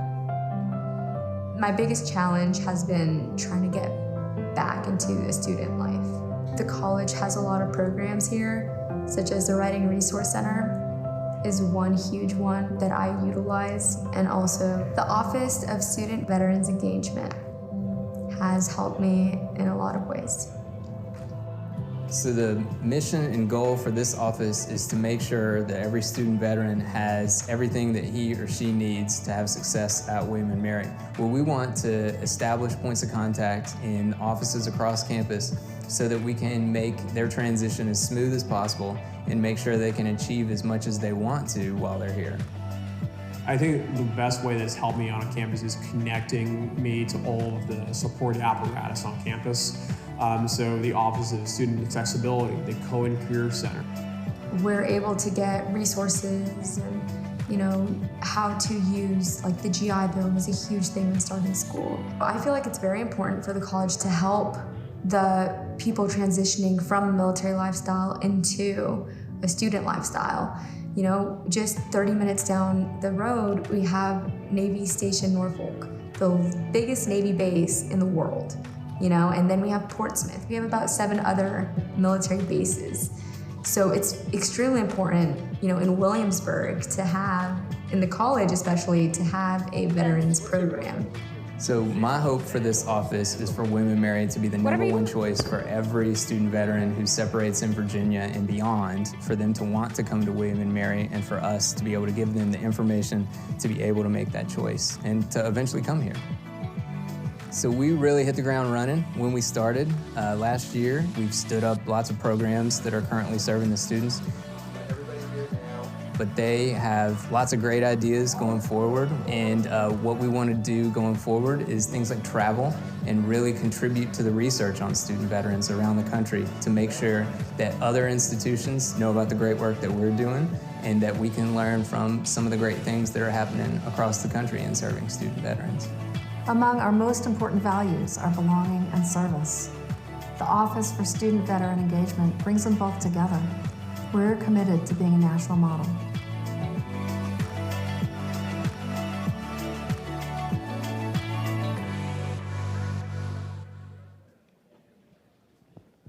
Okay, as part of a working lunch, please keep eating if you still are. We're going to be joined by a session on how to become an OSINT expert.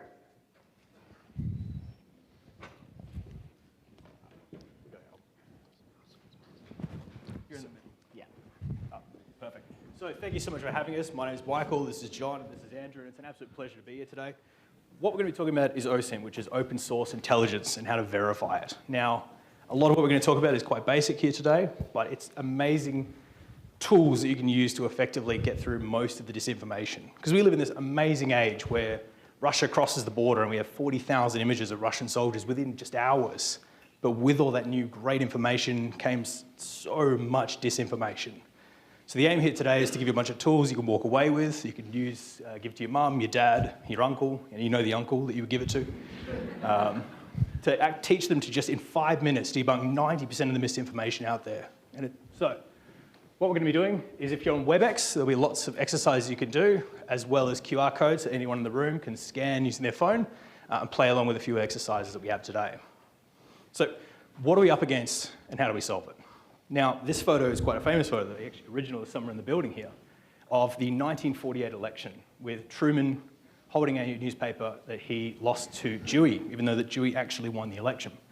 The editor of the Chicago Tribune, a guy named Joe Maloney, was a very, very famous editor, very renowned, decades-long career, ruined by one bad call. He didn't verify his source, and he went to print with the wrong president winning the 1948 election.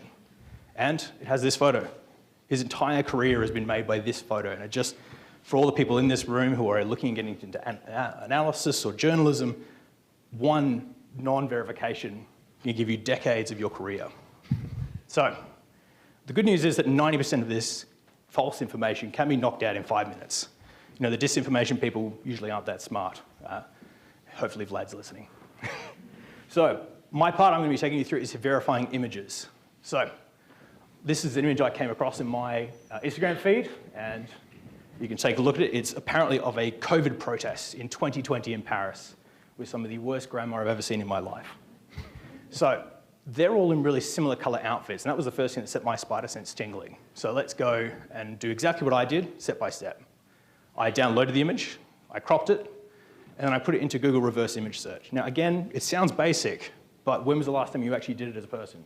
Actually took some information and debunked it right there on the spot. We want to give you tools to give to other people to help them fight misinformation as well.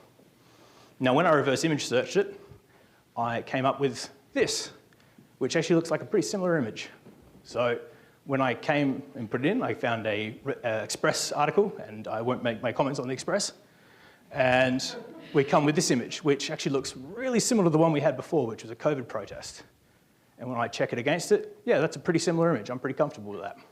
Where is the image actually from? Well, it's actually from Paris. It is from Paris, 2018, and a World Cup celebration. Now, either they are the best analysts and best forecasters in the world, and they picked COVID 2 years early, or this is misinformation. So, but let's double confirm. Again, I don't want to be that guy who gets Dewey wins the election. So I'm going to look for similar images of the same event. And we have the Paris celebrations here, and yep, it's the same looking buildings, same setup, same location, and the sky and the weather are roughly the same as well, which is really good for double confirmation. I also can go get a 3D render of the area, and see if the buildings and the setting will match up. And everything does. So I feel pretty comfortable as an OSINT analyst now going, yep, this was probably taken at this spot on this day with lots of supplementary evidence. Now, there are more advanced tools. So OSINT tools like EXIF Viewer Pro, and we'll put all of this on the tweet later on in the comments so you can download them all yourself, but allows you to look at the EXIF data of a photo. This is the GPS coordinates, what phone it was taken on. So if you have 30 photos taken with an Android, one with an iPhone, that's probably the one that's suspicious. And you can download that straight from the Google Chrome store. Next one is Google Advanced Search, which does sound really basic again, but I pumped in defense spending for Australia. I'm going to pick on Australia here for a second. And nothing came up. But I pump in with that into Google with file type PDF, and the first result is exactly the document I was looking for, which just helps you find that needle in the haystack. Google Earth, which sounds really basic, but this is all stuff you can download today really easily and get going. And what it allows me to do is double verify information. So for instance, Modi's landed in Ladakh. Let's double check if that airstrip they say it is correct. So I can pull up a 3D model of the hills behind him and match it with a photo. And does it match, does it not? Really useful stuff. SunCalc allows you to use a bit of trigonometry and a bit of math to work out the exact time a photo was taken, which is really useful if you're trying to work out troop movements and whatnot. And Sentinel Hub. Google Earth is a fantastic website, but Sentinel Hub does satellite photos every couple of days usually. So if you're trying to work out when a village was burned down, you can go, yes, yes, yes, yes, no, and now you have a 2-day window when that village was burnt down. And there's where you can download it. So I'm a big believer in exercises, so I'm going to do one called 2 Truths and a Lie. And here's the first QR code, so feel free to pull out your phone and scan that. Now, the 3 statements I'm going to make about this photo are that this is a Russian-made tank, that this photo was taken in Georgia, and it was taken in 2023. So to go through the exact steps that we did last time, download the image, crop if you need it, upload it to Google Images, check the results of the image, and check the source. So what you're looking for here is any articles where it's been mentioned, where it first popped up, because that'll actually tell you much more about the photo than just this random photo. Because I can say this is from Ukraine, but let's actually double check it. So you're looking for where that article first pops up. Now there's also a bit of a hint. It's the little camera icon there on Google Images that you want to be pumping it into. So I'll give you a couple of minutes just to go, or a couple of seconds just to go through that. But generally, what you can see here is how easy this is to do. And that's what we really want. I can give amazing technologies on what we can do and verify and satellites and whatnot, but the average person doesn't have access to that. So we want to give you tools that you can not only give to other people, but you can use really quickly yourself. And again, it debunks about 90% of it. I'm shocked at the amount of disinformation out there that is just one quick Google away from being complete nonsense. So, what have we learned about this tank? So, let's cover it up, but that's fine. So, it is a Russian, and the answer was, yes, it is a Russian-made tank. Yes, it was taken in Georgia, but no, it was not year 2023, it was taken from the 2008 invasion, which is just a nice reminder that this is not new behavior for the Russians. So I'm going to hand over to my fantastic colleague Andrew, who's going to take you through how to verify a source, because it's probably the next most important thing. Thank you. So at the apex of legacy media, unlike the apex of legacy media, where there are far more gatekeepers for the spread of information around the world, today information can come from anywhere. And this is especially true on platforms like Instagram and Twitter, where a source could be a distinguished professor, a profile picture you just recognize, or a completely anonymous account. And to make matters worse, these platforms encourage us to reshare information before actually engaging with it, which contributes to this mess of information and misinformation that we have online. So it's very critical that we all have some heuristics or a tool belt that we can use to sniff out bad information when we're online. So let's go through a few.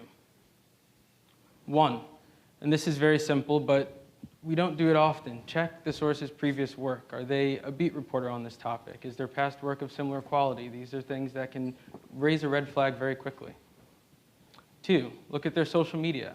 Are their personal accounts posting things that are suspicious or scammy, or that would raise a red flag as well? 3, are they backed by an institution that you can use as a proxy for their credibility, such as a think tank or NATO? 4, does anybody that you trust follow them or can vouch for them? And then 5, who's talking about their work? Is their work being cited in peer-reviewed research or referenced in reputable articles? These are all super simple steps we can take. We don't do it often, but you'd be surprised how many sources don't actually pass these tests. And just quickly also, none of these items on the list alone are going to be able to tell you if a source is safe, but in the aggregate, they should be able to provide you with a defensible level of comfort when you're vetting a source. Now, another way that you can vet a source is to check a source's reporting on a story that you know very well. So, if somebody were to come up to me with a compelling narrative that due to the rise of BRICS, they think the dollar is going to die within the next year or two, but I just recently looked at analysis of the US dollar as a percentage of total global currency reserves, then I would know that my source is either omitting some very critical information or just misreporting information altogether.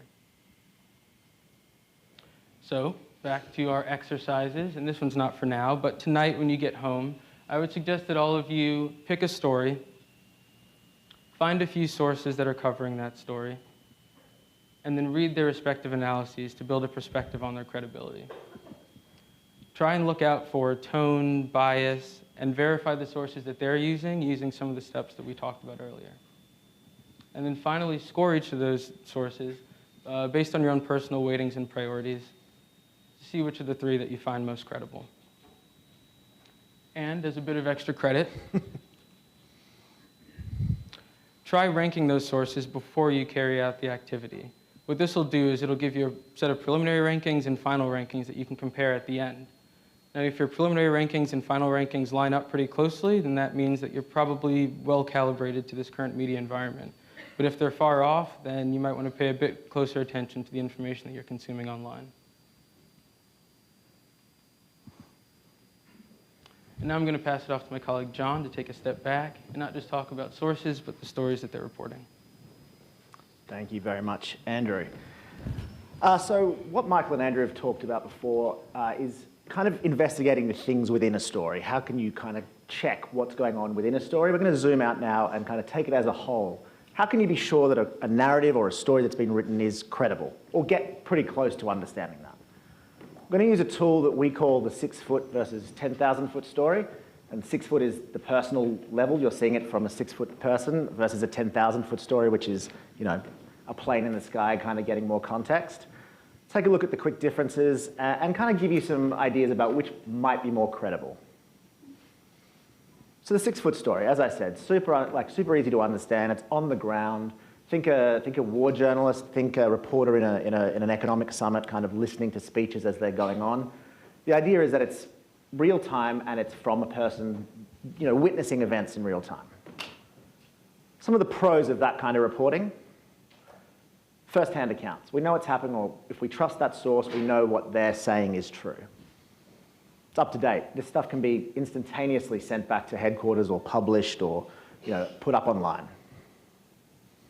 And it often provides evidence. You can take videos, you can have conversations and record them, you can snap photos and WhatsApp them to your friends. It's really instantaneous, but it's also evidence. It's not just someone's word. On the con side, however, you've got a limited perspective, right? If you're on the ground watching something right in front of you, you by definition don't know what's happening 100 feet away, a mile away, 10 miles away in another country. So you're only seeing something that's right in front of you. Often the people who are writing these kinds of stories and reports, take for example that image there, a journalist, he might not be an expert in military hardware, so he doesn't know what to look for and he doesn't know if he's missing out key details. They're often not experts in what they're seeing. And there's obviously a really heightened risk of bias. It's just inevitable. It doesn't mean they're nefarious actors or anything, but if you're on the ground reporting on things, it's almost impossible not to have some emotional attachment, particularly when it comes to war reporting. But really, it's a good rule of thumb for all in-person reporting. So let's move to the 10,000-foot story. Again, super self-explanatory. This is the expert analyst report. The DoD briefing there is a really good example of what we're talking about. Again, that 10,000-foot view from the sky that kind of contextualizes what we're seeing. Go through the pros again. So this time you can get in-depth knowledge because you can pull in experts from outside. You can say, I'm hearing this information, what do you think? You have a long career in this. You can really kind of drill down and know what you're talking about. These kinds of stories and reports are often more objective, more analytical. They're not on the ground, so they're not emotional, but they're also able to kind of sit back and say, well, my experience lets me kind of see this without kind of getting wrapped up in the story. And you can compare across data sets. If you're hearing something from on the ground in Ukraine right now, you can compare it to another report that you got from a neighboring province or something like that, or a data set that you have, and you can kind of cross-check and become more credible in that way. But there are cons. Time lag. I used to work in a government, and I know all too well that these reports take days, weeks, and probably realistically months to come out after events transpire. So often events pass by these kinds of reports, or at the very least, you're not getting the most up-to-date data, and you need to understand that when you're reading reports like this, it may not reflect the current situation. And obviously, these things can miss small details. For those of you who've been following the Russian invasion of Ukraine, you'll remember at the very start of the invasion, these kinds of 10,000-foot reports and stories were focusing on how many tanks, how many vehicles, how many troops were massed on the border. What they didn't get right was the quality of those vehicles, the tire pressure, these kinds of details that maybe the 6-foot kind of story might have reported on, but these 10,000-foot stories often missed. And that kind of information really did skew, maybe not the credibility, but the accuracy of those kinds of reports. So which is better? I think you can probably guess that I'm going to say both.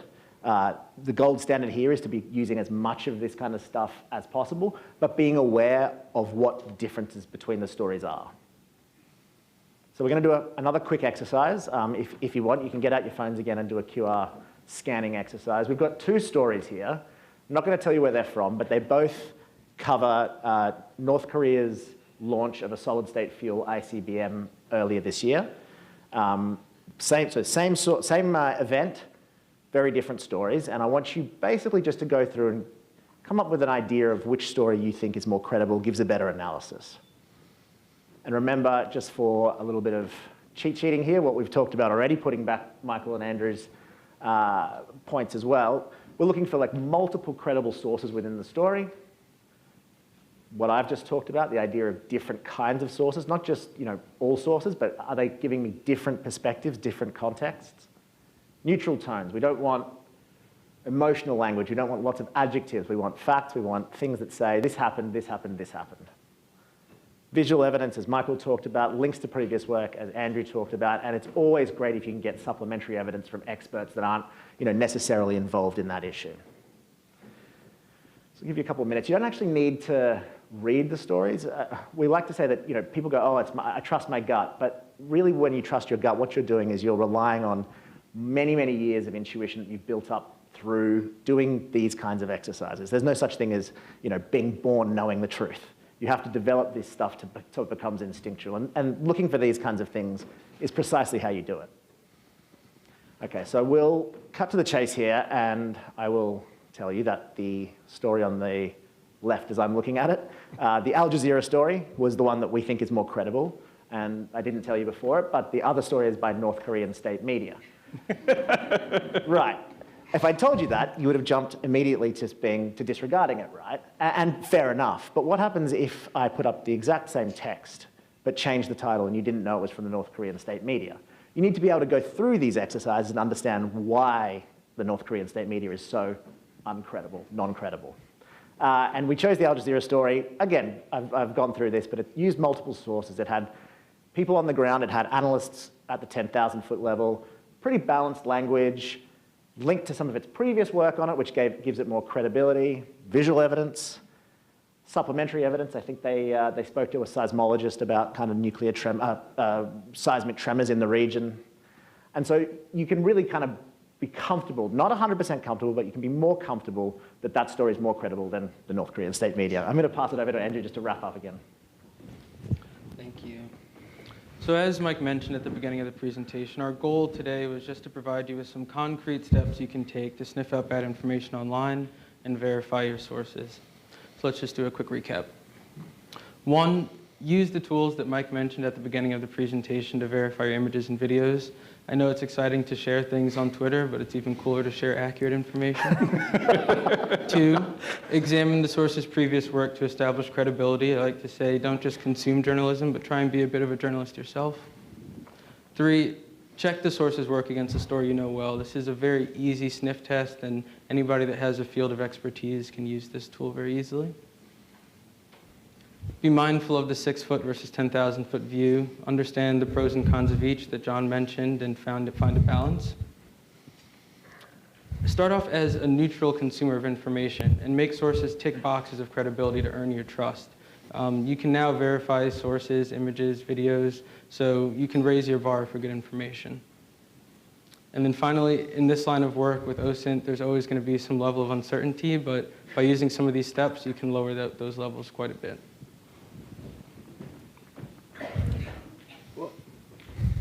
So that's us for today. I'm Michael Hilliard, this is Andrew Eady, and this is John Fowler.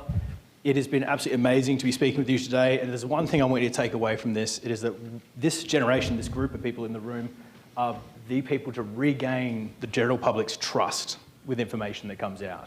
You know, if we had everyone doing this, if we had people actually checking sources and knocking out most of this disinformation, we wouldn't have the amount of fake news, we wouldn't have the amount of disinformation and the lies and campaigns we see at the moment. You know, if this was the simplest possible weapon we can give you because it's the most usable and the one that's most easily accessible. So if you take anything from this, is that verifying 5 minutes work will debunk 90% of problems. And that's a huge weapon for us to do. So it's been an absolute pleasure speaking to you guys today. Huge thanks to the AV team as well, the unsung heroes of these things. And I will hand back to our fantastic host. If you want any of the information, it'll be on that Twitter thread from the first exercise. Otherwise, it'll be in the back. So thank you so much. Thank you. Thank you, gentlemen. Excellent. Great. So that was very creative and informative. So our next panel will be on countering disinformation, and it's led by a founder of the William and Mary Disinfo Lab, Megan Hogan, who will be joining us, in just a moment.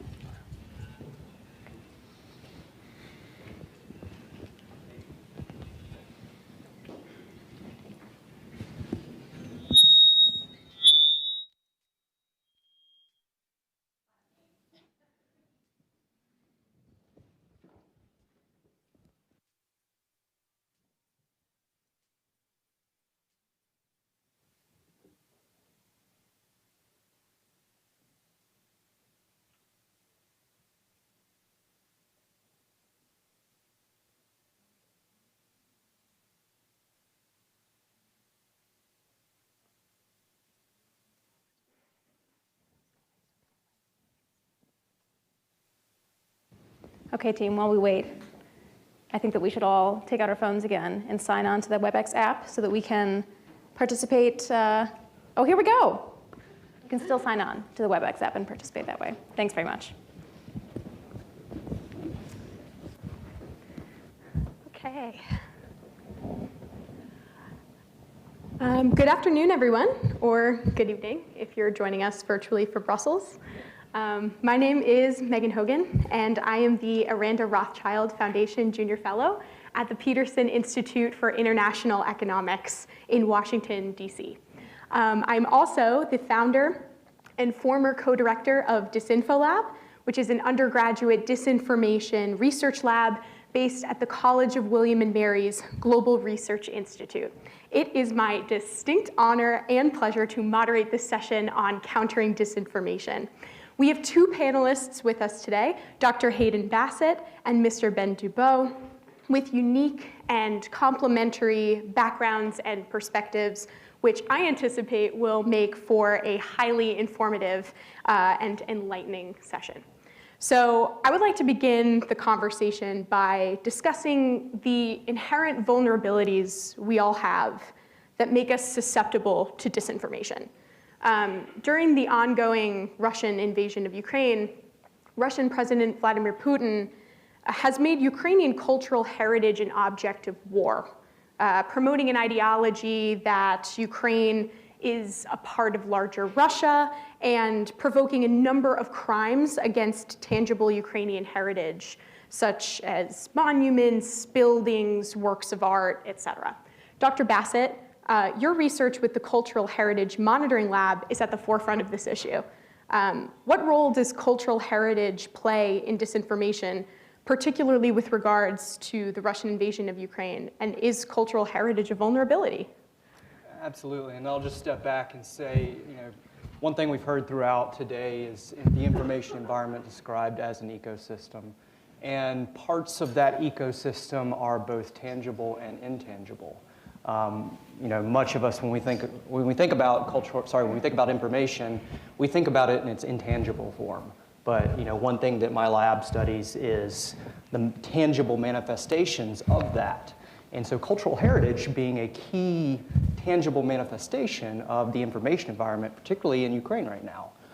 When we look at cultural heritage, think about what it is. Think about what tangible cultural heritage is. So places of worship, archaeological sites, monuments, memorials, museums, places that you can think of as key nodes of agreement on something. So I agree with this version of history as represented by this monument, by the collections in this museum and the story that that tells, whether that's a story of national identity, a story of the ethnic identity, things that both support some narratives, but important for this context, things that contradict some narratives.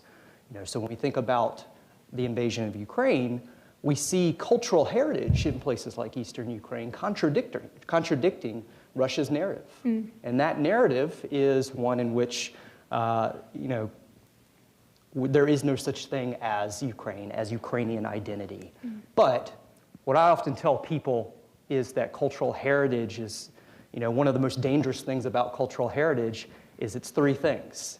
It's an identity, it's a location, and it's a date. And so think of a cemetery. Think of every headstone on that cemetery. You can think of it as the name, which you can tie to identity based on the language and other things like that. It's, of course, a location, but also it's a series of dates, placing that identity in a location. And so when you think about it in this way, you can begin to see how things like cultural heritage are extremely vulnerable to narrative activities, but also kinetic activities, things that a country might come in and want to erase evidence of a narrative in this case. And so that's why our lab studies cultural heritage, not just the destruction of cultural heritage as we do through satellite imagery, but also the ways in which it's weaponized or leveraged in information operations. Thank you. That was enlightening. Mr. Dubow, your current work explores the relationship between generative artificial intelligence and democracy. So generative AI, right, being a type of AI system capable of generating text, images, or other media in response to prompts, such as, you guessed it, ChatGPT.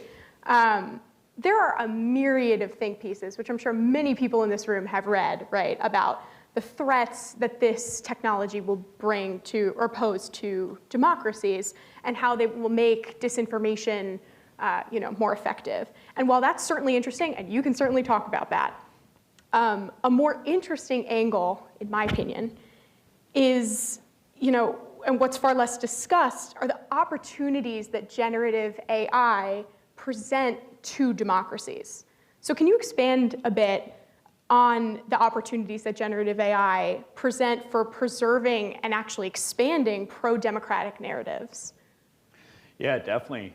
So a lot of the earlier panelists have touched on this. Generative AI is incredibly powerful, and while it is essential that we're aware of the threats that come with that power, it's also essential that we see that there are huge opportunities here.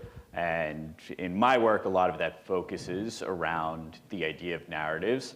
And narratives are absolutely essential for any form of government to justify its existence, to justify the position of the rulers. And so in authoritarian states, you see incredible amount of resources spent to instill narratives, to destroy monuments that might challenge narratives, to imprison journalists who might challenge it. And with generative AI, we're seeing really a revolution in how people are going to consume narratives. So with the rise of search engines, you had a major shift in that single points of information were now available with an ease and with an extent that was never possible before. But it was still on the individuals to find those multiple pieces of information to compose a narrative. With social media and recommendation engines, those individual pieces were automatically delivered, suggesting that while not entirely creating the narrative itself.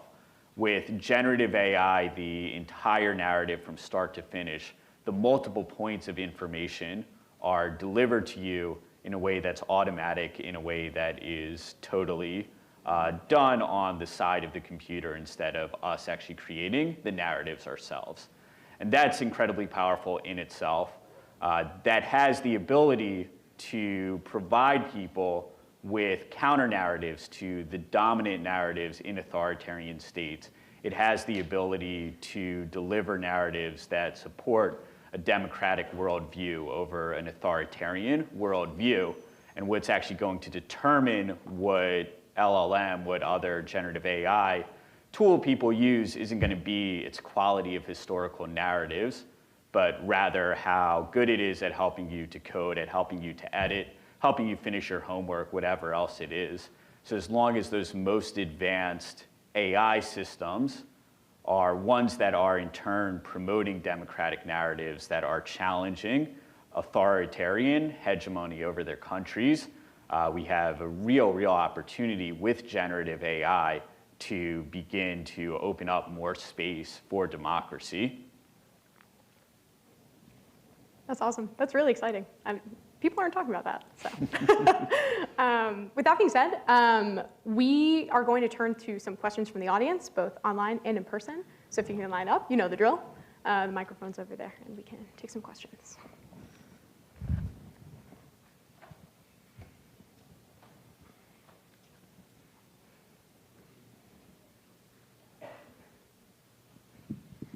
So, hello. My name is Talha Barış from Turkey. My question to all speakers. So, how big of an impact do you think media manipulation can have from a sociological perspective? And what can international organizations like NATO to do about this issue? And the second question is, if the government of a NATO member country tried to control people's thoughts, elections, issues related to irregular migrants, and all media perception, how would you try to combat it? Thank you. Take it, yeah. So it's a great question. Media manipulation can have a huge role on people's perception. It's why authoritarian states devote so many resources towards controlling the media. It's why even democratically elected leaders who want to bring about democratic backsliding invest so much time and effort into controlling media. So that manipulation is absolutely massive in terms of its impact on getting people to vote certain ways, on getting people to believe certain things that uphold the regime's power. For what to actually do about it, it becomes very difficult especially if it's within a particular country where the leader has come to power saying that he's coming to power to fight against the foreign influences that are undermining the traditional local culture of the country.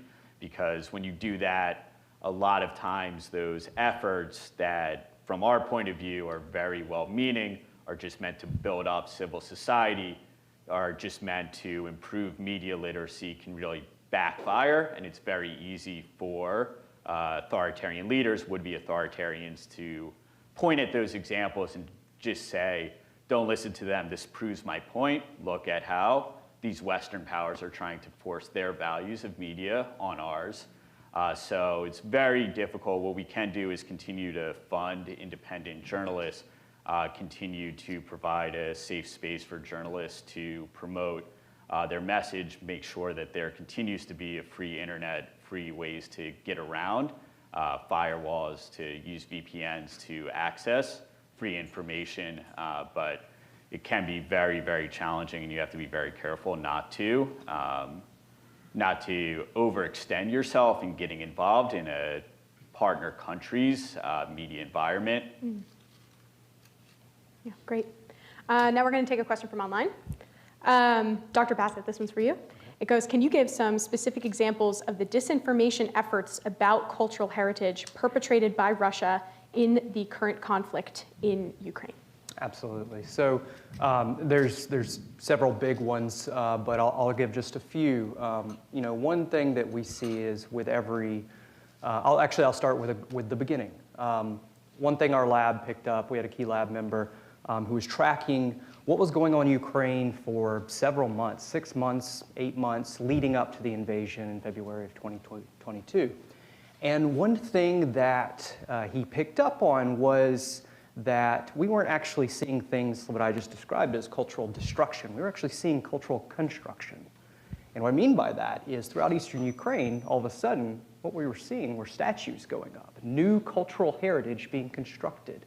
Things, like I said, cultural heritage is a key nodes of agreement, basically engineering those nodes of agreement in order to prep the terrain in a way that would suggest that you are standing, in fact, in ancient Russia and not eastern Ukraine. Things like statues to Catherine the Great, statues to the Soviet Army, statues that really tie that geography to ethnic Russia and historical Russia. So that's one key way in which information and disinformation is woven through physical evidence on the ground in order to build that information ecosystem. It's not simply pumping information out there. Right. It's carefully engineered in both tangible and intangible ways. Oh, wow. Thank you. Hi, my name is Elijah Sai. I'm a student at William and Mary. My question is about generative AI. I guess I want to know if, are we imbuing AI with politics, or are we using AI for politics, or if it doesn't matter? I also wish to know, because I don't think I keep up as much with kind of the AI side of things. Is this the direction that politics are heading, where it will be kind of like generating arguments, and each side will have to use AI to kind of keep up? Maybe I sense fear in myself because I probably can't understand it, because I probably can't think that fast. My worry is of biases, as we know, AI has biases based upon if you ask to see the most perfect man, it's going to be maybe like a very, well, we know what that looks like. With that being said, if AI is used for politics, there will be biases, and how do you foresee mitigating that? Maybe I'm just blabbering, but these are all it's really fascinating what you're doing. Thank you. Thanks. Yeah, it's a great question, and yeah, it's definitely one that I worry about a lot. So before my current role, I was in advertising and doing ad tech, and one of the normal ways we launch a campaign is we would come up with 5 or 10 variations of our messaging, run small tests, and see which of the 5 or 10 perform best, then commit to that 10. With generative AI, you can do that hundreds of times over, and what's going to be most successful, what's going to resonate most with people is what affirms their biases. And by that, I don't mean that necessarily as like a kind of moral statement on it, but just if we expect something to happen, it's not going to, trigger our alarms. It's just going to be what we expected.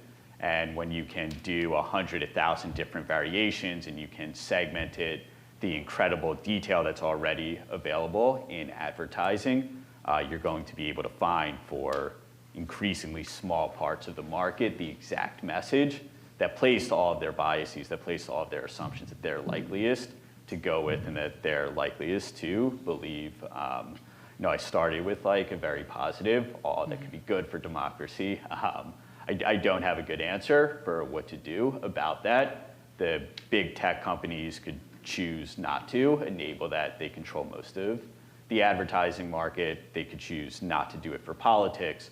For the most part, they don't advertise tobacco. They don't advertise gambling.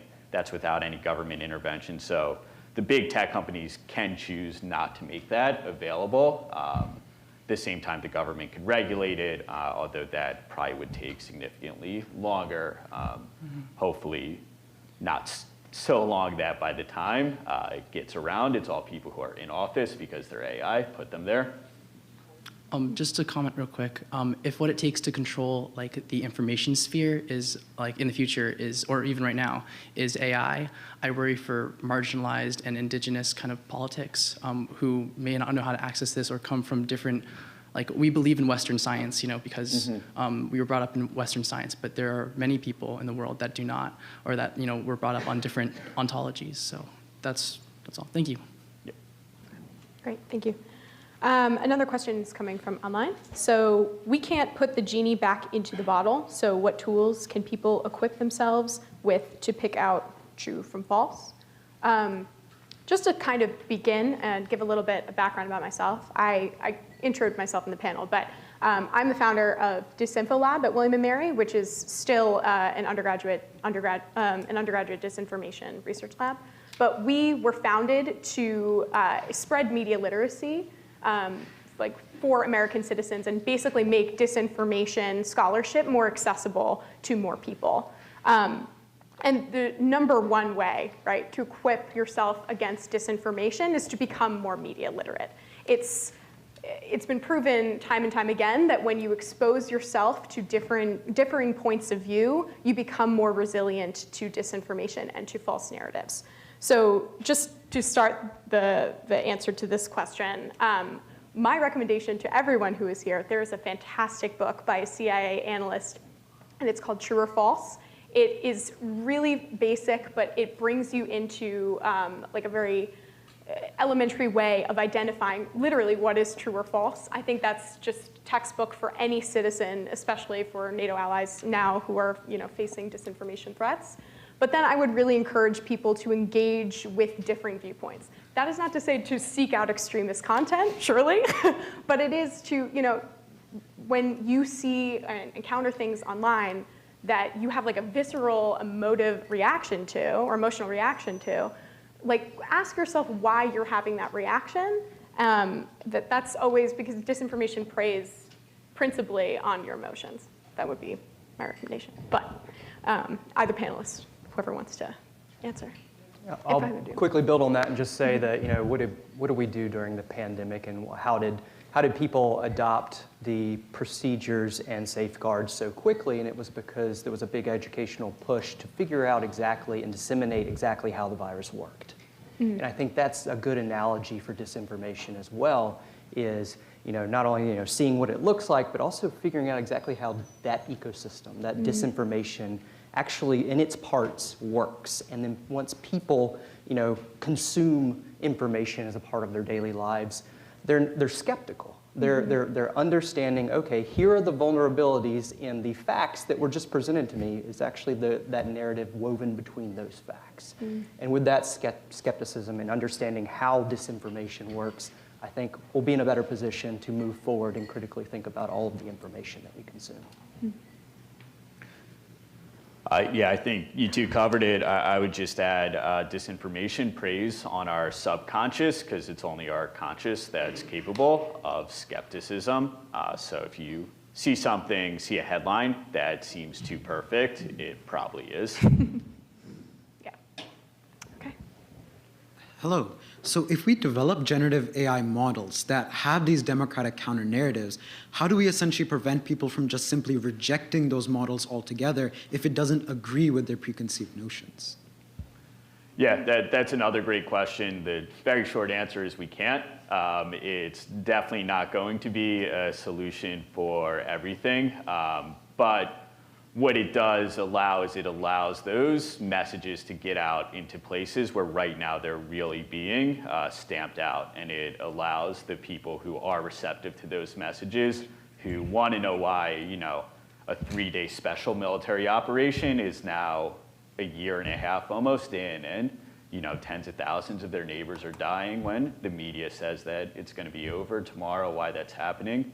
It gives them some counter narrative to understand the world beyond just what state media is telling them. Okay, great. Let's take another one from the room. Hello, my name is Adam Ashi, and I'm from Morocco. I'm a student at UMBC, and my question is, how do we fight Russian disinformation that's not targeted at the West or to its own domestic audience, but the third world, by which I mean the Middle East, Africa, Southeast Asia, big economies that have been impacted usually through mass food security that Russia is now trying, that was caused by Russia's invasion of Ukraine, but it is now trying to convince that it's caused by NATO sanctions and NATO actions against Russia. I can take this, but I've taken a bunch. Yeah, sure. Okay.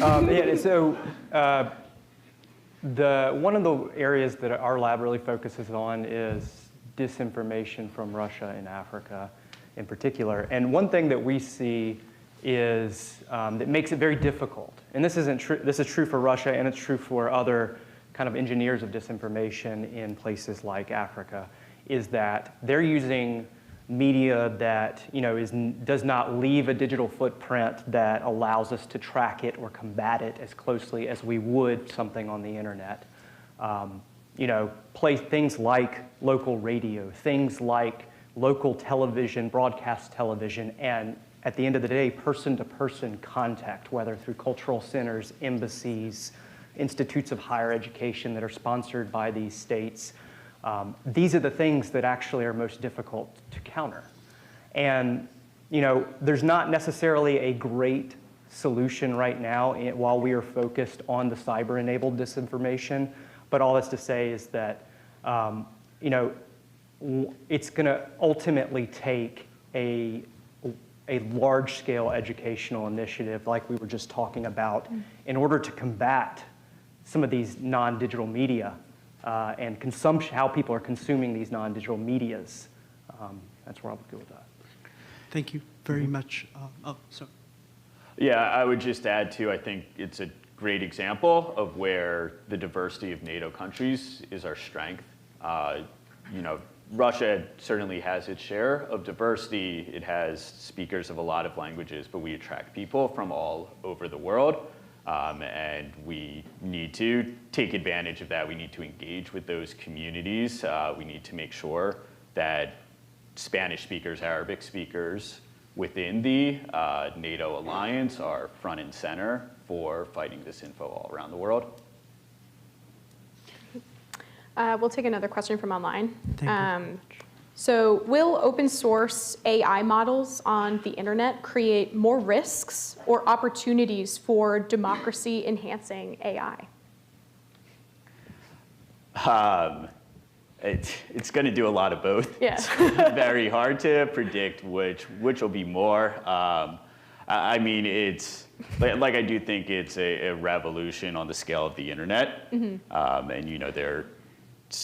And even now, I think you'd be hard pressed to say whether the internet created more opportunities or more risks because it created so much of both. Yeah. It's very hard to weigh which was more, but definitely if there's one message I'm trying to send, it's don't ignore the risks, but there are a lot of opportunities and get excited about all of those opportunities. Right, don't just drown in the doom and gloom, Yeah. right? Yeah. We can take another one from the room. This one's sort of similar to that one. We've been discussing the role of AI in countering disinformation, the opportunities, the dangers. Do you foresee any broader applications of AI in terms of promoting just general good government, democracy, public services, the like?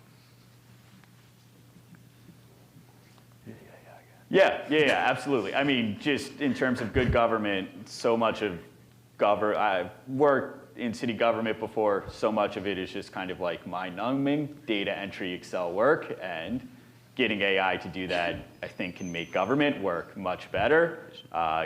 Using AI to understand the cultural context in a foreign country to really kind of give background on what sort of messaging will resonate with them, I think can make connections between civil societies much easier. And I view that as kind of one of the real huge potentials of AI, is to act as a translator, not just word for word or sentence for sentence, but cross-cultural, to help people from other countries really understand the worldviews that are vastly different than their own, and to be able to better understand where people are coming from and to better be able to connect because of it. It's reassuring to hear. Thank you. Okay, before we get to the final question, I'm going to take one more for online. So I'm sorry, but there's no more left in the room today. So paralleling, this one's for you, Dr. Bassett. Paralleling their genocidal pogroms, the Islamic State also undertook a systematic iconoclastic campaign across Syria and Iraq. Aside from their globally publicized attacks on the Mosul Museum and UNESCO World Heritage sites, the IS actively targeted the sacred sites of various communities. Can you talk a little bit about the connection between cultural heritage attacks and the attacks on religious groups and ethnic minorities? Sure. So I'll just say that, listen to that prompt very closely, and it's easy to see that the motivations behind that was all of, in large part, an information campaign. This was a way to make them, a very, potent way to make themselves very visible, to go after these major sites of local, regional, national, and global significance, make examples of them in their mind. Yes, there are many ideological motivations behind that, but at the end of the day, this was a campaign that sought to create messages and build status in ISIS, in related extremist groups. These are ways in which they can use tangible elements, in this case, destruction of tangible elements, to have effects in the information environment. Great, thank you. Okay, so for our last question, considering that this is a panel on countering disinformation, it seems only fitting, right, that our last question that we conclude, right, with the basic, albeit crucial question of what should we do going forward, right? What should we, civil society, governments, social media platforms, prioritize in the fight against disinformation? And is there anything critical that we're overlooking? I work in the field of economics. So when I think of countering disinformation, the first place my mind is going to go is a cost-benefit analysis, right? To ask, why is disinformation so prevalent and so effective today? And really, the answer to that question is that disinformation is easy to produce, it's low risk, and it's cheap to make, especially when you compare disinformation to conventional methods of warfighting. So any effort that reduces this ease of production raises risk or raises cost. So in short, anything that makes an influence operation cost prohibitive, I see as an effective strategy. Take the Biden administration's new strategy of declassifying intelligence as a way to undercut foreign disinformation as an example. It's a shame that Rear Admiral Kirby could not be with us today, but what the Biden administration is doing is truly transformative. By preventing Russia from defining how the war is perceived by the rest of the world, this new strategy raises the risk that Kremlin disinformation it raises the risk of Kremlin disinformation failing, essentially, right? So making that an effective countermeasure. Going forward, I see social media companies being at the forefront of the fight against disinformation, and I see them being instrumental in making disinformation more difficult to produce. So strategies such as like taking down botnets that amplify disinformation. Botnets were a huge part in they played a huge role in 2016 in Russia's role with the 2016 interference with the USC election, introducing and maintaining synthetic and manipulated media policies, things that govern things like deepfakes, and introducing and maintaining effective verification policies, things like Twitter verification, right? These are all examples of what I think will play a larger role going forward. So Dr. Bassett, I'll begin with you. What do you think? Sure, and I'll, as the cultural person on the panel, I'll say that it's going to be a cultural solution more so than a technological solution. I'll bring the pandemic analogy back into this, is that, at the end of the day, it was behavioral and social changes that led to at least some of the, successes in, with combating the virus and not spreading the virus. And I think that analogy is perfectly appropriate for disinformation as well, is that you're going to have a whole of society response in the same way we just had a major whole of society response with the pandemic. It's going to take education, like it did with the pandemic, at the lowest educational level. So our elementary school all the way up to mid-career and older career professionals. These are the elements that we're going to have to bring into it. Again, taking the lessons learned from the pandemic, bringing them into this new pandemic of disinformation. Certainly don't disagree with you. Mr. Dubell? Yeah, so like to kind of think of information, or we've had the analogy before of information, like an ecosystem or a system, and that's really how you need to view it. Any single story, any single piece of information, by the time you're able to definitively determine whether it's true or false, would have already spread multiple times around the world. So really all we can do is think about whether we have systems in place that are likelier to bring out false information or true information. Some social platforms have already begun to address the fact that disinformation preys on the subconscious by asking people if they really want to share something when they haven't actually read the full article yet, or by downranking things that have more emotive content or more emotive language, and upranking content that comes from authoritative sources. But I actually agree that I think ultimately it's not technological, it's behavioral, and it's not going to be about just limiting information, it's going to be about actively promoting democracy, and a lot of that is behavior. It's not just telling people how great democracy is, it's actually enacting it every day. It's getting involved with your local neighborhood, with your local communities, with local civil society. We can kind of talk all we want about what the big corporation should do, what government should do, and to be clear, they should do a lot. But democracy ultimately comes down to individual actions aggregated over the millions, and we need to continue to act, continue to model the democratic behavior that is core to our values in order to make sure that they continue to grow, to make sure that they triumph over authoritarian values.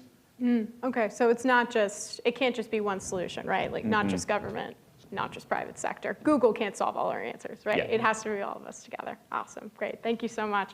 And thank you for everyone who is watching, both in person and online. And thanks for such an interesting conversation, everyone. Thank you.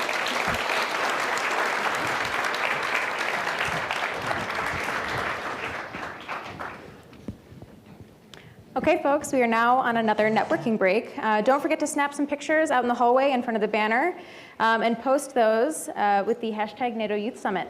Okay, thanks. Oh, in about 10 minutes, you'll hear a video, and that will be your signal to come back.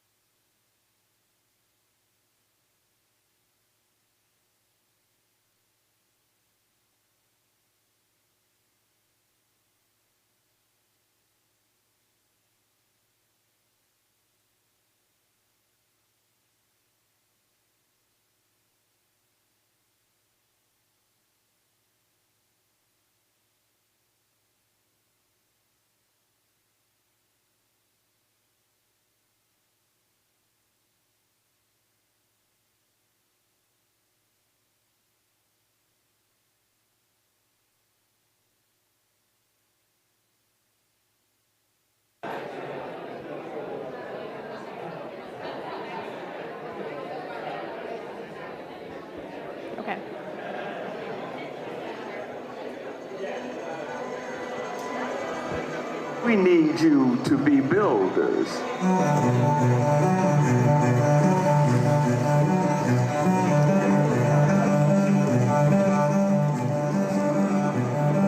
All are architects of fate, working in these walls of time, some with massive deeds and great, some with ornaments of rhyme.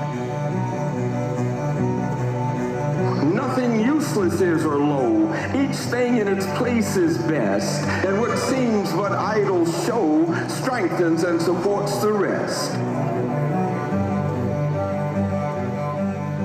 For the structure that we raise, time is with materials filled. Our todays and yesterdays are the blocks with which we build. Truly shape and fashion these, leave no yawning gaps between. Think not because no one sees that such things shall remain unseen. In the elder days of art, builders wrought with greatest care each minute and unseen part, for the gods see everywhere. Let us do our work as well, both the unseen and the seen, make the house where gods may dwell, beautiful, entire, and clean. Lest our lives are incomplete, standing in these walls of time, broken stairways where the feet stumble as they seek to climb. Build today then strong and sure on a firm and ample base, and ascending and secure shall tomorrow find its place.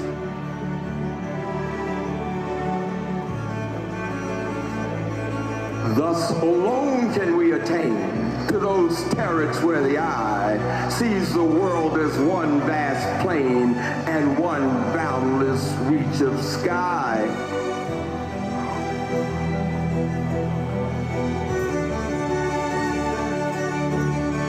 Classmates at William and Mary in Virginia, all of us here who love you already, call on you to be magnificent builders.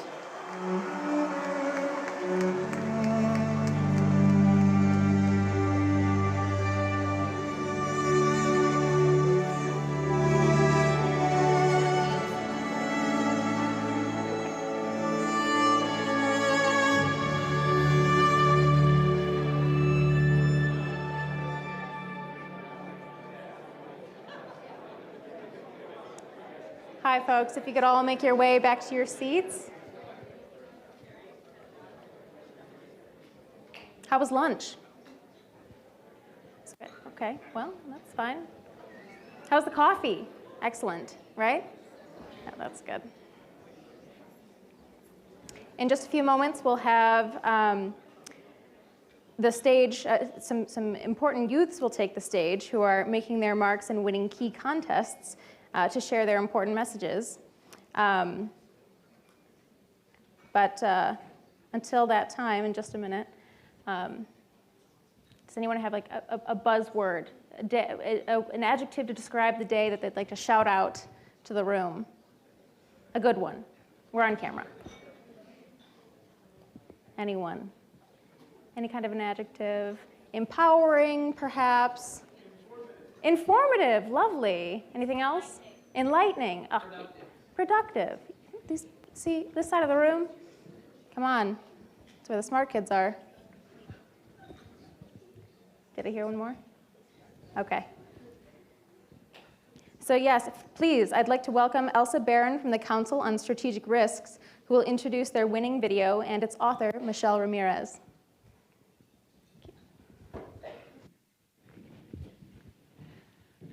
Hi, everyone. It's an honor to be here today on behalf of the International Military Council on Climate and Security, which is housed at the Council on Strategic Risks, for a project with support from the US mission to NATO that is focused on a security challenge that affects us all, climate change, and one that is no longer a hypothetical risk far out in the future, but a lived experience for communities around the world.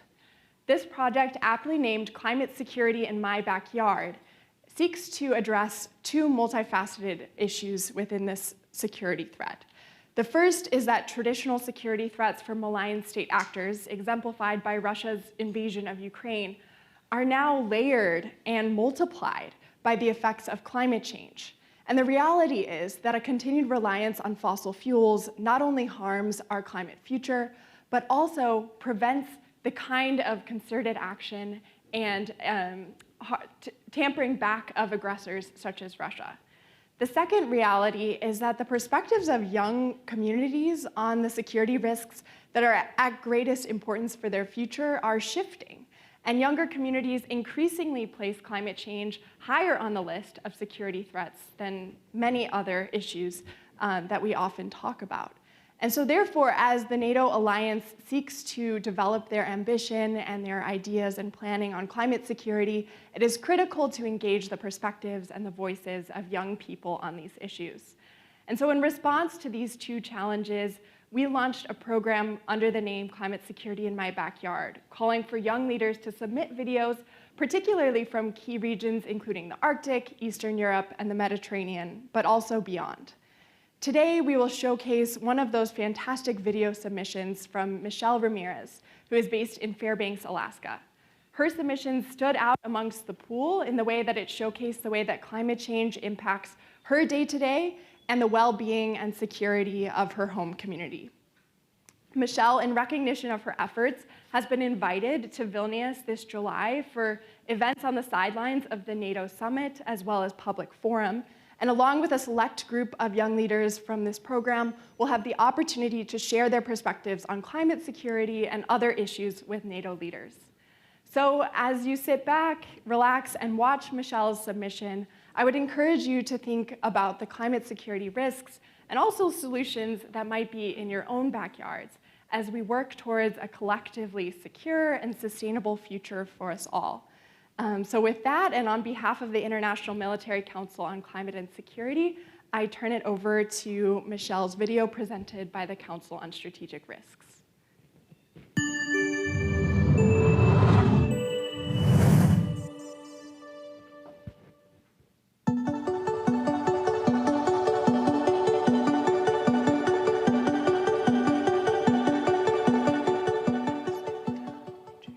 I live in Alaska, a place where my dog may accidentally try to chase a moose, or if you're unlucky, you yourself might be one-on-one in front of a mother moose guarding its calf. A place commonly known for its breathtaking aurora borealis or northern lights, its beautiful and untouched lands, wildlife, and extreme cold. But did you know that Alaska, which is part of the Arctic, is experiencing the effects of climate change at nearly 4 times the rate of the rest of the world? We are experiencing erosion, rising sea levels, permafrost thaw, ocean warming, glaciers melting, endangerment of marine ecosystems, increase in flooding, rain, snow, wind, storm events, animal migration, invasive species, and food security. These can only name a few of the drastic changes my community and other communities in Alaska are experiencing right now. These changes are what the rest of the world don't know about and will experience them very soon. Hi, my name is Michelle Ramirez, and this is my climate story. I live in Fairbanks, Alaska with over 30,000 people. I grew up and have lived here since I was 12 to 13 years old. I graduated in 2021 and currently go to the University of Alaska Fairbanks studying biology. I've been doing research and am an Arctic Youth Ambassador here to talk about a climate issue in my community. Our summers are threatened by longer wildfire seasons and winters feel more isolating by extreme weather. Have you ever smelled the smoky air from inside the comfort of your own home? Whenever you take a deep breath, all that comes out is a cough. Interior Alaska has raging wildfires every summer. Summer of 2022, we had hazardous air quality frequently where everyone sees serious health effects. That summer, I was working at the local Fairbanks Memorial Hospital, sitting with a patient, and we both looked out the window on many days. But not once could I describe it as a good, nice, or beautiful day. The only words I could think of is that it looked awful and suffocating outside. Even with the face mask, I could smell it inside the building. The smoke is everywhere and we can't escape it. You don't feel protected anywhere. Not being able to drive without smoke, not being able to see the lakes, seeing our trees die and all that's left is a black, charcoal stub. The constant feeling of not being able to breathe is draining. Most people don't have the choice to leave and take a break from the dusty air you breathe, and that is really isolating. In the State of the Air 2018 report written by American Lung Association researchers, Fairbanks is America's most polluted city in the category of particle pollution. This is my constant reminder that climate change is happening and that is only one of the many changes that are hurting our community. It's the decisions we make today that will impact whether our home will be here tomorrow.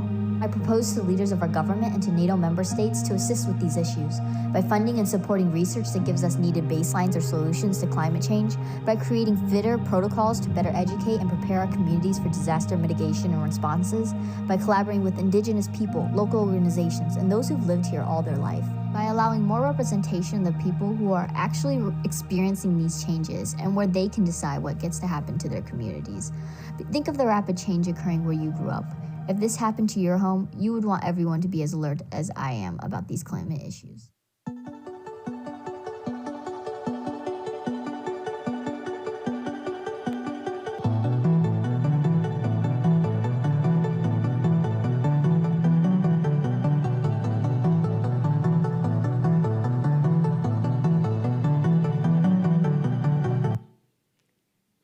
Thank you so much for your attention.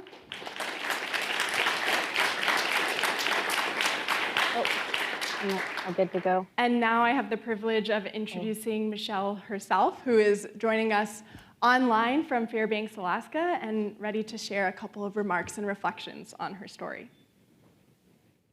Thank you, Elsa, and to the International Military Council for Climate Security for this wonderful opportunity to speak here today. I'm extremely honored that my video was chosen to be shown here. As I said, I live in Fairbanks, Alaska. I'm going to be a third-year undergraduate student at the University of Alaska Fairbanks.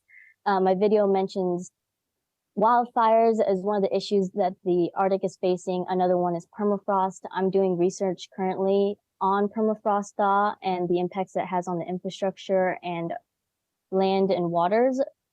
And so this is just one of the few ways I'm contributing to my community and understanding better how climate change is going to impact us. I really wanted to emphasize how important it is for your personal story to be told in these spaces.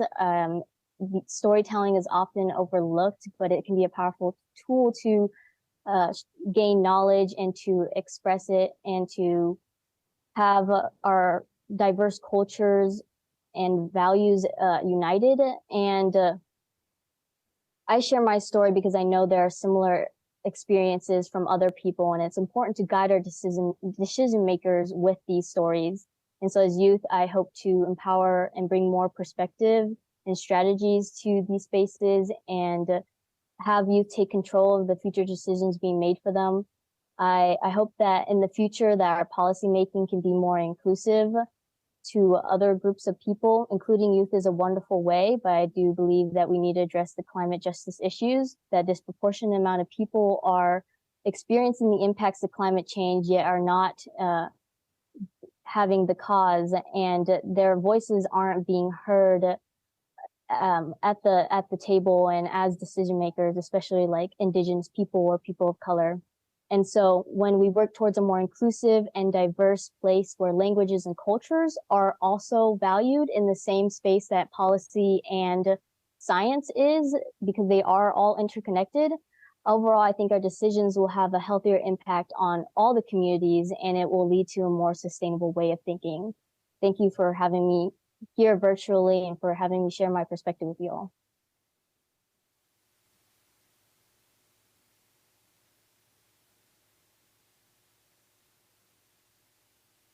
Hello, and now it is my pleasure to introduce Louisa Frutel with NATO Allied Command Transformation, who will speak about their work in these winning videos.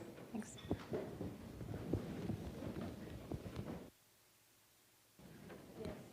Thank you very much. Good afternoon, everyone. My name is Louisa, and it's my pleasure today to represent Allied Command Transformation here at today's Youth Summit. Some of you may have heard about ACT before, but I can imagine that many of you are not very familiar with ACT's mission and role. In fact, let me ask you, how many of you heard about NATO Allied Command Transformation before? Oh, okay. That's actually more than expected. Very good. But still, let me start by giving you a short overview of what ACT is and what it actually stands for. So you know, NATO as an alliance consisting of 31 members faces a wide range of security challenges, ranging from climate change and terrorism to conventional and nuclear peer states, to EDTs and hybrid warfare. In order to address these challenges appropriately and sustainably, NATO has two strategic military commands. On the one hand, we have Allied Command Operations, ACO, headquartered in Belgium, in Mons, managing current and ongoing NATO operations. And on this side of the Atlantic, there is NATO Allied Command Transformation, ACT, headquartered in Norfolk, Virginia. As our Supreme Allied Commander Transformation, General Lavigne, likes to say, ACO ensures that NATO is fit to fight today, whereas ACT ensures that NATO is fit to fight tomorrow. Under the slogan, improving today, shaping tomorrow, bridging the two, ACT is all about transforming NATO's military capacity to the changing security environment. In other words, by scanning the future and understanding the trends, we build strategies, doctrines, plans, and develop capabilities that will ensure that the alliance is fit for purpose against any future challenges. Therefore, our work focuses on military adaptation, transformation, innovation, and warfare development. So, why do young voices matter for ACT, or why do young voices matter for NATO? Today's generation of youth is the largest the world has ever known. This means that NATO, including ACT, plays an essential role in shaping the security landscape that today's youth will inherit. By including your voices, or by including young voices, the Alliance educates, prepares, and shapes future decision makers to continue building a more secure world. But it also broadens the understanding of what you believe is worth protecting and fighting for. Therefore, I can say that an investment in the youth is an investment in a more secure future. As the name ACT suggests, we work on transformation. And we all know that there is no transformation without engaging and fostering the diverse talents of future generations. So how does this look in practice? Together with my colleagues from the academic outreach team, we work on youth engagement and aim to expand the youth's understanding of NATO, its core values and challenges. But we also want to educate about democratic values and good governance, two principles which are essential for building and sustaining a secure world. In addition to having an ACT internship program, providing guest lectures at universities, and offering student visits to our headquarters in Norfolk, Virginia, NATO's home in North America, we also conduct NATO model events in which students act as ambassadors in a simulated North Atlantic Council simulation. The NATO model event introduces students to the decision-making process of the alliance and engages them in diplomatic discussions that resemble those at NATO.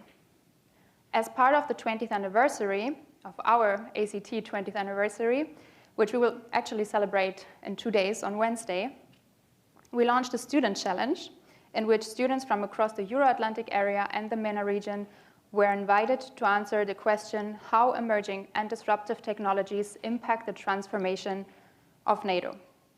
We have received a large number of very interesting proposals and ideas, and after 2 rounds of competition, we are very happy that the winners of this year's Student Challenge are here today to present their ideas to you. With that said, I would like to thank William and Mary University for the great organization of this event. Special thank you goes to Kay, and I give now the floor to the students, and we start with the first video of Lorenzo and Guido. Thank you very much.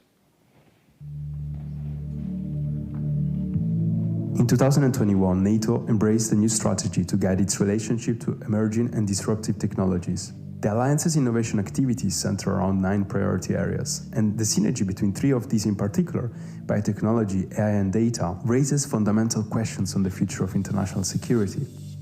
Advances in cognitive neuroscience and artificial intelligence are redefining what the human mind is capable of.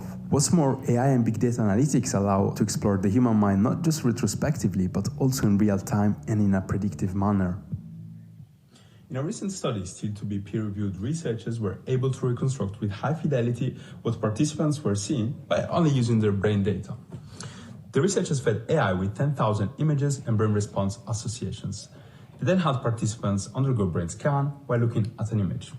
The algorithm using this database was then able to reconstruct with high resolution what participants were looking at. The potential of these technologies is spectacular, but biotechnology's dual-use character is a concern. As these biotechnologies shift from the exclusive domain of research and clinical medicine to the consumer technology market, issues of security and privacy are raised. Integrating brain-computer interfaces that gather mental data in everyday life will enhance communication and offer a more personalized service to consumers. And already, a growing number of brain-computer interfaces are available for direct consumer consumption, with big tech giants such as Meta investing large sums. The recycling of data is a real possibility. Mental data may be sold to third parties, and if this is not well regulated, highly sensitive information about us may end up in the wrong hands. Private companies may also be required to hand this data to governments that intend to monitor or influence the behavior of specific individuals or groups. And with this comes the risk that such precious info may be used to conduct disruptive information operations, opening the door for a completely new level of cognitive warfare. To mitigate risks and embrace opportunities, NATO needs to quickly adapt to the incoming changes.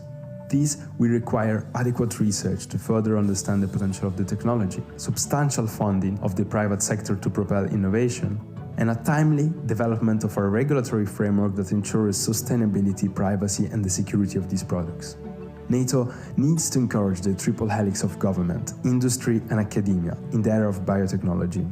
The NATO Innovation Fund and Geoană are excellent examples going in the right direction. Governments cannot expect organizations, firms, or individuals to embrace and exploit successfully and ethically the new biotechnological innovations on their own. Support, advice, direction, vision, and investments in infrastructures will be essential in the years to come. Intra-alliance cooperation and coordination will be crucial to effectively exploit this wave of transformation. And we need to embrace innovation, yet work towards a value-driven regulatory framework that will guide NATO's transformation in decades to come. Thank you.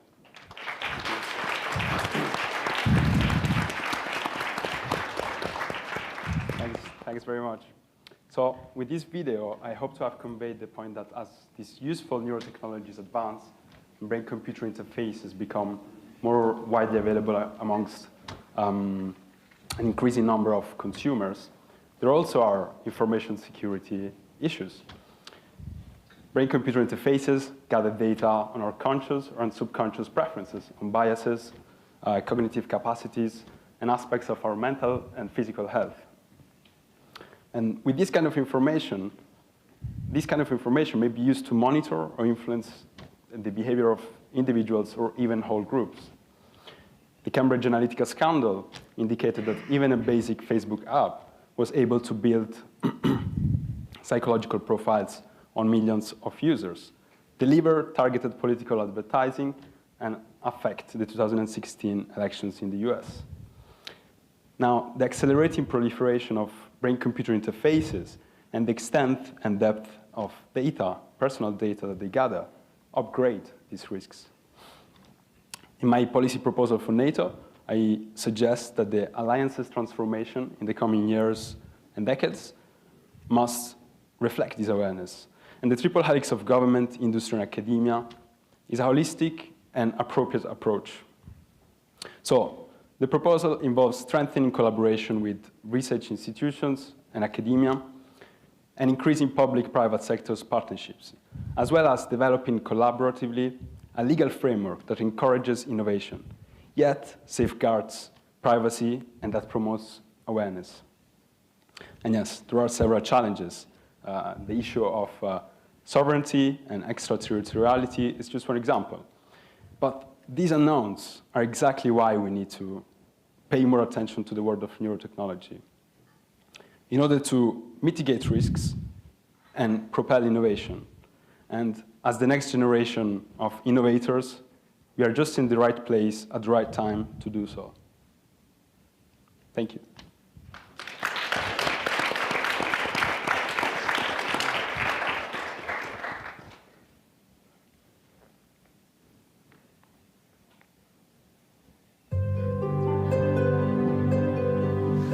Right now, data is gold. Data technology is advancing at a really high speed, and updating us that fast is key for NATO allies to maintain and guarantee the world peace, considering that the cloud is now a battlefield.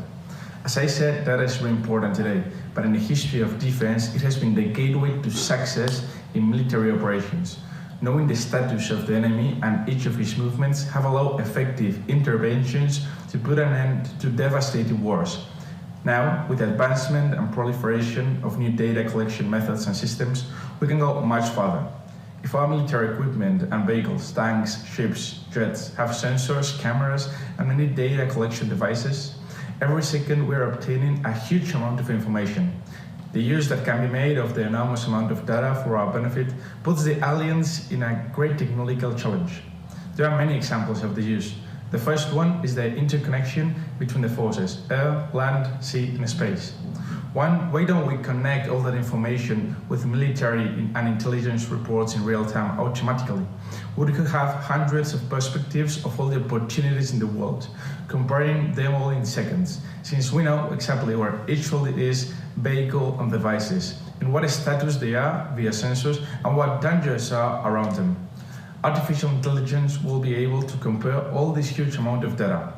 Therefore, achieving a view that allows us to carry out conflicts much faster and safer, since every small movement of our enemies is tracked, even the invisible ones to the data process human capacity. Leading this data transformation is crucial to avoid any loss in our ability to defend against potential enemies. NATO allies are already taking steps in the transformation by investing in 4.0 weapons factories, digital twins of military vehicles, autonomous drones, and technology that collects and sends real-time status information from our militaries and the surrounding environment to the cloud. In order to compare all data and for AI to find relevant patterns as quickly as possible, fast processing computers and even the development of quantum technology are essential parts of the structural change in this data use. The other great asset, and probably more important than the first, is the protection of all of this from enemies, so as not to compromise the success of our operations. The development of quantum computers makes us an easy target, since they are the threat to the security of the most advanced encryption techniques. But these computers are also an opportunity to reach even further in our interconnected army. In conclusion, disruptive technology in data science offers the opportunity to achieve a unique interconnected alliance, and with much more immediate action that maintains and guarantees peace in the world.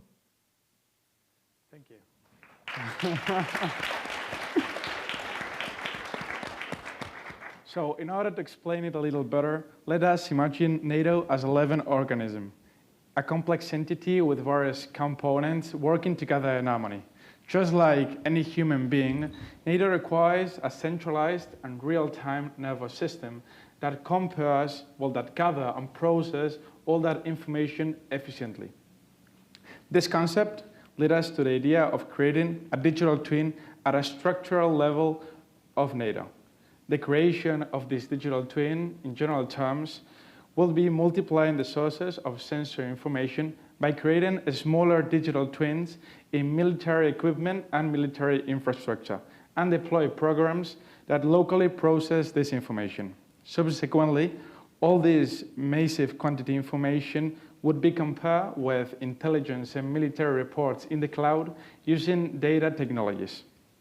This way, we could achieve an immediate overview of NATO and its surroundings. This digital twin that I'm speaking about could represent a powerful tool that strengthens NATO's capability to protect the allies, both in the digital world, but also in the physical one, and also to maintain the situational awareness. But only by harnessing the synergy between the human expertise and the technological advancements, we could achieve an efficient and useful digital twin. To conclude, it's obvious that NATO, to achieve this, needs to overcome, that there are hurdles to overcome. The potential benefits of the digital twin for NATO are substantial, paving the way for a more secure and resilient alliance in the face of unprecedented challenge. Thank you very much.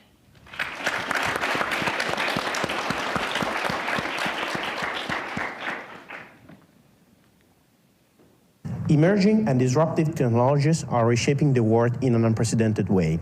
Intelligent machines will become more humanized, while human performance will be significantly augmented.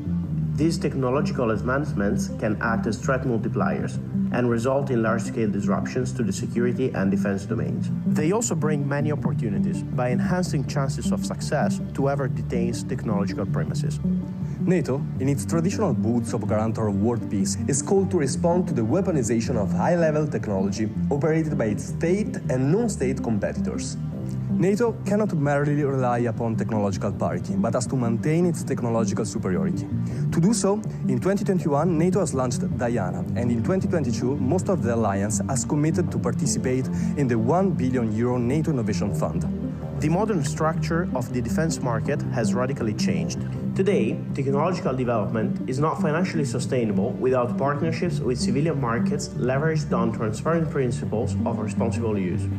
Diana's first challenge program for 2023 focuses on energy resilience, information sharing, and sensing surveillance. What could be the next priorities for technological and military development? What will our soldiers have to face while fighting on a high-tech battlefield? Hyperwarfare is the concept that defines the future warfare battlefield. It's a warfare environment in which the traditional domains and the new emerging strategic domains are going to be significantly impacted by the disruptive application of cutting-edge technologies. As emerged from an interview with our professor Gianpaolo Di Paola, hyperwarfare will be characterized by an incredibly fast tempo, exceeding human capacity alone. The future is not a distant reality, but it is right in front of our eyes.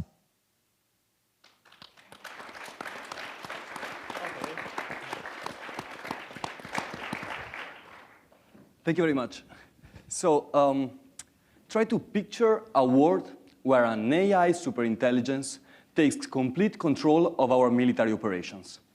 Driven by outstanding analytical capabilities and sophisticated ethical algorithms, such an ultimate military strategist may minimize collateral damage, calculate optimal defense planning, predict enemy movements, and even devise military strategies so advanced that it makes human general obsolete. Well, in the way we see it, this might not happen soon. AI will certainly bring a revolution to the future operational battlefield, but we cannot expect it to dissipate the fog of war. The operational speed of emerging and disruptive technologies will compress decision-making timelines, requiring the proliferation of AI in command and control structures to keep pace with such an acceleration of tempo. However, as Guido will explain in a second, over-reliance on AI might end up increasing uncertainty. Thank you very much. Can you hear me well? Yeah. Thank you very much, Lorenzo. As Lorenzo just said, enemy spoofing and data poisoning, as well as the already existing limitations of machine predictions, might create the conditions for a new digital fog of war, thus calling for more human responsibility to navigate through it. To confront with this paradoxical need for more human responsibility and machines at the same time, NATO could consider establishing a center of excellence for hyperwarfare, in charge of mitigating the risks associated with the integration of artificial intelligence in military decision-making. The center should focus on simulations and training exercises on responses to high readiness scenarios, developing the right concepts on how to properly balance humans and machines to work together, but within this new fog of war. What's important to remember is that human supervision must remain as a conscious entity to provide mitigation measures through its unique awareness, but especially through its creativity. Thank you very much.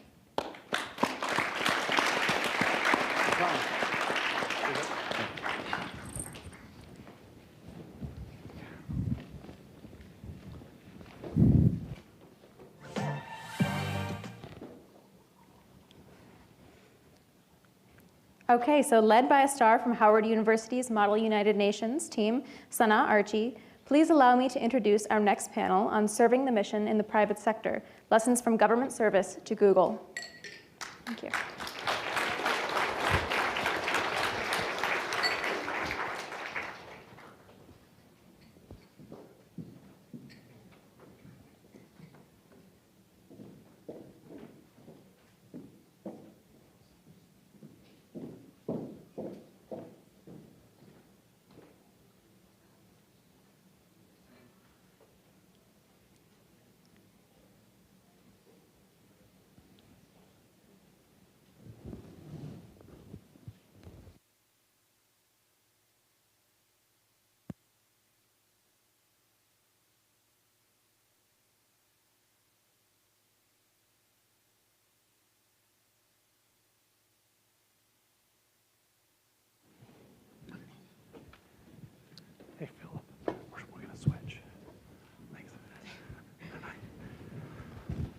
Hey, well, thank you guys for being here. To start on our conversation with kind of the bridge between private sector and public sector, the first question I want to pose to all of you is, can you start with a brief overview on your journey to Google from the public sector? Would you like to start?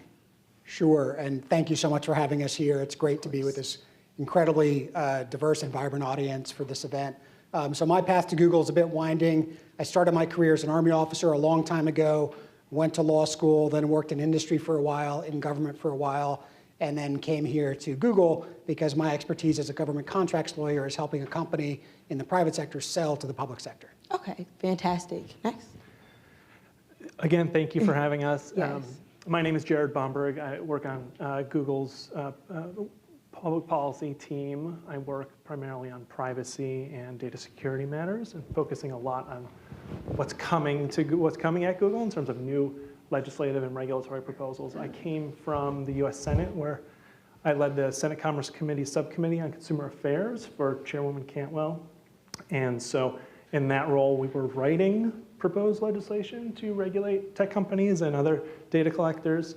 Prior to that, I was a lawyer in private practice for a couple different law firms in DC, helping clients think through compliance obligations related to privacy and data security law. Thank you, and Stacy? Thank you. So my pathway is a little windy as well. Business majors will appreciate that I came in with a global cybersecurity company called Mandiant, which was acquired by Google last fall. So we are now under the Google family with my new colleagues here. But I started my career in Washington, D.C. on Capitol Hill. That's where I cut my teeth in the city. And since then have had a number of roles in public policy and strategic communications, both for the Department of Defense and Department of Homeland Security. And I left the Hill to go to DHS shortly after the department was stood up. I knew that I wasn't going to go into the military, but I felt that as far as contributing to that public service mission, that was the best place to start given the events at the time. And thank you so much for that. So I'll jump straight into personal questions. Each of you have worked in the public sector, but doing slightly different things. So I'd like to highlight that and really just gain your insight onto those different aspects that you worked in. Philip, we'll start with you. Can you please give some insight into the relationship between the private and public sectors in terms of technology sharing and how this sharing boosts national security, not only for the United States, but for all members of the NATO alliance? It's a great question, and I'd tie it back to the last video that talked about the imperative for government to work with civilian markets, because that's really where a lot of the innovation and activity is from a research and development perspective. U.S. Former Deputy Secretary of Defense Bob Work said it well in his third offset strategy and a couple of other documents. He wrote that 50 years ago, the Defense Department could buy whatever it wanted in Silicon Valley, and it could tell Xerox or any other company what it wanted to build and what it wanted to research. That's no longer true. The locus of innovation has shifted to the private sector. Commercial markets are orders of magnitude larger than any government's buying power. And as a consequence, governments, particularly more and more with the private sector, to get the kind of cutting edge technology they're going to need, whether it's to serve financial markets in New York or serve on battlefields in places to be determined. And so I think there is increasing opportunity to work at the intersection of those two and to be part of the organization that can sort of understand how to translate across that divide and get the best of both worlds. Thank you so much. And Stacey, I'll go to you. Can you please briefly describe how the industry works with governments to protect cybersecurity, as well as your personal experience working with NATO, especially on Ukraine? Yeah, sure. So Ukraine is an obvious relevant example today. To your point, Phil, this is not the first time that the private sector has contributed during wartime. Industry has provided tanks, artillery over time, but this is the first time that we are providing support to a cyber component of a war, and we've certainly been doing that from the very beginning, and working very closely with NATO and alliance members. And this past fall, my colleagues and I were meeting with the mission to Ukraine at NATO headquarters, and it was a tense time, a tense moment. We're dealing with an actual war here, and it was kind of quiet in the room, and all of a sudden, one of the gentlemen kind of looked at us, made direct eye contact and said, well, Mandiant was with us in the very beginning of the war, and if it weren't for you, we would have fallen to the Russians. So talk about a mission moment, not only from a personal contributor, but also just, it was kind of an inflection point for what this concept of public-private sector collaboration and partnership really means.